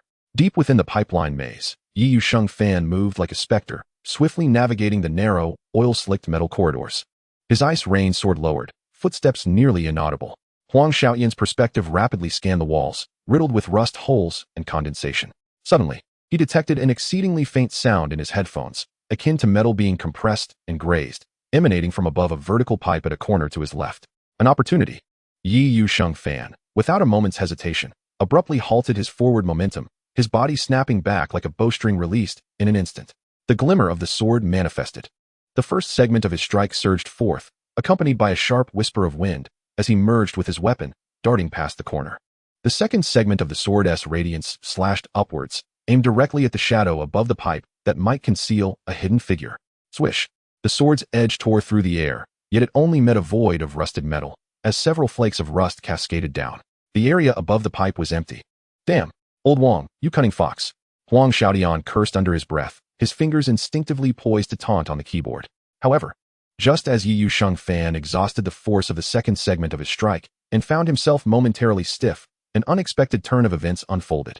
From the seemingly vacant opening of the vertical pipe above, an emerald green vial was abruptly hurled into the air, tracing an odd parabola, and precisely landing half a step in front of Yi Yusheng Fan. Bang! The emerald liquid erupted violently. A pungent odor instantly permeated the air, as a deluge of corrosive liquid enveloped the narrow passageway, emitting a sound that made one's teeth ache. Acid rain flask. An area control skill. Almost simultaneously, a furious purplish-black figure, accompanied by a low rumbling akin to a dragon's roar, charged forth from the corner where Huang Xiaotian had just emerged. Launching an assault with Yi Zhiqiu, Sun Xiang had evidently been waiting for this moment, unleashing the battle mage's ultimate skill, Fu Long Xiang Tian. The fearsome energy dragon head formed by Fu Long Xiang Tian roared as it burst forth from the spear, tearing through the narrow corridor with unstoppable momentum. Aiming directly at Yi Yusheng Fan, who was trapped by the acid rain and unable to retreat swiftly. Sun Xiang, you're ambushing. Unethical. Huang Xiaotian retorted rapidly, his fingers dancing across the keyboard like lightning. Yi Yusheng Fan executed a critical break at the edge of the corrosive liquid. The ice rain sword bursting forth in a dazzling radiance.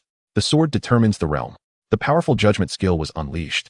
As the sword's edge clashed against the roaring dragon head, boom! The clash of energy resonated within the confined tunnel, amplified to deafening levels. The purplish-black dragon-shaped battle aura collided violently with the blue sword chi, annihilating each other, while a tempest of air swirled, sending splashes of acid and rust fragments flying. Yi Yusheng Fan was jolted backward by the tremendous impact, as the ice rain sword trembled violently, emitting a mournful hum. Success! A glimmer of excitement flashed in Sun Xiang's eyes. Riding the momentum of Fu Long Xiang Tian, Yi Zhiqiu thrust forth like a venomous dragon escaping its lair, executing a powerful strike aimed to pin Yi Yusheng Fan, still unsteady, firmly to the corrosive ground. In that critical moment, the sharp crack of gunfire shattered the oppressive air. Bang, bang, bang, bang, for consecutive shots. They were so rapid they nearly overlapped into a singular, elongated shriek. For bullets, not aimed at Yi Zhiqiu, but rather, as if guided by unseen eyes, precisely struck the metal walls flanking the retreating path of Yu Shengfan. Sparks flew. The bullet's immense kinetic energy collided with the hard metal at precarious angles. The ricocheting fragments, infused with scorching heat, spread like a deadly swarm, instantly covering Sun Xiang's path of pursuit. Not a single bullet struck directly, yet they wove a net of high-temperature metallic shards that erupted in an instant. What? Sun Xiang's pupils dilated. The sudden barrage of ricocheting bullets completely disrupted his attack rhythm. The trajectory of the powerful thrust was forcibly interfered with by the chaotic area of ricochet, compelling him to abruptly twist the control stick. Yi Zhiqiu veered sideways, narrowly brushing against the shoulder guard of Yu Shengfan, igniting a shower of sparks. The pursuit was interrupted. The pressure on Yu Shengfan diminished sharply, and Huang Xiaodian, being an all-star player, reacted swiftly, his fingers flying across the keyboard. Silver light falls. Yu Shengfan capitalized on his retreating momentum, leaping backward with his sword pointed downward, akin to a meteor descending onto a relatively clean metal platform, instantly widening the gap between himself and Yi Zhiqiu as well as the area of corrosive liquid. Beautiful. Zhou Zikai. Huang Xiaodian couldn't help but shout in the channel. At the pinnacle of the clock tower, Zhou Zikai's gaze remained unwavering, the barrel of his gun emitting a faint wisp of smoke. The extraordinary ricochet that had just unfolded seemed effortless to him. However, Wang Jieshi's brow furrowed slightly at that moment. The marksman's suppression was more precise, timely, and imaginative than he had anticipated. He glanced at Sun Xiang, who was forced back and appeared somewhat stiff, a flicker of subtle seriousness crossing his eyes. No, the rhythm of the sharpshooter must be disrupted. Wang Buluxing took action. He rode his broom, resembling a colossal dark bat of the night, abruptly diving from behind a towering exhaust pipe. His target was none other than Yu Shengfan, who had just landed and had yet to regain his balance. The diving speed was astoundingly swift, trailing stardust in his wake. Huang Xiaodian, Yu Shengfan, old Wang is coming. Zhou Zikai, mark him. Just as Huang Xiaodian's warning was issued, the gunfire from the clock tower erupted. Bang, bang, bang, bang, bang. The bullets formed a fiery line, tearing through the air, precisely sealing off the path of Wang Buluxing's dive. The bullets were not direct shots, but rather preemptively blocked the potential paths of Wang Jieshi's maneuvering, compelling him to slow down or alter his trajectory. Yet, Wang Jieshi's reflexes surpassed all expectations. Wang Buluxing executed a sudden and impossible right-angle turn during his high-speed dive, pressing the broom's tail down sharply, completing a brief yet uncanny maneuver. The bullets whizzed past him, striking the metal wall behind, sending a shower of sparks. As the turn was completed, Wang Buluxing raised his left hand. Star Ray, a dazzling beam, intensely blinding, was not aimed at Yu Shengfan, but rather traced a cunning arc, shooting toward the spot above where the marksman of the clock tower resided. Damn, a feint. Huang Xiaodian instantly comprehended Wang Jieshi's intentions.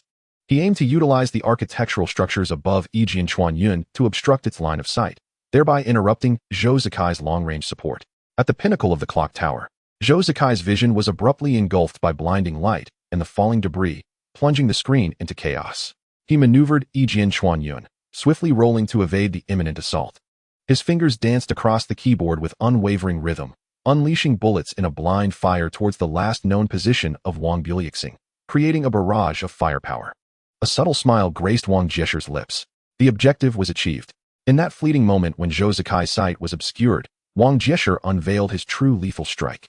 As Wang Buluxing unleashed a starry ray, he dove downward without hesitation, slightly adjusting his trajectory to target Yu Shengfan, who had just evaded Sun Xiang's pursuit and was attempting to reposition. What he hurled was a deep blue vial emanating a chilling aura, ice rain. The vial traced a parabolic arc in the air, aimed directly at the edge of the platform where Yu Shengfan stood. Upon impact, the vial would shatter, releasing an expansive field of frigid ice crystals, effectively sealing off Huang Xiaodian's maneuverability. Sun Xiang, Wang Jieshi called out sharply, his voice piercing through the headset. Sun Xiang, already brimming with pent-up fury, understood immediately. The spear of Yi Zhiqiu erupted with dazzling purple light. The radiant patterns on Yi Zhiqiu coalesced into multiple layers. The formidable Haolong Pajun surged forth, resembling a raging bull, heedless of the dangers posed by the ricocheting bullets. With relentless ferocity, he charged forward, spear in hand, transforming into a bolt of violet lightning, targeting Yu Shengfan, who was forced to confront the threat above. A pincer attack commenced. Fire and ice converged. Damn it! Huang Xiaodian cursed as Yu Shengfan found himself in dire straits upon the narrow platform. Above loomed the shadow of Wang Buluxing and the impending explosion of the ice vial, while ahead lay the unbridled wrath of Sun Xiang's Haolong Pajun. The ice rain sword swung rapidly, The phantom unseen sword erupted in an instant. Layers of sword shadows attempting to intercept the frontal assault of Howlong Pajun, all while he desperately slid towards the only corner of the platform piled high with discarded oil barrels. Yet, Wang Jieshi's ice rain sealed off his best escape route. As the ice crystals threatened to descend, the purple spear's dragon shadow was poised to strike Ye Yuxingfan. A deep, resonant sound of gunfire charging pierced through the clamor, like the whisper of death, reaching every ear. At the clock tower's apex, as the blinding light began to fade, Yijian Chuanyun had already knelt, the iconic silver weapon. Huanghua steadied before him, its muzzle aimed at the tumultuous battlefield below. Within the depths of the silver weapon's barrel, an intensely concentrated white light amassed frantically, the surrounding air warping under the strain of such fearsome energy. Barrett sniper, not instantaneous, but charged. Zhou Zikai had remarkably completed the preparatory charge amidst the blinding effect. The target he locked onto was neither Wang Buliuxing nor Ye Zhiqiu, but rather, boom. A thunderous sound, jarring enough to halt hearts, erupted. The barrel belched forth flames as fierce as a miniature sun. A specially crafted armor-piercing round, infused with destructive energy, tore through the air with a piercing shriek, striking precisely at the ice vial poised to detonate beside Ye Yuxingfan. Time seemed to freeze at that moment. Boom. A deafening explosion. The terrifying force of the charged Barrett, combined with the vial's inherent energy, birthed a miniature energy storm. Ice blue shards, searing metal fragments, and violent shockwaves exploded outward in a spherical frenzy. The epicenter of the explosion lay directly beneath Wang Buliuxing's trajectory into the flank of Ye Zhiqiu's charge. Chapter 52. The Unleashed Magician. Zhou Zikai's small wave of performance astonished even Wang Jieshi. What? Wang Jieshi's expression shifted dramatically. The anticipation and destructive power of that shot transcended conventional tactical boundaries.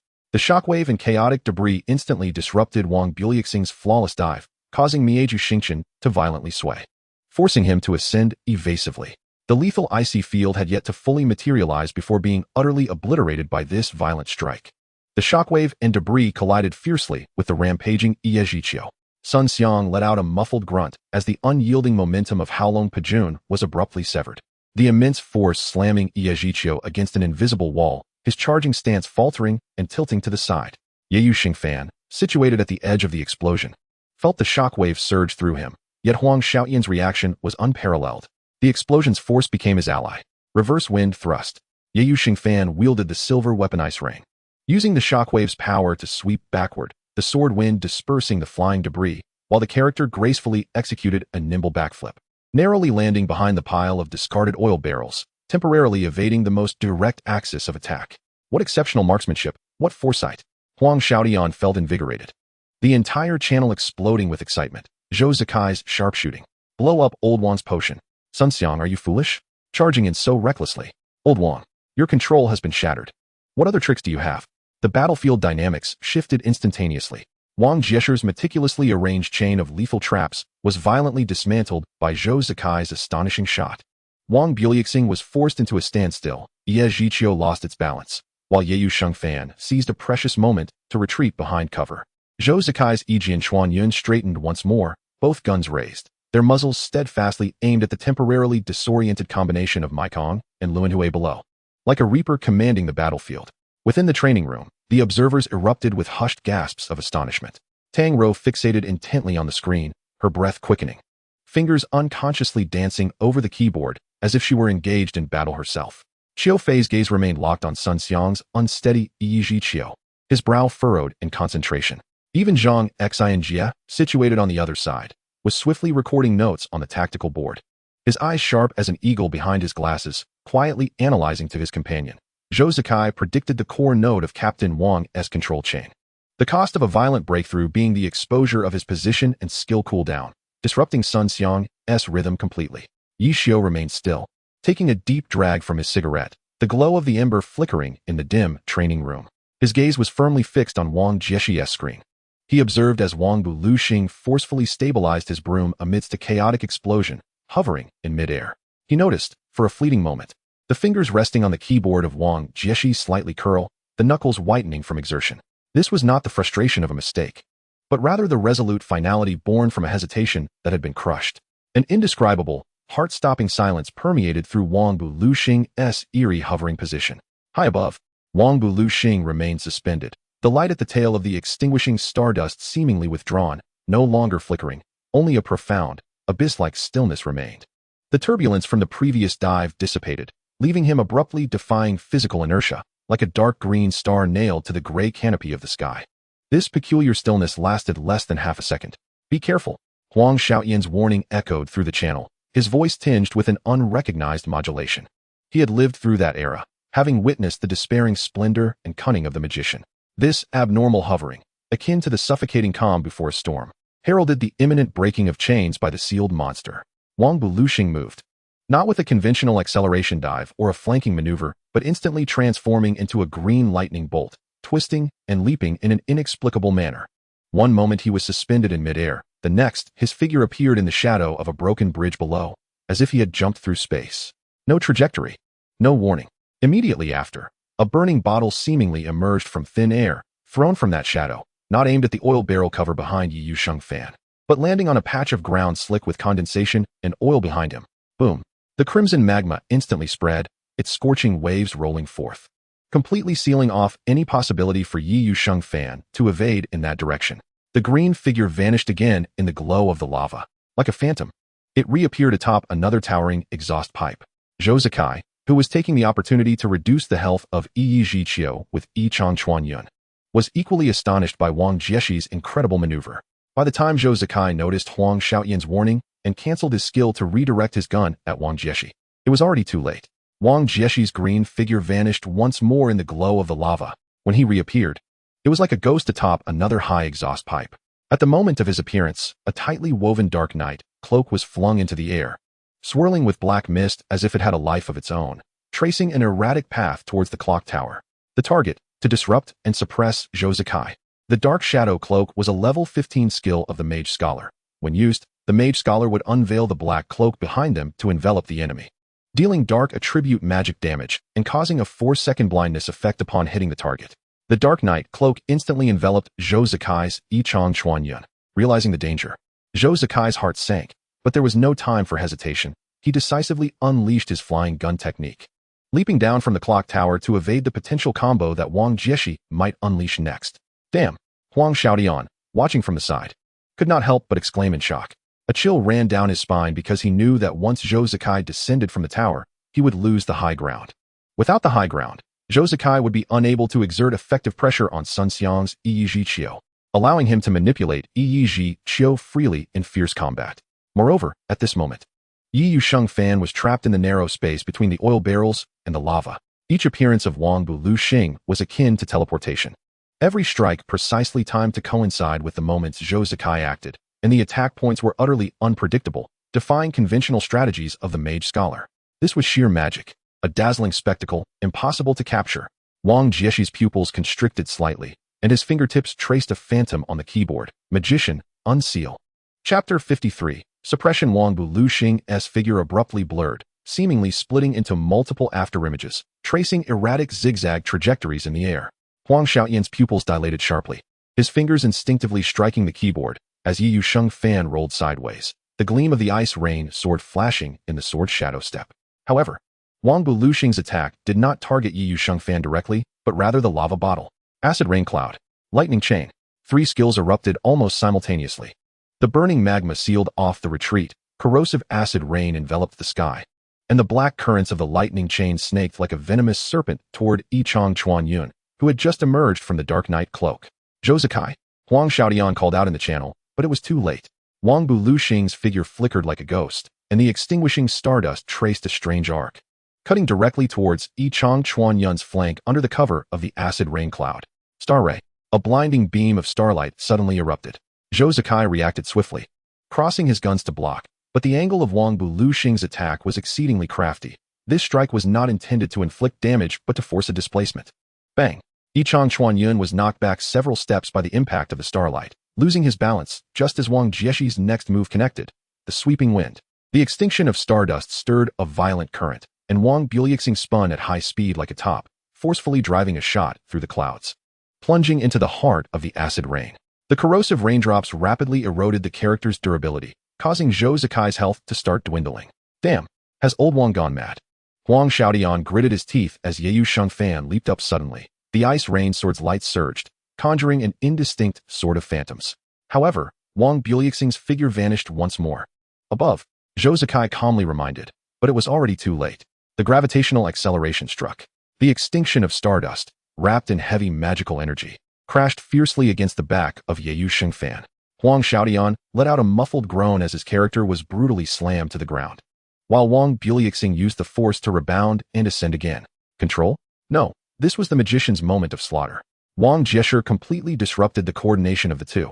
As Zhou Zikai's gun barely lifted, Wang Buliexing had already flashed to the other side like a ghost. Under the dual blockade of the acid rain clouds and lava, the angle for a shot through the clouds was compressed to its limits. Sun Xiang, entangle Zhou Zikai and buy me some time. Wang Jiesher sent a terse message in the team chat, cold and urgent. Just as Yi Zhiqiu steadied himself from the explosive shock, he suddenly looked up. There was no confusion in Sun Xiang's eyes. Although he did not fully understand Wang Jiesher's intentions, he was consumed by a fervent fighting spirit and an almost fanatical trust. He witnessed Wang Buliexing's inhuman trajectory, saw the astonishing point of attack. The dazzling patterns of the battle mage erupted once more radiant than ever.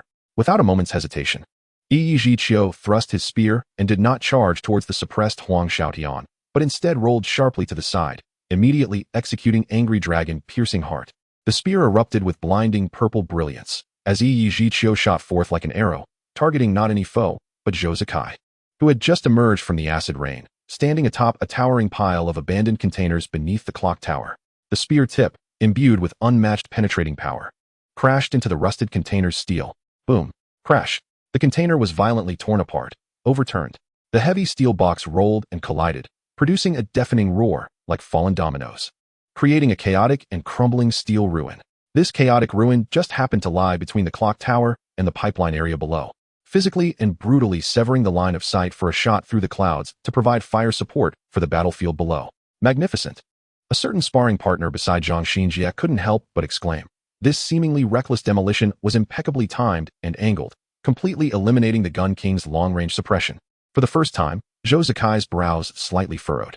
The screen's view was entirely obscured by the tumbling containers. He could not see the situation below and could only judge based on the sounds and memories from earlier. He maneuvered his character to swiftly move within the narrow space disrupted by Sun Xiang, accurately firing with dual guns, trying to intercept Yi Zhiqiu. But the bullets ricocheted off Yi Zhiqiu's spear, sparking intensely.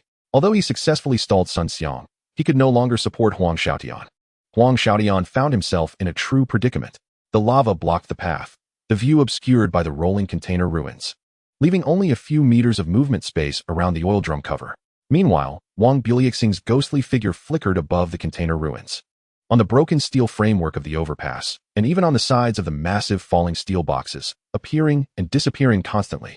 Each flicker was accompanied by a piercingly clever attack. Dispelling powder. The white powder silently fell from the sky, blanketing the area where Ye Yushengfan resided, hitting its mark.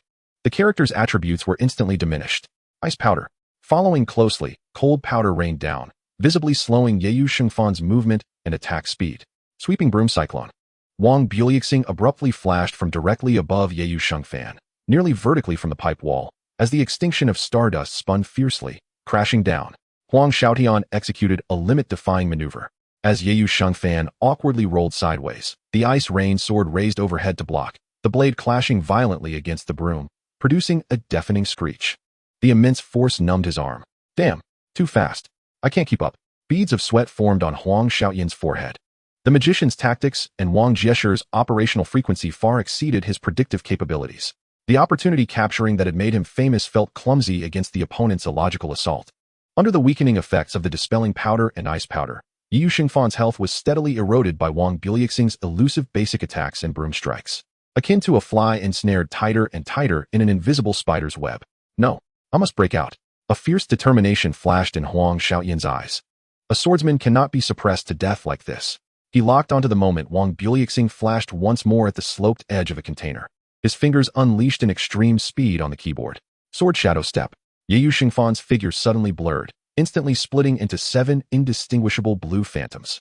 The 7 figures surged forth simultaneously towards 3 different directions, to the left of the oil drum, to the right, and above, attempting to use the doppelgangers to confuse and forcibly break through the blockade.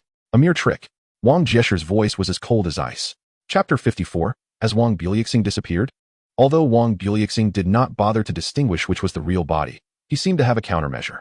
Wang Jieshe maneuvered Wang Buliuxing to hover above the containers. Raising his left hand, as a star-shaped line, glowing softly, was thrown out like a living entity, targeting not any of the doppelgangers, but rather the path ahead of the 7 phantoms, a metal slope slick with condensation. The star-shaped line landed precisely at the top of the slope, its gentle glow instantly unfolding. Huang Xiaotian saw the light, and alarm bells rang in his mind.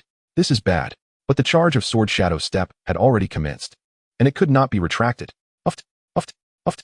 3 phantoms, including the true form of Yi Yusheng Fan, nearly simultaneously stepped onto the slope illuminated by the shimmering light of the stars. The sensation beneath their feet instantly transformed, akin to treading on oil. The frost effect was triggered. The true form of Yi Yusheng Fan and the 2 phantoms, as if stripped of their very bones, lost all control under immense inertia, helplessly sliding down the exceedingly slippery slope. The direction of their descent led them perilously close to the area where the lava-filled vials still emitted a deadly heat. It was a disaster. Huang Xiaotian felt a chill run through him. The manipulation of the terrain and the seamless control resembled a devil's script. Just as Yi Yusheng Fan was about to plunge into the lava, Huang Xiaotian could even feel the searing pain emanating from his virtual character. Suddenly, a series of dull sniper shots echoed, pounding like heavy hammers against the hearts of all present. It was an anti-tank cannon. Beside the containers, Zhou Zikai had finally managed to shake off Sun Xiang's interference. Seizing this rare opportunity, he unhesitatingly decided to assist Huang Xiaotian. Though Zhou Zikai could not directly observe the situation below, the sight of Yi Yusheng Fan careening towards the lava, along with the dazzling glow of the molten rock flashing through the gaps of the toppled containers, allowed him to ascertain the peril Huang Xiaotian faced. Zhou Zikai quickly knelt on one knee, aiming the muzzle of his Huanghua rifle at the edge of the lava area.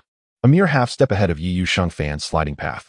Taking a deep breath, he pulled the trigger, and the rifle's barrel spat forth a continuous stream of flames, 3 large-caliber anti-tank shells racing forth like lightning. With a deep, resonating whoosh, the shells cut through the air, flying straight towards their target. Their trajectory was remarkably precise, as if calculated with utmost accuracy, striking the very edge of the lava-filled area. In an instant, a thunderous explosion erupted, shaking the world with its might. The molten rock was violently upheaved by the terrifying force of the blast, erupting like a fountain in a spectacular display. The shockwave and the flying molten debris formed a chaotic shield, forcefully obstructing Yi Yusheng Fan's uncontrolled slide into the molten vials. This shield not only halted Yi Yusheng Fan's descent, but also provided a layer of protection from the direct scorching of the lava.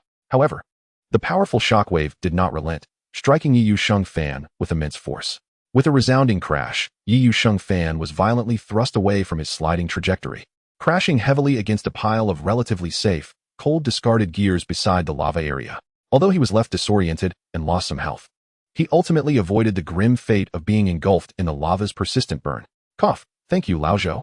Huang Xiaotian, still shaken, quickly typed in the channel while controlling Yi Yusheng Fan to struggle upright from the pile of gears. The silver sword, Bingyu, was once again raised, pointing towards the figure above that resembled a demonic being. The glow of the lava illuminated his somewhat disheveled face, yet his fighting spirit remained undiminished.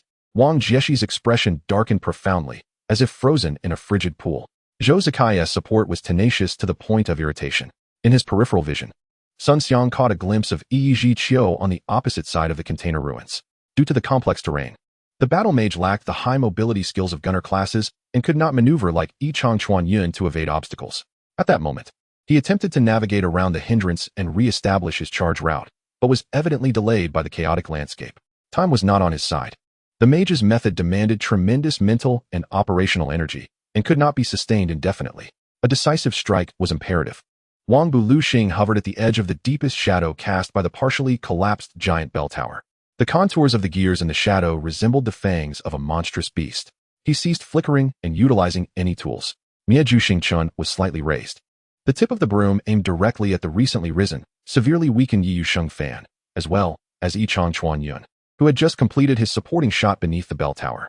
An indescribable, heart-pounding sense of oppression emanated from the small mage character, enveloping the entire battlefield. It's coming. Yi Xiu extinguished the burnt-out cigarette but in his hand, his voice low enough for only himself to hear. In the training room, one could hear a pin drop. Tang Rou held her breath, Xiu Fei clenched his fists, and Zhang Xing's pen hovered motionless over the tactical board. All spectators felt that intangible pressure, their hearts gripped by a cold hand. Wang Buluxing moved. It was neither a dash nor a flanking maneuver. He rode the broom. merging into the shadows of the bell tower, his figure suddenly becoming blurred and distorted, in a manner that defied the laws of physics, akin to liquid flowing. He slipped into the darkest crevice formed by the interlocking structures of the enormous gears of the bell tower. He vanished, completely disappeared. No remnants of light or shadow, no trace of movement. In the prior moment, he had been suspended at the edge of the shadow. In the next, that deep green figure was as if swallowed whole by the darkness of the bell tower, silently merging into the labyrinthine depths formed by the massive rusted gears and twisted steel beams. Yi Yusheng Fan's Bingyu still pointed into the air, yet it had lost its target.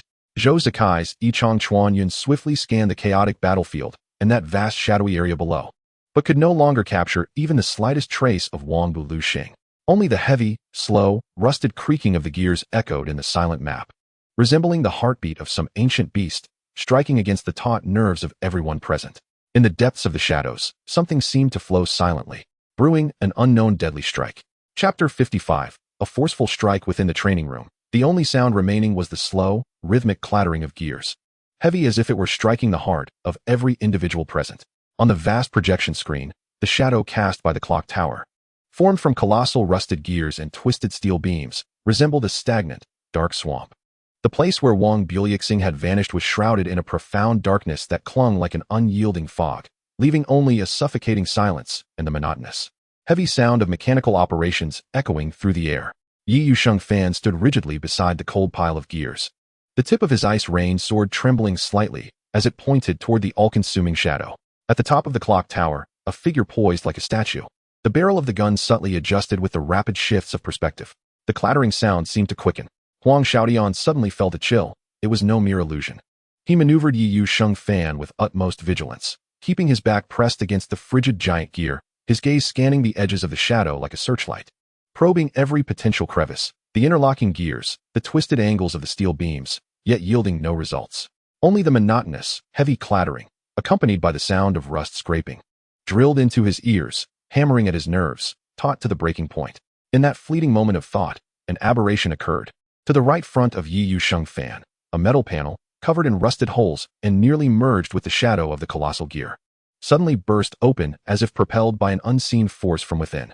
It was not an explosion, but rather a silent, narrow gap that unfolded just wide enough for a broom to pass through. A deep green shadow slithered out from the instantaneously opened seam, like a coiled serpent ready to strike. Wang Buluxing.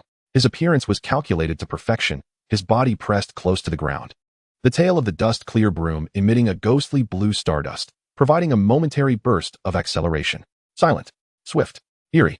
It was as if the shadow itself had condensed into a lethal serpent. The dispersing powder.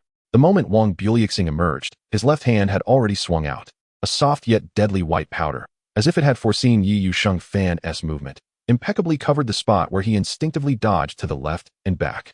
The negative status icon indicating attribute weakening instantly lit above Yi Yusheng Fan's head. Damn it! Cunning! Huang Xiaodian cursed inwardly, yet his hands moved with lightning speed. Yi Yusheng Fan forcibly interrupted his dodging motion, and the ice-rain sword erupted into a dazzling blue light, creating multiple sword shadows. 7 indistinguishable blue figures suddenly diverged, rushing in 4 different directions, attempting to confuse and evade attacks with clones. Meanwhile, 3 were directed at Wang Jieshi. However, Wang Jieshi's actions were even swifter. Wang Buluxing made no attempt to discern the true body. Using the momentum from his slide, he floated upward as if weightless, perfectly avoiding the potential onslaught of the 3 clones. In that instant of rising, he silently tossed a glass vial shimmering with unstable green light, the acid rain cloud, cutting off the escape route. Huang Xiaodian's mind raced. Among the 7 figures, the true body of Yi Yusheng Fan abruptly halted, turning to meet the wind with a slashing blow. The sword light, like a silken ribbon, sliced toward the airborne Wang Buluxing. Meanwhile, several false figures charged toward the slope that the acid was about to cover. This was an offensive strategy to force Wang Jieshi to respond.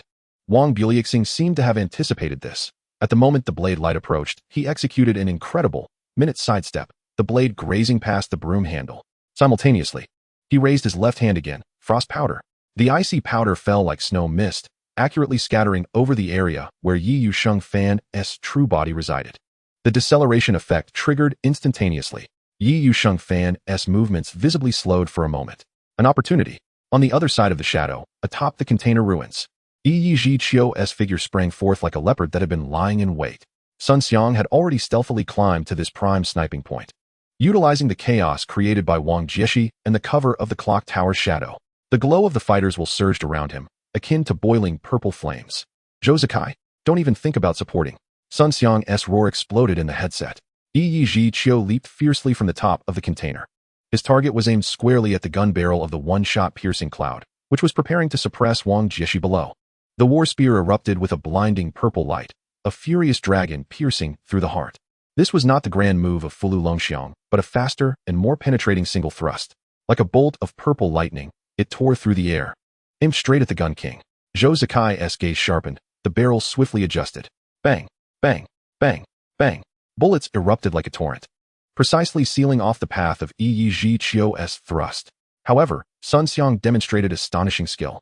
In midair, Yi Chiu forcibly twisted his body, rapidly swinging the war spear. Clang, clang, clang, clang. The dense sound of metal clashing erupted. Sun Xiang, utilizing his lightning-fast reflexes and precise blocking predictions, managed to deflect several vital bullets with his spear. Though the impact of the bullets caused his health to drop and hindered his charge, he successfully remained suspended in midair, like a resilient rock, firmly blocking the path between one-shot piercing cloud and the battlefield below. He had forcefully torn open the marksman's barrage. Impressive, Sun Xiang. Even Xiu Fei, who was observing, couldn't help but murmur in admiration. This bold act of withstanding a hail of bullets showcased the fighter's ferocity to the fullest. Below on the battlefield, Huang Xiaodian felt the pressure mount. Slowed by the frost powder, he faced Wang Buliuxing, who flickered like a ghost. Elusive with his broom's strikes and cunning tools, leaving him in a passive position. His health was gradually eroded by the weakening effects of the dispersing powder and frost powder. No, he could not be led by the nose. A glint of determination flashed in Huang Xiaoyan's eyes. He fixated on Wang Buliuxing's every flickering trajectory, his mind racing at an unprecedented speed. The swordsman's instinct was in a frenzy. When Wang Buliuxing once again emerged from behind a cleverly positioned gear shadow, tossing a spinning star-shaped shuriken, star ray scatter, Huang Xiaodian made his move, not to evade, but to confront. Yi Sheng Fan, under the slowing effect, forcibly unleashed a flurry of strikes. 3 slash. The first paragraph depicts a decisive momentum, not retreating, but surging diagonally upwards. The target is unmistakably the position where Wang Buliuxing had just thrown his dart, caught in the aftermath of his skill's cooldown. Seeking death? The thought barely formed in Wang Jieshi's mind. Suddenly, a piercing gunshot shattered the air, as if to rend the very fabric of the world. It was evident that this gunshot emanated from Zhou Zikai. Below the tower, Zhou Zikai was fiercely entangled with Sun Xiang. Yet Zhou Zikai, acknowledged as the foremost player in the current league, seized upon a fleeting moment when Sun Xiang's skill connection faltered.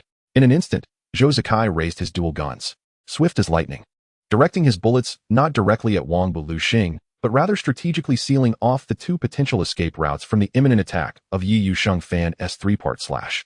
Such marksmanship was astonishing. Moreover, amidst this intense battle, he could swiftly anticipate his opponent's movements and execute such a masterful attack, akin to a divine intervention. Simultaneously, the sword light of Yi Sheng Fan surged forward like a flash of lightning, while the sealing bullets formed an unassailable barrier, trapping Wang Buliuxing in a dire predicament. However, just as Zhou Zikai forcefully intervened for support, he found himself too close to Sun Xiang's Yi Chiu, allowing Sun Xiang to finally step into his comfortable attack zone. Without hesitation, Sun Xiang unleashed the level 75 ultimate move, Jiao Long Chu Hai. Wielding the spear Xia, he instantly gathered a vast amount of magical energy, forming an aquatic dragon-like energy at the spear's tip, charging forth with the might of a ferocious dragon toward Yichang Chuanyun. The impact was tremendous, striking Yichang Chuanyun directly and erupting into a blinding flash of light. Yichang Chuanyun was sent flying, losing balance in midair. True to his title as the current top battle mage, Sun Xiang swiftly capitalized on this rare opportunity, mercilessly executing a round dance staff. The round dance staff, capable of grappling and forcing opponents to the ground, was not something Sun Xiang would allow Zhou Zikai to use to create distance. The strike of the round dance staff was akin to a thunderous force, unyielding as it descended upon Yichang Chuanyun. Just as Yichang Chuanyun prepared to employ a technique to negate the effects of Jiao Long Chu Hai, he was taken aback by the swift counterattack from Sun Xiang. Realizing the imminent threat, Zhou Zikai was compelled to alter his strategy, abandoning the defensive maneuver to await a chance for escape. The round dance staff struck Yichang Chuanyun precisely, yanking him back and slamming him to the ground. Without hesitation, Sun Xiang followed up with a Tianji, Although Tianji was merely a level 1 skill of the battle mage, it possessed formidable anti-air capabilities. Sun Xiang clearly aimed to seize this opportune moment to lower Zhou Zikai's health as much as possible, laying the groundwork for victory. Tianji hit its mark, sending Yichang Chuan Yun airborne. With sharp focus and precise execution, Sun Xiang's Yi Qiu moved like a shadow. He did not rush to unleash high-damage ultimate attacks, but instead utilized Longya to induce stiffness, seamlessly connecting basic attacks with lower-tier skills to initiate a meticulous aerial combo. More importantly, his positioning was exceptionally cunning, as he maneuvered in a way that kept him in Yichang Chuan Yun's blind spots with the shadow step. Zhou Zikai's screen perspective shook violently, yet he struggled to catch sight of Yi Qiu. He had to rely on intuition and experience to predict Sun Xiang's assault, attempting to block or mitigate damage with Yichang Chuan Yun. With each swing of the spear Xie, blood blossomed like flowers, and Yichang Chuan Yun's health steadily dwindled. 85, 80, 75, 70. The numbers dropped rapidly, quickly reaching 63. Sun Xiang showcased the battle mage's relentless combos and the shadow step technique to perfection, leaving Zhou Zikai ensnared in an invisible web, his strength gradually sapped away. Returning to the moment after Zhou Zikai assisted Huang Xiaotian, Wang Jiexi's pupils abruptly constricted. This coordination, the timing was impeccable. Wang Buluxing was compelled to cancel his subsequent movements, and Mia Ju Xingchun suddenly pressed down. The sweeping broom whirlwind, a high-speed rotation of the broom clashed fiercely with the sword light of the three-part slash. Boom. The sword light and broom collided violently. Yi Yusheng Fan was pushed back. Yet, Wang Buluxing was also jolted by the force of the collision, forced to reveal himself. He was slow. Huang Xiaotian's mind roared. An opportunity. A rare chance. However, Huang Xiaotian did not immediately unleash his killing blow, as the ultimate opportunist. He was acutely aware of Wang Jiexi's terrifying prowess. Even though Huang Xiaotian understood that the magician's playstyle was immensely taxing, Wang Jiexi could not maintain it indefinitely. Yet even the slightest flaw could become a trap. He opted against the most direct assault and instead altered his sword's momentum, becoming even more aggressive, sweeping toward Wang Buluxing like a tempest. Old Wang, don't run. Let us battle for another 300 rounds. Did you know that last hit numbed my hand? Look at the sword. Look at the sword. Look at the sword. The channel was abuzz with banter. While the icy sword light in the game wove a net of death, Huang Xiaotian forced Wang Jiexi into a rapid, high-precision exchange of blows and health. He exerted this extreme pressure to compel Wang Jiexi to instinctively channel all his energy to respond, drawing him back into the most familiar yet mentally taxing rhythm of the magician. Wang Jiexi's brow furrowed, the entanglement with Huang Xiaotian vexing him. While Zhou Zikai's long-range threat loomed like a sword of Damocles, he attempted to resolve the situation with a more straightforward and effective approach. But Huang Xiaotian's attacks flowed like mercury, infiltrating every opening. After a long hiatus, the elusive magician mode, requiring both imagination and precision, was forcibly reawakened. Yet, years of ingrained teamwork instincts led him to instinctively seek a more collective and cautious approach. The clash of these two cognitive frameworks resulted in an almost imperceptible sense of dissonance, akin to a minute grain of sand caught within the intricate workings of a precision gear. For an average player, such a discrepancy would be negligible. But in the realm of this pinnacle showdown, even the slightest hesitation could prove to be a fatal flaw. Wang Buluxing's enigmatic rhythmic mastery was abruptly halted by Zhou Zikai's precise suppression, giving way to Huang Xiaotian's fearless and assertive close-quarters pressure, leading to an almost undetectable delay. It was now or never. A spark ignited in Huang Xiaotian's eyes. All the preparation culminated in this moment. The sword light surged once more. As Yi Yusheng Fan was forced back, the tip of the sword had already touched the ground, glimmering with silvery brilliance. The character descended like a meteor, swiftly closing the distance to the slightly unsteady Wang Buluxing. The light sword in Yi Yusheng Fan's hand erupted with an unprecedented radiance, conjuring an illusory, formless blade, layer upon layer of sword shadows. Accompanied by a piercing sound like a raging tide, completely engulfed Wang Buluxing. The sounds of the blade tearing through fabric and flesh rang out in rapid succession. Wang Buluxing's health plummeted like a torrential flood unleashed. The magician's splendid dance was brutally interrupted by the ferocity of the sword light. Bravo! Newcomers watching in the training room could not help but exclaim. Tang Rou's eyes sparkled with excitement, while Qiu Fei's clenched fist relaxed slightly, and Zhang Xinjia marked a heavy stroke on the tactical board. Some cheered for Huang Xiaotian's impeccable timing, while others were astonished by Sun Xiang's ability to keep Zhou Zikai airborne for so long. Meanwhile, Sun Xiang's Zhiyingbu remained flawless, with his health reduced to 53. However, as he thrust his spear once more, a fleeting glimpse caught his eye. Wang Buluxing had been severely wounded by the formless blade. It was Wang Jieshi. The abrupt shift from suppressing his opponent to being overwhelmingly subdued was so intense that even Sun Xiang, usually focused, experienced a momentary, almost imperceptible wave of emotion. Was it concern, frustration, or a sense of helplessness against Wang Jieshi's elusive tactics? Consequently, his operation suffered a barely noticeable deviation, decreasing the precision of his positioning by a mere millimeter. For Zhou Zikai, that millimeter was more than sufficient. Like a poised cheetah waiting for the perfect opportunity, Yichang Chuanyun sprang into action. In midair, he forcefully twisted his body, eliminating any recoil from his dual guns, unleashing torrents of gunfire. Not an attack, but to utilize the recoil of the flying gun. He precisely adjusted his aerial stance, narrowly evading Ke Xia's next assault while propelling himself towards the only fleeting escape route. Sun Xiang's heart sank. Any attempt to adjust his operation came too late. Zhou Zikai had successfully evaded capture. A swift kill on Wang Jieshi. Huang Xiaodian, witnessing Zhou Zikai's escape, hastily typed a flurry of commands in the channel. Just liberated, Zhou Zikai understood instantly. Faced with Sun Xiang's renewed onslaught, Yichang Chuanyun executed a daring maneuver. He leapt backward, his body skimming the edge of Ke Xia. Then, Zhou Zikai aimed his guns at the engulfed Wang Buluxing below. Rapid fire. Bullets rained down like a torrential storm, not seeking to inflict harm, but rather to suppress and thwart any potential counterattack or escape from Wang Jieshi. Not on my watch. Sun Xiang's eyes widened in fury.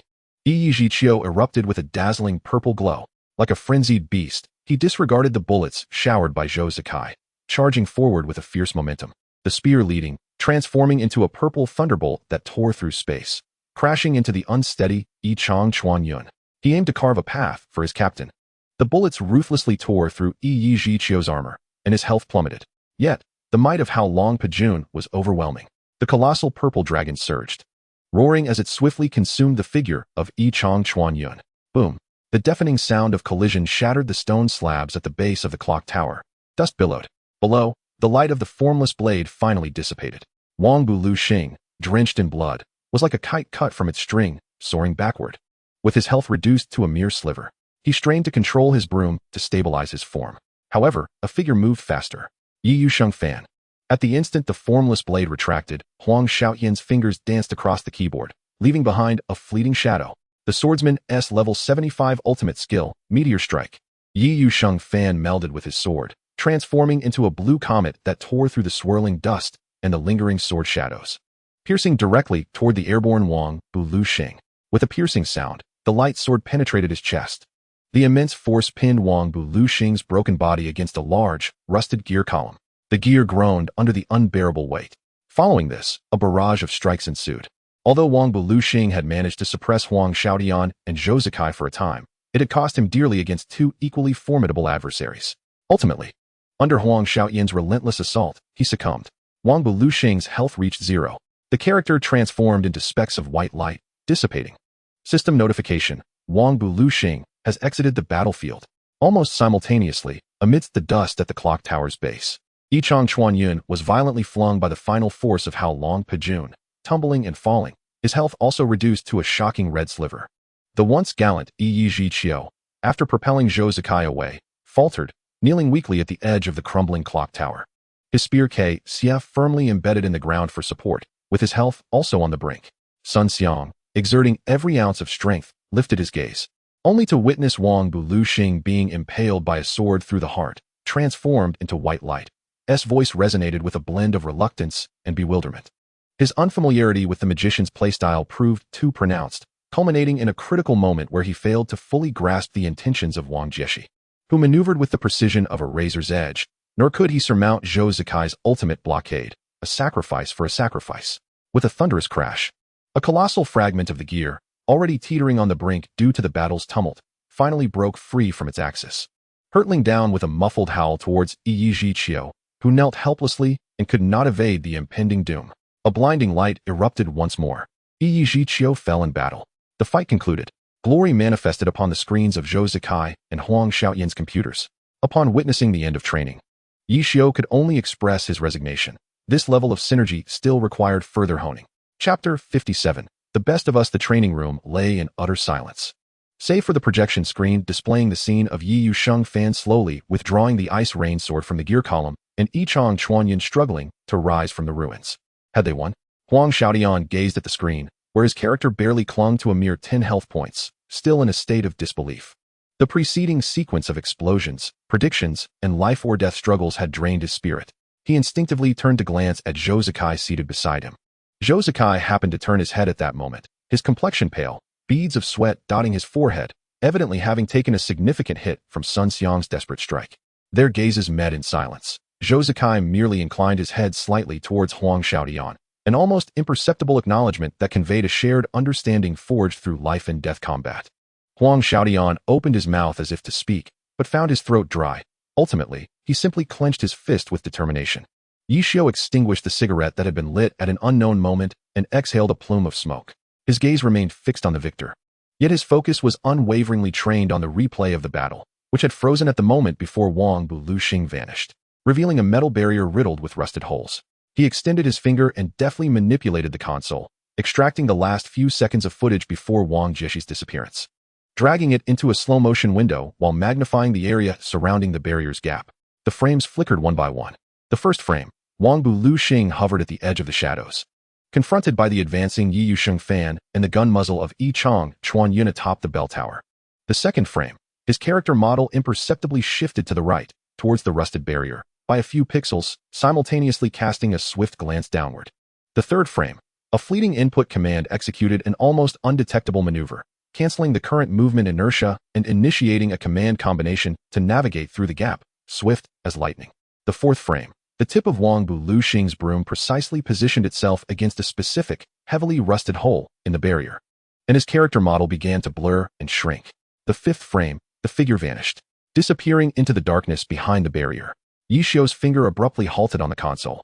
His eyes were fixed intently on the third frame, where the nearly submerged gap command lay amidst a torrent of operations, as well as the fourth frame featuring the broom's tip pinpointing the rusted hole with precision. That position and angle could not have been a spur-of-the-moment decision. It demanded an extraordinary level of map-reading skills and spatial memory. No, Yi Xiu's voice was low and dreamlike as he turned sharply to face Zhang Xinjie, who was also furrowing his brow, now quickly sketching map details on the tactical board in the confrontation room. Xinjie, look here. Observe the location of the gap. That rusted hole. Zhang Xinjie immediately leaned in, his keen gaze dissecting the screen like a scalpel. He pointed at the enlarged rusted hole on the tactical board and swiftly drew a virtual line towards an inconspicuous, square outline resembling an old ventilation duct entrance, barely discernible in the slow-motion high-definition footage. The gap's landing spot precisely avoided any potential supporting structures within the barrier. Zhang Xinjie's voice carried a chilling analysis, directly indicating that this required prior knowledge of the structures behind the barrier. He raised his head, his sharp gaze piercing through the lenses, indicating that he was aware of an alternative route. The training room fell into a profound silence, the sound of a pin dropping audible, as all eyes focused on the enlarged rusted hole and the blurred outline of the duct entrance beyond. The joy of victory supplanted by a deeper chill. Yi Xiu slowly straightened, his gaze seeming to penetrate the screen, directed at Wang Jieshi, who sat expressionless across from him, flexing his finger joints. He took a deep breath, his voice low yet reverberating like thunder in the quiet training room. Old Wang, the last positional shift and perspective adjustment before you vanished. This is no mere improvisation. Yi Xiu's gaze was as sharp as a blade, each word deliberate. It seems you knew beforehand that this place held something unusual? Who informed you about that rusted hole and the duct behind it? Wang Jieshi, upon hearing this, could only shake his head in resignation, falling into a reverie without uttering a word. The others refrained from interrupting, patiently awaiting his response. Eventually, Wang Jieshi let out a deep sigh, as if bearing an immense burden within. His thoughts began to drift back to a distant time when he was but a novice in the world of glory. Before becoming a professional player, Wang Jieshi had forged a connection with a unique friend in the realm of glory. To call them friends was perhaps a stretch, as their interactions had been fleeting. This friend was a sharpshooter, skilled and precise in marksmanship. At that time, Wang Jieshi had only recently delved into the world of glory, filled with curiosity and a desire to explore. On one occasion, while grinding monsters alone in the wilderness, immersed in the joy of leveling up, he suddenly found himself beset by an assault from a guild. The guild members, recognizing Wang Jieshi's talent, sought to recruit him. However, Wang Jieshi was reluctant, preferring the freedom to roam the world of glory.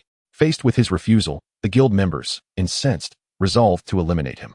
Wang Jieshi, despite his valiant resistance, found himself increasingly in peril as the combined might of his adversaries overwhelmed him.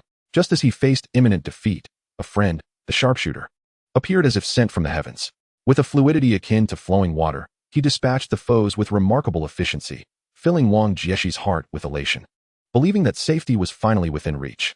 However, unbeknownst to him, a multitude of pursuers trailed the sharpshooter, who, having aided Wang Jieshi, mistakenly drew him into the fray as well. Ultimately, the sharpshooter managed to evade capture, while Wang Jieshi met an unfortunate demise. Later, he added the sharpshooter as a friend. Eager to comprehend the events that had transpired, the sharpshooter explained that he and his companions had previously taken something from those pursuers, thus inciting their wrath. In the chaos of escape, they had become separated. To make amends, the sharpshooter endeavored to teach Wang Jieshi the intricacies of glory. Observing the calm demeanor of his sharpshooter friend amidst the onslaught of many, Wang Jieshi acquiesced. On one occasion, having traversed the same map together, the sharpshooter discovered a strategic location and shared it with Wang Jieshi. Upon recounting this experience to others, they expressed admiration for his tale, while Yi Xiu appeared contemplative. Wangda, do you recall the name of that sharpshooter? Upon speaking, a flicker of sorrow crossed Yi Xiu's eyes, as memories long buried surged forth. Yi Xiu, let me tell you, I have discovered a prodigy. Though he may be slightly weaker than I, with proper nurturing, he will undoubtedly become a master. After signing a contract with Tao Go, I shall inquire if he is interested in becoming a professional player. By the way, he specializes in the magic path. Wang Jieshi pondered momentarily before responding. I remember. I believe his name is Chiu Musu. However, he abruptly ceased playing before the first Glory League began and has not logged in since. His parents likely forbade him from playing. After all these years, had it not been for our recent encounter with this map, I would have nearly forgotten. Upon hearing Wang Jieshi's words, Yi Xiu silently lit a cigarette, his silhouette appearing somewhat forlorn amidst the swirling smoke. He said nothing, merely rising and casting his gaze upon Su Muqing's face, which held a blend of shock and sorrow.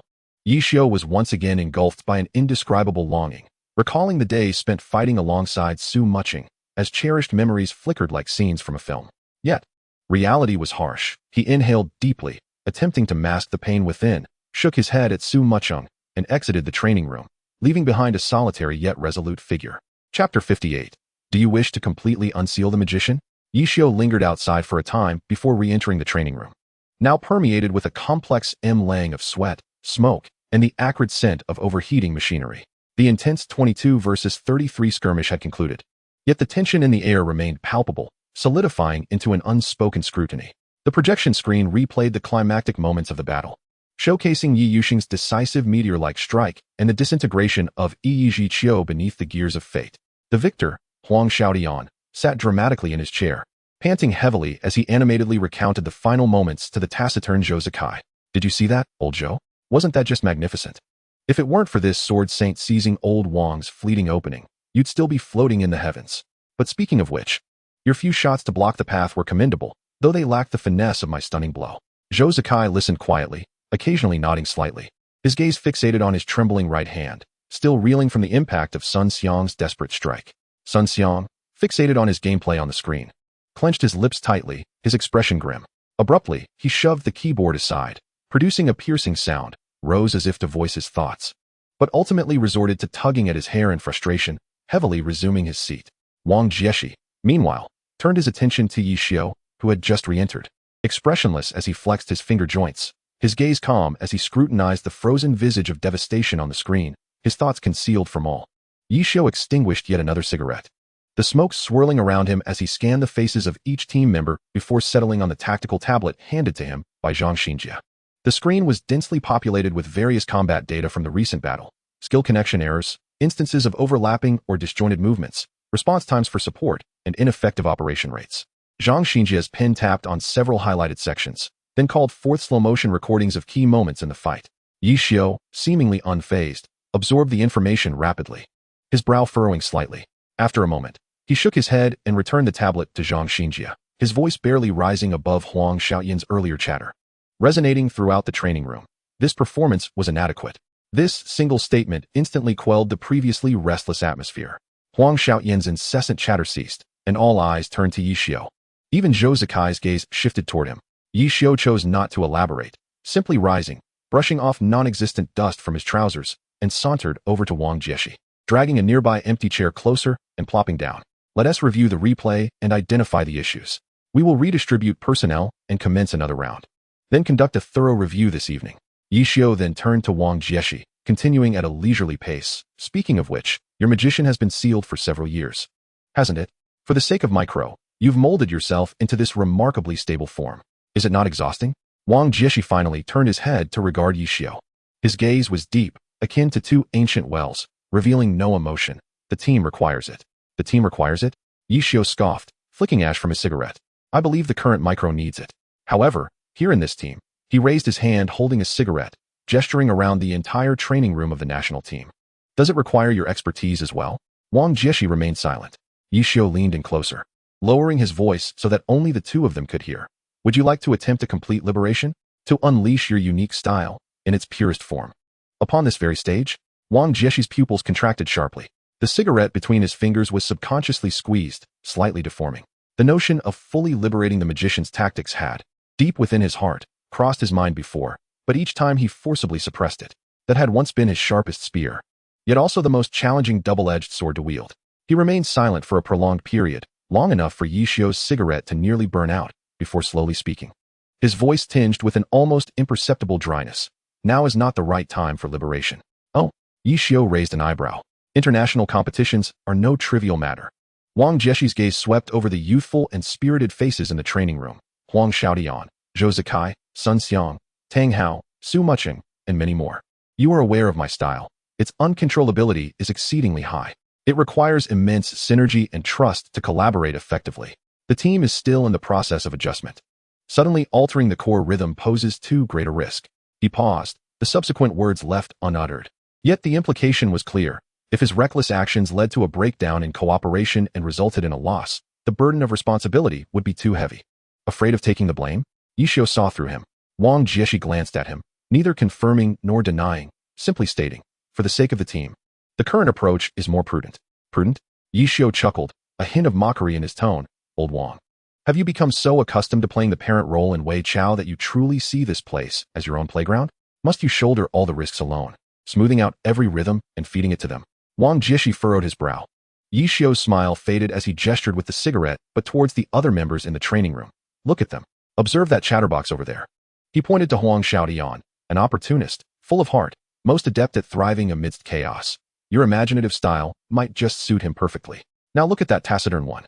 He pointed to Zhou Zikai, a master of marksmanship, an output machine, with inhuman reflexes. Do you truly believe your previous maneuvers could completely suppress him? When his bullets chase your shadow, he shows no hesitation. And take a glance at that reckless youth. He pointed to Sun Xiang. Though somewhat brash, he's daring and tenacious. With explosive power, if you let loose, he becomes a blade capable of tearing through any defense. Not to mention Tang Hao, Feng Rui, Zhang Jiala. And behind Su Mucheng are Xiao Shiqin, Yu Wenzhou, and Zhang Xinjia, the so-called strategists. Yishio's voice, though not loud, resonated with an undeniable strength. Each of these individuals emerged from a sea of blood and battle as top-tier players. Each one is a core ace within their respective teams. Do they need you to protect them like fledglings? This team is not Wei Chao. Yishio looked directly into Wang Jieshi's eyes, articulating each word with conviction. Wei Chao requires stability, discipline, and the need for you, Wang Jieshi, to retract your wings and support the fledglings in their flight. But here, he gestured again around the training room with a firm tone. What is needed is not a caretaker, but a fierce beast capable of tearing, pouncing, and creating miracles. It demands complete trust among one another, accommodating all the extraordinary madmen. It seeks the true pinnacle of strength that instills fear in all opponents on the international stage. Are you worried about insufficient synergy? Then practice. Practice until it hurts. Yishio's voice carried a fierce determination. Are you concerned about the lack of coordination? Then play. Play until you all exhaust yourselves, until every player's brainwaves resonate on the same frequency. But tell me, Wang Jieshi, Yishio leaned slightly forward, his gaze intense, if, out of so-called prudence, out of that ridiculous fear of responsibility, you forcibly seal away the most enigmatic and elusive magician, tying your hands and feet to contend against foreign demons, even if by some stroke of luck you do not lose, will you be content? This group of carefully selected teammates, they may not fully comprehend your every move just yet, but they possess the capability and the spirit to keep up with you, to embrace you, to attempt to transform your inscrutable techniques into our most lethal weapon. Trust them, and also believe in yourself. Yishio concluded, his tone softening. On the international stage, each person, including you, Wang Jieshi, should be able to unleash their best, most authentic, and strongest selves without reservation, even if ultimately you do lose. At least there will be no regrets. The training room had gradually fallen silent at some point. Huang Xiaodian had ceased his incessant chatter, Zhou Zikai halted his finger exercises, and Sun Xiang lifted his head to look over. Zhang Xinjie adjusted his glasses. Tang Rou and Xiu Fei were also holding their breath, listening intently. Yi Xiu's words did not soar in volume, yet each syllable struck heavily in the hearts of everyone present. Wang Jieshi was utterly silent. He lowered his head, gazing at his hands, which had become calloused from years of gameplay. Yi Xiu's words felt like a heavy hammer, shattering the hardened shell he typically wrapped around himself, revealing the long-suppressed desire for ultimate combat and the deep-seated concern that his teammates might struggle to keep pace with the magician's rhythm. Yet Yi Xiu was right. This is not Wei Chao. The individuals behind him, Huang Xiaodian, Zhou Zikai, Sun Xiang, Zhang Xinjie, Su Mucheng, Yu Wenzhou, are the top, proudest, and most talented members of the Glory Circle. What they need is a magician capable of tearing through everything, not a steady patriarch. Trust them. Also, trust the true self that once astonished and troubled the entire league. After a long while, Wang Jieshi slowly raised his head. The calm, placid essence in his eyes seemed to fade a little as a deeper, sharper, and more vibrant light began to awaken from within. He gently inhaled, then slowly brought the slightly deformed cigarette to his lips, leaning closer to the lighter Yi Xiu offered. With a click, the flame ignited. The flames flickered, illuminating his eyes, which appeared particularly profound at that moment. Amidst the swirling smoke, he uttered a single word, vague yet imbued with unprecedented resolve. Good. Chapter 59. Second round. Grouping. The clamor within the training room gradually subsided, akin to the receding tide. The remnants of gunpowder from the previous match lingered in the air, mingling with the warm gusts from the host's cooling vents, creating a uniquely intense atmosphere reminiscent of an esports battlefield. Yi Xiu, cigarette in mouth, surveyed his team members, whose fatigued faces still bore fervent determination, before his gaze finally settled on the large tactical whiteboard. It was densely covered with analyses of gains and losses from the last round, with Zhang Xinjie's handwriting meticulously neat, akin to printed text. Let us take a 10-minute break, Yi Xiu announced, tapping the whiteboard. His voice, slightly hoarse from the smoke, commanded attention. Drink some water, stretch your fingers. In the next round, we will mix groups 33 and 23. Specifics will be discussed shortly. Upon hearing this, everyone relaxed. Huang Xiaodian immediately slumped into his chair, chattering incessantly about his recently executed stellar maneuvers. Sun Xiang twisted open a bottle of water, gulping it down while his eyes remained fixed on Wang Jieshi's screen, seemingly still pondering the elusive gaps. Zhou Zikai quietly closed his eyes to rest, his fingers unconsciously tapping the table, mimicking the rhythm of gunfire. Wang Jieshi removed his headphones and massaged his temples, which throbbed slightly. The previous battle had ended with Huang Xiaodian and Zhou Zikai exploiting a flaw. And although the defeat was not overly disgraceful, the sensation of having the rhythm forcefully disrupted stirred a long-dormant restlessness within him, characteristic of a magician. Yi Xiu's words echoed in his ears, urging him to trust and liberate himself. He instinctively clenched his fist, knuckles turning pale. 10 minutes passed swiftly. Yi Xiu returned to the front of the training room, clapping his hands to draw everyone's attention. He extinguished his cigarette and sauntered over to the whiteboard. His sharp gaze swept over the somewhat listless crowd, and a slight smile curled at the corners of his mouth as he picked up a marker and swiftly inscribed the new groupings on the board. Group 33, Zhou Zikai, Yichang Chuanyun, Tang Hao, Tang Sanda, Su Mucheng, Muyu Chengfeng. Group, Sun Xiang, Yi Zhiqiu, Huang Xiaodian, Yi Yusheng Fan, Li Xian, Fengshan Guiqi. Group 33, Yu Wenzhou, Su Okusa Air, Chu Yunxiu, Fengcheng Yinyu, Tian Miao, Sa Di Fen Xiang. Group, Xiao Shiqin, Sheng Ling Mia, Feng Rui, Hai Wu Liang, Zhang Jiala, by Hua Liao Wan. As the list was revealed, an eerie silence enveloped the training room, devoid of the expected wails, complaints, or negotiations. Even the usually boisterous Huang Xiaodian merely raised an eyebrow, muttering about grouping with Sun Xiang, before resignedly beginning to log in. Yi Xiu waited a few seconds for more reactions, but, receiving none, raised an eyebrow in surprise. What's this? No objections? Have you all undergone a transformation? Or are you intimidated by my dominating aura? Huang Xiaodian, without looking up, typed rapidly on the keyboard to check key positions. Objections? What is the point? You never listen, and even when you do, you hardly make any changes. Moreover, it's better to save our breath and focus on taking down a few opponents later. We're all accustomed to it anyway, no matter how you group us. We end up training hard regardless. Sun Xiang beside him grunted in agreement, his expression clearly affirming Huang Xiaoyan's words. Even Zhang Xinjie adjusted his glasses and calmly added, a reasonable rotation and combat combination facilitates comprehensive team synergy. Although the leader's arrangement is unexpected, it aligns with training logic. Yi Xiu stroked his chin, observing the group that, despite their verbal complaints, had already begun to prepare with sincerity. He suddenly laughed. Well, it seems you all have officially adapted to my Spartan-style hellish training regimen. Congratulations.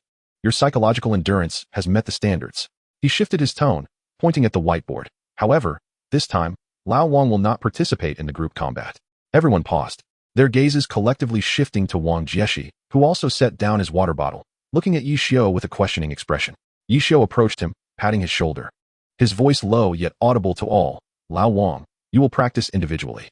Choose your map, mode 21. He paused, glancing towards the other side of the training room. Xiu Fei, Tang Rou, you two will accompany Captain Wang for practice. Give it your all, no holding back. As his words fell, several gasps echoed through the training room. Letting Wang Jieshi face both Xiu Fei and Tang Rou alone, Xiu Fei, though young, was Yi Xiu's hand-picked successor, a battle mage with precise and seasoned operations, strong strategic awareness, and a calm demeanor infused with youthful vigor. Tang Rou was renowned in the glory circles for her fierce combat style. With exceptional speed and an unyielding approach, countless experts had fallen to her relentless assaults. Isolating either of them was already a formidable challenge. Now, Wang Jieshi was to take on both, especially at a time when he was just beginning to regain his magician's flair. Wang Jieshi felt a slight twitch at the corner of his eye upon hearing this arrangement. A barrage of thoughts flashed through his mind. Yi Xiu, are you serious? A violent berserker paired with a precise human-like auxiliary, both battle mages? Is this what you call adapting to the magician's style? This is akin to sending the magician to his doom. Even with Wang Jieshi's usual composure, he felt a slight chill at this moment. He had witnessed Tang Rou's reckless ferocity and had long been aware of Xiu Fei's tenacity. Together, they would exert an overwhelming pressure. Yet, as he caught sight of Xiu Fei and Tang Rou already rising in response, their fierce combat spirit igniting in their eyes, exuding a challenge rather than fear, Wang Jieshi's momentary apprehension was swiftly quelled. Showing weakness in front of newcomers? Impossible. Furthermore, when had he, Wang Jieshi, ever backed down? Good. Wang Jieshi, with an expression as placid as a still lake, nodded slightly, his voice steady and unwavering, as though he were merely acquiescing to the most mundane of requests. He rose from his seat and strolled back to his position, his movements unhurried. Yi Xiu observed his composed silhouette, a subtle smile curving his lips as he gestured to Xiu Fei and Tang Rou. Go ahead, give it your all, let Captain Wang stretch his limbs. In his heart, Yi Xiu silently added, splendid, he has effortlessly provided them both with a free sparring partner, but I still need to learn from Old Wei, otherwise. Tian Miao's position will be an easy win for Yi Fan. The others, seeing this, entered their respective opposing rooms with a mix of complex emotions. Yet nearly all attention was divided significantly toward the upcoming, strikingly captivating match on the 21st. The map loaded, Sky Arena. Chapter 60, The Magician's Solo Dance. The map loaded, Sky Arena. A very simple and ancient training map. A square floating platform, with only a few stout Roman columns in the center offering slight obstruction. Almost entirely visible, devoid of any complex terrain to exploit. Choosing this map could not be more obvious. A deliberate choice to eliminate all external distractions and purely assess raw strength, reaction, and tactical maneuvering. Wang Jieshi gazed at the map displayed on the screen, inhaling gently, his fingers gliding across the keyboard, feeling the remarkably responsive key layout tailored for him by the micrograss team. He understood that Yi Xiu intended to force out his long-sealed self using Tang Rou's spear and Xiu Fei's shield. The match commenced. At the instant the countdown concluded, Tang Rou's Han Yan Rou and Xiu Fei's battle format surged into action almost simultaneously.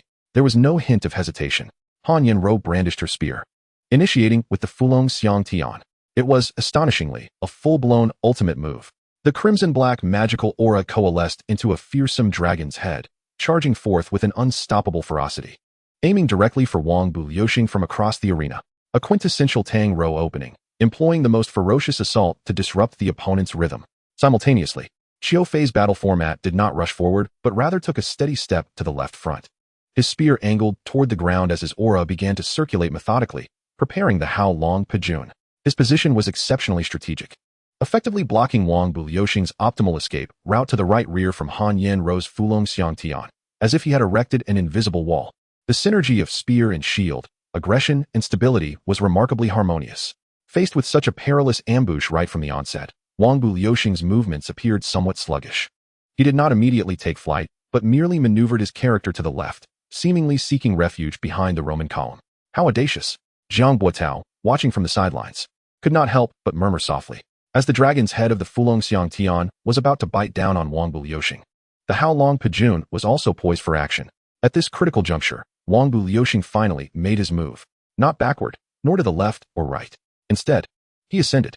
The Mieshiue Xingqian swept downward suddenly, as if an invisible force had pushed the ground aside, and Wang Bu Liuxing shot upward like a rocket. It was not mere flight. At the moment of takeoff, his body quivered at an exceedingly peculiar high frequency. This tremor caused the originally ferocious, targeting dragon head of the Fulong Xiang Tian to seemingly lose its target, whizzing past the edge of his violently shaking cloak and crashing into the Roman column behind him. Stones flying. The characters trembled. The aerial text trembled to the extreme. New spectators gasped in astonishment. Executing such a high frequency, slight aerial maneuver at the moment of takeoff demanded exceptional control over both the operation and character weight. With a flawless evasion of the Fulong Xiang Tian, Wang Bu Liuxing paused in midair, unhesitatingly raising his left hand to cast the dispelling powder. The white powder spread like mist, accurately dispersing toward the battle format of Hao Long Pejun that was gathering strength below. Qiu Fei reacted swiftly, immediately aborting the Hao Long Pejun and rolling backward to evade. However, the range of the dispelling powder was considerable, and he was still grazed by its edge. A white light flashing across him, signifying a reduction in attributes. Simultaneously, Wang Bu Liuxing, having cast the dispelling powder without even glancing at the outcome, drew out the broom to unleash the broom mastery. Mieshiue Xingqian whirled with a mournful wind, spinning rapidly like a helicopter's rotor and propelled by this rotational force. He did not retreat, but instead charged towards Han Yanro, who had just released her ultimate move and was in a brief state of vulnerability. The balance of offense and defense shifted instantaneously. A splendid move. Tang Rou displayed no hint of fear, her battle spirit only intensifying. She forcefully cancelled her charged Do Pashan He and commanded Han Yanro to thrust upward with her spear to execute the Zishiani. Attempting to break through the whirlwind of the broom. Bang! The spear's tip collided violently with the spinning broom. Han Yanro's strength attribute was exceedingly high, yet the broom's whirlwind possessed a bodyguarding effect. The Zishiani failed to completely disrupt the whirlwind, merely causing Wang Bu Liuxing's rotation to momentarily falter. And it was in that fleeting moment of hesitation that an oddly shaped dark green bottle, the acid rain, flew out from Wang Bu Liuxing's spinning form. Almost a zero-distance throw. Tang Rou's pupils contracted, unable to fully evade in time. The acidic liquid exploded beneath her feet, a pungent odor wafting through the air. Corrosive damage activating immediately, simultaneously slowing her down. Suppression. Qiu Fei's voice resonated through the channel. His battle format had shed the influence of the dispelling powder and was charging forward, the spear thrusting directly at the dragon tooth, precisely aimed at Wang Bu Liuxing, whose rotational energy was waning, just as he was about to land. The timing was impeccable. However, Wang Bu Liuxing seemed to have anticipated this. In the face of the dragon tooth's thrust, his descending figure abruptly halted in midair, as if defying the laws of gravity. The Mieshiue Xingqian veered to the side, his body floating gracefully like a willow catkin as he executed an aerial maneuver. The tip of the dragon tooth grazed past his chest, but Qiu Fei's assault did not relent. Following the dragon tooth was a rapid succession of thrusts. The spear transformed into two gleaming stars, effectively sealing off Wang Bu Liuxing's lateral movement. What a remarkable Qiu Fei! His predictions and combos were terrifyingly precise, as everyone presumed that Wang Bu Liuxing would inevitably fall victim. His figure suddenly descended, not in a free fall, but plummeting like a heavy weight. Simultaneously, his left hand raised the icy powder once more. The frigid powder was not aimed at Qiu Fei, but rather at the ground directly beneath him. With a resounding crack, Wang Bu Liuxing shattered the ice fragments with his feet upon landing. Meanwhile, Qiu Fei's determined thrust once again met with emptiness. The subtle acceleration effect of the icy powder allowed Wang Bu Liuxing's descent to occur just before Qiu Fei's follow-up attack could reach him. Qiu Fei was taken aback. Wang Bu Liuxing, having landed, did not pause for a moment, sweeping his broom behind him to gain altitude. His body leapt gracefully once more, evading Tang Rou's furious attack that surged from the acidic liquid. At the same time, in the instant of his leap, another incendiary lava bottle, was thrown at an exceptionally cunning angle, arcing through the air to land precisely between Qiu Fei and Tang Rou, slightly behind them. Boom! The lava spread. Although it did not directly hit the two, it instantaneously separated their positions, forming a temporary wall of fire. In less than 10 seconds of skirmish, Wang Bu Liuxing executed countless illogical maneuvers and movements between the air and ground, with angles and timing of skill releases that were utterly astonishing. Weaving effortlessly through the duo's onslaught without sustaining a scratch, while repeatedly using dispel powder, acid rain, icy powder, and lava bottles to restrict and divide their coordination. Is this a magician? An observer murmured, feeling that his eyes could scarcely keep up with the movements of that green figure. Tang Rou bit her lip, disregarding the absurdly slippery acid beneath her feet, and charged forward once again. Crushing strike. The spear, accompanied by the sound of slicing wind, swept through the battlefield. She would not be deterred, determined to shatter this strange rhythm with her utmost strength. Simultaneously, Xiao Fei surged forward, maneuvering around the lava area. Channeling his fighting spirit into a furious dragon-piercing heart, he anticipated Wang Buliuxing's potential landing point and unleashed a powerful ultimate to seal the area. Faced with frenzied attacks arriving from all directions, Wang Buliuxing appeared to be cornered in midair. At his screen, Wang Jieshi's gaze was intensely focused, his fingers gliding across the keyboard with such speed that they created lingering afterimages. This was the sensation. No longer calculating team synergy, no longer concerned about maintaining rhythm. He followed his instincts, pursuing the most extreme and unfathomable path to overcome. Wang Buliuxing's body abruptly halted in midair, then began to spin at an extraordinary velocity like an out-of-control top. It was not a simple rotation, but a chaotic twisting that defied aerodynamics. Simultaneously, magical rays, lightning chains, magic bullets, and an array of minor skills from Xiao Lulu scattered chaotically from his whirling form in all directions. There were no clear targets, no predetermined trajectories. Purely relying on extreme dexterity and astonishing foresight, he created confusion, collisions, and a singular glimmer of opportunity in the most chaotic and inexplicable manner. Boom! The magic bullets collided with the spear's shaft of crushing strike. The magical rays grazed the edge of the flying dragon. Xiao Lulu chirped as it landed between the two. Drawing their ire, Wang Buliuxing's frantically spinning figure navigated through the self-created chaos, slipping past the gaps in the health bars of crushing strike and the dissipating energy of flying dragon with incredible precision. How could this be possible? Tang Rou gasped. Her crushing strike struck the rotating Wang Buliuxing, but due to the bizarre rotation, much of its force was dissipated, resulting in a negligible amount of damage. Xiao Fei's flying dragon, too, completely missed its mark. As Wang Buliuxing glided past the encirclement, he landed, rolled, and sprang to his feet in one seamless motion. Without a moment's pause, he did not even glance back at the two, who were momentarily frozen due to their failed ultimate, as he raised the extinction starlight once more. However, just as he stood, preparing to unleash his next offensive, his movements subtly hesitated for an imperceptible moment. So subtle, in fact, that there was no visible change in his health bar. Yet, Yi Xiao, who had been intently focused on the screen, suddenly narrowed his eyes.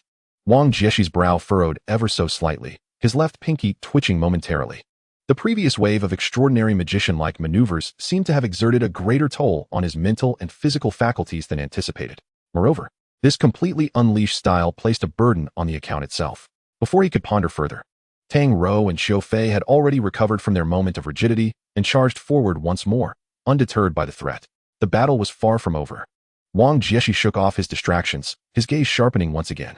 Extinction starlight swung, and the magical radiance glowed anew. The trial had only just begun. Chapter 61. One game after another in the royal library, the silence was shattered by the remnants of magic and the sounds of the spears slicing through the air. Wang Buliuxing moved like a deep green specter, weaving between the unevenly stacked bookshelves and floating platforms, his path intricate and unpredictable, each of his flashes accompanied by disorienting disruptions. Icy powder, dispel powder, Xiao Lulu, incendiary bottles. Various arcane scholars' tools seemed to possess a life of their own, consistently interrupting Xiao Fei and Tang Rou's attack rhythm at the most unexpected moments, draining their health and patience. This won't do, Xiao Fei exclaimed urgently in the team chat. Executing a desperate roll to evade a cluster of burning pages that fell from above, sparks nearly grazing his armor. His rhythm was utterly bizarre. He could find no pattern. Charging recklessly would only lead to his exhaustion. Tang Rou's breathless response echoed in the channel, tinged with frustration. Indeed, his flight path is exceedingly cunning. The previous strike of her dragon-breaking army had missed once more, crashing heavily into a sturdy bookshelf and sending dust cascading down. The feeling of throwing a full-powered punch only to hit a wall of cotton was immensely frustrating. Xiao Fei's gaze sharpened, his mind racing. He watched Wang Buliuxing vanish once again into the shadows of the upper platforms, glancing at his companion, who was brimming with fighting spirit, yet repeatedly thwarted. A thought began to crystallize. We cannot engage in a head-on confrontation. He spoke with unwavering determination, his voice steady and imbued with a calmness that belied his youth. Sister Tang Rua, listen to me. Throughout the entire alliance, the only one who can contend with Captain Wang in this state without faltering is likely Senior Yi. We cannot match him. He paused, skillfully maneuvering backward in battle to avoid a recently spread area of corrosive liquid, his pace quickening. His style is fantastical. Yet the more erratic it is, the higher the demands for consistency in his rhythm. We must decelerate our pace. It's not about matching his speed or trickery, but rather about stability and patience. Decelerate? Tang Ruo was taken aback, instinctively halting her forward motion. Yes, slow down. Qiu Fei's thoughts became increasingly lucid, no longer chasing shadows. We will control the battlefield, constrict his movement space, and force him into our rhythm. When he disrupts, we shall calmly resolve it, prioritize our defense, and then seek opportunities for counterattacks. We must break his chain of attacks. Once his rhythm falters, that will be our chance. A few simple words instantly awakened Tang Ruo. She had always pursued overwhelming force, yet now she faced an opponent who could not be directly crushed. Qiu Fei's strategy seemed to unveil an alternate pathway for her. All right, what shall we do? Tang Ruo responded swiftly, suppressing her innate impulse. I will take charge of controlling the battlefield, and you will execute strong attacks. Pay attention to my position and skills. Qiu Fei quickly outlined the plan. I will utilize terrain and area skills to restrict him. You should seize the moments when his skills have cooldowns or when he is restricted. A surge of explosive action. Then retreat, never greedy for strikes. Understood. With the strategy set, their momentum shifted dramatically. The previously impulsive Hanyan Ruo suddenly tempered her aggression. The battle spear now held firmly before her steps steady and her gaze sharp as an eagle, no longer blindly pursuing. She began to scrutinize every subtle movement of Wang Buliuxing, searching for that fleeting opportunity. Meanwhile, Qiu Fei abandoned high-speed advances entirely. His spear halted, the energy circulating within him no longer signaling an impending attack. He consciously moved, utilizing skills such as Bikuai and Luhua Palm, though they were low-tier. Their knockback effects were practical, to clear potential obstacles Wang Jieshi might exploit, such as scattered scrolls and movable bookshelves. He continuously adjusted his position, forming a tactical angle with Tang Ruo, both of them gradually and resolutely compressing the space in which Wang Buliuxing could maneuver. Wang Buliuxing darted out from behind a bookshelf, instinctively tossing a frost powder, anticipating Tang Ruo would charge as before. However, Hanyan Ruo merely executed a calm backward jump, precisely avoiding the powder's range, her spear angled, unperturbed. Wang Jieshi raised an eyebrow, sensing a shift in rhythm. He commanded Wang Buliuxing to ascend abruptly, seeking to find a disruption opportunity from above.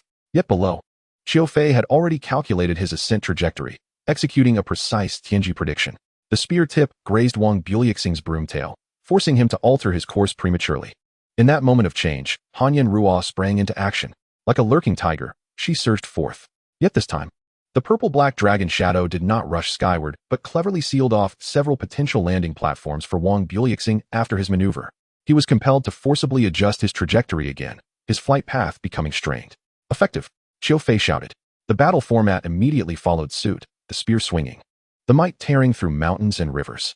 The powerful shockwave did not strike Wang Buliuxing directly, but crashed violently onto a small platform he had intended to use as leverage for his next move.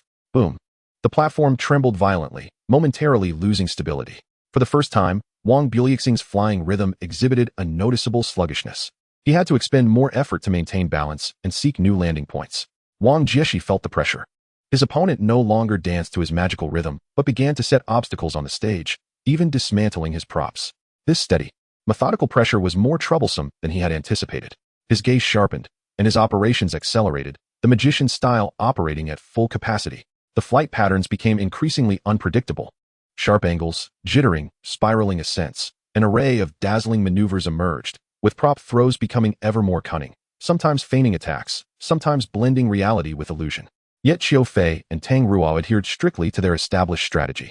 Qiu Fei stood like the most steadfast rock, continuously laying down restrictions with precise area skills and positioning. While Tang Ruo resembled the sharpest hunter, each strike deliberate and decisive, targeting rhythm interruptions rather than heavy damage, accumulating advantages. The pace of the match would occasionally slow, akin to the stillness before a storm, both sides cautiously probing and positioning. At other times, it would suddenly accelerate, erupting into fierce clashes as Wang Jieshi attempted to force breakthroughs or Tang Ruo seized moments of opportunity. The interplay of fast and slow rhythms, guided by Qiu Fei's intentional direction, alternated continuously. Wang Jieshi's brow furrowed tighter. He clearly understood his opponent's intentions, discerning most of their tactical maneuvers. With his experience and strength, he could easily counter them.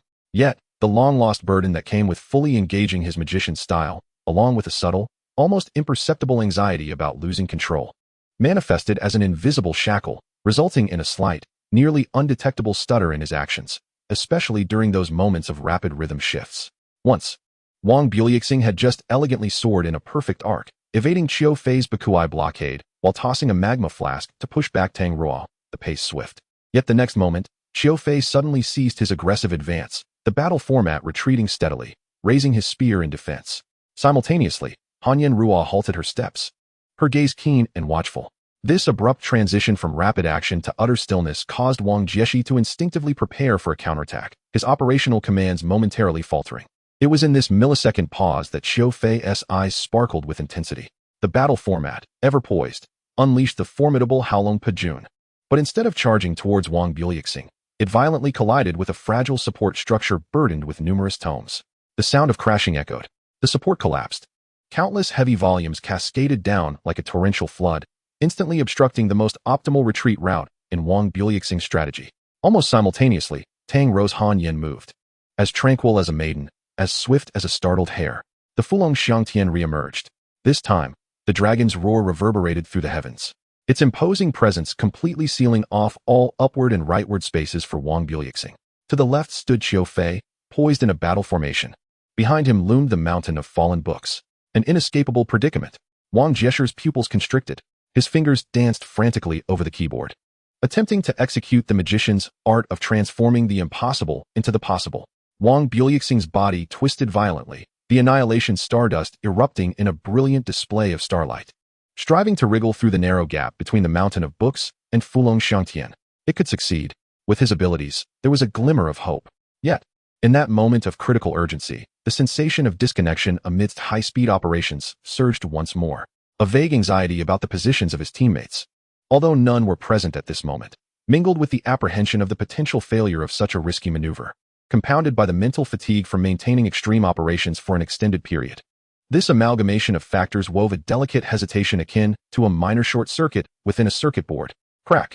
Wang Buliuxing's exquisite maneuver to exploit the gap faltered by a mere second at the crucial moment. Just that second. Boom! The colossal dragon of Fulong Xiangtian thoroughly engulfed Wang Buliuxing. Although the final struggle did not strike at the core, the tremendous force still blasted him away. His form spiraled out of control. It was over. Xiao Fei's voice was cold and resolute. The battle formation had long anticipated the landing point. Angry dragon piercing heart. The spear, akin to a precision-guided missile, pierced through the swirling dust, striking Wang Buliuxing, who was unable to adjust his posture mid-air. Immediately thereafter, Han Yan's figure appeared behind Wang Buliuxing as if teleporting. 100 dragons raining down. Countless spear shadows descended like a torrential downpour, completely submerging that deep green hue. Glory! 2 bold red characters leaped onto the screen. The training room fell into silence, with only the fading resonance of the character's demise transforming into white light and the hum of the computer fan. Wang Jieshi gazed at the grayish-white screen before him, gradually leaning back in his chair, removing his headphones. His expression was devoid of emotion, as he silently raised his hand to observe his fingertips. There lingered a trace of the slight, uncharacteristic tremor from the final operational error. He had lost. Even when he had seen through the opponent's strategy, he had still lost. Not because the opponent's skill surpassed his own, but because at the most pivotal moment, he had experienced an irreparable disconnect with that extreme state. Xiao Fei and Tang Rou also exited the game, exchanging a glance that revealed mutual excitement, yet overshadowed by a profound fatigue and enlightenment after a grueling battle. They had triumphed, but the victory was exceedingly hard-won, bordering on sheer luck. Yi Xiu had approached Wang Jieshi at some point, saying nothing, merely patting his shoulder. Wang Jieshi lifted his head, gazing at the 2 young men opposite him, who were panting yet bright-eyed, then glanced at Yi Xiu, whose expression seemed to say he had anticipated this outcome all along. Finally returning his gaze to his slightly trembling fingers, he remained silent for a long time, then gradually, with great determination, clenched his fist. That tremor quietly vanished. The bottleneck seemed imminent. Where might the opportunity for breakthrough lie? Let us take a 5-minute break and return. Thus, under the relentless barrage from Xiao Fei and Tang Rou, Wang Jieshi valiantly endured 10 rounds. 10 rounds indeed. The first match was exhilarating. The second match demanded focus. But by the 9th and 10th rounds, only the exhaustion of pushing limits remained. Persist, persist, and persist again. Throughout these 10 rounds, Wang Jieshi gradually ceased to feel alienated from his distinctive magician playstyle. He no longer sensed a rift amidst the extremes and rapid changes. Now he could finally wield the magician's techniques as fluidly as he once did. Enough, enough, let us not continue fighting. After this round, let us go eat. I'm nearly starving. Yi Xiu, noticing the trio's eagerness to continue, promptly intervened. At his words, Wang Jieshi leaned back, closed his eyes, and rested against the chair, stretching his fingers that had reached their limits. Xiao Fei and Tang Rou also removed their headphones, observing the training room, which had once been bustling with people but was now empty, leaving only the four of them. Chapter 62. 108 maps. The air conditioner in the training room emitted a deep hum, yet it could not dispel the palpable tension and fatigue lingering in the atmosphere. Enough already. If we keep playing, the keyboard will start smoking. Yi Xiu's voice shattered the silence. He had begun to stroll around at some point, a cigarette dangling unlit from his mouth, and he patted Wang Jieshe on the shoulder. Old Wang, Xiao Qiu, and Xiao Tang, time to wrap it up and go eat. A person is like iron, and a meal is like steel. One meal missed can lead to discomfort. A hungry stomach cannot play the magician-esque game. Wang Jieshe slowly released his grip, his fingertips seemingly still tingling with the sensation of the keyboard. He quietly exited the game, removed his headphones, and stretched his somewhat stiff neck, producing a faint crack. He glanced at the two nearly exhausted figures opposite him, said nothing, and was the first to rise and head toward the cafeteria. His posture remained upright, yet bore a weight of contemplation. Qiu Fei and Tang Rou exchanged a glance, sensing the fatigue in each other's eyes, alongside the uncontainable excitement and rewards hidden beneath that fatigue. They struggled to rise and followed behind. During lunchtime, the atmosphere in the cafeteria felt somewhat peculiar. Wang Jieshe sat alone in a corner, eating leisurely, his gaze occasionally vacant, evidently still replaying the morning's battle in his mind. Huang Xiaodian had intended to approach and share insights, but was halted by Yu Wenzhou's glance. The others discreetly refrained from interrupting, engaging in hushed discussions about the morning's training experiences, their eyes occasionally darting toward the silent captain of the micro team. At 2 in the afternoon, the conference room awaited. Members of the national team arrived one after another, having endured a morning of rigorous training. Many bore traces of fatigue on their faces, yet their eyes sparkled with clarity. Yi Xiu was the last to saunter in, holding a tablet in hand. Without any preamble, he approached the projection screen and connected his device. "Gather your attention. I have an important matter to discuss," he said, tapping the table to draw everyone's focus. He revealed the latest news. The map pool for the upcoming World Invitational had been released. The screen illuminated, displaying an extensive list of files, 108 in total. Yi Xiu's tone was unremarkable, yet he dropped a bombshell. These maps were entirely new, never before seen in any competition. A collective gasp echoed in the conference room. 108 brand new maps? The scale of this undertaking was staggering. As silence fell, Yi Xiu raised his hand to calm the room, but he was not finished. Out of the 108 maps, 72 would be disclosed a month in advance for each team to study, specifically at midnight tonight. A slight sigh of relief washed over the group. 72 maps, while still an overwhelming number, at least provided a clear objective. However, Yi Xiu paused, eyes scanning the suddenly tense faces before him. The remaining 36 maps would be randomly introduced into the selection pool during the elimination rounds after the group stage. A profound silence ensued. Even the most animated member, Huang Xiaodian, stood speechless, mouth agape. The prospect of encountering 36 completely unknown maps in the high-stakes elimination rounds was daunting. All professional players present understood the implications. "What the hell?" Sun Xiang exclaimed, unable to contain his frustration. "This is utter nonsense. It's all down to luck. How is that fair?" Li Xian frowned, contemplating the potential of drawing an extreme map that could doom them. "Is the league trying to sabotage us?" Feng Rue mused, stroking his chin, his eyes glinting with concern. The room erupted into a flurry of discussions, a mix of complaints, astonishment, and trepidation filling the atmosphere. "What is all this noise?" Yi Xiu raised his voice, cutting through the chatter. "The rules apply equally to everyone. If you find it unfair, you can buy a ticket home right now." The room fell silent, though the expressions of his teammates remained grim. "Is this a bad thing?" Yi Xiu surveyed the room, a hint of mockery gracing his tone. "I can't help but feel that this might actually be a tremendous opportunity for us." Curiosity flickered among the others. "Lao Yu, you go first," Yi Xiu called out. Yu Wenzhou adjusted his glasses and pondered for a moment before speaking. On-the-spot performance and adaptability. These 36 unknown maps certainly increase the randomness of the matches. However, conversely, they also test a team's overall quality and absolute strength. While the maps may be unfamiliar, the fundamental skills, tactical execution, and match-reading capabilities will remain unchanged. Perhaps, to some extent, they might better filter out truly strong teams. He paused, adding, "Of course, this raises the bar for intelligence analysis and pre-match preparations to an unprecedented level." "Absolutely," Zhang Xinjie interjected, his tone as calm and steady as ever. "Complaining is futile. Our immediate priority is to commence work. The 72 disclosed maps must be assigned to the technical department for the most thorough analysis possible. Terrain data, coordinate points, visibility ranges, potential tactical points, resource distribution, and professional adaptability. All details must be compiled into a report and integrated into our training system in the shortest time frame." "Indeed, Huang Xiaodian finally seized the opportunity to chime in. We also need to study our opponents. Different teams have varying styles. Their understanding and utilization of the maps will undoubtedly differ. We should simulate in advance. For instance, that one player loves to hide in corners. So we must focus on maps with treacherous corners. And that other player always rushes to seize the high ground at the start. Focus on the essentials. Yi Xiu interrupted. The essence is knowing both ourselves and our enemies ensures victory in 100 battles. Huang Xiaodian summarized. Wang Jieshi suddenly spoke up. His voice soft yet commanding enough to silence the room. The unknown maps may not be entirely detrimental. He glanced around at the unfamiliar faces. Everyone starts from the same starting line. However, if we conduct thorough research on the known maps and possess a superior understanding, then in this mixed selection format, our advantages could be amplified. Our mastery of the known can mitigate the risks posed by the unknown, even leveraging our opponent's fear and indecision regarding the unfamiliar. His words plunged the group into contemplation. Captain Wang is right. Xiao Shiqin adjusted his glasses. We could develop a rapid response mechanism for the unknown maps. For instance, establishing scouting procedures upon entering a map, basic positional choices for various terrains, emergency plans for extreme environments, and so forth. By standardizing and modularizing this work, we can navigate new maps without being completely in the dark. We could also conduct group simulations, Chu Yunxiu suggested.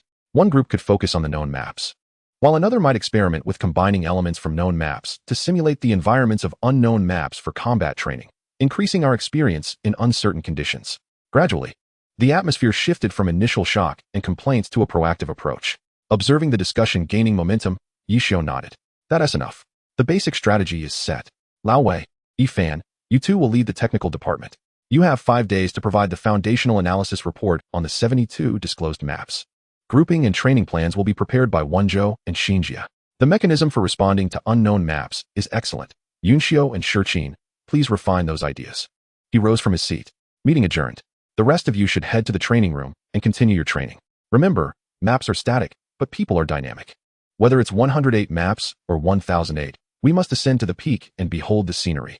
The room erupted in enthusiastic agreement, and the team members rose. Their previous confusion replaced by an intense focus and determination akin to that of warriors preparing for battle. Wang Jieshi lingered at the back, casting a glance at the colossal list of documents displayed on the screen, particularly fixating on the 36 ominous question marks signifying the undisclosed. Did unknown challenges await him? Instinctively, he clenched his fist. The faint sense of disconnection he felt during the morning training seemed to blur in the face of a greater pressure and objective. Perhaps a broader stage would truly unveil the essence of a genuine magician. He hastened to catch up with the team, proceeding towards the tactical analysis room. At that moment, none could foresee the surprises or traps concealed within those 36 enigmatic maps. Chapter 63. The peculiar grouping in the afternoon training room. The atmosphere was even more somber than in the morning, interspersed with an air of strange awkwardness. Yi Xiu lazily held a cigarette, projecting the grouping list onto the large screen. 22. Sun Xiang, Yi Zhiqiu, Su Mu Cheng, Mu Yuqing Feng, Yi Xiu, using the account. Bei Kuku.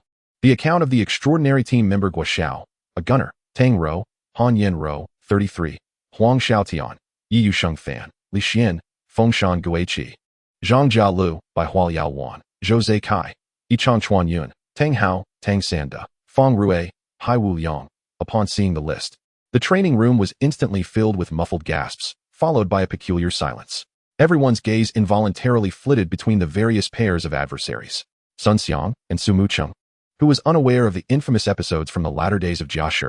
Sun Xiang's arrogance and unwillingness to cooperate, contrasted with Su Mucheng's taciturnity, had rendered their exchanges on and off the field nearly non-existent, making them the most renowned mismatched duo in the league. And now, they were actually placed on the same team? On the other side, Feng Rue and Tang Hao, the internal strife of the Howling Battle team was no secret either.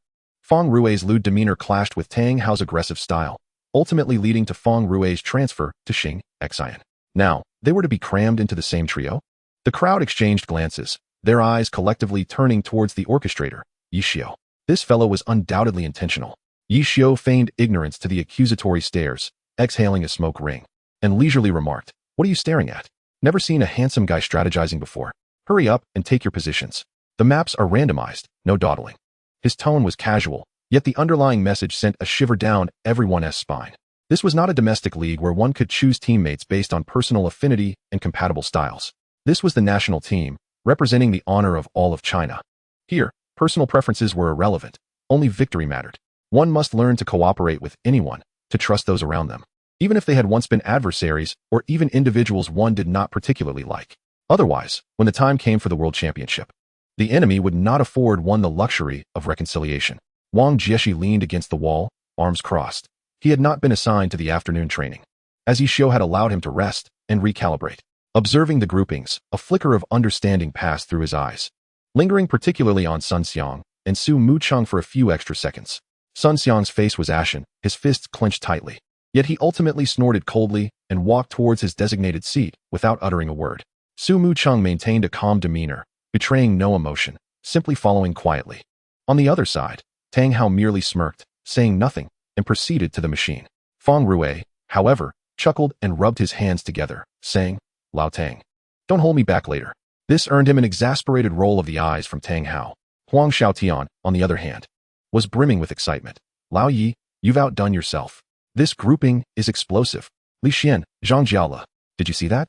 The magnificent upgraded version of Sword and Curse combined with the sharp breakthroughs of this Sword Saint. Lao Zhou, Tang Hao, Feng Rue, you better be ready. Just wait and see how this Sword Saint will handle you."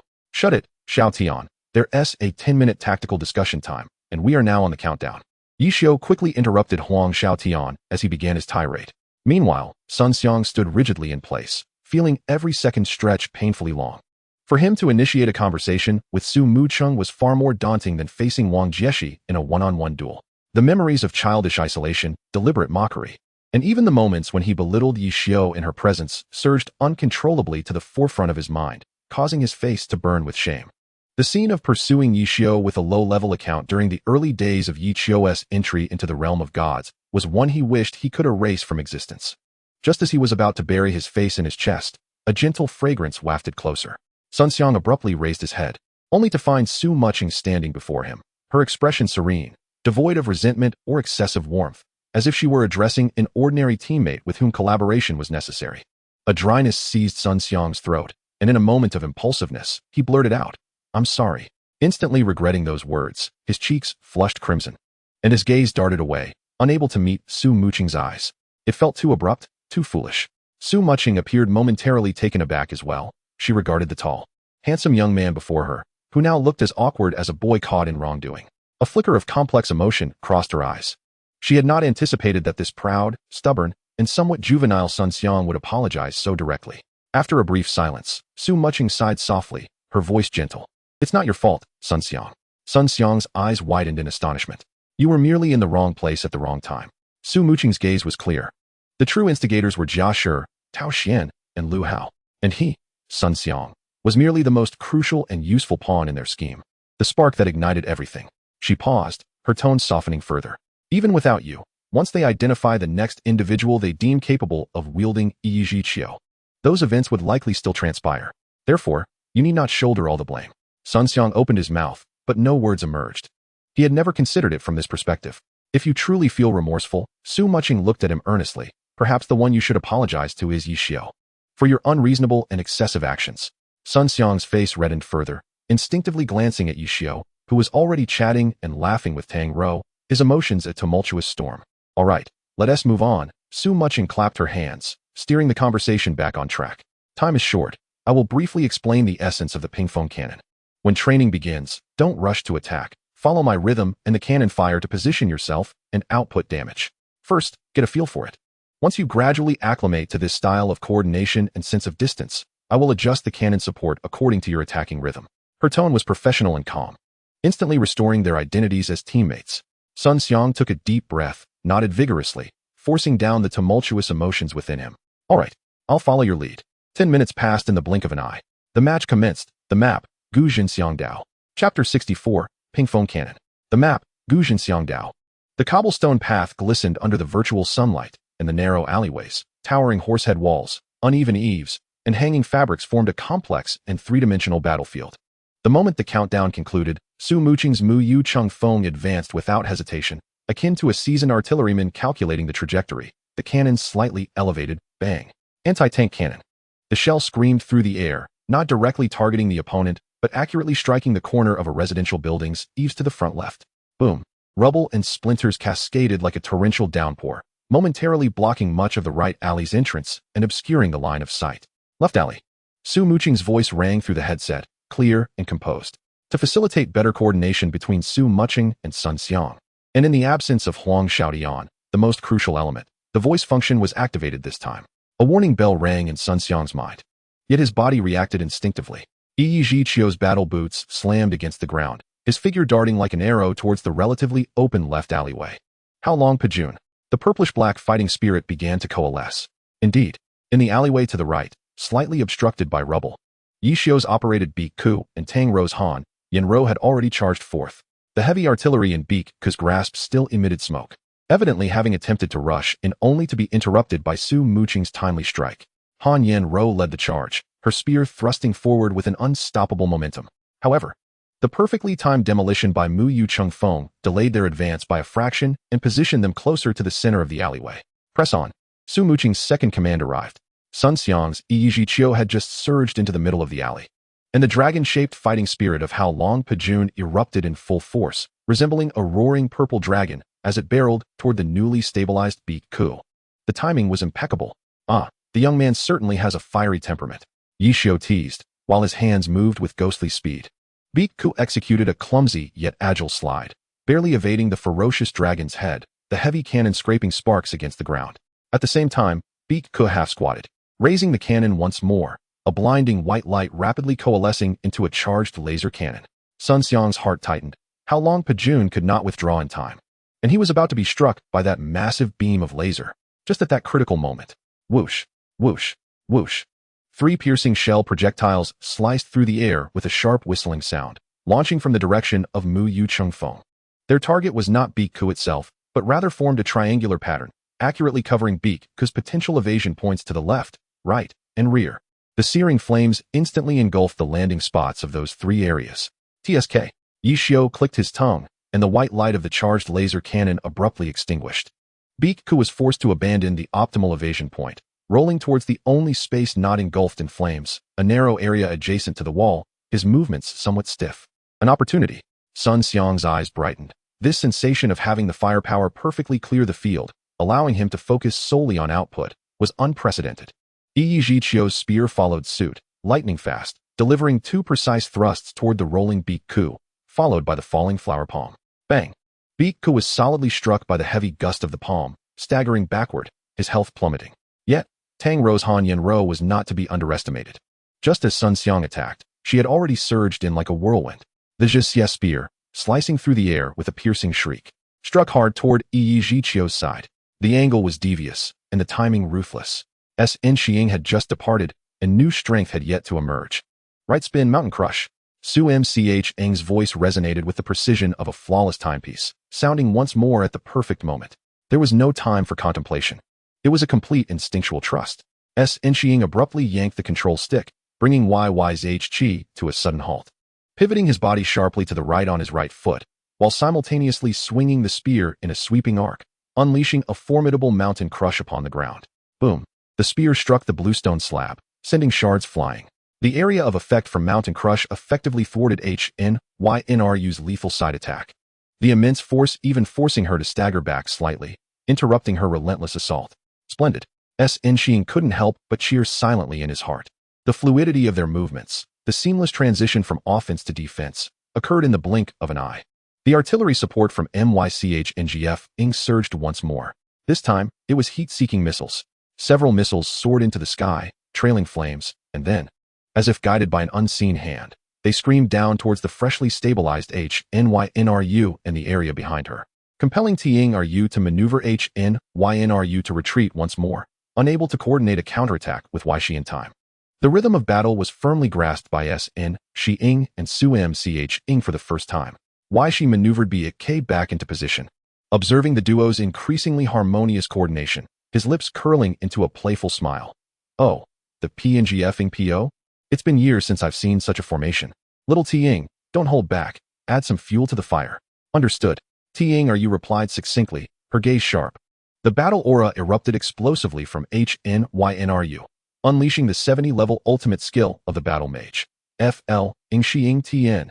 A colossal purple-black energy dragon coalesced once more, this time with even greater might, its jaws agape, as if to consume the entire alleyway.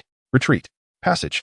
Su MCH commanded immediately, while continuing to suppress the interfering K with the GR and machine gun. MYCH NGF began to withdraw into the wider passage behind. Nxing did not hesitate this time. YYZH decisively abandoned the pursuit, retracting the spear and following MYCH NGF retreat. The colossal dragon of FL Nxing TN roared through the narrow alley, crashing against an empty wall, dust billowing. Pursue. TNRU, seizing the advantage, charged through the dust as HNYNRU locked onto the two retreating figures. YSBK flanked them like a wraith, raising the heavy artillery once more to charge the cannon. The pressure escalated. Xiang, cut left, intercept Shi. Su MCH spoke rapidly. Nxing understood instantly, leaping towards a raised stone step to the left, mid-air, with the spear aimed at K's heart. The purple spear shadow shot forth like lightning, directly targeting Shi. Shi was forced to cancel his charge once again, K sidestepping. However, Nxing's assault was not yet complete. As YYZH landed, he unleashed the 100 Dragons Meteor Strike. Countless spear shadows descended upon K like a tempest. Su MCHing. Nxing shouted amidst the fierce onslaught. This was the first time he actively called for support. Coming. Su MCHing responded. MYCH NGF's cannon flashed with the light of a laser cannon. The thick white beam did not target Shi, enveloped by the spear shadows, but instead shot towards the ground in front of HNYNRU, who was attempting a flank against Nxing. Boom. The laser detonated, the searing light and upheaved stone slabs successfully obstructing TNRU's charge. Splendid. A spectator couldn't help but exclaim. In this wave of offense and defense, Nxing began to actively seek cooperation, while Su MCH's support remained precise and lethal. Under the relentless assault of the 100 Dragons Meteor Strike, Shi appeared somewhat beleaguered, K's health steadily dwindling. Yet his control remained steady, adeptly maneuvering amidst the gaps in the spear shadows using the recoil of the heavy artillery and his sliding techniques. It's almost time. Shi suddenly remarked to TNRU over the team frequency. TNRU's eyes sharpened. Just as Nxing's barrage momentarily paused to catch his breath, HNYNRU, who had been suppressed by the laser cannon and seemed unable to approach, suddenly erupted with an even more brilliant aura of battle energy. Defying the lingering waves of the laser cannon, she activated her invincible state. Simultaneously, the spear soared high, igniting the fire dance flowing flame, shattering the ground. Boom! The spear struck the earth with immense force. The powerful shockwave was not aimed at anyone in particular, but expanded wildly around HNYNRU. The bluestone pavement cracked under the pressure, the violent tremors causing both MYCH NGF who was moving, and YYZH, who had just finished his skill recovery, to momentarily halt. Now, Shi shouted. K finally broke free from the entanglement. The heavy artillery raising the satellite ray menacingly.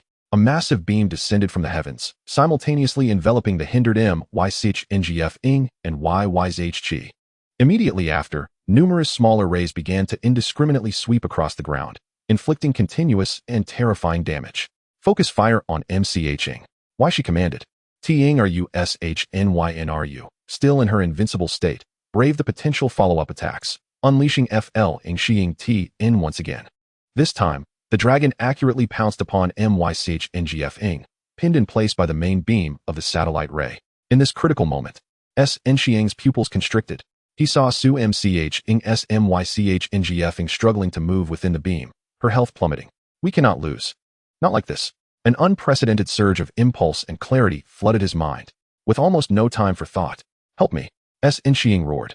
A powerful battle aura erupted from YYZH as well. He chose not to assist Su MCH but instead unleashed the HOL PJN.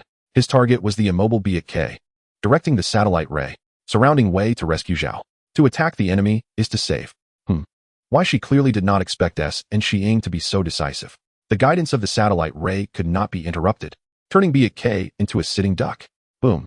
The purple-black dragon shadow collided solidly with K. Enormous damage numbers floated into view. The satellite ray was instantly severed. Almost simultaneously, Su MCH exhibited the qualities of a top-tier player. As the satellite ray was interrupted, at the last moment of FL Nxing TN, MYCH NGF executed an extreme maneuver with the flying cannon. The heavy artillery fired backward, using the recoil to forcefully propel herself to the side. Boom! The colossal dragon of Fulongxiang Tian brushed against the hem of Mu Yu Chengfeng's attire as it soared past, crashing violently into the wall behind her, sending bricks scattering. Mu Yuqingfeng barely escaped with her life. Meanwhile, Sun Xiang's Yi Zhiqiu, in a fierce assault on Yixiu, left his back entirely exposed to Tang Rou. Han Yanrou's K-Sieb battle spear mercilessly struck, piercing through the enraged dragon's heart. With a splatter of blood, Yi Zhiqiu's health was depleted, and he fell slowly to the ground. Almost simultaneously, Yixiu's beak Ku, having absorbed the full brunt of the How Long Pajun damage, along with the prior health depletion, soon followed suit and vanished in a flash. The battlefield was instantly left with only the critically wounded Mu Yuqingfeng and Han Yanrou, who had half her health remaining. Without a moment's hesitation, the two female players launched their final attacks simultaneously. Mu Yuqingfeng raised her cannon to charge a laser blast, while Han Yanrou leveled her spear for the How Long Pajun. The clash of white light and purple dragon erupted once more. Boom. Following the violent explosion, a clear space was revealed in the center of the alley. Mu Yuqingfeng slowly collapsed. Han Yanrou leaned on her spear, with only a sliver of health remaining. It was a draw. The training room fell into a profound silence, punctuated only by heavy breaths. Sun Xiang gazed at the word failure on the screen, then glanced at the fallen Mu Yuqingfeng beside him, and gradually released his grip on the mouse. He had lost, yet strangely, he felt little frustration. Instead, he experienced an unprecedented exhilaration and a sense of clarity. Beyond the screen, such was the view. He raised his head to meet Su Mucheng's gaze, who smiled back at him, giving him a thumbs up. Sun Xiang was momentarily taken aback, then awkwardly yet sincerely nodded in response. Yixiu observed this scene with a languid smile, a cigarette dangling unlit from his lips, murmuring indistinctly, "This child is indeed teachable. It was not in vain that I let him off so easily." Chapter 65. The silent barrier and the launch of Baitu. The lights in the training room were glaringly bright, illuminating the fatigue and focus etched on each face. After a day of intense training, even these elite professional players could not hide their weariness. The sounds of keyboard and mouse clicks had significantly diminished, replaced by soft breaths and the creaking of chairs. Yixiu stood before the projection screen, the ever-unlit cigarette perched in his mouth, lazily surveying the disheveled crowd below. The screen displayed split recordings of several key confrontations from the afternoon. Huang Xiaotian and Li Xian's fragmented coordination, relying solely on individual prowess. Sun Xiang and Su Mucheng's progression from awkwardness to near perfection, only to ultimately fall short, and several other battles equally steeped in individual heroism. Have you all finished watching? Yixiu's voice shattered the silence, raspy as if he had just awakened. Let's discuss your feelings. A hush fell over the audience. What feelings could they express? Exhaustion, exhilaration, frustration, excitement. An array of emotions swirled within, yet no one dared to speak up at that moment. Huang Xiaotian could no longer contain himself and was the first to speak. Feelings? It feels like my teammates can't keep up with my rhythm. Old Yi, look here, and here. I clearly created opportunities. If only someone had followed up to finish off that Zhou Zikai, he would have been dead by now. And Li Xian, your ghost formation needs to be more precise. Several times you nearly trapped me. Zhang Jiaolu, you too. Your 100 flowers style nearly blinded me. I almost lost my way. Li Xian adjusted his glasses and replied coldly, your trash talk is quicker than your sword. It interrupted my chant. Zhang Jiaolu, sounding exhausted, chimed in, is that my fault? You stepped on my flashbang. Damn, that was an accident. As tensions began to rise, Yixiu rapped his fingers on the table. Enough, he interjected, shifting his gaze from Huang Xiaotian and slowly sweeping over everyone. No one has gotten to the crux of the matter. He approached the screen and pointed out several frozen frames. Look here. Huang Xiaotian's Yi Yuxing fan initiated with a clear intent to cut Zhou Zikai's flank. But at that moment, Li Xian's Fengshan Guiqi was chanting an ice formation 3 positions behind him, blocking Zhou Zikai's escape route. If Huang Xiaotian had merely called out for a point before attacking, I'll cut right, Li Xian's ice formation would have dropped half a second earlier, and Zhou Zikai would have been frozen. Instead, Huang Xiaotian charged ahead, while Li Xian followed his own rhythm, a beat too slow, resulting in the ice formation only freezing Zhou Zikai's afterimage. The scene transitioned. Now look here. Sun Xiang's Yi Zhiqiu forced back my beat Ku with the How Long Pajun, while Su Mucheng's Mu Yuqingfeng covered Tang Rou's movements perfectly. A flawless collaboration. Yet thereafter, Sun Xiang had the chance to extend his advantage with a combo, but he hesitated for a fraction of a second. Why? Because he was uncertain where Su Mucheng's next shot would land, and whether it would interfere with him. If Su Mucheng had simply stated, pressure Tang Rou, or if Sun Xiang had asked, what is the next step, the outcome might have been entirely different. Here, under Zhang Jia Li's 100 flowers Liao Wan, Huang Xiaotian and Li Xian could have executed a cross-combination to focus fire on Tang Hao's Tang Sanda. Yet each of you acted independently, wasting the best opportunity. Yixiu's tone remained calm, devoid of reproach, merely stating facts. Throughout the afternoon, the missed chances due to a lack of communication, coordination errors, and even mutual interference occurred no less than 10 times. He paused, his gaze sharpening. I know that each of you, when pulled out individually, is a formidable ace within the league, capable of resolving most issues through sheer personal skill. But remember, sitting here, there are no weaklings. Your opponents are those equally elite, if not more formidable, individuals from abroad. Your individual talents amount to nothing against their meticulously synchronized teamwork. His words fell like cold water over everyone's heads. Did they really believe they could win the world championship relying solely on instinct and muscle memory? Dream on. Yi Xiu scoffed. Chemistry is not conjured from telepathic signals. It is articulated through words, perceived through listening, and honed through countless failures and reviews. Perhaps within your own team, due to familiarity, you have already transcended the phase where meticulous coordination is essential. However, the synergy among you still falls short, which is precisely why I emphasized earlier this morning that such harmony requires further practice. From this moment forth, I expect everyone to articulate your thoughts. During gameplay, whatever you think of, observe, intend to do, or identify as an opportunity, utter it succinctly. Do you find the commands unclear? Inquire immediately. Do you believe a teammate's strategy is flawed? Raise it right after the match. Do not fear making mistakes. We are here to learn through trial and correction. This is not a personal critique. Xiaozhou, please strive to coordinate effectively, and all others, with the exception of Huang Xiaodian, who cannot be restrained. If anyone dares to indulge in silence, fostering individualism, Yi Xiu's eyes will narrow, and you may find yourself benched, watching others claim victory. The training room fell into an almost palpable silence. All present were taken aback by Yi Xiu's rare sternness, instinctively straightening their postures. Huang Xiaodian opened his mouth to retort, but ultimately let out a dejected, "Oh." Sun Xiang pressed his lips together, his gaze fixed on the screen depicting his hesitant moment, his fists quietly clenching. Su Muching appeared contemplative. Zhou Zikai nodded slightly. Even the most carefree Feng Rue subdued his playful demeanor. The review continued. Yi Xiu ceased his chatter and began to meticulously dissect each error made today, addressing every detail that could be improved in coordination. By the time the meeting concluded, the hour was late. Everyone departed in silence, their minds filled with tactical reflections and self-critique. The following day, at 1 o'clock in the morning, the tactical analysis room of the national team was brightly illuminated. The coffee before Yu Wenzhou had long gone cold. Dark circles under his eyes betrayed his fatigue. Yet his gaze remained sharp and clear. Zhang Xinjia had not adhered to his biological clock and instead sat beside Yu Wenzhou. The strategy board before him filled with intricate symbols and arrows. Wang Jieshi leaned against the window, arms crossed, gazing pensively at the still sleeping city outside. Xiao Shiqin was engrossed in multiple screens, his fingers flying across the keyboard. A crisp system notification chimed simultaneously on their computers and devices. Almost in unison, the four straightened in their seats, their eyes fixed on the screen. The official map permissions for the Glory World Invitational have been granted, partial. A data package containing 72 publicly available match maps has been delivered. All teams are advised to check. It has arrived. Without hesitation, Yu Wenzhou immediately issued a command over the internal communication channel. All technical team members, report to your stations. Priority. Initiate Phase 1 of the comprehensive map exploration plan. The quiet hotel corridor was soon filled with the sounds of hurried footsteps and doors opening. The prepared technical team members, equipped with various devices, rushed into the adjacent large workspace like a battalion responding to a call to arms. Within the workspace, dozens of high-performance computer screens flickered to life, blue progress bars rapidly processing vast data packets. Data reception complete. Decompression in progress. Model construction underway. Terrain data verification successful. Coordinate system synchronization complete. A flurry of commands and reports coursed through the tense, yet orderly atmosphere. Group assignments. Yu Wenzhou stood at the center of the workspace. His voice steady. Group 1, responsible for terrain analysis. Mark all critical points, obstacles, elevation changes, and blind spots. Group 2, tasked with resource distribution statistics. Mark all refresh points, supply points, and special interaction points.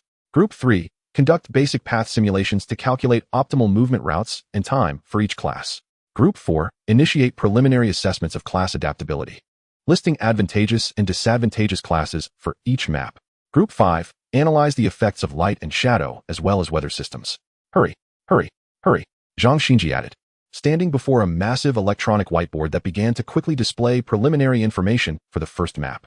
I want to see the summary report for all 72 maps before breakfast. By noon, the foundational tactical points for each map must be finalized. The entire workspace instantly shifted into a high-speed operational state. The sounds of keyboard clattering, mouse clicks, Hushed discussions and printers whirring blended into a tense pre-battle symphony. Wang Jieshi approached the large screen, observing the complex terrain data and rapidly generated three-dimensional models with focused intent. His fingers unconsciously traced patterns in the air, seemingly simulating the flight trajectories of a mage scholar across various peculiar terrains. Xiao Shiqin, however, paid closer attention to the details, leaning over a computer and pointing at a narrow alley.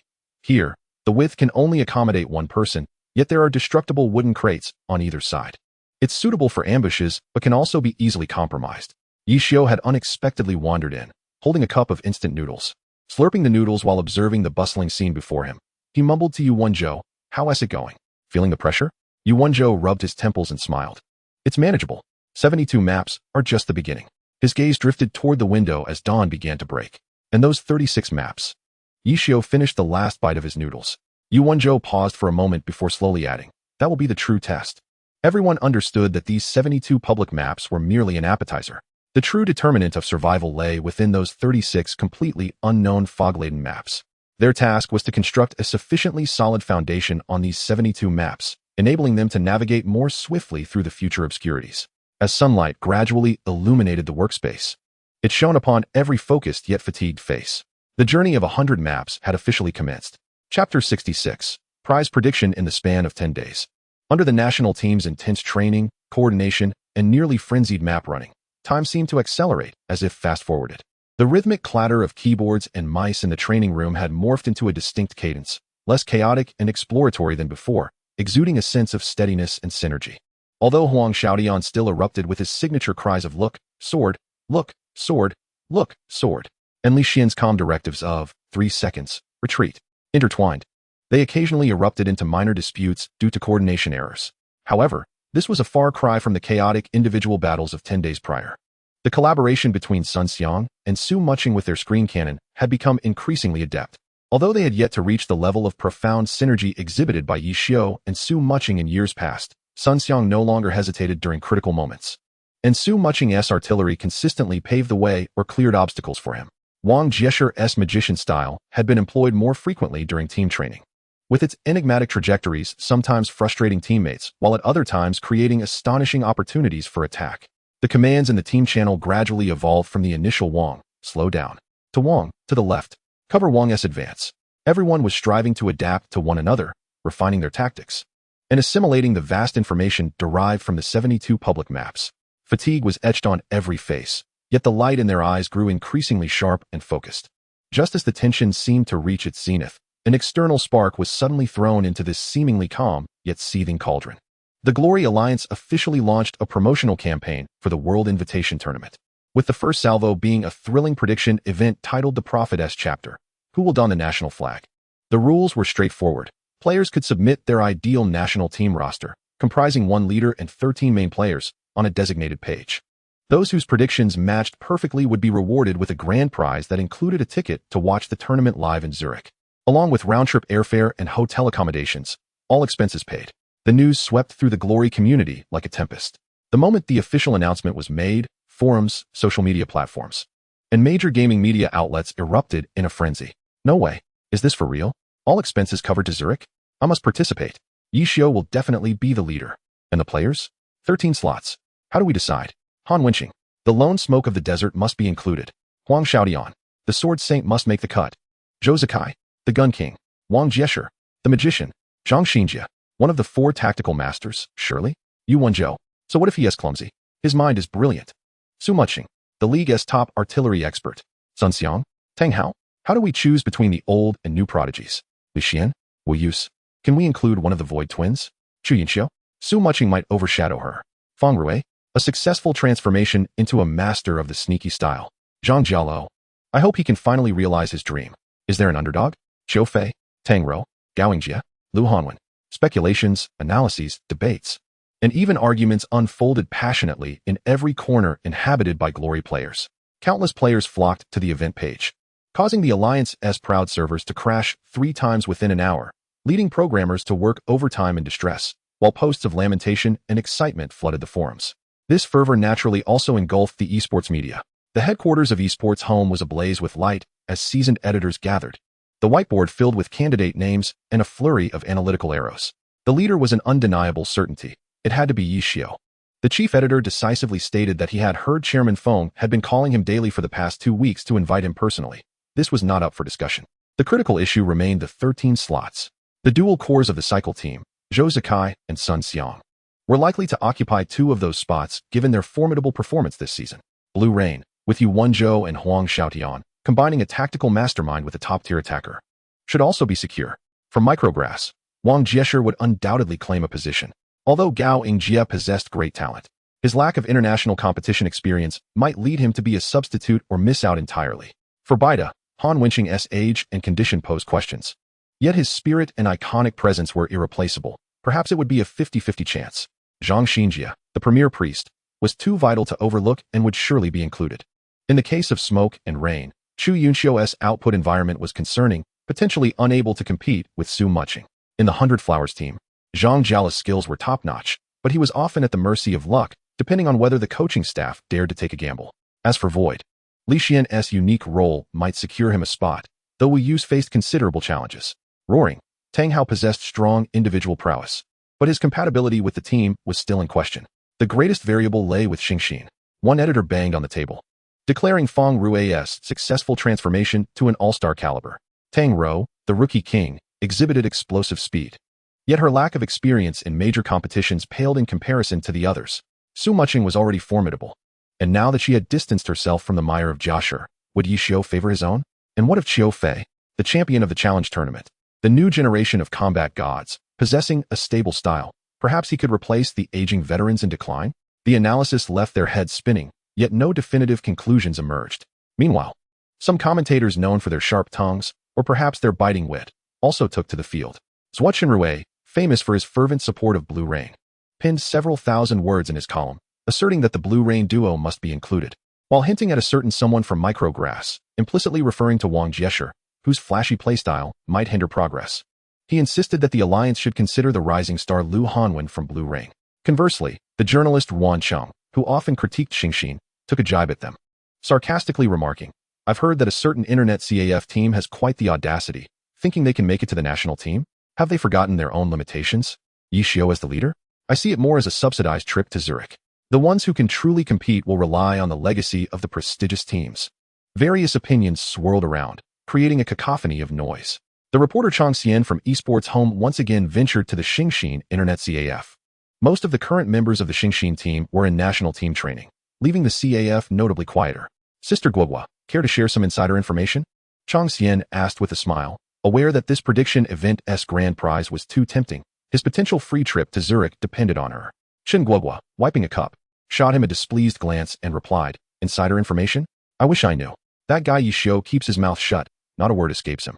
Besides, we have our own internal viewing tickets, so we'll buy our own tickets to cheer for the team. I'm not joining your little gathering." Her words were a blend of truth and falsehood. While internal tickets indeed existed, the real reason she opted out of the guessing game was that she had already gleaned, through various channels, primarily the occasional grumblings of Su Muching and Feng Rui, that Yi Xiao had effectively integrated nearly the entire core team of Xingxin, both publicly and privately. How could she possibly make an accurate guess under such circumstances? Moreover, she had resolutely decided that, irrespective of everything, she would personally travel to Su Liji to stand in the closest vicinity, cheering and rallying for them. Watching the live stream at home, that would be utterly unbearable. Similar scenarios unfolded across the nation, with countless journalists striving to unearth information while various insiders and informed individuals began to emerge, albeit subtly. However, this time, the league's stance was exceptionally stringent. Chairman Feng Xianjun had personally issued a gag order. No team was permitted to disclose any information related to the national team selection in any form, with severe penalties for violations. Under the league's oppressive pressure, the true core information was meticulously concealed, and what circulated in the market was predominantly speculative conjecture and sensationalist hype. Within the training base, an air of relative tranquility prevailed. Intense training and reviews consumed nearly all their energy, and the tumultuous waves stirred by the outside world seemed to be filtered through the soundproof walls and concentrated atmosphere. Only during brief recesses could one occasionally hear someone scrolling through their phone, chuckling or exclaiming at the absurdity of the speculative lists. Hey, old Yi. Look at this list. How could I possibly be absent? This is ridiculous. Huang Xiaotian exclaimed, brandishing his phone. This is even more ludicrous. It says that Senior Zhang Jiala will be excluded due to luck, Qiu Fei whispered to Tang Rou. Tang Rou glanced over and shook her head, boring. Meanwhile, Zhang Jiala, visibly displeased, shot a fierce glare at Huang Xiaodian. Be quiet. Yi Xiu, cigarette in mouth, lazily scanned the official announcement and chuckled. Oh, it has begun. Quite good. It saves us the trouble of holding a press conference ourselves. His gaze swept over the faces of the team members, some tense, some expectant, and others feigning calm. Tomorrow at 10 in the morning, the first name would be revealed. A storm was brewing. Who would be the first to be thrust into the limelight? The air in the training room seemed to carry a barely perceptible factor known as tension. Chapter 67. Testing results. The atmosphere in the training room suddenly shifted to one of seriousness and focus. Yi Xiu clapped his hands, interrupting any scattered discussions that might have been ongoing. All right, everyone, gather your thoughts. Save the idle chatter for later. Today, we have but one primary task: to ascertain whether you have genuinely honed your skills over the past half-month or merely indulged in the cafeteria's offerings. We will conduct a 66-match confrontation, but with a twist. Those who win will enjoy a break today, while the losers will stay behind for additional practice. And no one is permitted to slip away. He paused for a moment.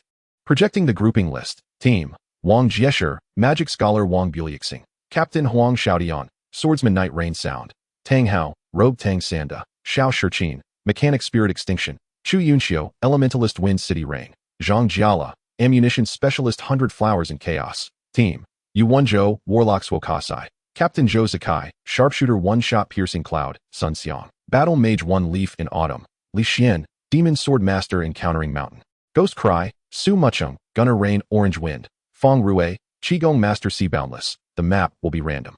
Prepare yourselves. We will enter the room in 1 minute. After delivering his instructions, Yi Xiu stepped aside, crossing his arms in anticipation of the match. Surrounding him were several members of Xingxin, along with other professional players who were currently unassigned, all there to observe and learn. Wow, what a lineup. Xiao Yifan whispered in awe. It's practically an all-star confrontation. In a sense, it's even more challenging than an all-star match, Wei Chun mused, stroking his chin. Referring to Xiao Shiqin from Team A and Yu Wenzhou from Team B. What kind of map will it be? Baozi Ruqin inquired, stretching his neck with curiosity. As the countdown ended, the screen lit up and the map loaded. Oh, a new map. Huang Xiaodian was the first to speak in the team channel, Rift Ruins? Sounds pretty cool. I've only seen the materials provided by the tech team and haven't played it yet. Let us check it out. Old Wang. Should we jump left or right? Old Xiao, quickly send out your little robot to scout.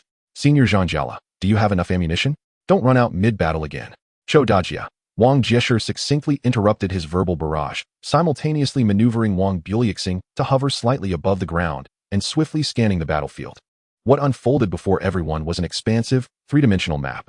At the center of the Rift Ruins lay a relatively open ancient ruins plaza, paved with shattered stone slabs, scattered with broken columns and statues. On either side of the plaza were steep, plunging chasms, bottomless and only connected by a few massive natural stone bridges leading to the cliffside platforms across the way. Numerous caves and man-made tunnels could be seen within the chasms and along the cliffs, making the terrain exceedingly complex. At the north and south ends of the plaza stood relatively intact remnants of palace-like structures, resembling spawn points. Xiao Shiqin, Spirit Extinction. The plaza is spacious, advantageous for ranged attacks, but there are also numerous obstacles. The chasm's complex terrain favors close combat and ambushes. Xiao Shiqin, Spirit Extinction. Captain Wang. We are positioned in the southern building complex. Wang Jieshi, Wang Buliexing. The opposing team should be in the northern end. Wang Jieshi, Wang Buliexing. There is a high probability of a symmetrical map. Tang Hao, Tang Sanda. Shall we push straight into the central plaza? Let them experience the justice of a group beating. Wang Jieshi, Wang Buliexing. No rush. Wang Jieshi dismissed the reckless plan. Xiaotian, maneuver along the left edge of the chasm, scouting and harassing. Wang Jieshi, Wang Buliexing. Tang Hao, stay close to Xiaotian's flank, providing protection while being ready to support. Wang Jieshi, Wang Buliexing. Yunxiu Jiala, establish remote fire points within the ruins, ensuring cross angles to cover the square area. Wang Jieshi, Wang Buliexing. Shiqin, deploy your robots, prioritizing the exploration of the passage beneath our left side ravine. There may be a circuitous route. The instructions were clear and precise, and the team sprang into action. Yi Yuxing, like a specter, glided toward the edge of the left ravine, utilizing stone pillars to conceal his presence. Tang Sanda maintained a close distance behind him. Feng Cheng Yanyu and Baiwal Yaowan swiftly located optimal shooting positions amidst the remnants of broken walls. The mechanical box beside Xingling Mi opened silently, releasing small reconnaissance robots and predators that vanished into the shadows of the ravine. A typical formation evolution. Observing from the sidelines, Yi Xiu remarked on the strategy, while Wang Jieshi himself commanded the center, with 2 melee fighters safeguarding one flank and 2 ranged fighters controlling the field. While the mechanic filled gaps and set up the battlefield, they could advance or retreat at will. Is it one? Someone inquired nearby. Not entirely. It's more flexible. He deployed the assault combination of Huang Xiaodian and Tang Hao, akin to unleashing a variable spearhead, while he remained poised to support or respond. Merging tactical strategy with star power to leverage strong individual capabilities to break the situation. Yi Xiu elucidated. Almost simultaneously with the team's deployment, they completed their initial arrangements. Yu Wenzhou, Swoxer, the center of the map, is open, but the threats from the 2 flanking ravines are significant. Yu Wenzhou, Swoxer, Mucheng occupy the high ground at the northern end to provide visibility and fire suppression. Yu Wenzhou, Swoxer, Zeikai assist Mucheng by eliminating approaching aerial units and high-mobility targets. Yu Wenzhou, Swoxer, Lixian take a forward position in the center of the square to lay down the gray and dark formations, restricting their movements. Yu Wenzhou, Swoxer, Sun Xiang protect Lixian's flank to prevent them from forcefully breaching the formation. Yu Wenzhou, Swoxer, Feng Rue, the right ravine area is yours. Utilize the terrain to maneuver and ascertain their left flank's movements. Received. Understood. Very well. The team's responses were notably different. Mu Yuqingfeng immediately set up a handheld cannon. Heavy firepower threatening to dominate much of the square. A shot pierced the clouds like a silent sentinel, standing not far behind Mu Yuqingfeng, dual guns in hand, eyes sharp. Fengshan Guqi began to chant, the brilliance of the sword formation descending first, enhancing the attributes of their teammates, while the shadows of the dark and gray formations silently spread towards the central area of the square. Yi Xiu, spear tilted, stood guard beside the ghost swordsman, exuding an imposing aura. Meanwhile, Hai Wuliang chuckled, twisting his form like an eel, slipping into the complex terrain of the right ravine and vanishing from sight. The screen cannon. Yi Xiu observed the team's arrangement, noting the ultra-long-range firepower core formed by Su Mucheng and Zhou Zeikai, while Yu Wenzhou and Li Xian's ghost formation served as a screen, protecting the artillery while restricting the opponent. Sun Xiang acted as a powerful safeguard in front of the screen, and Feng Rue, well, he was an unpredictable ace, typical of a disruptive strategy aimed at dismantling the opponent's formation. Both sides' tactics are quite clear, Zhang Xinjie remarked. It's just the beginning, Yi Xiu smiled, watching to see who would change tactics first. Chapter 68. Testing the battle officially commenced with the sound of Mu Yuqingfeng's cannon fire. The long-anticipated cannonball sliced through the air with a sharp whistle, striking precisely against a broken wall in the southern building area where the team was concealed. Boom. Debris flew. Dust billowed, and the already precarious wall collapsed halfway. Zhang Jiala, Baiwa Liaowan gunner suppression. Position at the northern high ground. As Zhang Jiala reported, Baiwa Liaowan launched several explosive grenades, which arced through the air, rebounding off the central column in the square, exploding midair, creating a dazzling display that somewhat disrupted the enemy's sniping perspective. Chu Yunxiu, Feng Cheng Yinyu Xiao Zhou is watching this side. Chu Yunxiu quickly alerted the team. Having just emerged from behind an archway to cast an ice wall to block visibility, a volley of bullets grazed the edge of the ice wall, leaving a row of bullet holes on the ground, precisely the dual control point shot from Yi Xiu. Huang Xiaodian, Yi Yuxing Old Wang. Their formation is shrinking in the back. There's a ghost swordsman laying down formations, quite bothersome. Huang Xiaodian and Tang Hao, at the edge of the ravine, concealed by an oddly shaped wind-eroded rock, could already see the general formation of the team in the square. Huang Xiaodian, Yi Yuxing, that kid Sun Xiang is also there. Like a gatekeeper, Feng Rue was nowhere to be seen, presumably having burrowed into a hole. Old Xiao, has your robot found anything? Xiao Shiqin, shangling me, no anomalies detected in the right ravine. Echo detection shows the passage below is complex. Hai Wuliang may have gone deeper. On the left, wait. There's a sorcerer's magical fluctuation. Xiao Shiqin suddenly issued a warning as Shangling Mi's detector captured a faint trace of energy emanating from a shadow-covered cave in the left ravine. Almost simultaneously, a twisted, ominous light of the soul strike spell shot silently from that cleverly concealed cave, the beam nearly grazing the cliffside, perfectly exploiting a visual blind spot. Targeting Wang Buliuxing, who was moving low to scout. This strike was cunning and sudden, executed by Yu Wenzhou Swoxer. He expertly concealed the spellcasting trajectory using the ravine's terrain. Impressive. Wenzhou's foresight and terrain utilization. Someone exclaimed in the observation area. Wang Jieshi's reaction was nothing short of terrifying. Wang Buliuxing executed an almost impossible emergency maneuver in midair, the tail of his broom barely brushing past that cursed light, while simultaneously raising his left hand to scatter a precise, dispelling powder towards the cave's mouth, momentarily obscuring visibility. TSK dodged it. How annoying these speedsters are, Yu Wenzhou muttered with a hint of regret. Yu Wenzhou, spoke Sir Li Xian, take 3 steps forward to that black milestone. And prepare the finishing formation. Sun Xiang, get ready, they are coming. Indeed, the team was provoked by this ambush, or rather.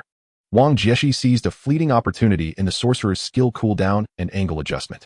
Wang Jieshi, Wang Bielixing suppress him. The chant of Fengqing Yinyu was completed first. And a blizzard howled down upon the Team S formation. Ice spikes fell densely around the altar and Li Xian, crashing onto the stone slabs with a crackling sound, inflicting not only damage but also severely restricting their movement. A plethora of diverse grenades followed, cascading like festive fireworks. Many grenades cleverly utilized the ground's slope to roll, while flashbangs, smoke grenades, and incendiary grenades instantly obscured a large area of vision, attempting to shroud the team's sight. Charge! Tang Hao growled, activating the Tyrant Fist with Tang Sonda, a crimson aura enveloping him as he kicked aside a small stone blocking his path, preparing to forcefully charge into the Team S formation. Are you out of your mind? Wait, just draw the fire. Huang Xiaotian cursed quietly, yet Yi Yushinfan moved as well. Under Huang Xiaotian's control, Yi Yushinfan darted forward like lightning, executing a 3-part slash that traced a meticulous zigzag, each turn precisely landing on the raised stone slabs or the bases of statues in the square to gain the fastest acceleration and direction change. Skillfully avoiding the edges of the hidden traps Li Xian had laid out, the sword tip pointed directly at the next chant of the ghost array, Fengshan Guqi. A decoy, Yu Wenzhou calmly assessed. Yu Wenzhou, Sua Keisair Mu Cheng, a 45-degree throw. Set the impact point at the 3rd broken slab behind Yi Yushinfan to cover his retreat area and block any subsequent follow-ups. Yu Wenzhou, Sua Keisair Zai Kai. Shoot at Tang Sonda, Esni to force him back. Sun Xiang, intercept Huang Xiaotian. Mu Yu Chengfeng S cannonball traced a graceful parabolic arc, striking precisely at Huang Xiaotian's potential retreat route. The explosion not only created a shockwave but also shattered the slab into fragments, forming an obstacle zone. Zhou Zekai's dual guns erupted with rapid and precise gunfire, bullets striking the gaps in the stone slabs along Tang Sonda's advance path, sending sparks and stone chips flying, forcing Tang Hao to block, causing a clanging sound as his charge was abruptly halted. Meanwhile, Sun Xiang's Iajiqiu spear howled as it thrust forward, dragon tooth meeting the sword light of Yi Yushinfan, instantly entangling in a fierce clash. The sound of clashing weapons ringing out as the stone slabs beneath them developed fine cracks from the force of the collision. An opportunity. Li Xian seized the moment Huang Xiaotian was entangled by Sun Xiang, and with a flick of his short sword, another ice array was about to blossom beneath Yi Yushinfan's feet. Just then, a round mechanical object suddenly emerged from an inconspicuous crack near Li Xian, self-destructing instantly. Mechanical airdrop. Xiao Shiqin's voice rang out. The small self-destructing robot caused minimal damage, but the explosion's shockwave and flames perfectly disrupted Li Xian's chanting rhythm, delaying the release of the ice array by a crucial moment. Xiao Shiqin skillfully utilized the battlefield environment's nuances. Huang Xiaotian, ever so quick-witted, immediately executed an ascending dragon slash, briefly suspending in the air, then descending with Silver Light's blade to retreat urgently, landing precisely in a low, broken fountain, splashing water as he narrowly avoided the ice array's range, simultaneously initiating the first wave of large-scale information bombardment. Huang Xiaotian, Yi Yushinfan Old Xiao. Thanks a lot. Sun Xiang, watch the sword. Oh, you dodged pretty quickly. Oldly, that's not fair, trying to sneak up on me again. The Team S probing strong offensive seemed fierce. Yet it was perfectly countered by the opposing team, almost resulting in a counterkill on Huang Xiaotian, all thanks to Xiao Shiqin's timely mechanical airdrop. Both sides experienced slight decreases in health, yet maintained a balanced status, neither gaining a significant advantage. The square was left with more pits and debris, a testament to the intensity of their first clash. The team seemed a bit anxious. Observing, Zhang Xinjia adjusted his glasses. Wang Jieshi was testing the waters. Yi Xiu stated that they were using Huang Xiaotian and Tang Hao's strong assault to assess the team's defensive sturdiness and reaction speed, particularly Yu Wenzhou's command rhythm and Zhou Zekai's interception efficiency. Yu Wenzhou handled the situation well, maintaining the screen cannon formation without chaos, while Zhou Zekai's long-range suppression was critical. Those few shots at Tang Sonda utilizing the environment to create obstacles, the rhythm was perfect. Chapter 69, The Heart. With the frontal assault proving futile, Wang Jieshi showed no hesitation and immediately altered his strategy. Wang Jieshi, Wang Bielixing change formation. Xiaotian, Tang Hao, retreat to the rift and execute the second plan. Utilize the rift passage for tiered harassment. Wang Jieshi, Wang Bielixing Yunxiu, Jiala, maintain continuous fire to restrain, be cautious of the gunner and sharpshooter. Wang Jieshi, Wang Bielixing Shiqin. Deploy aerial machines to fly along the cliff wall from below the rift, disrupting Mu Yu Chengfeng. As the commands were issued, the team formation swiftly transformed. Yi Yushinfan and Tang Sonda feigned an attack, quickly disengaging from Sun Xiang. Yi Yushinfan executed a shadow step, his true self leaping down the left side of the rift, grabbing a hanging vine and swinging into the nearest cave entrance. Tang Sonda, in a more brute manner, smashed through a loose railing at the edge of the rift, plummeting like a meteor into the shadow of the platform below. In the air, Wang Buliuxing suddenly soared, rolling behind a towering stone pillar to evade a precise shot, while scattering cold powder towards Mu Yu Chengfeng's elevated position. The powder spread wider in the strong winds of the high altitude, slowing her reloading and attack speed. The aerial machines released by Shangling Nye created a howling wind, hugging the steep cliff wall, using the uneven rock formations as cover. Rushing towards Su Muching and continuously unleashing bullets. They intend to split the battlefield, drawing the fight into complex terrain, targeting our ranged capabilities. Yu Wenzhou instantly discerned their intentions. Yu Wenzhou, Sua Keisair Zeikai, take down the machines. Yu Wenzhou, Sua Keisair Mu Cheng, cover bombard the left rift entrance area, focusing on those passages that appear most likely to serve as entry points. Delaying their entry, do not allow them to easily establish a positional advantage.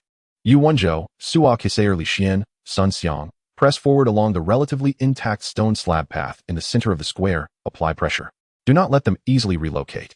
Yu Wenzhou, Sua Keisair Feng Rue. Where's the person? Yu Wenzhou scanned the surroundings, but did not see Feng Rue. He hurriedly sent him a message, simultaneously lamenting the tumultuous twists of his fate. Just as he was about to engage with Huang Xiaodian, he found himself unable to locate anyone. Just when he thought he had escaped Huang Xiaoyan's opportunism by being on a different team, an unexpected ambush emerged. Feng Rue, hi Wuliang here. Upon seeing Yu Wenzhou's message, Feng Rue promptly replied. Hai Wuliang had miraculously completed an astounding detour from the right side of the chasm. He had even utilized the Qi Master's cloud leap to cross a fractured gorge in the middle of the chasm, stealthily positioning himself behind a low wall shrouded in dense virtual moss, adjacent to the team's distant firepower point. Feng Rue, hi Wuliang, I see a beautiful lady and a bear. It's Chu Yunxiu and Zhang Jiala. Yu Wenzhou's eyes lit up at these words.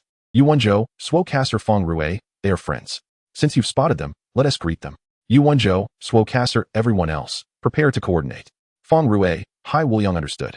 With that, Hai Wuliang suddenly emerged from behind the low wall, his form like lightning, launching a devastating cannon shot directly at by Hua Liaowan and Feng Chengyanyu, just as Zhang Jiala was briefly reloading and Chu Yunxiu had just completed her spellcasting. Damn it, Feng Rue, you rascal, Zhang Jiala cursed. And by Hua Liaowan reacted swiftly, executing a clumsy lateral roll, his back colliding with a half-destroyed statue to stabilize himself. While his automatic pistol unleashed a flurry of rapid fire towards Feng Rue, Chu Yunxiu was also forced to interrupt her next high-level incantation to evade. The magical energy coalescing at the tip of her staff dissipating quietly, causing a slight shower of dust to fall from the archway where she was concealed. The team's long-range suppression was momentarily disrupted due to Feng Rue's sudden, expertly timed ambush, exploiting the environmental blind spots. At the front line, upon Yu Wenzhou's cue, Li Xian and Sun Xiang immediately seized the opportunity to advance. The light of the knife array and the gray array flickered to life. As the short sword of Fengshan Gui Qi danced, various weakening ghost formations began to extend along the stone path. Sun Xiang's Yi Qiu surged with momentum, his spear sweeping through the air, while the fighting spirit of Fu Long Xiang Tian rent the ancient tiles of the square. And the angry dragon pierced through a stone pillar, leaving spiderweb-like cracks, putting immense pressure on Wang Buliuxing, who was preparing to withdraw and support the team. After eliminating the aerial combat machinery, Zhou Zikai began precision suppressive fire against Wang Jiesher, his bullets often threading through the gaps of stone pillars or ricocheting off the surrounding walls, forcing Wang Jiesher to continuously execute difficult evasions. The team found themselves in a brief passive state, their formation disrupted, Wang Jiesher restrained, long-range fire under harassment, while the assault group had yet to fully deploy from the chasm. Impressive. The team's counterattack was executed flawlessly. Cheers erupted from the observation seats. Feng Rue's role in the distraction was monumental. He completely disrupted the team's rhythm. His timing and use of terrain were exceptional. Wang Jiesher was under relentless pressure. Zhou Zikai's aim was too precise, and he constantly utilized environmental ricochets, making it difficult for him to escape. Yi Xiu, however, frowned slightly. It's not that simple. Wang Jiesher is not so easily suppressed. He is just waiting for those two in the chasm to transform their environmental advantage into results. Wei Chen remarked to Yi Xiu, playing tactics is truly underhanded. Wouldn't you agree, Lao Yi? Yi Xiao took a deep drag from his cigarette. Indeed, it was quite devious. Wang Jieshe noted that the team's formation had been scattered but remained unfazed, as if he had anticipated this outcome. He promptly contacted Xiao Shiqin. Wang Jieshe, Wang Buliyu Xing Xiao team, we can begin. Understood. Xiao Shiqin responded. Sheng Ling and Ye suddenly disregarded the pressure on Wang Jieshe at the front line and sharply redirected, multiple mechanical devices launching simultaneously towards Feng Rue, the predator, who was gleefully harassing Zhang Jiala, deploying self-propelled artillery. They cleverly navigated around the ground's debris to block Feng Rue's escape route. Meanwhile, a magnetic field coil crackling with electricity materialized beneath his feet, encasing a small area to prevent Feng Rue from closing in. At that moment, Wang Buliyu Xing endured 2 bullets from Zhou Zikai, his health plummeting, yet he leveraged the impact of the bullets to execute a sweeping motion, spinning like a high-speed top, narrowly slipping through the gaps formed by Sun Xiang's spear and Li Xian's emerging ghost formation, tossing a dispersal powder towards Fengshan Guiqi, effectively interrupting Li Xian's rhythm once again. Wang Jieshe, Wang Buliyu Xing Xiaotian, Tang Hao. I've been waiting for this. Huang Xiaotian's excited voice echoed from the chasm. From the shadows of the left chasm, Yi Yusheng Fan and Tang Sanda charged forth like long ambushed leopards. With Yi Yusheng Fan bursting from a cave, his sword light flashing midair, Tang Sanda dashed along a narrow path, kicking the railing off the edge of the path, propelling it towards the rear of the team. Their target was not the advancing Sun Xiang and Li Xian, but Zhou Zikai, who was fully focused on suppressing Wang Jieshe. A feint. Yu Wenzhou immediately recognized the situation. Zikai, be careful. Mu Cheng, cover their entry path. Focus on sealing the chasm exit area. Chapter 70. Yu Wenzhou's strategy. The team's eruption came too swiftly and unexpectedly. It left no time for the opposing team to react. Huang Xiaotian's sword light was at its peak. Phantom formless sword. Countless sword shadows enveloped a shot that pierced the clouds. Tang Hao's Tang Sanda activated the Overlord's continuous fist, his fists glowing crimson, ruthlessly smashing towards Zhou Zikai from another angle, creating a perfect pincer attack. They expertly utilized the complex terrain at the chasm's exit, rapidly closing in on Zhou Zikai. Zhou Zikai remained composed, executing a shot that pierces the clouds followed by a sliding retreat, his body gliding close to the ground, slightly lowering his height by utilizing a shallow drainage ditch on the square. His form was elusive, and his dual guns danced as if endowed with life. Unleashing his level 60 ultimate skill, rapid fire, countless bullets sprayed forth like water, creating a barrage, with many bullets striking the surrounding stone pillars and boundary markers, forming ricochets, attempting to simultaneously repel Huang Xiaotian and Tang Hao while creating distance.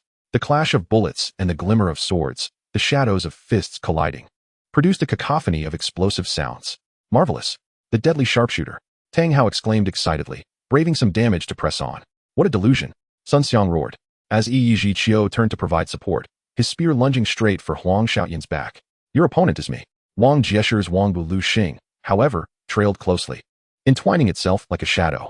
Although Wang Bu Lu Xing's health was low, the magician's erratic flight path, continuously utilizing the tall stone pillars in the center of the square for cover and leverage, unleashed magical projectiles, acid rain, and lava vials upon Sun Xiang. While it could not defeat Sun Xiang in the short term, it was sufficient to prevent his immediate escape to aid his teammates. Li Xian found himself momentarily ensnared by the mechanical mace suddenly deployed by Xiao Shiqin, with several self-destructors erupting nearby, raising clouds of dust and debris, further hindering the setup of the ghost formation. The tightly knit screen cannon formation was disrupted by Feng Rue's advance. As Zhou Zikai was ambushed and the front line was delayed by the combined efforts of Wang Jieshe and Xiao Shiqin, creating a brief disconnection. The core output point. Zhou Zikai lay exposed beneath the sharpest spearhead of the opposing team. Boom. Just as Huang Xiaotian and Tang Hao were about to encircle Zhou Zikai, ready to unleash their full damage, a vast expanse of purple-black clouds, emanating a sense of despair, suddenly coalesced above, as Yi Zhiqiu, Yi Yusheng Fan, and Tang San unleashed their level 60 ultimate spell, Chaotic Rain. Yu Wenzhou Swaxair had, unbeknownst to anyone, relocated to the pinnacle of a solitary stone pillar at the edge of the square, finally completing the lengthy chant required for this large-scale control spell. The timing was exquisitely precise. He utilized the height differential to expand the spell's coverage. Retreat.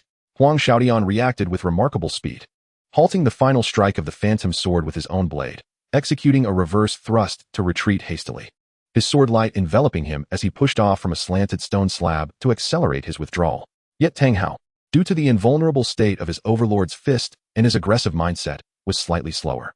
A few drops of chaotic rain splashed upon him, causing a momentary loss of control and delay in his character's actions.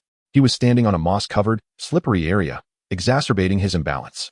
Bang, bang, boom.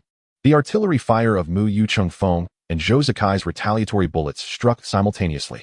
The explosion of the heavy artillery and the sharpshooter's precise double headshot collided with the immobilized Tang San, causing his health to plummet dangerously.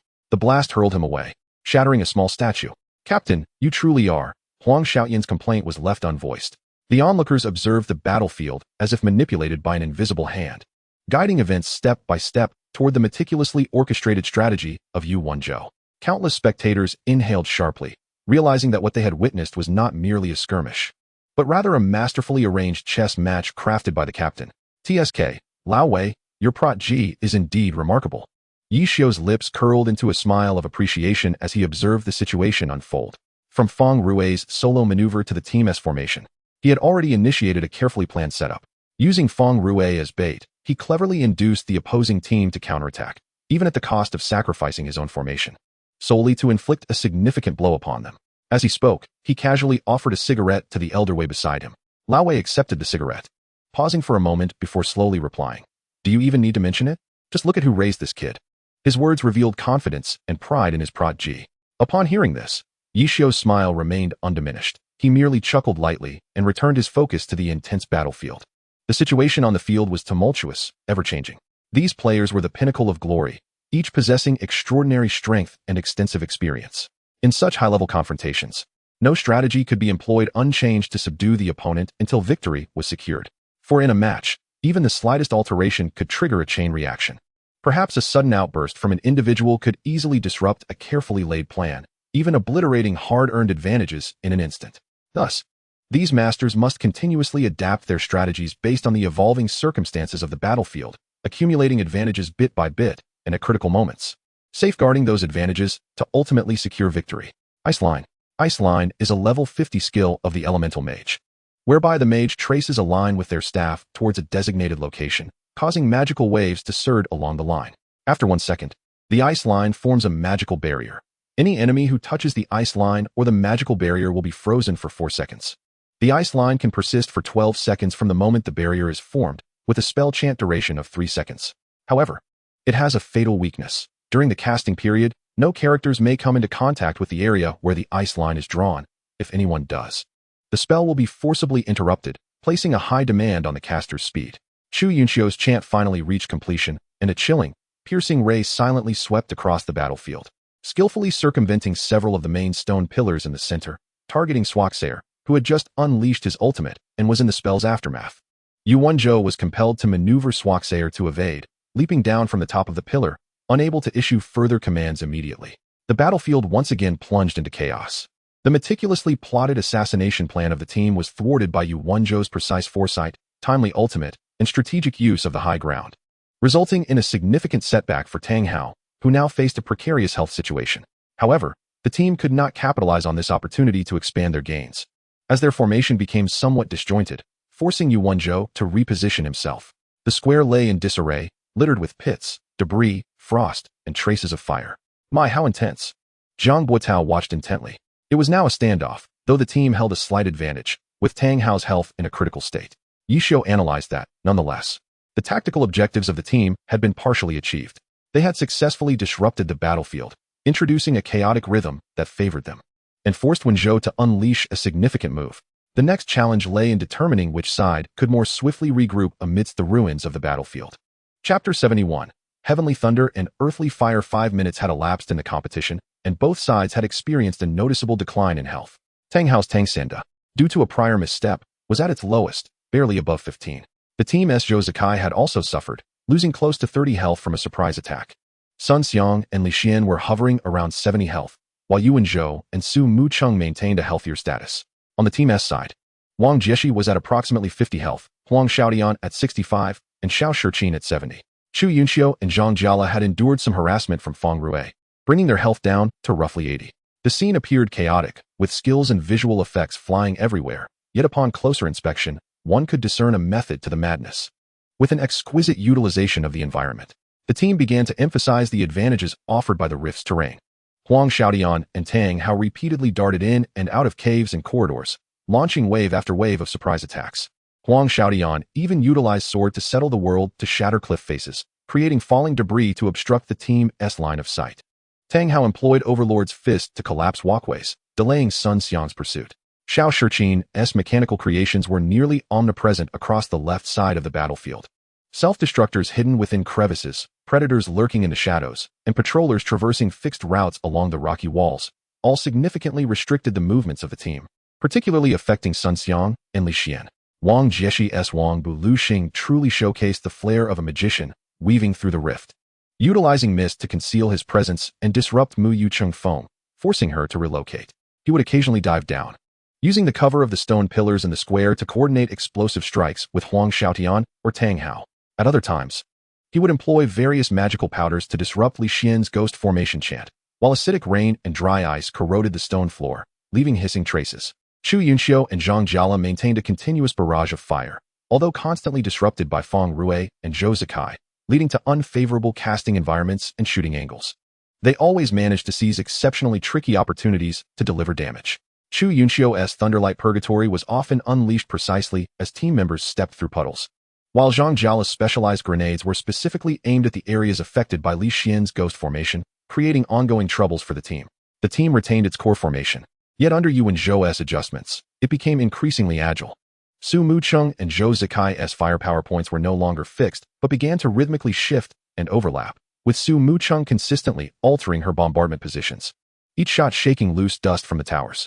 Zhou Zikai moved like a phantom through the ruins, lingering briefly at each shooting point. Li Xian's ghost formation was no longer confined to the center of the square, but consciously pushed forward, placing the plague formation at the narrow passageway's entrance, and the fire formation behind the stone pillars where the team might congregate. The silence formation was strategically positioned on critical routes, continuously compressing the team's operational space in the square. Sun Xiang kept a close watch on Wang Jieshi as the two engaged in an intense aerial chase on the ground. The clash of dragon tooth and magic bullets left craters in the stone walls, while heavenly strike and sweeping wind shattered tiles, making the confrontation between the dual god and the magician a spectacle of power and skill. Feng Rui, meanwhile, had completely transformed into a serpent in the shadows. His sea of no limits emerged from unexpected angles time and again, a hand of cloud attempting to disrupt Chu Yunxiu's chant over a low wall. A wave of energy force hurled at the wall Zhang Jiala leaned against, forcing him to move. He even used a mental barrier to shield against Xiao Shiqin's mechanical explosions. His presence kept the team's backline in constant unease, unable to unleash their full potential. It seemed the battle was destined to devolve into a war of attrition. Zhang Xinjia adjusted his glasses, contemplating who would air first or reveal their trump card. Yi Xiu scanned the characters on both sides. Yuan Zhou likely had a backup plan, and Wang Jieshi was not merely a passive target. Tang Hao's health was a liability, yet also a bait. Moreover, had they not noticed that Chu Yunxiu had not unleashed a long-casting ultimate move in quite some time?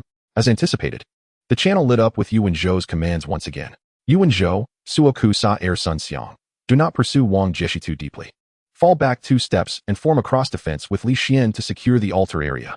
Yuan Zhou, Suoku Sa Air Mu Cheng, 3 o'clock direction. Second cave of the rift. There are fresh sword marks at that entrance. Pre-read the piercing projectile cannon and extend the coverage area. Yuan Zhou, Suoku Sa Air Zikai. Seal off the upper area of the cave entrance to prevent them from breaking through from there. Yuan Zhou, Suoku Sa Air Li Xian. Move forward with me. Extend the ghost formation 5 steps to constrain their operational space. Yuan Zhou, Suoku Sa Air Feng Rui. Return and prepare to coordinate with Mu Cheng's bombardment. Just as the team was about to execute a new tactic, attempting to further compress the team's space and target the health-ailing Tang Hao, the team channel illuminated with Wang Jieshi's directives, simple, direct, yet imbued with immense energy. Now is the time. Yunxiu, seemingly engaged in conventional bombardment and harassment, Chu Yunxiu, atop her staff of wind, city, smoke, and rain, had, under the cover of the dazzling light and the myriad mechanical creations, gathered an extraordinarily terrifying surge of magical energy, hidden by her prolonged, seemingly ineffective chant. Heavenly thunder, earthly fire. Wang Jieshi's voice was resolute, akin to the clarion call for a full assault. Boom. Crack. No longer was it merely an ordinary blizzard or lightning strike.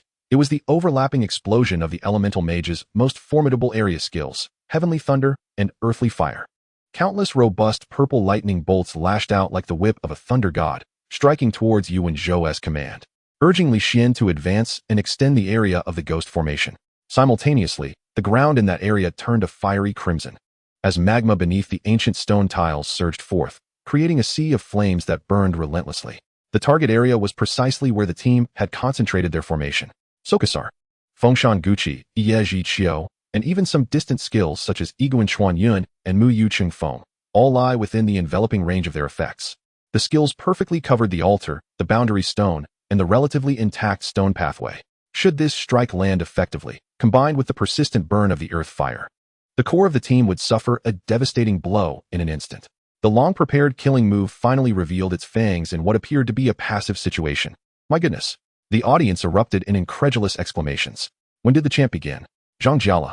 It was the dazzling light effects of Baiwa Liao Wan and the mechanical noise of Xiao Shiqin that concealed the chanting. And that dome, the sound convergence and obstruction. It's over. The team is doomed. Yu Wenzhou's pupils narrowed slightly. His command had barely escaped his lips. He realized he had made a mistake. Focusing too much on the front and the chasm, neglecting the opponent's use of the field structures. Li Xian, retreat. Mu Cheng, interrupt. His orders had not yet fully emerged. Zhou Zikai, who had remained silent and whose presence seemed only to stem from the dual guns in his hands, suddenly sharpened his gaze, like a hawk eyeing its prey. Iguan Chuan Yun moved. He did not retreat nor attempt to interrupt the distant elementalist. Instead, he charged forward. His target was the area soon to be engulfed by the heavenly thunder and earth fire. More precisely, it was the piece of shattered statue debris that Tang Hao had previously destroyed at the edge of the area. Was he planning to use that debris as cover? No. His speed was too fast. He intended to. Chapter 72, Unexpected Maneuvers in the Training Room. The gasps had not yet subsided when a deeper sense of suffocation replaced them. All eyes were locked onto the screen. In the footage, the area of destruction woven from heavenly thunder and earth fire was rampaging wildly, with purple lightning dancing and lava surging, completely engulfing the front half of the team's formation. Yet, at the edge of this death zone, Iguan Chuan Yun boldly charged forward. His movements were so swift that only an afterimage remained, sprinting, landing, leaping. The sequence flowed seamlessly without a hint of pause. Zhou Zikai did not foolishly charge directly into the center of the skill, just as the frenzied magical energy was about to tear him apart. His toes precisely landed on the piece of statue debris half buried in the ground that had been shattered by Tang Hao. That was not cover. It was indeed a springboard. Using that push, Iguan Chuan Yun gained a brief upward acceleration, skimming perilously close to the surging sea of lava and the rampant bolts of lightning. The scorching air even singed the edges of his clothing, yet he ultimately avoided a fatal direct hit. Floating shell. The observing Yishio exclaimed almost simultaneously. In midair, with no leverage to be found, Iguan Chuan Yun abruptly redirected his gun downwards, aiming at the ground beneath him, specifically at the erupting lava, and fired. Bang, bang, bang. These were not ordinary bullets, but 3 rapid-fire floating shells. The bullets plunged into the viscous lava, causing no damage, but providing a weak yet crucial reactive force. Floating shells, typically used to elevate enemies, were now employed by Zhou Zikai for a secondary aerial maneuver and height maintenance. This nearly impossible operation allowed his descending form to gain a slight lift, extending that minuscule moment of suspension and enabling him to completely evade the most lethal area of continuous burning from the earth fire. All of this transpired in the blink of an eye. From the sprint, the leap, to the floating shell maneuver, the entire process flowed like water, defying logic yet brimming with brilliant imagination. Wow! Countless voices erupted from the audience, utterly astonished by this miraculous display of skill. Yet, Zhou Zikai's performance was not over. His desperate gamble was not merely to escape. Just as he reached the apex of his brief suspension using the floating shell, his gaze locked onto the distant figure of Feng Chengyanyu, who had just completed unleashing a cataclysmic spell and was now in the midst of a significant skill recoil. Iguan Chuan Yun's silver twin guns, Huanghua and Sui Shuang, transformed in that moment into an invitation from death. The gun technique erupted. Without any warning, Iguan Chuan Yun's body twisted midair, stabilizing as if his feet were firmly planted on the ground, and the twin guns unleashed a torrent of furious flames. The bullets tore through the air like a metal storm, reaching speeds that surpassed visual capture, accurately targeting Chu Yunxiu. Yunxiu, be careful. Zhang Jiala's warning had just left his lips. Chu Yunxiu had no time to execute any effective evasion. She had just concluded the chant for her level 70 ultimate move, leaving her character in the most rigid state. Puff, puff, puff. Blood erupted profusely from Feng Chengyanyu. The effects of being staggered, knocked back, and bleeding from the various bullets overwhelmed her. Her health plummeted at a visible rate. Beautiful. This time it was the supporters of the team who cheered. Zhou Zikai's extraordinary maneuver not only miraculously evaded the majority of the damage from the heavenly thunder and earth fire, but also seized the fleeting opportunity to deliver a fatal counterattack against the team's core control mage. Wang Jieshi's pupils contracted, but at this moment he was firmly entangled by Sun Xiang, unable to extricate himself. Cover Yunxiu. Xiao Shiqin hastily maneuvered the mechanical creation in an attempt to intercept the bullets, but Zhou Zikai's shooting angle was too cunning, and most of the bullets skillfully circumvented the mechanical unit's defenses. Damn! Huang Xiaodian wanted to assist, but Li Xian's ghost formation had already descended again, restricting his movements. Yu Wenzhou, noticing Zhou Zikai's explosive performance, detected a glimmer of opportunity. Yu Wenzhou, Sokasar Zikai suppress. Yu Wenzhou, Sokasar Mu Cheng, cooperate with Zikai. Provide fire coverage over Feng Chengyin US area. Do not allow her to create distance. Yu Wenzhou, Sokasar Sun Xiang, keep a close watch on Wang Jieshi. Yu Wenzhou, Sokasar Li Xian, advance the ghost formation, slice the battlefield. Yu Wenzhou, Sokasar Feng Rue, find a way to disrupt the opponent's formation. It's coming. Feng Rue emerged from the ruins like a dauntless groundhog, ready to take the stage. He unleashed a powerful spell, Nianlong Bow, not to strike an opponent, but to blast the ground beneath by Hualiao Wan, sending shockwaves that disrupted Zhang Jiala's shooting rhythm. The team's counterattack, ignited by Zhou Zikai's breathtaking display of skill, was immediate and fierce. The slight advantage the opposing team had gained through their ultimate was swiftly obliterated, plunging them into a state of considerable disadvantage. Chu Yunxiu found herself in a perilous situation, heavily targeted by the firepower of Zhou Zikai and Su Mucheng, struggling to keep pace. Wang Jieshi was ensnared by Sun Xiang, while Huang Xiaodian and Tang Hao were constrained by Li Xian's phantom formations and Yu Wenzhou's curses, leaving Xiao Shiqin to fend for himself. My heavens! Is this the famed Gun King?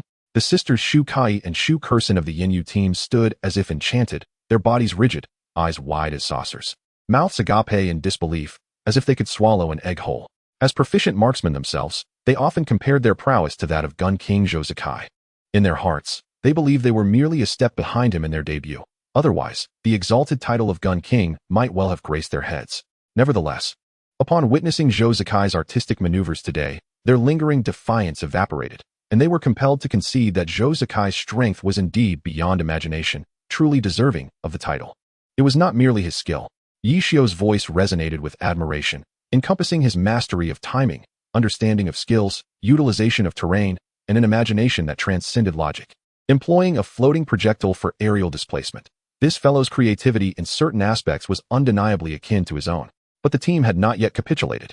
Wei Chen focused intently on the screen, certain that Wang Jieshi would not succumb so easily. Indeed, Wang Jieshi refused to surrender. In the channel, his commands remained succinct. Wang Jieshi, Wang Bu Lu Xing Xiao team, smoke grenade, cover Yunxiu's retreat.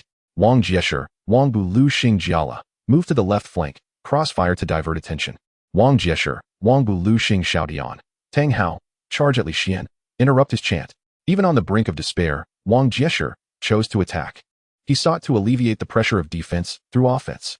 Chapter 73. The final strike. Upon receiving the orders, Xiao Shiqin's Sheng Ling Mia immediately launched several specialized smoke grenades, which emitted potent magical interference particles, obscuring vision and partially disrupting targeting skills.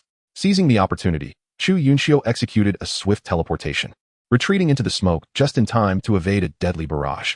Zhang Jiala's by Hualiao Wan unleashed a torrent of fire to the left, tossing grenades as if they were free, deliberately creating immense noise and visual effects to draw Zhou Zikai and Su Mucheng's firepower away. Meanwhile, on the left flank, Huang Xiaodian and Tang Hao erupted like trapped beasts. Damn it, do they think I'm just a decoration? Tang Hao roared, activating his Tang Sanda, braving the deceleration effects of Li Xian's plague formation, and struck the ground with his fist, sending a large slab of stone flying towards Fengshan Guiqi.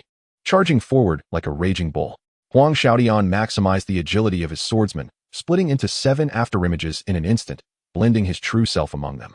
Utilizing the cracks and pits of the plaza as cover, darting like a specter, his sword aimed directly at Li Xian. Li Xian was suddenly under immense pressure. He had no choice but to interrupt the extensive deployment of his ghost formations at the front line, opting instead to unleash Ice Soul Guardian and Moonlight Slash for self-preservation. Observing the team's momentum, Yu Wenzhou immediately coordinated in the chat. Yu Wenzhou, Suaku Sa Air Sun Xiang, fall back a step, support Li Xian. Yu Wenzhou, Suaku Sa Air Mu Cheng, aerial bombardment, cover the advance routes of Yi Yuxing and Tang Sanda. Yu Wenzhou, Suaku Sa Air Zikai, continue to suppress Feng Cheng Yenyu. Do not allow her to output. Sun Xiang reluctantly abandoned his tussle with Wang Jiesher, turning his spear to intercept Huang Xiaotian. Su Muqing's cannon fire roared once more, landing before Huang Xiaotian and Tang Hao. Zhou Zikai's bullets clung like maggots to the struggling Chu Yunxiu, who was desperately seeking an output position. The team's formation tightened again, but their defense remained impenetrable.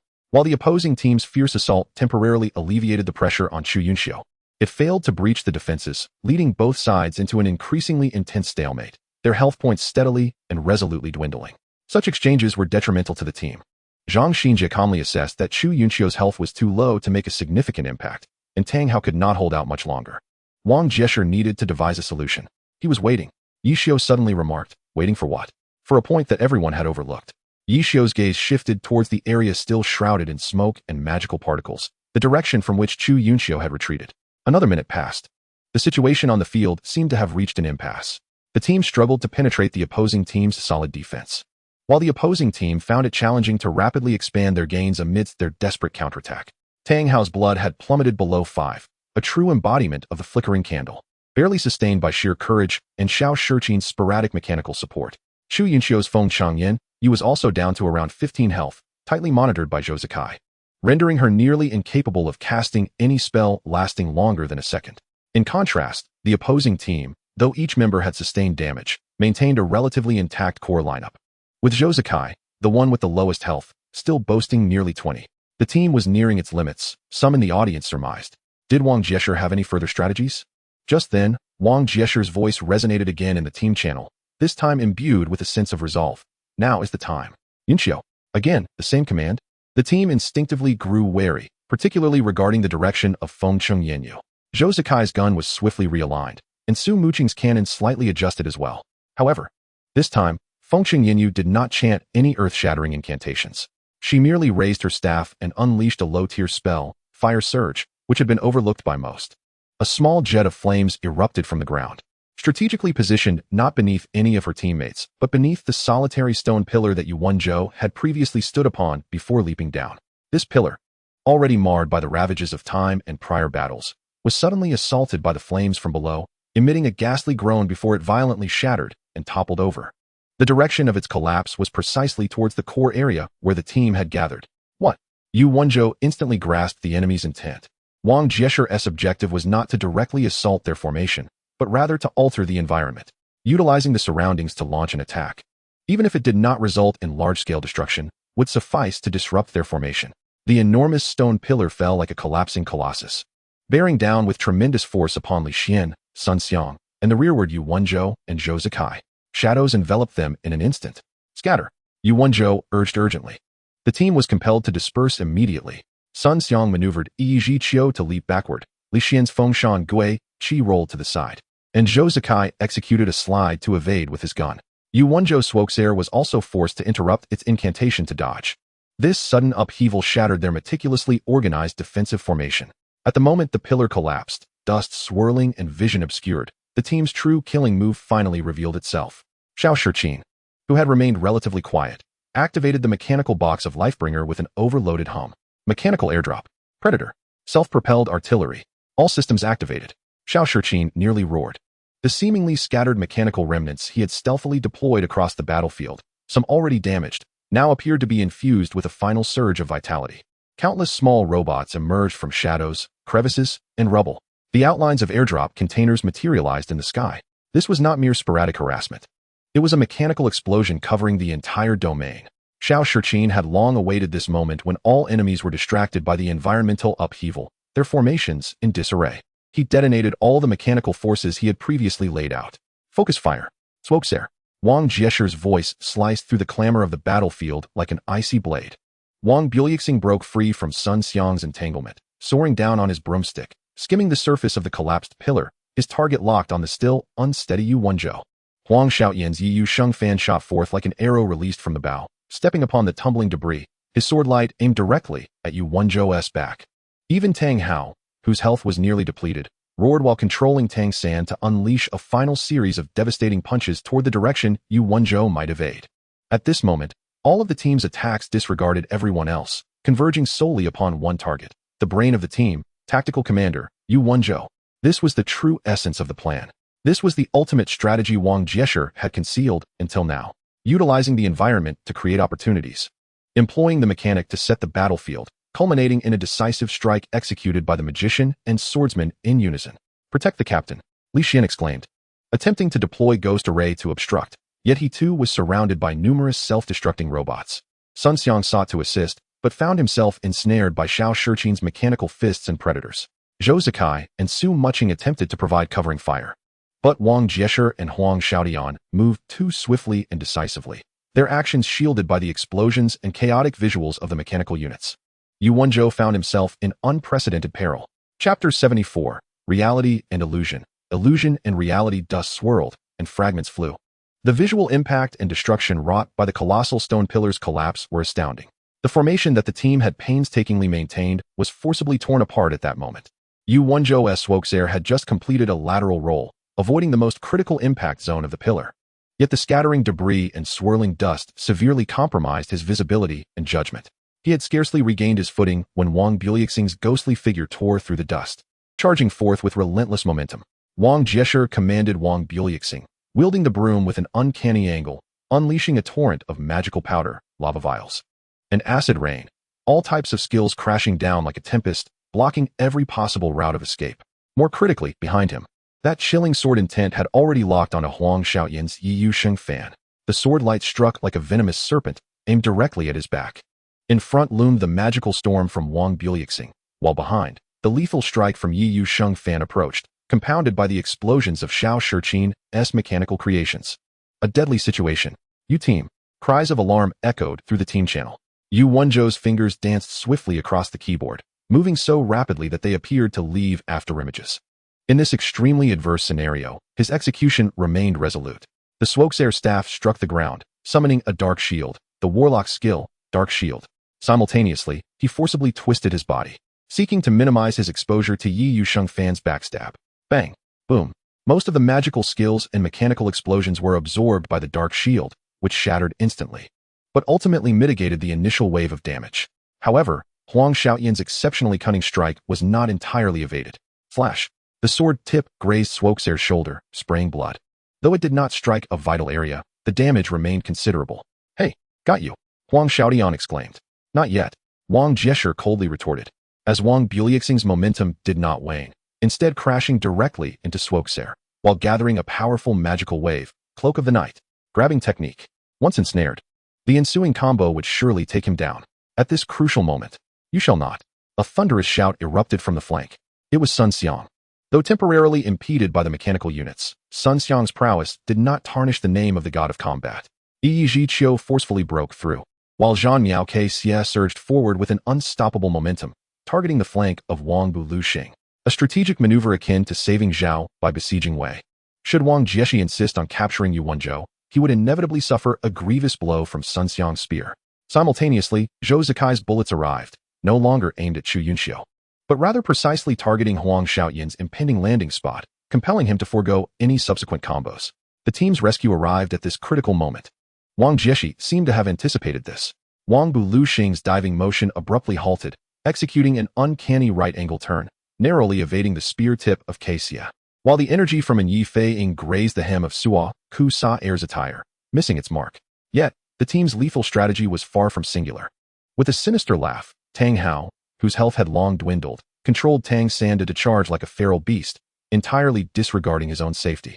With Yu Wenzhou as his target, the final blow of the Overlord's fist struck at Suo Ku Sa-er's lower body. This was the true killing strike. By drawing the majority of attention and rescue fire from Wang Jieshi and Huang Xiaodian, the seemingly inconsequential and near-death Tang Hao delivered this fatal strike. Yu Wenzhou's pupils constricted. He had no time to evade. Sun Xiang and Zhou Zikai's rescue efforts were also restrained by Wang Jieshi and Huang Xiaodian. Bang! The heavy fist crashed violently into the midsection of Suo Ku Sa-er. Yu Wenzhou's screen instantly turned a shade of gray. Suo Ku Sa-er fell. The brain of the team's strategy had perished. System notification. Suo Ku Sa-er has exited the battlefield. Magnificent. Cheers of uncontainable joy erupted in the team's channel. Well done, Tang Hao. Even Huang Xiaodian offered rare praise. After delivering that final punch, Tang Hao's Tang Sanda was subsequently cleared of the last vestige of health by Zhou Zikai's arriving shot, vanishing in a flash after Yu Wenzhou. System notification. Tang Sanda, has exited the battlefield. A one-for-one exchange. Yet, the team had sacrificed their least favorable assault unit to eliminate the opponent's core commander. This trade was immensely profitable for the team. Splendid. On the observation platform, Yi Xiu could not help but exclaim in admiration. Wang Jieshi's tactical design was layered and intricate. He exploited the environment to disrupt formations, utilized mechanical explosions to create chaos and cover, ultimately delivering the decisive blow through Tang Hao, who appeared inconsequential. Yu Wenzhou had not met an unjust defeat. How ruthless. Baozi felt a surge of excitement. The team was in peril. Zhang Xinjia adjusted his glasses. Without Yu Wenzhou's command, especially of his caliber, the team's cohesion would inevitably decline by a notch. The tide of battle had shifted instantaneously. Suo Kusa-Air's fall instigated a brief chaos and stagnation within the team. Although the individual abilities of the members were formidable, the absence of unified coordination resulted in noticeably delayed reactions. Li Xian, Wang Jieshi commanded without hesitation, immediately issuing directives. This was not the time for celebration. They must seize the opportunity to claim their prize. Wang Buluxing and Yi Yusheng Fan simultaneously redirected, charging towards Li Xian, the closest and pivotal figure in their formation. Meanwhile, Xiao Shiqin commanded all remaining mechanical units to surge towards Li Xian, engaging in a suicide assault. Chu Yunxiu's Feng Changyanyu strained to chant a thunderlight purgatory, covering Li Xian's retreat. The team's shift of focus for concentrated fire was remarkably swift and resolute. Li Xian felt an overwhelming pressure bearing down upon him. The ghost swordsman, however, could not withstand the simultaneous targeting of so many experts. He attempted to withdraw, but was obstructed by the thunderlight purgatory. He tried to unleash the ghost formation for self-preservation, yet was constantly interrupted by Wang Jieshi and Huang Xiaoyan's rapid attacks. Protect Li Xian. Su Mucheng's voice echoed in the team channel, laced with urgency. In this critical moment, she took on the mantle of command. The cannon fire of Mu Yucheng Feng roared, attempting to intercept Wang Jieshi and Huang Xiaoyan. Zhou Zikai's gun-piercing clouds also altered its aim. The bullet accurately targeting the trajectory of Wang Buluxing and the landing point of Yi Yusheng Fan. Sun Xiang's Yi Zhiqiu roared back into action. The spear aimed directly at Huang Xiaoyan, attempting to provide relief for Li Xian. The individual abilities of the team remained formidable, their rescue swift and forceful. However, in the absence of Yu Wenzhou's overarching coordination, their rescue efforts felt somewhat disjointed, lacking in depth and synergy. Wang Jieshi keenly seized upon this opportunity. Shiqin, left flank. Xiao Shiqin immediately understood. Several mechanical constructs suddenly altered course, not attacking Li Xian, but charging towards the advancing Sun Xiang and Yi Zhiqiu. While they could not inflict significant damage, they were enough to momentarily delay him. It was in this brief moment of delay that Wang Jieshi's Wang Buluxing suddenly descended, evading Zhou Zikai's bullet, the end of his broom nearly grazing the ground, raising a cloud of dust that briefly obscured Zhou Zikai's vision. Simultaneously, the magic in his hands was poised to disperse powder. He accurately scattered it towards Li Xian, who was attempting to chant an ice formation for self-rescue. The chant was once again interrupted. Huang Xiaoyan's Yi Yusheng Fan clung on like a persistent ailment. The sword light thoroughly ensnaring Feng Shan Guiqi. The phantom formless sword struck again.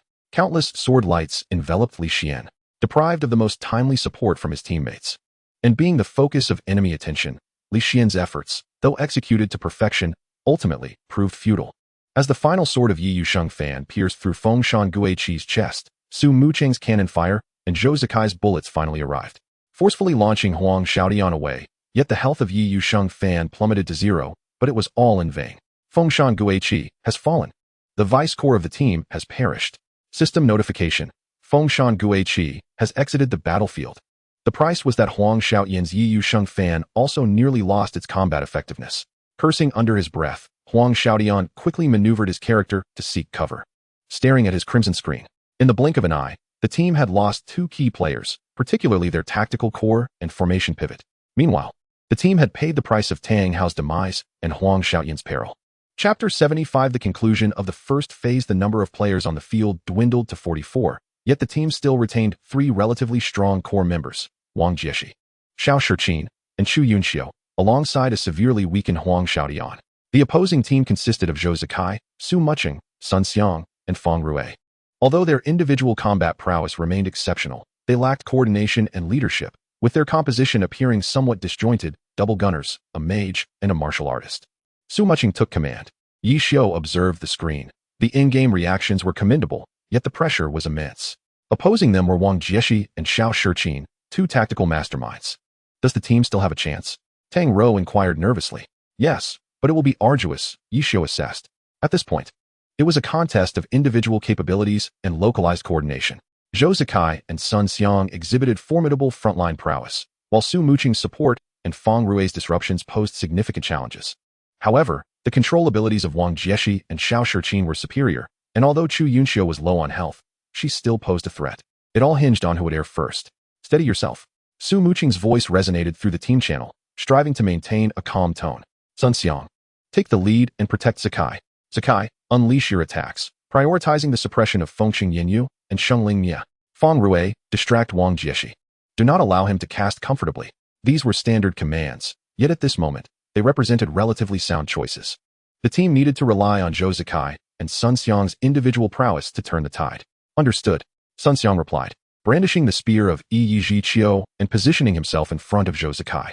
Zhou Zikai nodded silently, his dual guns unleashing torrents of fire. Bullets flying toward Chu Yunxiu and Xiao Shiqin as if guided by an unseen force. Fang Rue, with a smirk, once again slipped into the shadows of the ruins, waiting for an opportune moment. On their side, Wang Jieshi swiftly devised a strategy. Yunxiu, retreat and maneuver, outputting intermittently while prioritizing survival. Xiaodian, seek your opportunities. Shiqin, restrict the synergy between Sun Xiang and Zhou Zikai. I will keep an eye on Fang Rue. The final showdown erupted. Sun Xiang's Yi Qiu charged like a war god directly into the opposing formation, the Haolong Pajun clearing a path with unmatched momentum. He attempted to forcefully tear through the team's defenses, creating an opportunity for Zhou Zikai to unleash his damage. Xiao Shiqin's Shengling Mia continuously deployed mechanical units, with predators targeting Yi Qiu's ankles, self-propelled artillery bombarding its path, and various small robots surging forth. Not seeking kills, but aiming to maximize the limitation of Sun Xiang's mobility and attack rhythm. Zhou Zikai's Yichang Chuanyun, shielded by Sun Xiang, reached its peak output. Bullets precisely pierced through the gaps in the mechanical units, striking Fengqing Yinyu and Shengling Mia, forcing them to reposition and disrupting their effective cooperation. Chu Yunxiu, with dangerously low health, could only intermittently utilize teleportation and the ruins for evasion, occasionally managing to unleash a brief, spellcast skill. Wang Jieshi's Wang Buliuxing engaged in a chase with Fang Rue's Hai Wuliang. Fang Rue, nimble as ever, utilized collapsed stone columns and debris as cover, occasionally executing surprise moves like Zhua Yinshou or Hong Tian Pao to disrupt Wang Jieshi. Wang Jieshi, employing an unpredictably variable magician style, compressed Fang Rue's operational space through flight trajectories and magical area effects. Huang Xiaoyan's Yiyu Sheng Fan lurked at the battlefield's edge like a specter. His health did not permit him to engage directly, yet he continued to seek opportunities, even if it meant contributing only a slight amount of damage or interference. The battle grew extraordinarily intense and chaotic. The visual effects of skills nearly engulfed the entire screen, with explosions, clashing weapons, and skill sounds incessantly echoing. Health points steadily dwindled. Zhou Zikai's precise shots finally seized upon a misstep from Chu Yunxiu, delivering 2 headshots that obliterated the last remnants of Fengqing Yinyu's health. Chu Yunxiu has fallen. System notification. Fengqing Yinyu has exited the battlefield. Yet almost simultaneously, Xiao Shiqin capitalized on Sun Xiang's overzealous advance, landing a mechanical punch that momentarily stunned him. Wang Jieshi shook off Fang Rue's entanglement, delivering a sweeping strike that inflicted damage, while Huang Xiaodian, like a ghost, flashed forward, executing an upward thrust. Sun Xiang's Yi Qiu, already low on health, was instantly eradicated. Yi Qiu has fallen. System notification. Yi Qiu has exited the battlefield. A trait. The battlefield now stood at 33. Team, Wang Jieshi, half health, Xiao Shiqin, half health, Huang Xiaodian, critical health. Opposing team, Zhou Zikai, half health, Su Muqing, over half health, Fang Rue, over half health. Focus fire. Zhou Zikai. Wang Jieshi did not hesitate for a moment. The 3 members of the opposing team simultaneously turned their attention, lunging toward Zhou Zikai. They knew well that if they could eliminate this primary damage dealer, victory would tilt irrevocably in their favor. Su Muqing's artillery and Fang Rue's chi blasts attempted to obstruct them. But the synergy between Wang Jieshi and Xiao Shiqin was far more intricate.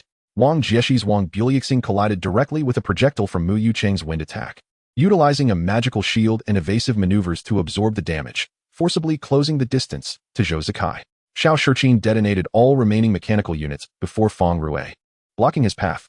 Huang Xiaoyan's Yiyu Sheng Fan recklessly charged toward Zhou Zikai, using his body as a shield. Zhou Zikai remained composed, executing his firearm techniques to perfection. retreating while firing, his bullets accurately hitting Huang Xiaodian, wiping out the last vestige of health from Yi Yusheng Fan. Huang Xiaodian has fallen. System notification. Yi Yusheng Fan has exited the battlefield.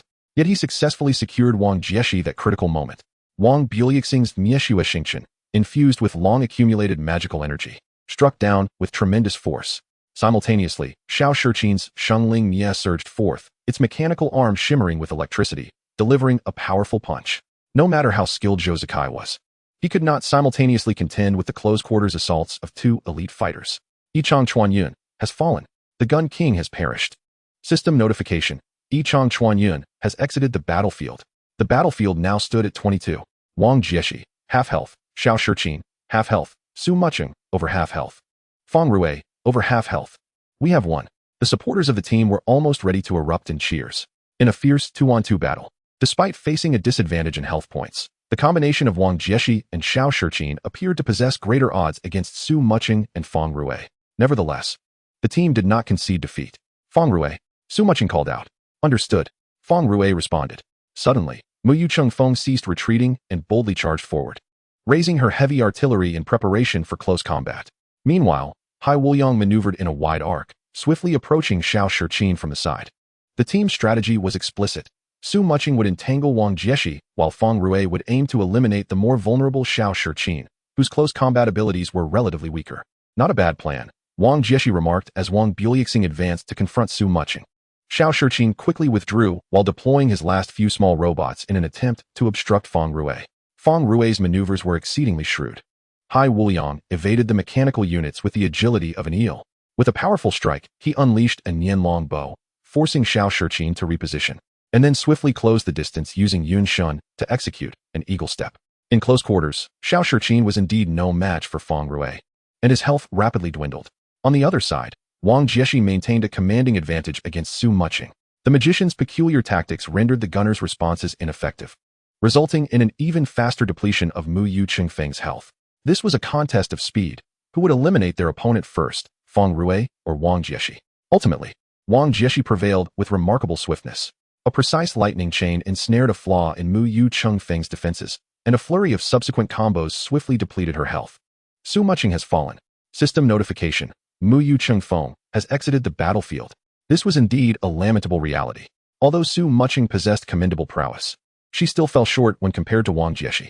The magician's methodology was elusive, making it exceedingly difficult for even seasoned professionals to keep pace with his rhythm, particularly when they were unfamiliar with his tactics. Almost concurrently with Mu Yucheng Feng's demise, Fang Rui's Hai Wuliang shattered the last remnants of Sheng Lingmi's durability with a resounding strike.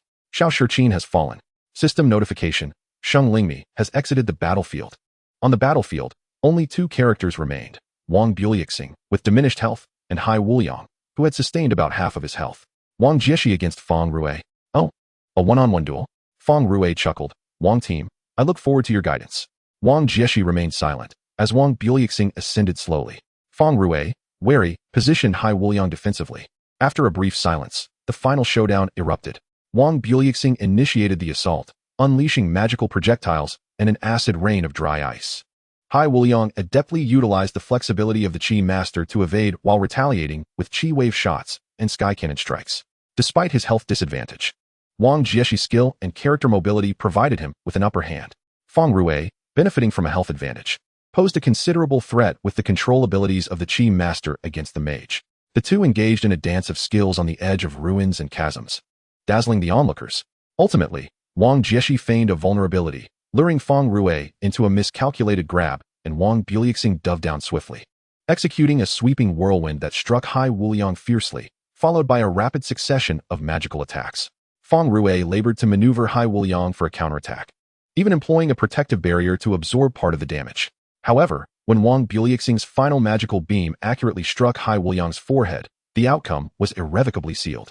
Hai Wuliang has fallen. Glory. The golden victory emblem illuminated on the screens of the team members. In the training room, a brief silence was followed by an eruption of exclamations. We won. The team triumphed. That was spectacular. Ultimately, it was a showdown between Wang Jieshi and Fang Rui. The exchange of team was pivotal. Yi Xiu applauded. Well done, everyone.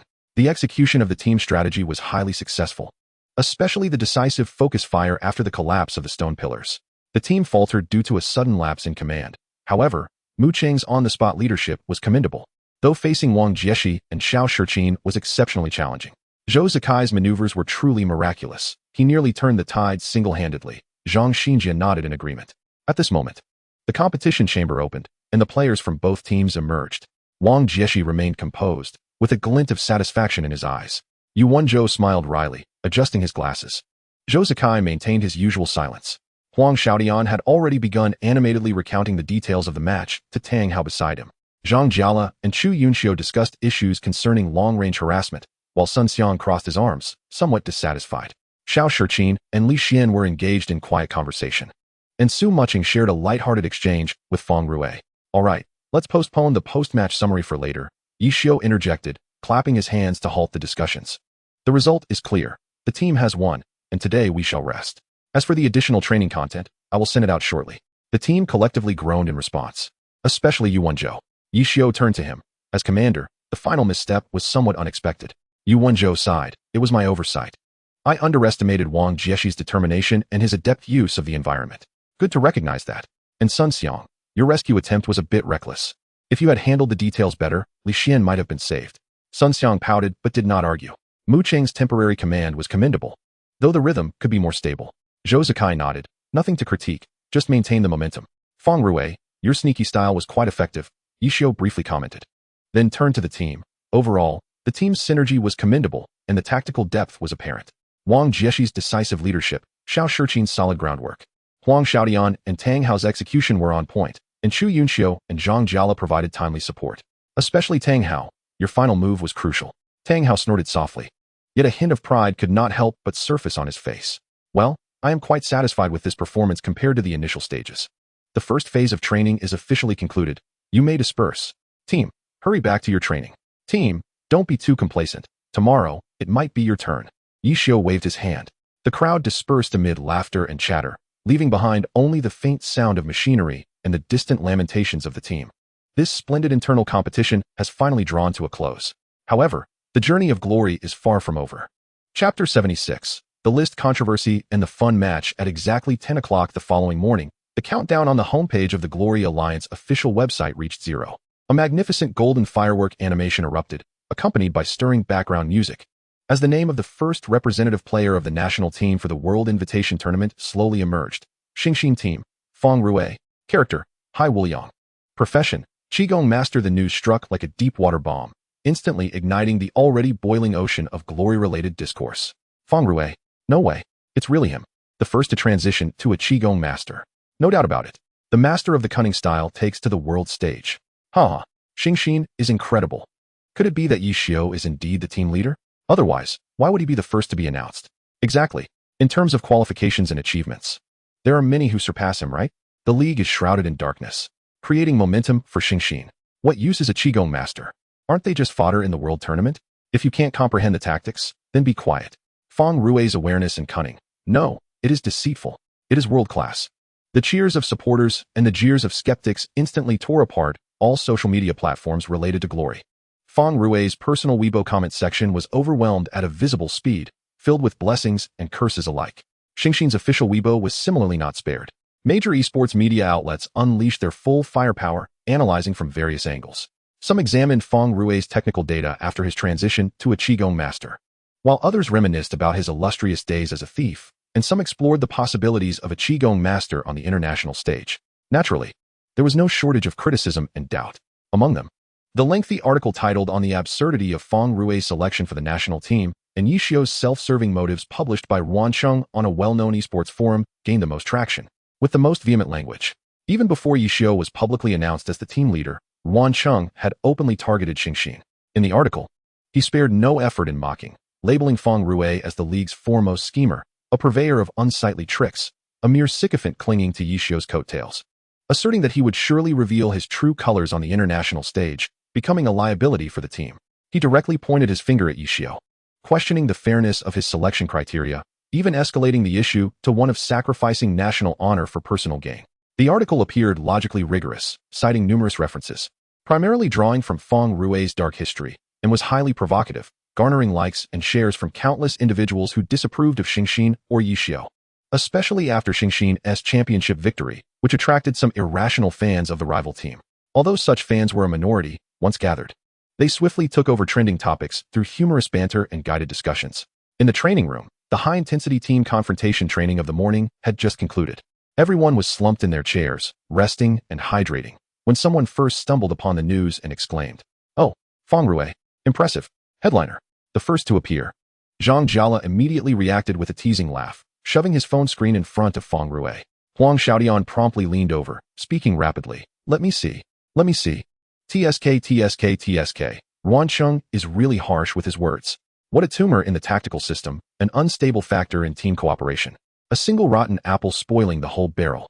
Ha ha ha. Feng Rue, your reputation is in tatters. Remember to wear a mask when you go out, or you might get pelted with rotten eggs. Sun Xiang also rarely grinned. The cunning style does seem a bit. Tang Hao snorted, and although he said nothing, his expression clearly agreed. Even the usually composed Yu Wenzhou adjusted his glasses and smiled. Feng Rue has indeed been thrust into the spotlight this time. Wang Jieshe commented blandly. Pressure is also a form of motivation. Zhou Zikai. Upon hearing this, Feng Rue glanced at everyone, finally fixing his gaze on Zhou Zikai. Xiaozhou, you also agree? Most of those criticizing me are your fans. Zhou Zikai remained silent. The group continued their jests. Ha ha. Who told you Xingxin to sever the chance for their 3 consecutive championships? If it were me, I would scold you too. In the face of the collective mockery, Feng Rue remained unfazed, even a bit smug as he slicked back his non-existent bangs. Humph, mere mortals cannot fathom the solitude of a genius. I have conquered the league and the competition with my strength. Ruan Cheng and those like him, what else can they do besides barking? They are clearly envious of my talent and charm. As he spoke, his hands were busy, swiftly pulling out his personal phone and logging into a Weibo account with a rather flamboyant name, reminiscent of a girl selling tea. He located Ruan Cheng's article and began typing furiously. Journalist Ruan, your vision is indeed sharp, cute emoji, but rather than concerning yourself with the national team, perhaps you should first worry about your hairline? The last time I saw you at the press conference, I thought the lighthouse had come to life, covering mouth laughing emoji. How can a Qigong master be useless? Do you not blow wind while playing mahjong at your place? Calling Feng Rue a schemer? That is your lack of understanding of art. This is tactical wisdom. I suggest you read more books, dear. As he retaliated, he could not help but chuckle foolishly. Yi Xiu sauntered over, a cigarette dangling from his lips, glanced at Feng Rue's phone screen, and chuckled. Well done, Feng Rue. Your fighting spirit remains as strong as ever. Do you need the organization to reimburse you for some internet trolls? Get lost. Feng Rue did not even look up, declaring, I alone am sufficient. After this minor interlude, training resumed, but the impact of the list announcement was not merely a jest. In the subsequent days, the league continued its rhythm of announcing 1 player per day. The next day, the Luanhui team, Zhou Zikai. The public opinion remains relatively stable, and the prowess and popularity of the sharpshooter are indisputable. Occasional doubts regarding his communication skills are swiftly drowned out by a tidal wave of fan support. On the 3rd day, the Wei Chao team. Wang Jieshi, Wang Bulu Xing, Mo Dao Shuizhe. Anticipation coexists with skepticism. There is eagerness for the magician's splendid return. Yet concerns arise about whether his playstyle is excessively individualistic, rendering him unable to integrate into the team. On the 5th day, the Batu team. Zhang Xinjia, Shibu Zhuan, Mu Shi. Nearly 0 negative reviews. The position of the league's top priest is unassailable, earning the reputation of being the most reassuring choice. On the 6th day, the Lanyu team, Huang Xiaodian, Yi Yusheng Fan, Jianku. Cheers intermingle with worries. The Sword Saint's prowess in assault is beyond question.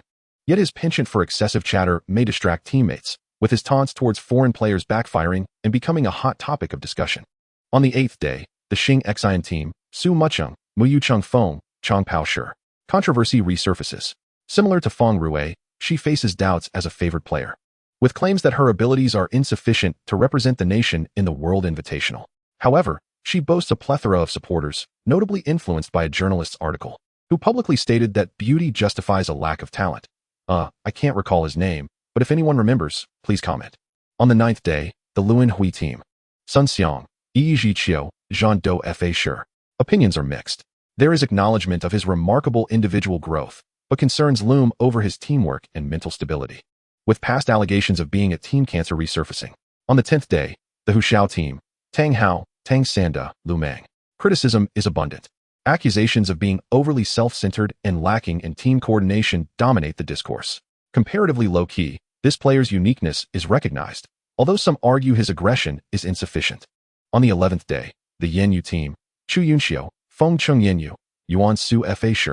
Each announcement subtly disturbs the atmosphere within the training room. Those revealed, to varying degrees, feel the pressures emanating from the outside world. Blessings are undoubtedly heartwarming, yet the sharp and even vicious criticisms and curses resemble tiny poisonous thorns attempting to breach their defenses. Sun Xiang's countenance remained somber for quite some time after the announcement. Zhang Jiala trained in silence, occasionally staring blankly at his hands. Even the loquacious Huang Xiaotian fell unusually quiet for half a day upon seeing comments suggesting his excessive chatter was detrimental to the team. The entire team's atmosphere gradually became heavy and solemn. The external clamor and malice ultimately seeped through the thick walls. In the end, only the team leader and captain remained undisclosed. The league president, Feng Xianjun, announced that a grand fan meeting and press conference would be held 2 days before the team's departure to Zurich, where the leader and captain would be officially introduced. Pressure seems to have accumulated until this final moment. Yi Xiu, cigarette in mouth, observed the team members in the training room, who, despite their efforts, noticeably lacked vivacity. Narrowing his eyes, after dinner, he sought out Yu Wenzhou and Zhang Xinjia. "Are you aware that old Feng is organizing a meet and greet?" Yi Xiu inquired. Yu Wenzhou nodded yes. "We have received the notification. This is an excellent opportunity to collectively address the numerous external doubts and also to boost morale." Boost morale? Yi Xiu chuckled. "At this rate, let us hope they don't explode under the pressure of a few sharp questions from the reporters. Each one of them is evidently affected by the online discussions, growing suspicious." Zhang Xinjia adjusted his glasses. Indeed, the psychological state requires adjustment. The external disturbances are greater than anticipated. Therefore, Yi Xiu flicked the ash from his cigarette. "I discussed with old Feng. Let us make this meet and greet less formal. Let us add some fun." "Fun?" Yu Wenzhou raised an eyebrow. "Yes," Yi Xiu affirmed. "Let's organize a fun competition. Involve the fans in interactions with the players. As for the activities, we could incorporate mini-games from Glory, like obstacle courses, frisbee shooting, or treasure hunts, something light and enjoyable." He looked at the two. "Firstly, it will alleviate this bunch pressure, so they aren't crushed by their own people before even leaving the country. Secondly, it will allow the fans to see that their supported players are not just skilled combatants, but possess a charming side as well." He paused, revealing a sly smile. "Thirdly, it'll be a chance to observe their states and reactions under informal competition, which might yield unexpected insights." Yu Wenzhou and Zhang Xinjia exchanged glances, finding mutual agreement in each other's eyes. "A commendable suggestion," Yu Wenzhou smiled. "It can be refined," Zhang Xinjia nodded. "All right then, you two take the lead on the specifics and draft a plan." Yi Xiu extinguished his cigarette. "But for the last 2 days, we won't conduct high-intensity training. Consider it a relaxation period and also a warm-up for the fun competition." The news was promptly disseminated. When the players learned that the final 2 days of training would be conducted in the form of a fun competition, with the fan meeting themed accordingly, their reactions varied. "Fun competition? What is old Yi up to now?" Huang Xiaotian expressed skepticism. "Sounds interesting. I'll support whatever Yi Xiu does." Su Muching beamed. Zhou Zikai blinked. "Boring." Tang Hao snorted. "Fun. Compare that to my sleazy master skills." Feng Rue rubbed his palms together. "It's good to have a chance to unwind." Zhang Jiala sighed in relief. Sun Xiang frowned, but remained silent. Wang Jieshi remained noncommittal. Li Xian and Chu Yunxiu expressed indifference. Xiao Shiqin adjusted his glasses. "Should we study the rules?" Yu Wenzhou smiled gently. "Everyone, just consider it a pre-battle relaxation. Enjoy yourselves." Regardless, the oppressive atmosphere was indeed pierced by this sudden announcement, creating a small crack of relief. Chapter 77. A festive revelry. The news of the upcoming fan meeting soared through the Glory community like wings, swiftly reaching every corner. The national team's fan meeting will adopt a brand new interactive format and be broadcast live online. The ripple effect is profound. The traditional signature and photo-taking event has unexpectedly transformed into a delightful challenge where fans can compete alongside their idols. Attendees can select their own events and even designate their idols as teammates or opponents. This is truly the pinnacle of fan benefits. The official ticketing channels were inundated, rendering tickets nearly impossible to obtain. The number of people booking online streams soared exponentially, and the technical departments of various platforms were on high alert, fearing a repeat of the server crashes experienced during previous contests. In the bustling city of Xn, Ngu stared at the glaring red letters indicating sold out on her computer screen. Infuriated, she slammed her fist on the table. Without delay, she grabbed her phone and dialed Weishi. After several rings, he lazily answered, accompanied by a cacophony of background noise. "Hello, boss lady? What's up?" "I'm busy." "Busy doing what?" Ngu retorted sharply. "The meet and greet tickets. Save me one. The best seat." "Ah, boss lady, are you coming to oversee operations?" Weishi teased. "What about Xing Xn and the guild? You're quite the hands-off manager." Enough of that. WCHN is reliable. He can handle the guild. As for the internet CAF, I've trained them during last year's challenge and playoffs. It won't make a difference whether I'm there or not. Hurry up. Save me a ticket. I'm booking a flight to XN, and I'll join you all to SLZH. Ngu asserted, her tone leaving no room for argument. On the other end, why she seemed to converse with someone nearby. LOWIBOZ, did you hear that? The boss is coming. Quickly hide the snacks and cigarettes. Then he returned to the call. All right, I'll save you a ticket. Come straight to the base. Meals and lodging are on us, okay? That's more like it. Ngu replied, satisfaction evident in her voice as she hung up and immediately began searching for flights and hotels. That evening, Ngu appeared at the national team's training base with her suitcase. She, cigarette in mouth, greeted her and settled her into a hotel nearby before being dragged by her to meet Ting, Ru, and SMCHing. As the three women met, they erupted into cheers and embraces, chattering incessantly, leaving Shi momentarily neglected. Observing their excitement, he shook his head and wandered back to contemplate his upcoming challenge. The following day, the training intensity undeniably decreased, replaced with various seemingly lighthearted and enjoyable adaptive exercises. There were jumping obstacle courses, moving target shooting, speed races, and even a glory-themed drawing game where team members arranged in-game props on the ground to depict images. Initially, the players found these activities amusing, but soon, under Shi's imaginative rules and inadvertently heightened difficulty, they were left lamenting. Old is the gap between these jumping platforms meant for humans? Even professional players might not succeed every time. Huing SHODN grumbled while maneuvering his character YYSHing precariously on a floating platform. Oh, just adding a bit of challenge, Shi replied leisurely. ISNT the shooting speed a tad too fast? SHQN adjusted his glasses, attempting to reason. Fast. I think it's fine. What do you think, ZHUZKI? Shi inquired, turning to ZHUZKI. Came the indifferent reply as he hit his target flawlessly, expression unchanged. Damn, the others exclaimed in disbelief. Ru attempted to cheat using a Chi Master's air cushion, but was swiftly penalized by Shi for violating the spirit of the game. Forced to run laps instead. ZHGL, during the drawing game, created an extremely abstract flower, leading Huing SHODN to guess for 10 minutes. Suggesting everything from chrysanthemums to mutated carnivorous plants, nearly inciting discord. Ting HO and S Shing engaged in a heated race through the obstacle course, colliding with barriers and rendering their scores null. WNGX tried to use the mage's flight to gain an advantage, only for Shi to introduce a random wind direction interference, almost twisting WNGX into a pretzel midair. YWNZHE remained unfazed, as his short legs and clumsy hands led him to abandon any pretense of competitiveness, leisurely completing the course while enjoying the antics of his teammates. After a day of chaotic adaptive training, despite their complaints, the team's spirits were noticeably lifted, and laughter and camaraderie grew through their shared mishaps and mutual assistance. Finally, the day of the fan meet and greet arrived. Outside the venue, a sea of people gathered, with support banners and placards everywhere, the atmosphere as fervent as a summer heatwave. The fortunate fans with tickets passed through rigorous security checks, eagerly flooding into the venue. Inside, the grand hall was dazzlingly lit, with a specially arranged performance stage at its center, flanked by enormous circular screens.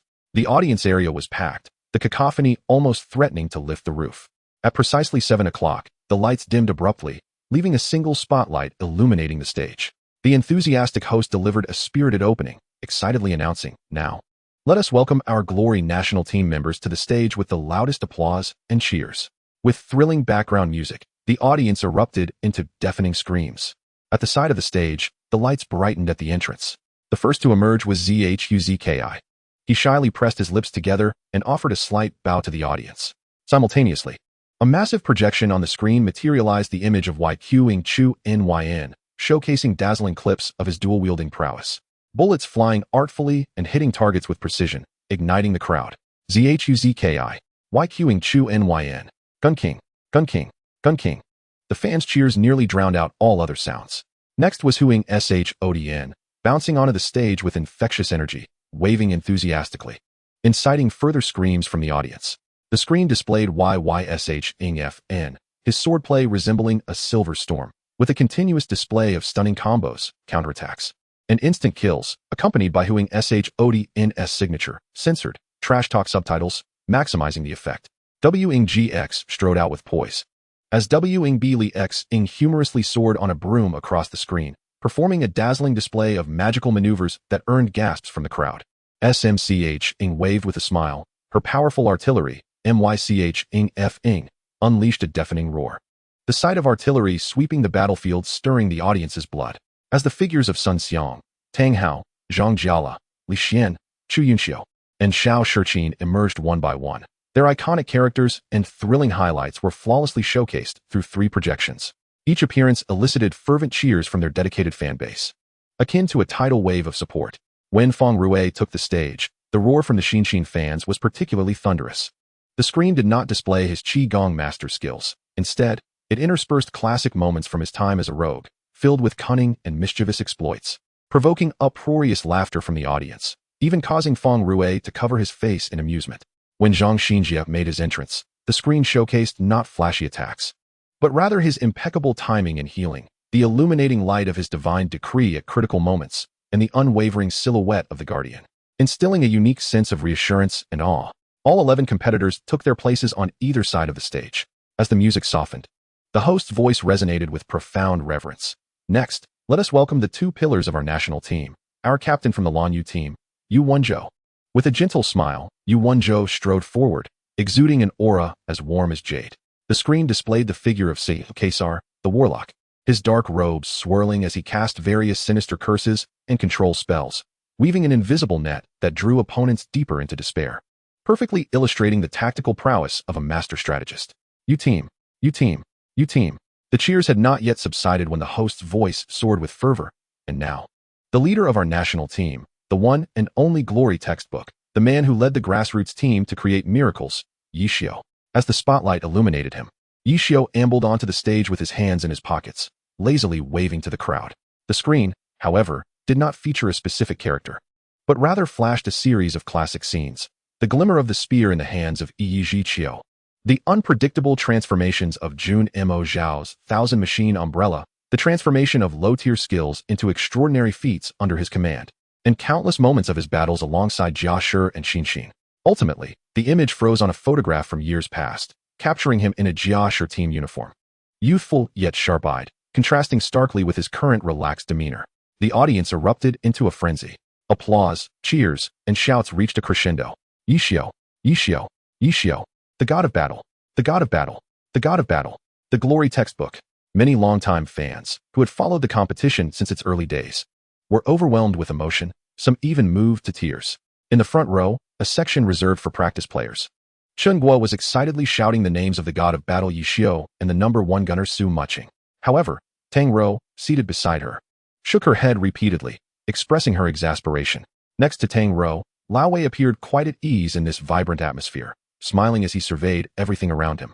Seemingly accustomed to such lively scenes, Lao Wei turned to Bao Zi beside him and remarked with a hint of envy, "Why does old Ye's popularity remain so high?"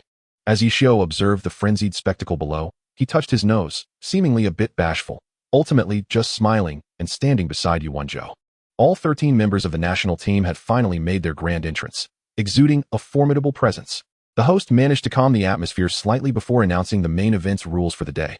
"I believe everyone is aware that today's gathering will break the norm. We will randomly select a lucky audience member to come on stage." The host's voice was charged with enthusiasm. "You may choose the fun game you wish to partake in, and you can designate one or even multiple deities as your opponents or teammates. You can opt to challenge your idol in an 11-man duel. You may assemble teams for 2v2 or 3v3 confrontations. You could even fight alongside a deity, challenging other contestants and audience members alike. The choice is yours. This is a rare opportunity. Are you all ready?" "Ready." The response from the audience was deafening. Without further ado, let us begin to draw the first lucky audience member of the day. The big screen began to scroll rapidly through the identification information of the audience members. The lights flickered and the music surged. Finally, the screen came to a halt. "Congratulations to the gentleman seated in row 3, seat 17. Let us welcome him." The spotlight instantly focused on the third row of the audience. A young man, wearing a hat and appearing quite youthful and handsome, was momentarily stunned before excitedly rising amidst the envious gasps of those around him. He dashed onto the stage, exhilarated by the admiration he received. Under the spotlight, the young man nervously adjusted his hat and hastily ascended the stage. The glaring lights illuminated the dark crowd and countless flashing support sticks below, quickening his heartbeat. The host smiled and handed him the microphone. "Welcome, sir. It seems we have a very dashing young player here. Could you briefly introduce yourself? Which profession do you play in the game? The young man took the microphone, inhaled deeply, and endeavored to steady his voice. Hello everyone, my name is Lu Feng. I play as a swordsman. He paused, his gaze sweeping across the deities he could only view on screen, ultimately landing on a particularly talkative figure, his tone subtly laced with resentment. I am a member of the Blue Creek Pavilion's 10th District. The fans of Blue Creek Pavilion in the audience immediately erupted into friendly cheers. The host keenly noted the subtle shift in his tone and asked with a smile, "Oh, an elite from Blue Creek Pavilion. This is a rare opportunity today. What kind of battle mode would you like to choose? Which deity would you like to designate as your opponent or teammate?" Lu Feng tightened his grip on the microphone, raising his voice slightly, and clearly stated, "Today, I wish to choose the esteemed Huang Xiaodian. I want to team up with him for a 2v2 battle." He paused for a moment, his gaze shifting towards Yi Xiao, who wore a theatrical expression, and continued, "And as for our opponent, I wish to challenge the great Yi Xiao." The host exclaimed dramatically, "Wow, are we starting with such grandeur? To challenge Yi Shin alongside the illustrious Huang Xiaotian? May I inquire as to the reason?" Lu Feng displayed a blend of embarrassment and indignation, saying, because when the 10th District first opened last year, I painstakingly acquired a level 25 orange weapon, the assault sword, only to have it snatched away by a particularly talkative and skilled swordsman. Moreover, the conflict arose because of the player known as Jun Mo Xiao. I later realized that Jun Mo Xiao was none other than the great Yi Xiao, and that swordsman named Lu Mu was likely Huang Xiaoyan's alternate account. I was initially lured into assisting Yi Xiao. Therefore, today, I seek to avenge myself alongside the great Huang Xiaodian. I implore you, Senior Huang Xiaodian, to join me in challenging the great Yi Xiao." Upon hearing this, the knowledgeable members of Xingxin erupted in suppressed laughter. Chen Guan nearly spat out her drink, covering her mouth as her shoulders shook with laughter. Su Muching elegantly pursed her lips, her eyes crescent-shaped with mirth. Tang Rou could not help but let a smile play at the corners of her mouth. They reminisced about how Yi Xiao had cunningly deceived Huang Xiaodian when he came to challenge him, turning him into an unwitting free assistant while casually claiming numerous kills from various guilds. Huang Xiaodian, who had been reveling in the attention of his fans, suddenly transformed from a delighted "I have fans," to a bewildered "What?" He exclaimed, Hey, youngster, your words are misleading. How can you say Lu Mu might be me? Be careful, or I will sue you for defamation. And what do you mean by snatch? That was a tactical acquisition. It is part of glory. Besides, didn't you return it to you? I am also a victim here. Why drag me into this?" Yi Xiao regarded him with an expression of bemusement and leisurely replied, "Isn't it you who inadvertently revealed your own identity, Xiaodian? And if I recall correctly, weren't you the one who cried out to join me? I reluctantly provided you with an opportunity to showcase your skills, didn't I? How is it that you deny it now? It is wrong to take a child's weapon, but at least you returned it." Huang Xiaodian retorted vehemently, "What the heck? Old Yi, do you have no shame? Who cried out?" The audience watched in amusement as the two great players exchanged blame, laughter erupting throughout the venue, the atmosphere growing increasingly lively. All right. Since our fortunate audience member, Lu Feng, has issued a challenge, the rules are hereby established. The host quickly took control, announcing, "Huang Xiaodian and Lu Feng, you shall form a team to challenge team leader Yi Xiao. However, it seems that 2v1 may not be entirely fair." Yi Xiao waved his hand dismissively, exuding an air of nonchalance. It's fine. Bullying a child is acceptable. 1v2 works too." His languid and audacious demeanor elicited frenzied cheers from Yi Xiao's fans and boos from his opponents. "That simply won't do." The host chuckled, "How about this? According to the rules, Yi Shin may also randomly select an audience member as your teammate. Let us witness the big screen roll once more." The identification information swiftly scrolled across the massive screen, lights flashing and music soaring. "Stop. Congratulations to this gentleman in seat 22 of row 5. Welcome." The spotlight illuminated the 5th row, where a seemingly naive young man, his face flushed with excitement, abruptly stood up and clumsily ran onto the stage amidst envious glances. He took the microphone, his hands trembling as he gazed at Yi Xiao, his words tumbling out in a flurry of excitement. "Yi Shun, it is truly you. I am Yu Zhongmian. I never expected to meet you here." Yi Xiao stared at the young man before him, momentarily taken aback, before realization dawned, and a genuine smile graced his face. "Oh, it's you, little Yu. I remember when we first met. You thought I was a beginner and nearly led me into a trap." Hearing Yi Xiao still refer to him as little Yu transported Yu Zhongmian back to the days when the 10th District first opened, and he bashfully scratched his head as Yi Xiao reminisced. Yes. Thanks to you, Yi Shun, for guiding us. Tian Qi, Mu Yun Shun, and Qian Shengli are also here today. They are all in the audience. We managed to get tickets just to cheer for you and the national team." Instantly, a group of men from the audience erupted with enthusiasm, shouting, "Yi Shun, go for it. Yi Xiao smiled and waved in their direction. Thanks, brothers. This heartwarming scene left many longtime fans who had followed Yi Xiao and Xingxin since the 10th district feeling nostalgic. The host seized the moment to interject. Wonderful. It seems we are witnessing a reunion of old friends. Now that the lineup is confirmed, Huang Xiaotian, Lu Feng, and the swordsman duo will face off against Yi Xiao and Mr. Yu Zhongmian. What class do you play in the game, Mr. Yu Zhongmian? Yu Zhongmian promptly replied, I am also a swordsman. A swordsman. Excellent. Swordsman duo. Yi Shun, what class will you be using today? The host turned to Yi Xiao. Yi Xiao tilted his head in contemplation, his gaze sweeping over the excited audience, then glancing at the eager Huang Xiaotian and Lu Feng, as well as the young man beside him who wore an expression of having latched onto a great opportunity. A playful smile curved his lips. Since this is a fun match, he said leisurely, I shall select something fitting. He pulled out his account card, Zhu Yanxia. As for my class, a gunner. Subsequently, Yi Xiao walked over to the audience. Boss, may I borrow your account for a moment? Let us make you popular once more. In Chapter 79, the stage lights converged, and 4 competition computers were already prepared. A colossal circular screen projected the impending rules and map of the whimsical competition, simulating a simplified jungle terrain of a low-level leveling area. In the center of the open space, a scaled-down, blood-depleted yet still menacing virtual image of a blood gunner named a Gu prowled restlessly. The host, with a highly provocative tone, announced the rules. Ladies and gentlemen, next up, we shall witness our first whimsical duel, a battle for aggro. Pay close attention. Within the arena, the blood gunner Yage, though diminished in strength, possesses a unique scoring mechanism. The rules are straightforward. Attack to accumulate enmity. Each minute, the system will tally the enmity list. The individual ranked first in enmity receives 4 points, the second 3 points, the third 2 points, and the fourth, alas, a mere consolation prize of 1 point. However, take heed. The host's tone shifts, brimming with mockery. This is not merely a competition of damage output. The final blow? Control skills? Even the act of pushing competitors aside. All possibilities are on the table. The stage is set for them. Let us anticipate the delightfully chaotic performances of the 4 contestants. Excited screams and laughter erupt from the audience. This rule is clearly designed to incite pandemonium. Yi Xiao, utilizing Xianhua, a gunner, Yu Zhongmian, a swordsman, Huang Xiaotian, Yi Yu Shengfan, a swordsman, and Lu Feng, a swordsman, take their seats and log into their accounts. The map is loaded. Let the game commence. With the hostess command, the countdown concludes. Goodness. Old Yi, do you have no shame? Did you know this game was deliberately utilizing a gunner's account? Are you afraid? Are you? Huang Xiaotian bursts into the chat as soon as he enters the room. Yi Xiao leisurely responds, worried that your incessant chatter will cause the server to lag out. Comrade Xiaotian, let us show some care for the league server. Let's start by you keeping quiet during the match. Watch the sword. Watch the sword. Watch the sword. 3 blades of light flash almost simultaneously. Huang Xiaotian, Lu Feng, and Yu Zhongmian, the 3 swordsmen, charge toward the blood gunner Yage like wild stallions.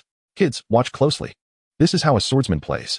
Huang Xiaotian exclaims as Yi Yu Shengfan swiftly unleashes a blade draw, the silver arc of his sword slicing through Yage's body, scattering droplets of blood and instantly elevating his name to the top of the enmity list. Xiaotian is so fast. Lu Feng follows suit with his own blade draw, attempting to position himself closer to Yage than Huang Xiaotian. Yu Zhongmian, however, appears somewhat flustered. After all, he is just an ordinary player. Faced with such an all-star lineup and grand spectacle, he nervously miscalculates his attack, merely grazing Yage's side. And what of Yi Xiao? Xianhua stands steadfast at a distance, the heavy artillery anchored to the ground, seemingly still waking from slumber. Old Yi, what are you doing? Surrendering means losing half the points. Huang Xiaotian continues his tirade while outputting furiously. Yi Xiao feigns a yawn, his voice emanating through the headset. What is the rush? Respect your elders and the young. I'll let you all run 39 meters first. At that moment, Xianhua finally lifts the heavy artillery, not towards the enemy. Boom. The sound of cannon fire. An anti-tank round arcs gracefully, soaring over the 3 swordsmen engaged in furious combat, and crashes into the ground behind the blood gunner Yage. Kaboom. The blast and flying debris cause minimal damage but perfectly disrupt Yage's carefully calculated position, causing him to stumble forward. That very step, the meticulously planned attack distances and angles of Huang Xiaotian and Lu Feng go awry. Their next strikes, Huang Xiaotian's rising dragon slash and Lu Feng's consecutive thrusts, miss entirely, striking only air.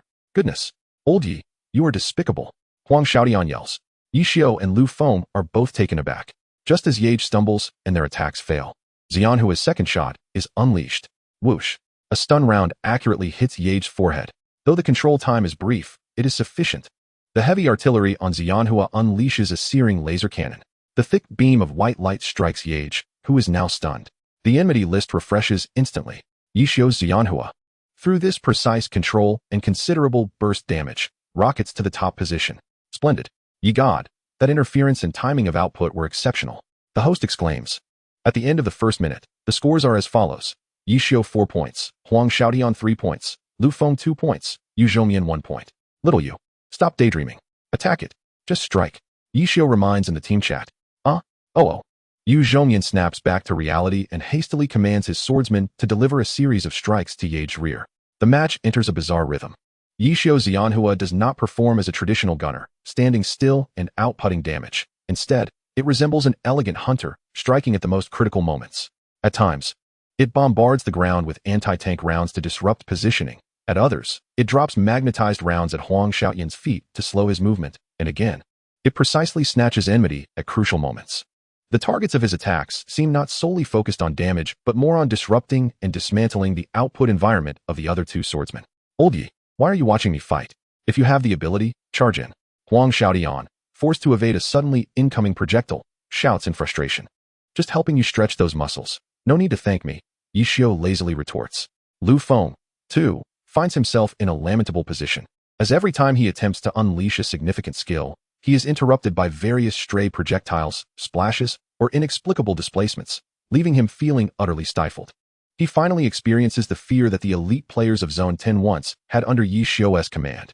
Yu Zhoumian, on the other hand, fully embraces the philosophy of clinging to the strong. Wherever Yi Xiu instructs him to strike, he does so. Though his output is low, his obedience occasionally allows him to seize a few fortunate opportunities to snatch enmity. The scene becomes exceedingly chaotic. The three swordsmen leap around, their blades flashing, while a gunner in the distance continually fuels the flames, adding unpredictability and humor to this contest. The audience roars with laughter. Ha ha ha, Yi God is so wicked. Huang's face turns green with anger. Lu Feng is questioning his life choices. Yu Zhoumian, who am I? Where am I? Did I strike something? At the conclusion of the second minute, the scores remain unchanged. Yi Xiu still in first place, 4 points. Huang Xiaodian in second, 3 points, totaling 6 points. Lu Feng in third, 2 points, totaling 4 points. And Yu Zhoumian in fourth, 1 point, totaling 2 points. Yi Xiu and Huang Xiaodian temporarily take the lead. This cannot continue. Huang Xiaodian shouted to Lu Feng in the team channel, little buddy, we must join forces. Let's take out old Yi, the troublemaker. Otherwise, no one will enjoy the game. How do we join forces? Lu Feng immediately responded, having had enough of being targeted. I will force him to reposition. And you look for an opportunity to use your knockback skill. Push him away from the ranged position. Or interrupt his casting. Huang Xiaodian quickly strategized. Alright. The first match of Chapter 80 concluded. In the next moment, Huang Xiaoyan's night rain sound disturbed. The offensive became suddenly more fierce, no longer merely pursuing damage, but rather consciously utilizing the swordsman's mobility skills to continually press on Zhu Yanhua's movement space. Oh, becoming clever, are we? Yi Xiu raised an eyebrow, maneuvering Zhu Yanhua to retreat while continuing to fire.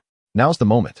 Lu Feng seized a brief moment after Zhu Yanhua cast a skill, executing the swordsman's skill, Falling Phoenix Slash. He calculated the angle, directing the sword's might not towards Zhu Yanhua, but rather striking the ground in front of her. The intent was to use the shockwave to force her back. However, at the instant his skill was unleashed, the seemingly harmless Yu Zhoumian, who had been silently dealing damage from the sidelines, suddenly dashed forward, perhaps too eager to grab damage, and unleashed a reverse wind stab. Reverse wind stab. A level 45 skill of the swordsman. When used, the swordsman positions horizontally in midair, and with the sword raised, draws several sword circles to attack enemies.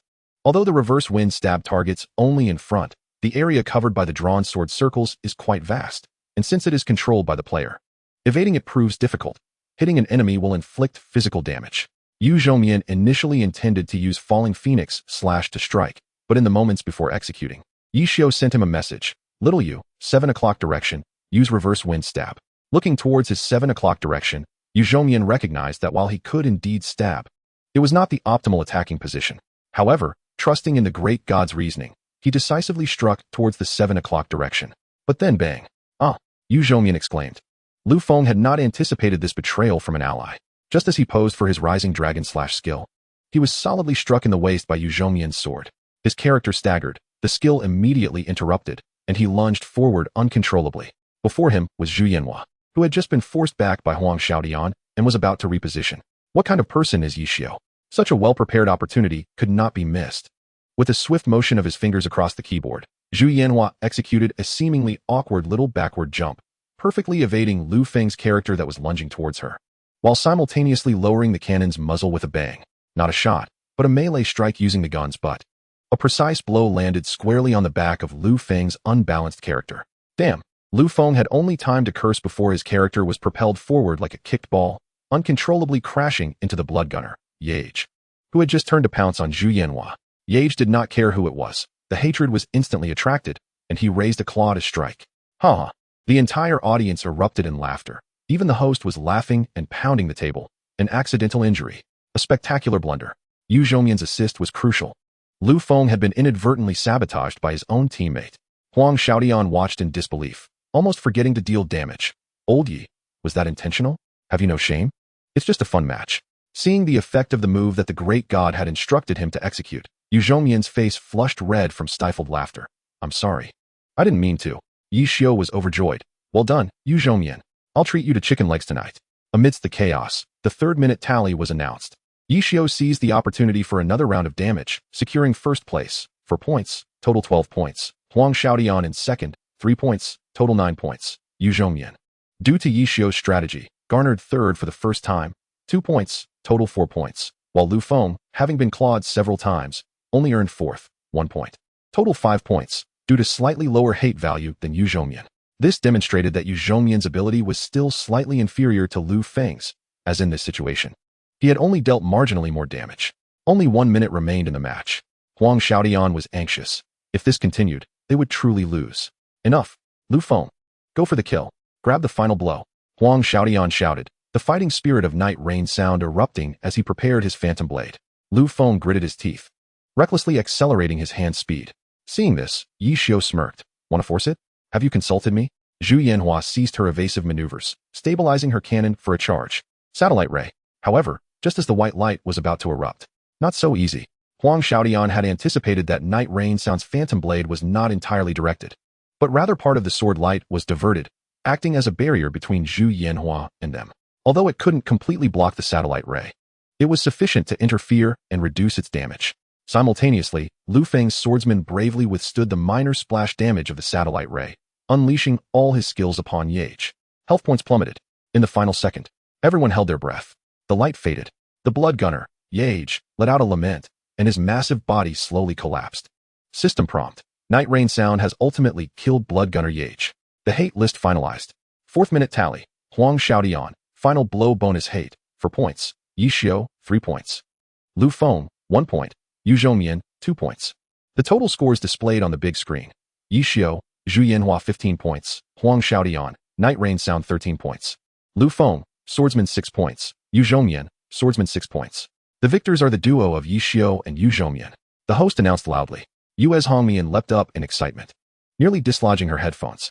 Lu Feng gazed at the screen, his expression one of frustration and reluctance. Huang Xiaodian glared at Yi Xiu, exclaiming, Old Yi, you're being underhanded. You're relying on tricks. In the end, you didn't even strike my teammates. Yi Xiu leisurely removed his headphones, stood up at a relaxed pace, and patted the still eager Yu Zhongmian on the shoulder, smiling at Huang Xiaodian. All is fair in war, Xiaodian. Besides, if I hadn't targeted your teammates, I wouldn't have won so easily. Laughter and applause erupted from the audience. This amusing competition brimming with surprises and joy had perfectly achieved its purpose of warming up the atmosphere. The host approached with a smile. What a spectacular event. Thank you to our 4 participants for the joy you've brought. Now, let our lucky audience take a brief break, and next, let us draw for the next round. Yi Xiu walked off the stage, and as he passed the contestants' area, he whispered to Yu Wenzhou and Wang Jieshi, did you see that? Under pressure. The instinctive reactions of ordinary players and professional players reveal a stark difference. Yu Wenzhou nodded with a smile. Wang Jieshi's eyes sparkled. Amidst the amusement, Yi Xiu's observations and assessments never ceased. Who would be the next challenger? Chapter 81. The Ever-Changing Secret Realm Relay Race. Part 1. The holographic lights in the center of the venue gradually dimmed, and the laughter and commotion from the first round of the competition had yet to settle when the host's voice resonated through the loudspeakers once more, infused with an increasingly fervent tone. Thank you for your enthusiasm, dear audience. Was the first round of competition thrilling? Thrilling. The crowd responded enthusiastically. Was it humorous? Humorous. Excellent. Now, we shall proceed to the second round, which which will further test team coherence and, perhaps, the participants' professional depth. Our fun-filled, ever-changing Secret Realm relay race. A massive electronic screen lit up, showcasing the grand event and detailed rules. The rules are as follows. Each team consists of 5 members, entering sequentially into a Secret Realm map generated randomly by the system. Sounds simple, doesn't it? However, the host deliberately elongated his tone to build anticipation. Each participant will not use their own primary profession, but will be assigned a different profession randomly by the system on the spot. Wow. The audience erupted into even greater gasps of surprise and laughter. Indeed, imagine, a swordsman might be forced to wield a staff as a priest, while a gunner might have to learn to scale walls with a ninja's blade. Each participant must control the randomly assigned profession and complete a tailored obstacle course. It could involve a gunner's cannon leaps, or a mage's broom flying, or even a ninja's underground stealth. The competition will take place with 4 teams simultaneously, testing not only individual comprehension of all professions, but also the collaborative effort of the team. The fun is evident. The host could hardly contain his laughter, envisioning scenarios such as a priest attempting to leap over a chasm or a ghost trying to use a ghostly formation to cross a river, only to fall into the water. Scoring will be based on the total time taken by each team, with penalties for each failure incurred.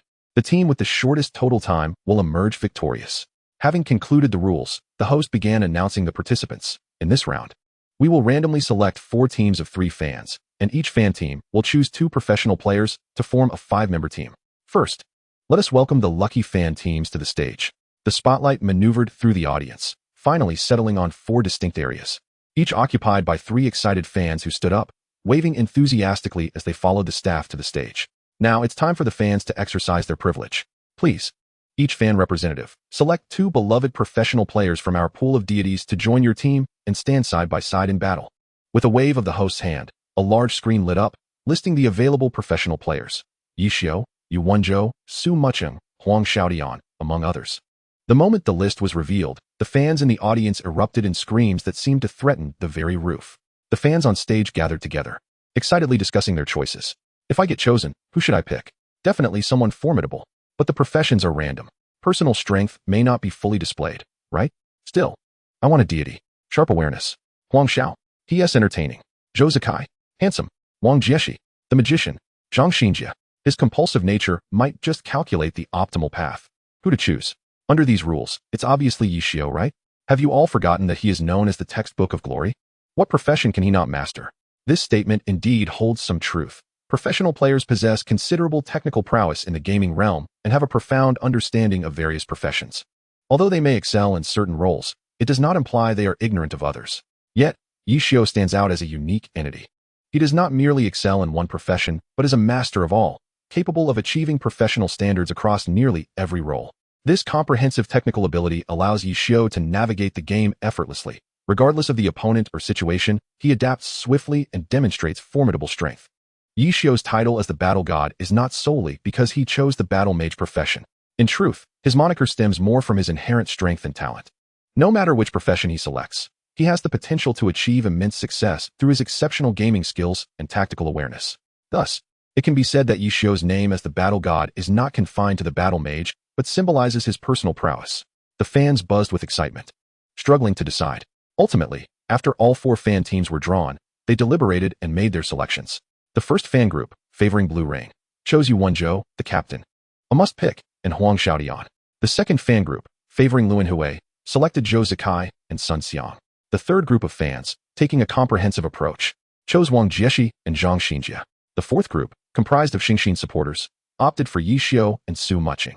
This selection elicited a chorus of laughter and cheers from the audience, with the fans who chose Yi Xiao clearly adept at stirring up excitement, while those selecting the combination of Zhang Xinjie and Wang Jieshi appeared particularly meticulous. The chosen contestants gradually stepped from the player seats to join their respective fan groups. Yi Xiao and Su Mucheng ambled toward the trio of enthusiastic Xingxin fans, their faces flushed with excitement. "Oh, so it's you who chose me? Good taste," Yi Xiao remarked with a smile. "Ye God, take us to new heights." A young fan exclaimed eagerly. "You're right to choose me. After all, I am the epitome of glory, surpassing that so-called sword saint. But with random classes, I might just end up giving you a priest. At that point, you may need to rely on your own skills," Yi Xiao responded. "That would be splendid." Another female fan chimed in cheerfully. "Yi God's encouragement will surely be the most powerful." Meanwhile, Huang Xiaodian had already engaged in conversation with his fan group. "Ah, You all have such discerning taste to choose the Sword Saint.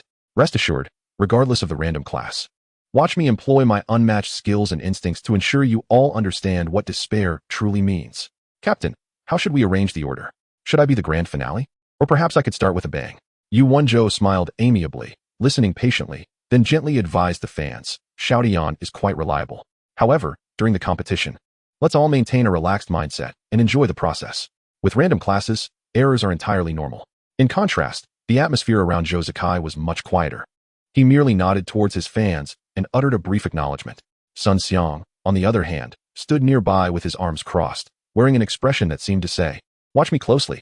Wang Jieshi and Zhang Xinjie stood together, exuding an air of calm reliability. Zhang Xinjie began confirming details with the fans. When we enter the game shortly, please report your proficient classes and gameplay habits to facilitate the relay order. Wang Jieshi added, the obstacle course will test your understanding and application of fundamental skills. So there is no need to feel anxious. The host, noticing the teams were organized, announced loudly, "All right, the 4 teams are assembled. Please proceed to the competition area and prepare to connect your accounts. The system will randomly assign each contestant a class." The countdown for the diverse Mystic Realm relay race commenced as the lights dimmed, leaving only the massive central holographic projection platform and the surrounding screens aglow, showcasing the game's login interface and the fantastical outline of the impending Mystic Realm map. The atmosphere became charged with tension and anticipation. Chapter 84. Surprise program. The clamor of the second round of the fun competition had yet to fully subside. As the lights in the venue danced, the host's voice rose once again, infused with an intentionally cultivated air of mystery and excitement, echoing through every corner via the microphone. Thank you to all the esteemed players and fans for the wonderful and joyous Mystic Realm relay race. But do you think the climax of tonight's event has concluded? The host elongated his tone, successfully piquing the curiosity of the entire audience. Whispers filled the stands, while the professional players at the contestant area displayed hints of intrigue.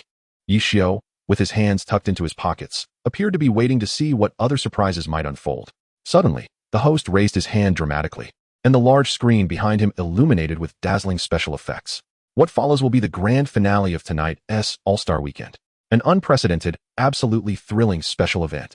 The lights flickered wildly, and the sound effects soared, capturing everyone's undivided attention.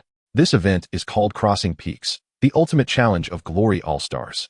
The name sounded impressive, yet the audience remained uncertain about the details. The host quickly clarified, the rules are quite simple. We will randomly select 12 lucky fans from the audience. These 12 fans will be granted an opportunity they could only dream of. He paused for effect, inhaled deeply, and shouted with all his might. They will control 12 professional deities present here tonight.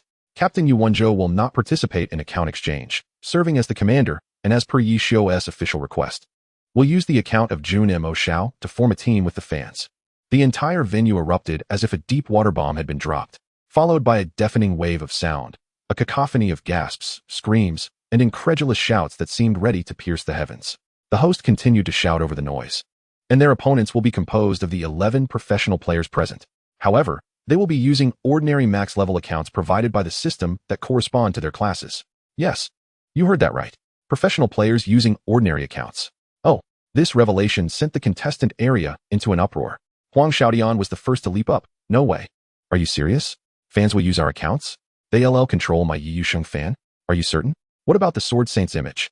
What if they fall into a pit? What if they get killed by minions? And what about Yi's Jun Mo Shao? It seemed he had been pulled back by Yu Wenzhou, but his voice had already been broadcasted through the microphone on the table. Upon hearing Huang Xiaodian's outburst, the host clarified, as previously stated, Yi God and Captain Yu will not participate in the exchange. Others in the vicinity emitted a hint of envy. Zhang Jialo wore a pained expression, letting fans use my by Hua Yaowan. Will that even retain its original style? It would simply become a firework-style approach. Sun Xiang frowned, glancing at his hands, seemingly concerned about the fate of Yi Zhiqiu. Wang Jieshi's expression remained unchanged, though a flicker of surprise crossed his gaze. Zhou Zikai maintained his usual demeanor, merely blinking. Zhang Xinjie adjusted his glasses, already contemplating the tactical feasibility of a team competition under this new mode. Chu Yunxiu stifled a giggle, finding the situation quite amusing. Feng Rui stroked his chin, his eyes glinting with mischief, pondering an unknown scheme. Xiao Shiqin, Li Xian, Tang Hao, and others exchanged glances, astonished by this audacious plan. Yi Xiu raised an eyebrow and addressed the host. Are you suggesting that I, as the team leader, will lead a group of fans using their luxurious accounts to confront those professional players using basic accounts? The host nodded enthusiastically. Exactly, Yi Shun. You will serve as the commander of the fan team, battling against the professional team led by Captain Yu Wenzhou. Oh, Yi Xiu chuckled, rummaging through his pockets as if searching for a cigarette, only to abandon the idea upon realizing the inappropriateness of the occasion. This was indeed intriguing. To borrow a phrase, the pressure is immense. Captain Yu's side is a pack of wolves, while mine consists of a flock of lambs, albeit cloaked in wolf skins. Yu Wenzhou's gentle voice resonated through the microphone. Captain Yi is being modest. Those lambs wielding god-tier accounts can inflict considerable pain. His tone remained as calm as ever. Yet the competitive undertone was palpable. The atmosphere in the venue ignited. The fans erupted in frenzy. Pick me, pick me. I want to play Yi Jiqiu. Yi Yu Sheng fan. My dream. Mu Yu Qing Feng. Sister Su, look at me. Shi Bujuan. I want to play a priest. Excitement, longing, and disbelief permeated the audience. The chance to operate those god-tier accounts, which had only appeared in videos and dreams, and to confront their idols, even if they were using ordinary accounts, was an irresistible temptation. Amidst the roaring sea of enthusiasm, the lottery segment commenced. The cursor on the big screen flickered wildly, each pause triggering cheers from one section and sighs from another. 12 fortunate winners emerged in succession. Among them were a college student rendered speechless with excitement, a girl with a flushed face covering her mouth, a middle-aged man fidgeting nervously, and a seemingly calm youth whose fingertips trembled ever so slightly. They were invited onto the stage, where the spotlight illuminated their faces, revealing their palpable excitement and anxiety. Then came the moment of the account card handover. The professional players ascended the stage with their account cards, each displaying a unique expression as they transferred the cards, which embodied their glory and hard work, to the respective fans. When Huang Xiaodian handed over the account card for Yi Yu Sheng fan to a young boy, he incessantly chattered, "Brother, brother, brother. Take it easy. Ice rain is very precious. Don't break it. Be careful with the phantom unseen sword. Aim properly, and don't hit the wall. Remember, the 3-section cut is great for escaping." The boy could only nod vigorously, his hands trembling as he struggled to hold onto the card. When Sun Xiang presented the Yi Jiqiu card to a tall fan, his expression turned grave. "Don't ruin the name of the dual god." The fan nervously swallowed and nodded earnestly. "I will do my best." Zhou Zikai silently handed over the Yichang Chuan Yun card, simply nodding at the fan, who was nearly fainting with joy. Zhang Jiala presented his by Hua Liao Wan card with a solemn face. "Make it shine beautifully." The fan nearly cried out, "Don't worry, Lele. I will ensure the flowers bloom." Wang Jieshi passed the Wang Buliuxin card to a seemingly composed fan, merely advising, "Be mindful of the rhythm of the sweeping palms." The fan received it as if it were a treasure, diligently taking notes. Su Muqing handed over the Mu Yu Cheng phone card to a girl with a smile. "Don't worry, the cannonballs are plentiful."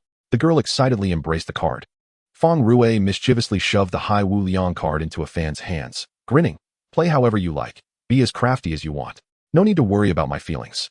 The fan was momentarily taken aback, but soon broke into an understanding smile. Zhang Xinjie presented the Shi Bujuan card. Adjusting his glasses. "Healing rhythm is crucial. Keep an eye on the team list." The fan instantly felt the weight of the responsibility. Chu Yunxiu, Xiao Shiqin, Li Xian, and Tang Hao each handed over their respective accounts. Feng Cheng Yanyu, Sheng Ling Mia, Feng Shan Guiqi, Tang Sanda, providing a few words of advice and encouragement along the way. Finally, Yi Xiu revealed the Jun Mo Xiao account card. Instead of handing it to a specific fan, he waved it in the air. "This thing is quite complex. Listen to my commands. Press the key I tell you to press, and do not act on your own." His words were directed at all the fan team members, eliciting laughter and slightly alleviating the tension.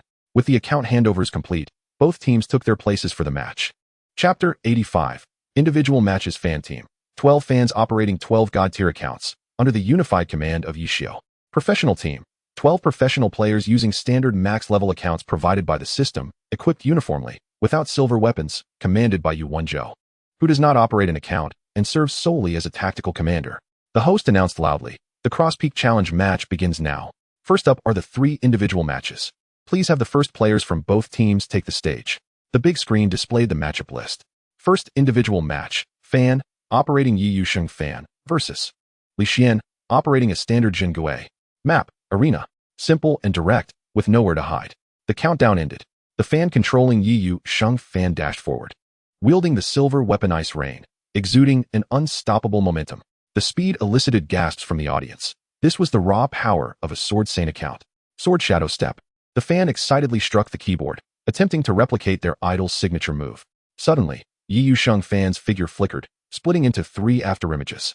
However, The trajectories of these afterimages were rigid, and their movements somewhat synchronized, failing to confuse the opponent and instead resembling a row of crooked targets. A seasoned eye could easily discern the true form. Too inexperienced, Li Xian chuckled softly, maneuvering his standard Zhengui, the silver moon crescent blade, with calm precision. He effortlessly sidestepped Yi Yusheng Fan's direct charge, simultaneously raising his blade. Phantom Unseen Sword. Seeing the Fan overextend, he quickly unleashed his ultimate move. Yi Yusheng Fan spun rapidly, ice rain generating countless glimmers of sword light, a sight to behold, and indeed astonishing in attack speed. However, his overwhelming pursuit of speed compromised his control and precision. The gleaming sword light danced erratically, yet most strikes landed in empty space.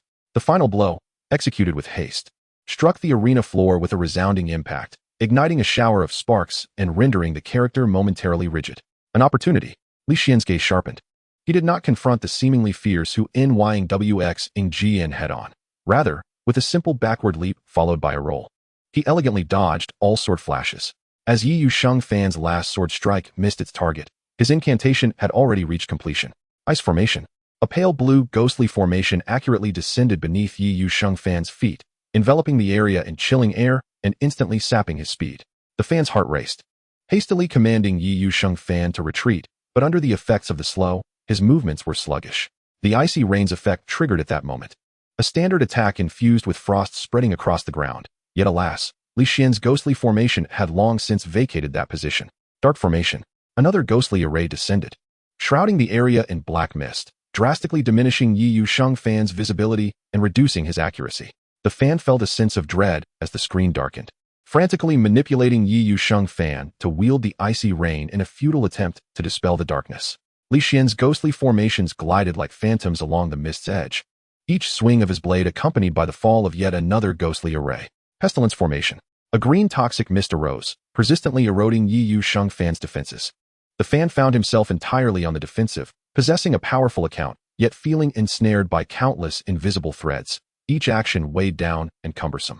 Yi Yusheng Fan's health steadily dwindled under the continuous damage from the ghostly formations and Li Xian's occasional standard attacks. Li Xian remained calm as a machine, calculating the cooldowns and durations of each skill with precision. He was not in haste to launch a fierce assault. Instead, he meticulously arranged ghostly formations, constricting his opponent's movement space and patiently awaiting the opportune moment. Finally, as the effects of the Ice Formation, Dark Formation, and Pestilence Formation approached their conclusion, and just as the Fan attempted to break free from the ghostly formations, Blade Formation and Flame Formation, Li Xian's fingers danced swiftly. The Blade Formation, enhancing strength, and the Flame Formation, unleashing explosive fire damage, ignited almost simultaneously, culminating in a final accumulation. The Feast of Ghosts and Gods erupted. Boom. Flames engulfed the sluggish Yi Yusheng Fan. Indeed, Yi Yusheng Fan was a top-tier swordsman, even with Li Xian executing the Feast of Ghosts and Gods. He did not outright eliminate him, merely reducing Yi Yusheng Fan's health by half. It must be noted that similar actions, with different character attributes, resulted in vastly different damage outputs. Had it been Fengshan Gui Qi, even if he could not be defeated, he would have been reduced to a mere shadow of his former self. Yet for Li Xian, this was sufficient, under his strategy of trading damage for life. Yi Yusheng Fan's health was soon reduced to zero.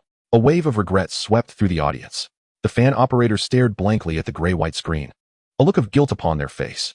At the competitors' table, Huang Xiaodian buried his face in his hands, lamenting, "My icy rain, my Yi Yusheng Fan character." In the second round of the individual competition, Fan, operating Fengcheng Yanyu, versus Chu Yunxiu, operating a standard elemental mage. Map, Rock Canyon. Featuring several large boulders for cover. The female Fan took a deep breath, swiftly retreating with Fengcheng Yanyu to create distance, mindful of the principles governing ranged classes. Blizzard. She attempted to take the initiative in controlling the battlefield. The powerful silver staff in Fengcheng Yanyu's hand swung, unleashing vast swathes of ice and snow, covering an extensive area. However, the casting animation was slightly prolonged, allowing Chu Yunxiu to deftly maneuver her standard elemental mage 2 steps to the side and elegantly evade the core of the blizzard. Thunder. The female Fan continued her chant. A robust bolt of lightning descended from the heavens, predicting Chu Yunxiu's previous position. Yet, Chu Yunxiu seemed to have anticipated this, pausing briefly before deftly moving in the opposite direction, causing the lightning to strike nothing but leaving a charred mark on the ground. In contrast, Chu Yunxiu executed her moves with effortless grace. Fireball. A basic fireball spell was launched, its trajectory calculated to perfectly intercept Feng Cheng Yanyu just as she finished her thunder chant, leaving her momentarily stunned. Bang! The fireball struck, inflicting minimal damage but carrying a strong element of humiliation. Ice line. The female fan, feeling anxious, pointed her staff, sending forth an ice line that rapidly spread. Chu Yunxiu did not flinch or evade, also casting her ice line. The two ice lines collided mid-air, dissipating into nothingness. However, Chu Yunxiu's ice line appeared to be calculated with greater precision, leaving a lingering chill that slightly slowed Feng Cheng Yanyu's movements. Lightning Purgatory. Chu Yunxiu began her performance. Several lightning orbs materialized around her, then shot towards Feng Cheng Yanyu with ferocity. The female fan scrambled to evade. But Chu Yunxiu's lightning purgatory was executed with tighter gaps between the orbs, making their trajectories increasingly difficult to predict. Although Feng Cheng Yanyu moved swiftly due to equipment advantages, she was still struck by two lightning orbs, causing her health to dip. The female fan attempted to retaliate with flame impact. She predicted Chu Yunxiu's movements and released it beneath her feet. Yet, Chu Yunxiu seemed to stroll leisurely, departing her previous position a fraction of a second early, leaving the flame to strike nothing but air. Absolute zero. The female fan gritted her teeth and unleashed her ultimate move, attempting to freeze the entire battlefield. A powerful icy aura radiated from Feng Cheng Yanyu's center, covering a vast area.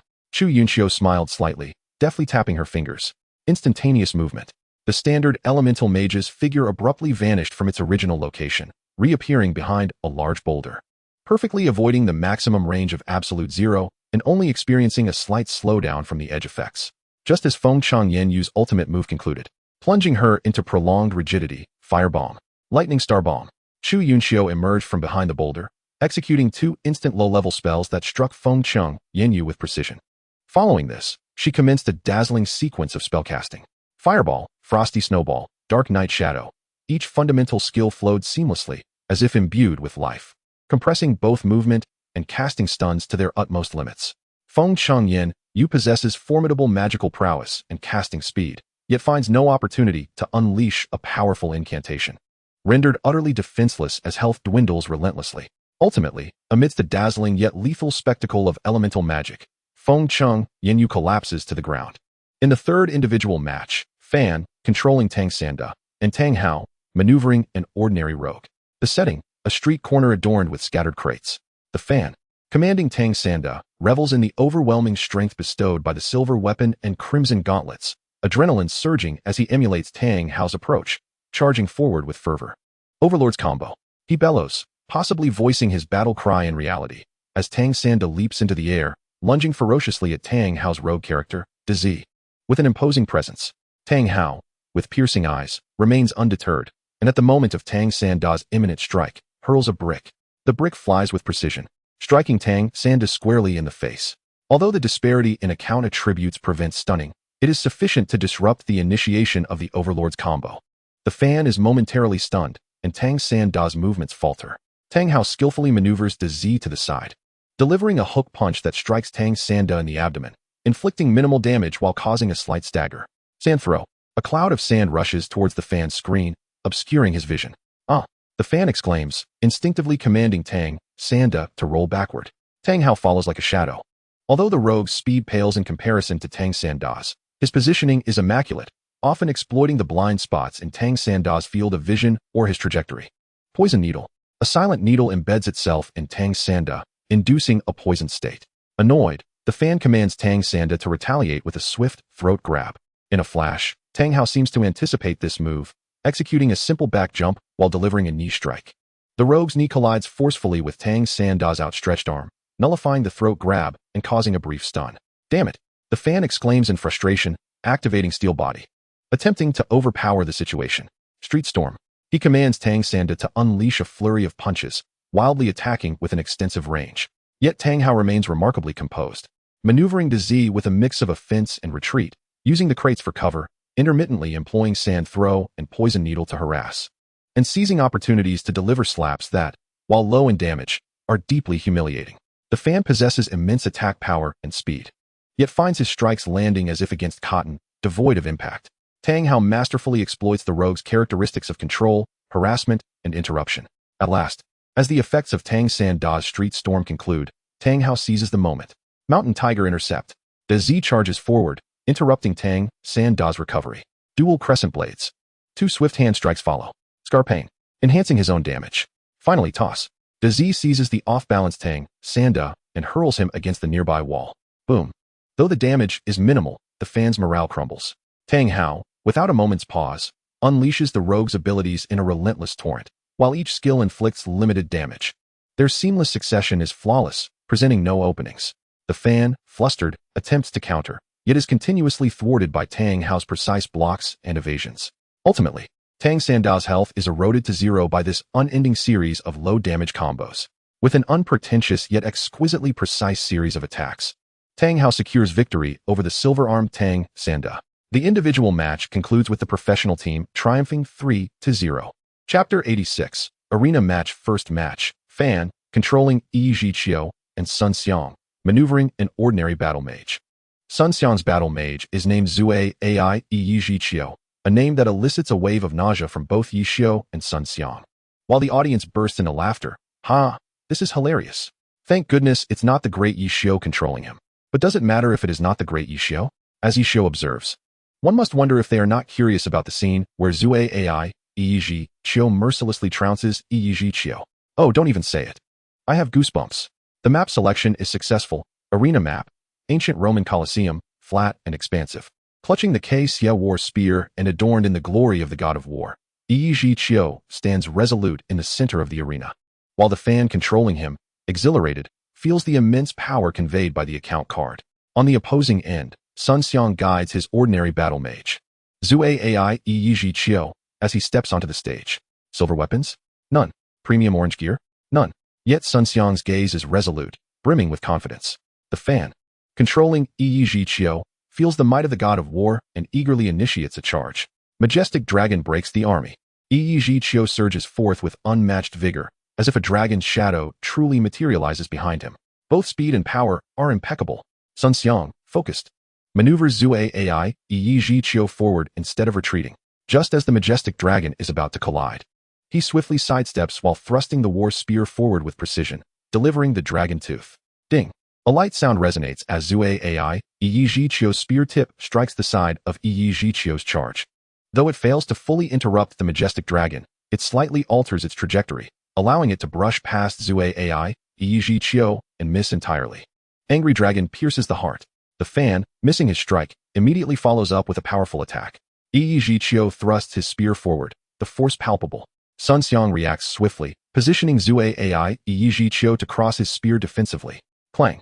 The resounding clash of metal reverberates as Zui Ai Yi Jiqiu is pushed back half a step by the tremendous impact, sustaining slight damage, yet successfully parrying the forceful blow. Soaring Dragon ascends the sky.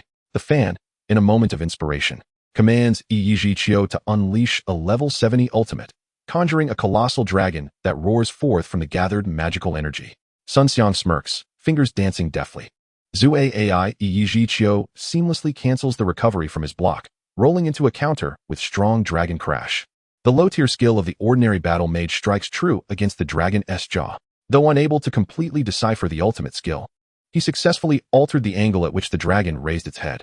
FLing Xing Tin brushed past the head of the combat format, missing once again. At this moment, YYZHG's skills were all on cooldown, leaving an open goal. SN Xing seized the opportunity. With a flick of his beloved YYZHG's spear, he unleashed TNJ and Lu Hu Zicheng, executing the most fundamental mage combo with fluidity. The damage was not substantial, yet it was relentless, accurately striking the immobilized YYZHG. Despite the fervent efforts of his fan, he was utterly unable to escape the tempestuous barrage of close-range attacks.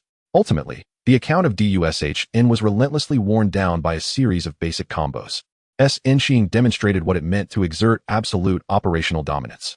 In the second match, professional team, defending, SN Xing operating YYZHG versus fan team, attacking, operating MYCH Ing Fing. SN Xing's YYZHG was left with approximately 70 health. MYCH Ing Fing made her entrance as a heavy artillery gunner. Her female fan, having learned a lesson, refrained from recklessly approaching and instead attempted to bombard from a distance. Satellite Ray. She activated her ultimate skill. A thick beam of light descended from above, covering an extensive area. SN Xing, with keen eyes, commanded his beloved YYZHG to execute HOL Ing PJN.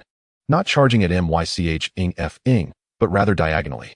Utilizing the invulnerable body and speed of HOL in PJN to narrowly evade the edge of the satellite ray cannon grenade, the female fan unleashed a series of attacks. SN Xiang's maneuvers were ghostly quick, with deft movements and positioning. He evaded most of the projectiles, which exploded harmlessly behind him. Angry Dragon pierces heart. Seizing the moment of MYCH Ing F Ang's skill cooldown, YYZH Chi executed a piercing strike.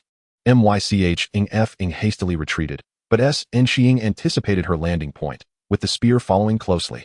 A mere graze from the spear still dealt considerable damage. SN Xiang offered her no respite, engaging in close combat with his spear striking like a venomous serpent. MYCH Ing F Ang's close-range capabilities were feeble, her health plummeting rapidly.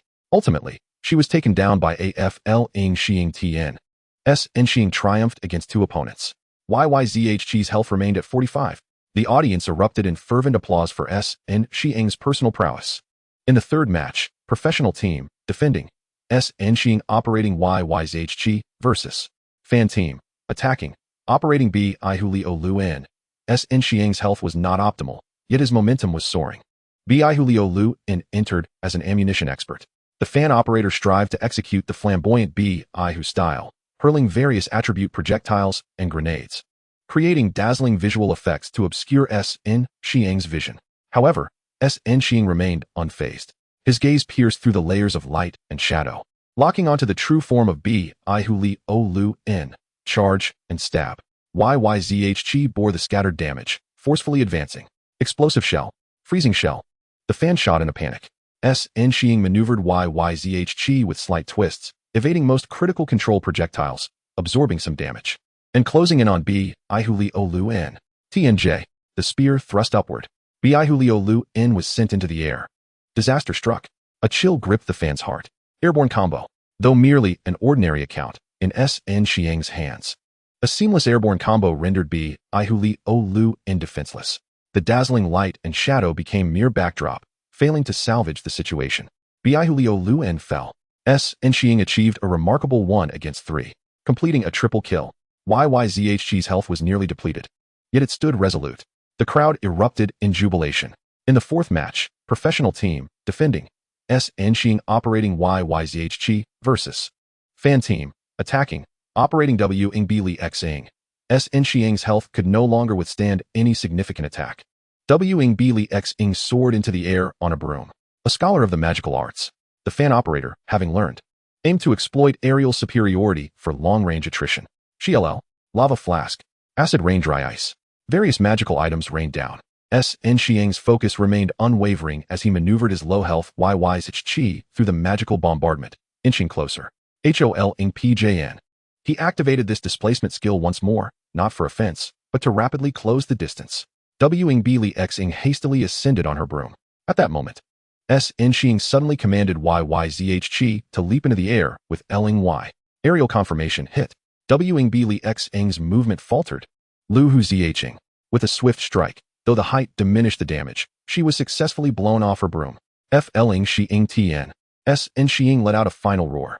The bloodied YYZH Chi drained the last vestiges of mana, summoning the magical dragon to soar upward, precisely devouring the descending W Ing Bili X Ing. W Ing Bili X Ing was defeated.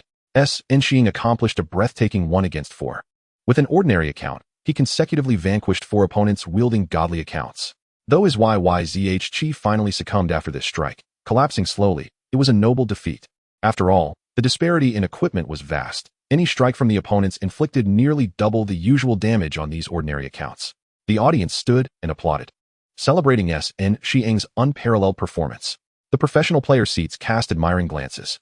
In the fifth match, professional team, attacking, W Ing GX operating an ordinary scholar of the magical arts, versus fan team, defending, operating HIW Li Ying. W Ing GX's scholar of the magical arts made a spectacular entrance.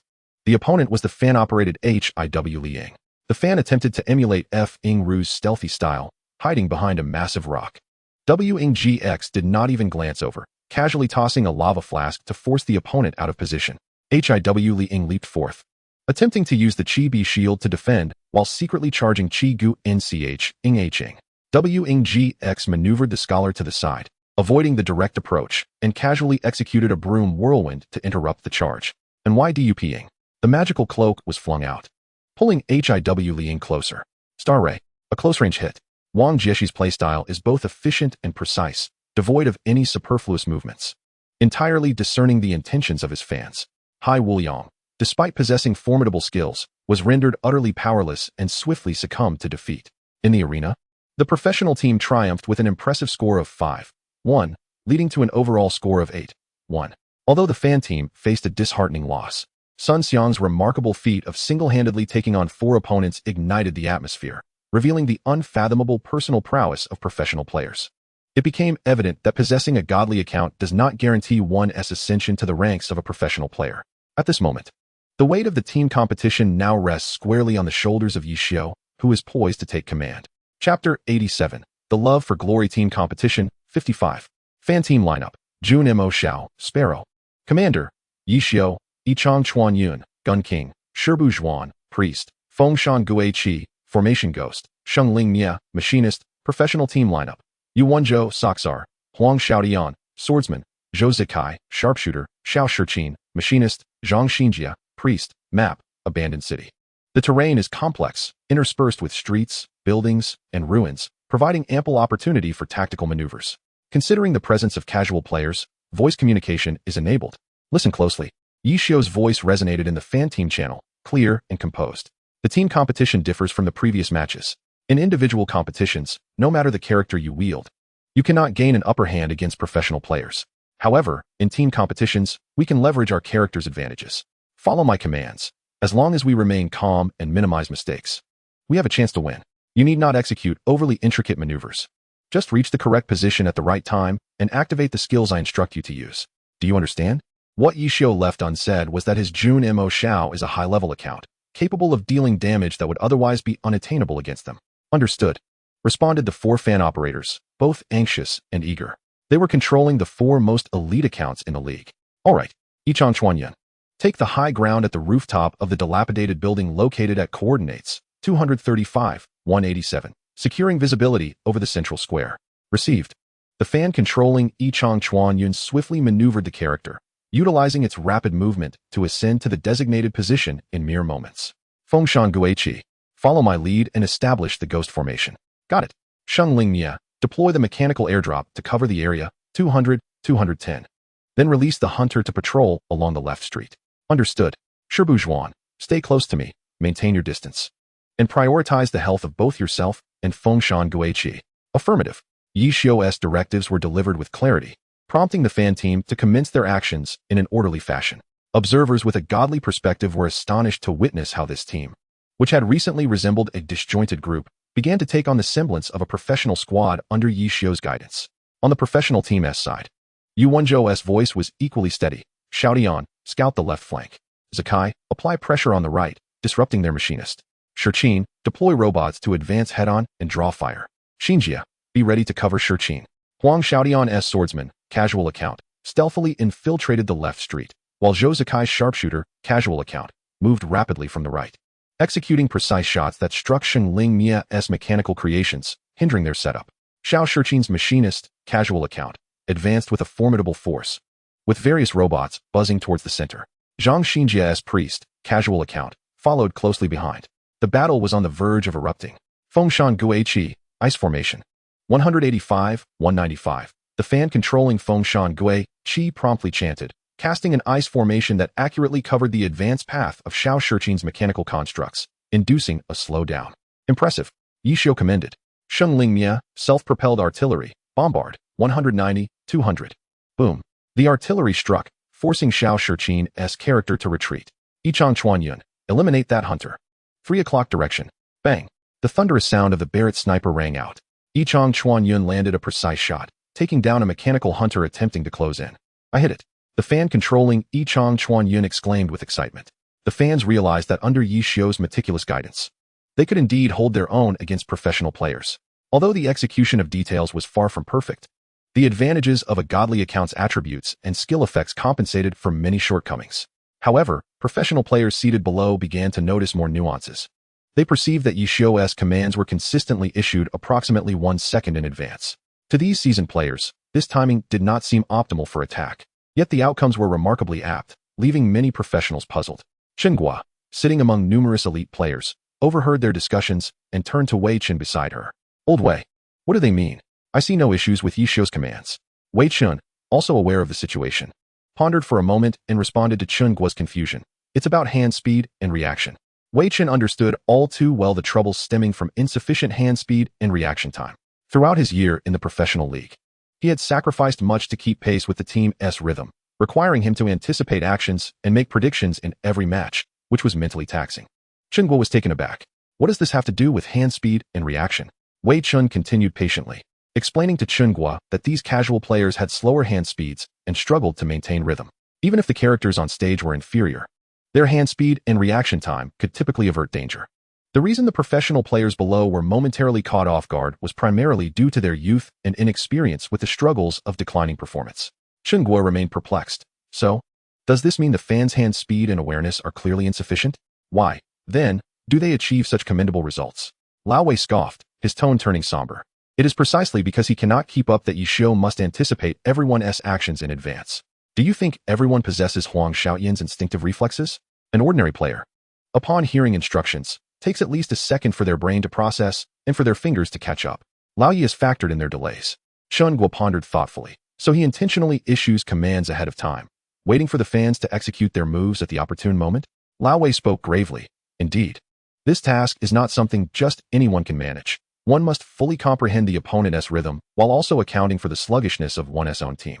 In my years as a professional, I have operated this way whenever my hand speed lagged behind, making predictions every second, which was exhausting. Chen Guo's voice suddenly tightened. So Yi Xiu has been calculating like this all along. Doesn't that mean? Lao Wei sighed. What do you think? Lao Yi's own condition has been poor enough, from being eliminated by Jia Shi in the 8th season to the finals of the 10th season. He hardly took any proper rest. After finally retiring sincerely at the end of the 10th season, he was called back to take on this role as team leader. Lao Wei's gaze slowly swept over the players on stage, fully engrossed in the match. And he couldn't help but exclaim, this team leader position is not one that just anyone can fulfill. It is crucial to note that these 13 individuals are all top-tier experts in the realm of glory, each possessing their unique style and challenges. In their respective teams, they are absolute cores around which all strategies and operations revolve. Lao Wei sighed, yet now they must be forcibly gathered together. If they do not recognize their own shortcomings, then even if these individuals excel in individual matches, they may encounter problems in team competitions with the slightest misstep. Lao Wei understood that on a stage filled with world-class talents, even the smallest error in coordination could lead to the failure of the entire battle. He had taken on the role of a sparring partner and heard that Lao Yi's attitude was somewhat stern. However, Lao Wei knew this was a necessary measure. After all, these players do not have the luxury of ample time to adapt, experiment, and gradually correct their mistakes like Baozi and the others. Time is of the essence. They can no longer afford the gentle coaxing suited for Baozi and must adopt a more decisive approach to swiftly resolve issues. Lao Wei expressed his satisfaction. Nevertheless, the results are promising. This team is currently blending remarkably well. Chen Guo instinctively grasped the armrest of her chair. What do you mean? Wei Chen's gaze was serious. This group of masters are all precious gems, yet together they resemble a dozen wild horses. Lao Yi is now wielding a whip, teaching them to march to the same command. Suddenly, the arena erupted with gasps, and Lao Wei pointed to the match screen. Yi Xiu's Jun Mo Xiao had just withstood Zhou Zikai's triple shot using the Qinji umbrella. Did you see that? He had to use himself as a shield to secure a mere 0.5 seconds for Shi Bujuan's healing chant. Chen Guo trembled in her voice. But his condition during the 10th season finals, that hand injury? Wei Chen paused briefly. Boss lady, do you know why Yi Xiu is willing to be this team leader? It is because that guy simply cannot let go of glory. Right now, he is wagering his final performance, forcing those geniuses to learn. Suddenly interrupted by the collective gasp of the audience, Jun Mo Xiao leaped into the air within the projection, transforming the Qinji umbrella into a spear, striking skyward and precisely knocking down the lava bottle that Wang Jieshi had secretly unleashed. Chen Guo murmured to herself, how long can he sustain this? Wei Chen stared at the dazzling display of skills in the arena. Who knows? But as long as it's glory, Lao Wei suddenly chuckled. That guy will fight until the very last second. Chen Guo watched Jun Mo Xiao darting through a hail of bullets in the projection, her nails unconsciously digging into her palm. Yi Xiu's passion for glory, his relentless thirst for victory, was vividly evident. Even in an interactive match, he would not easily concede defeat.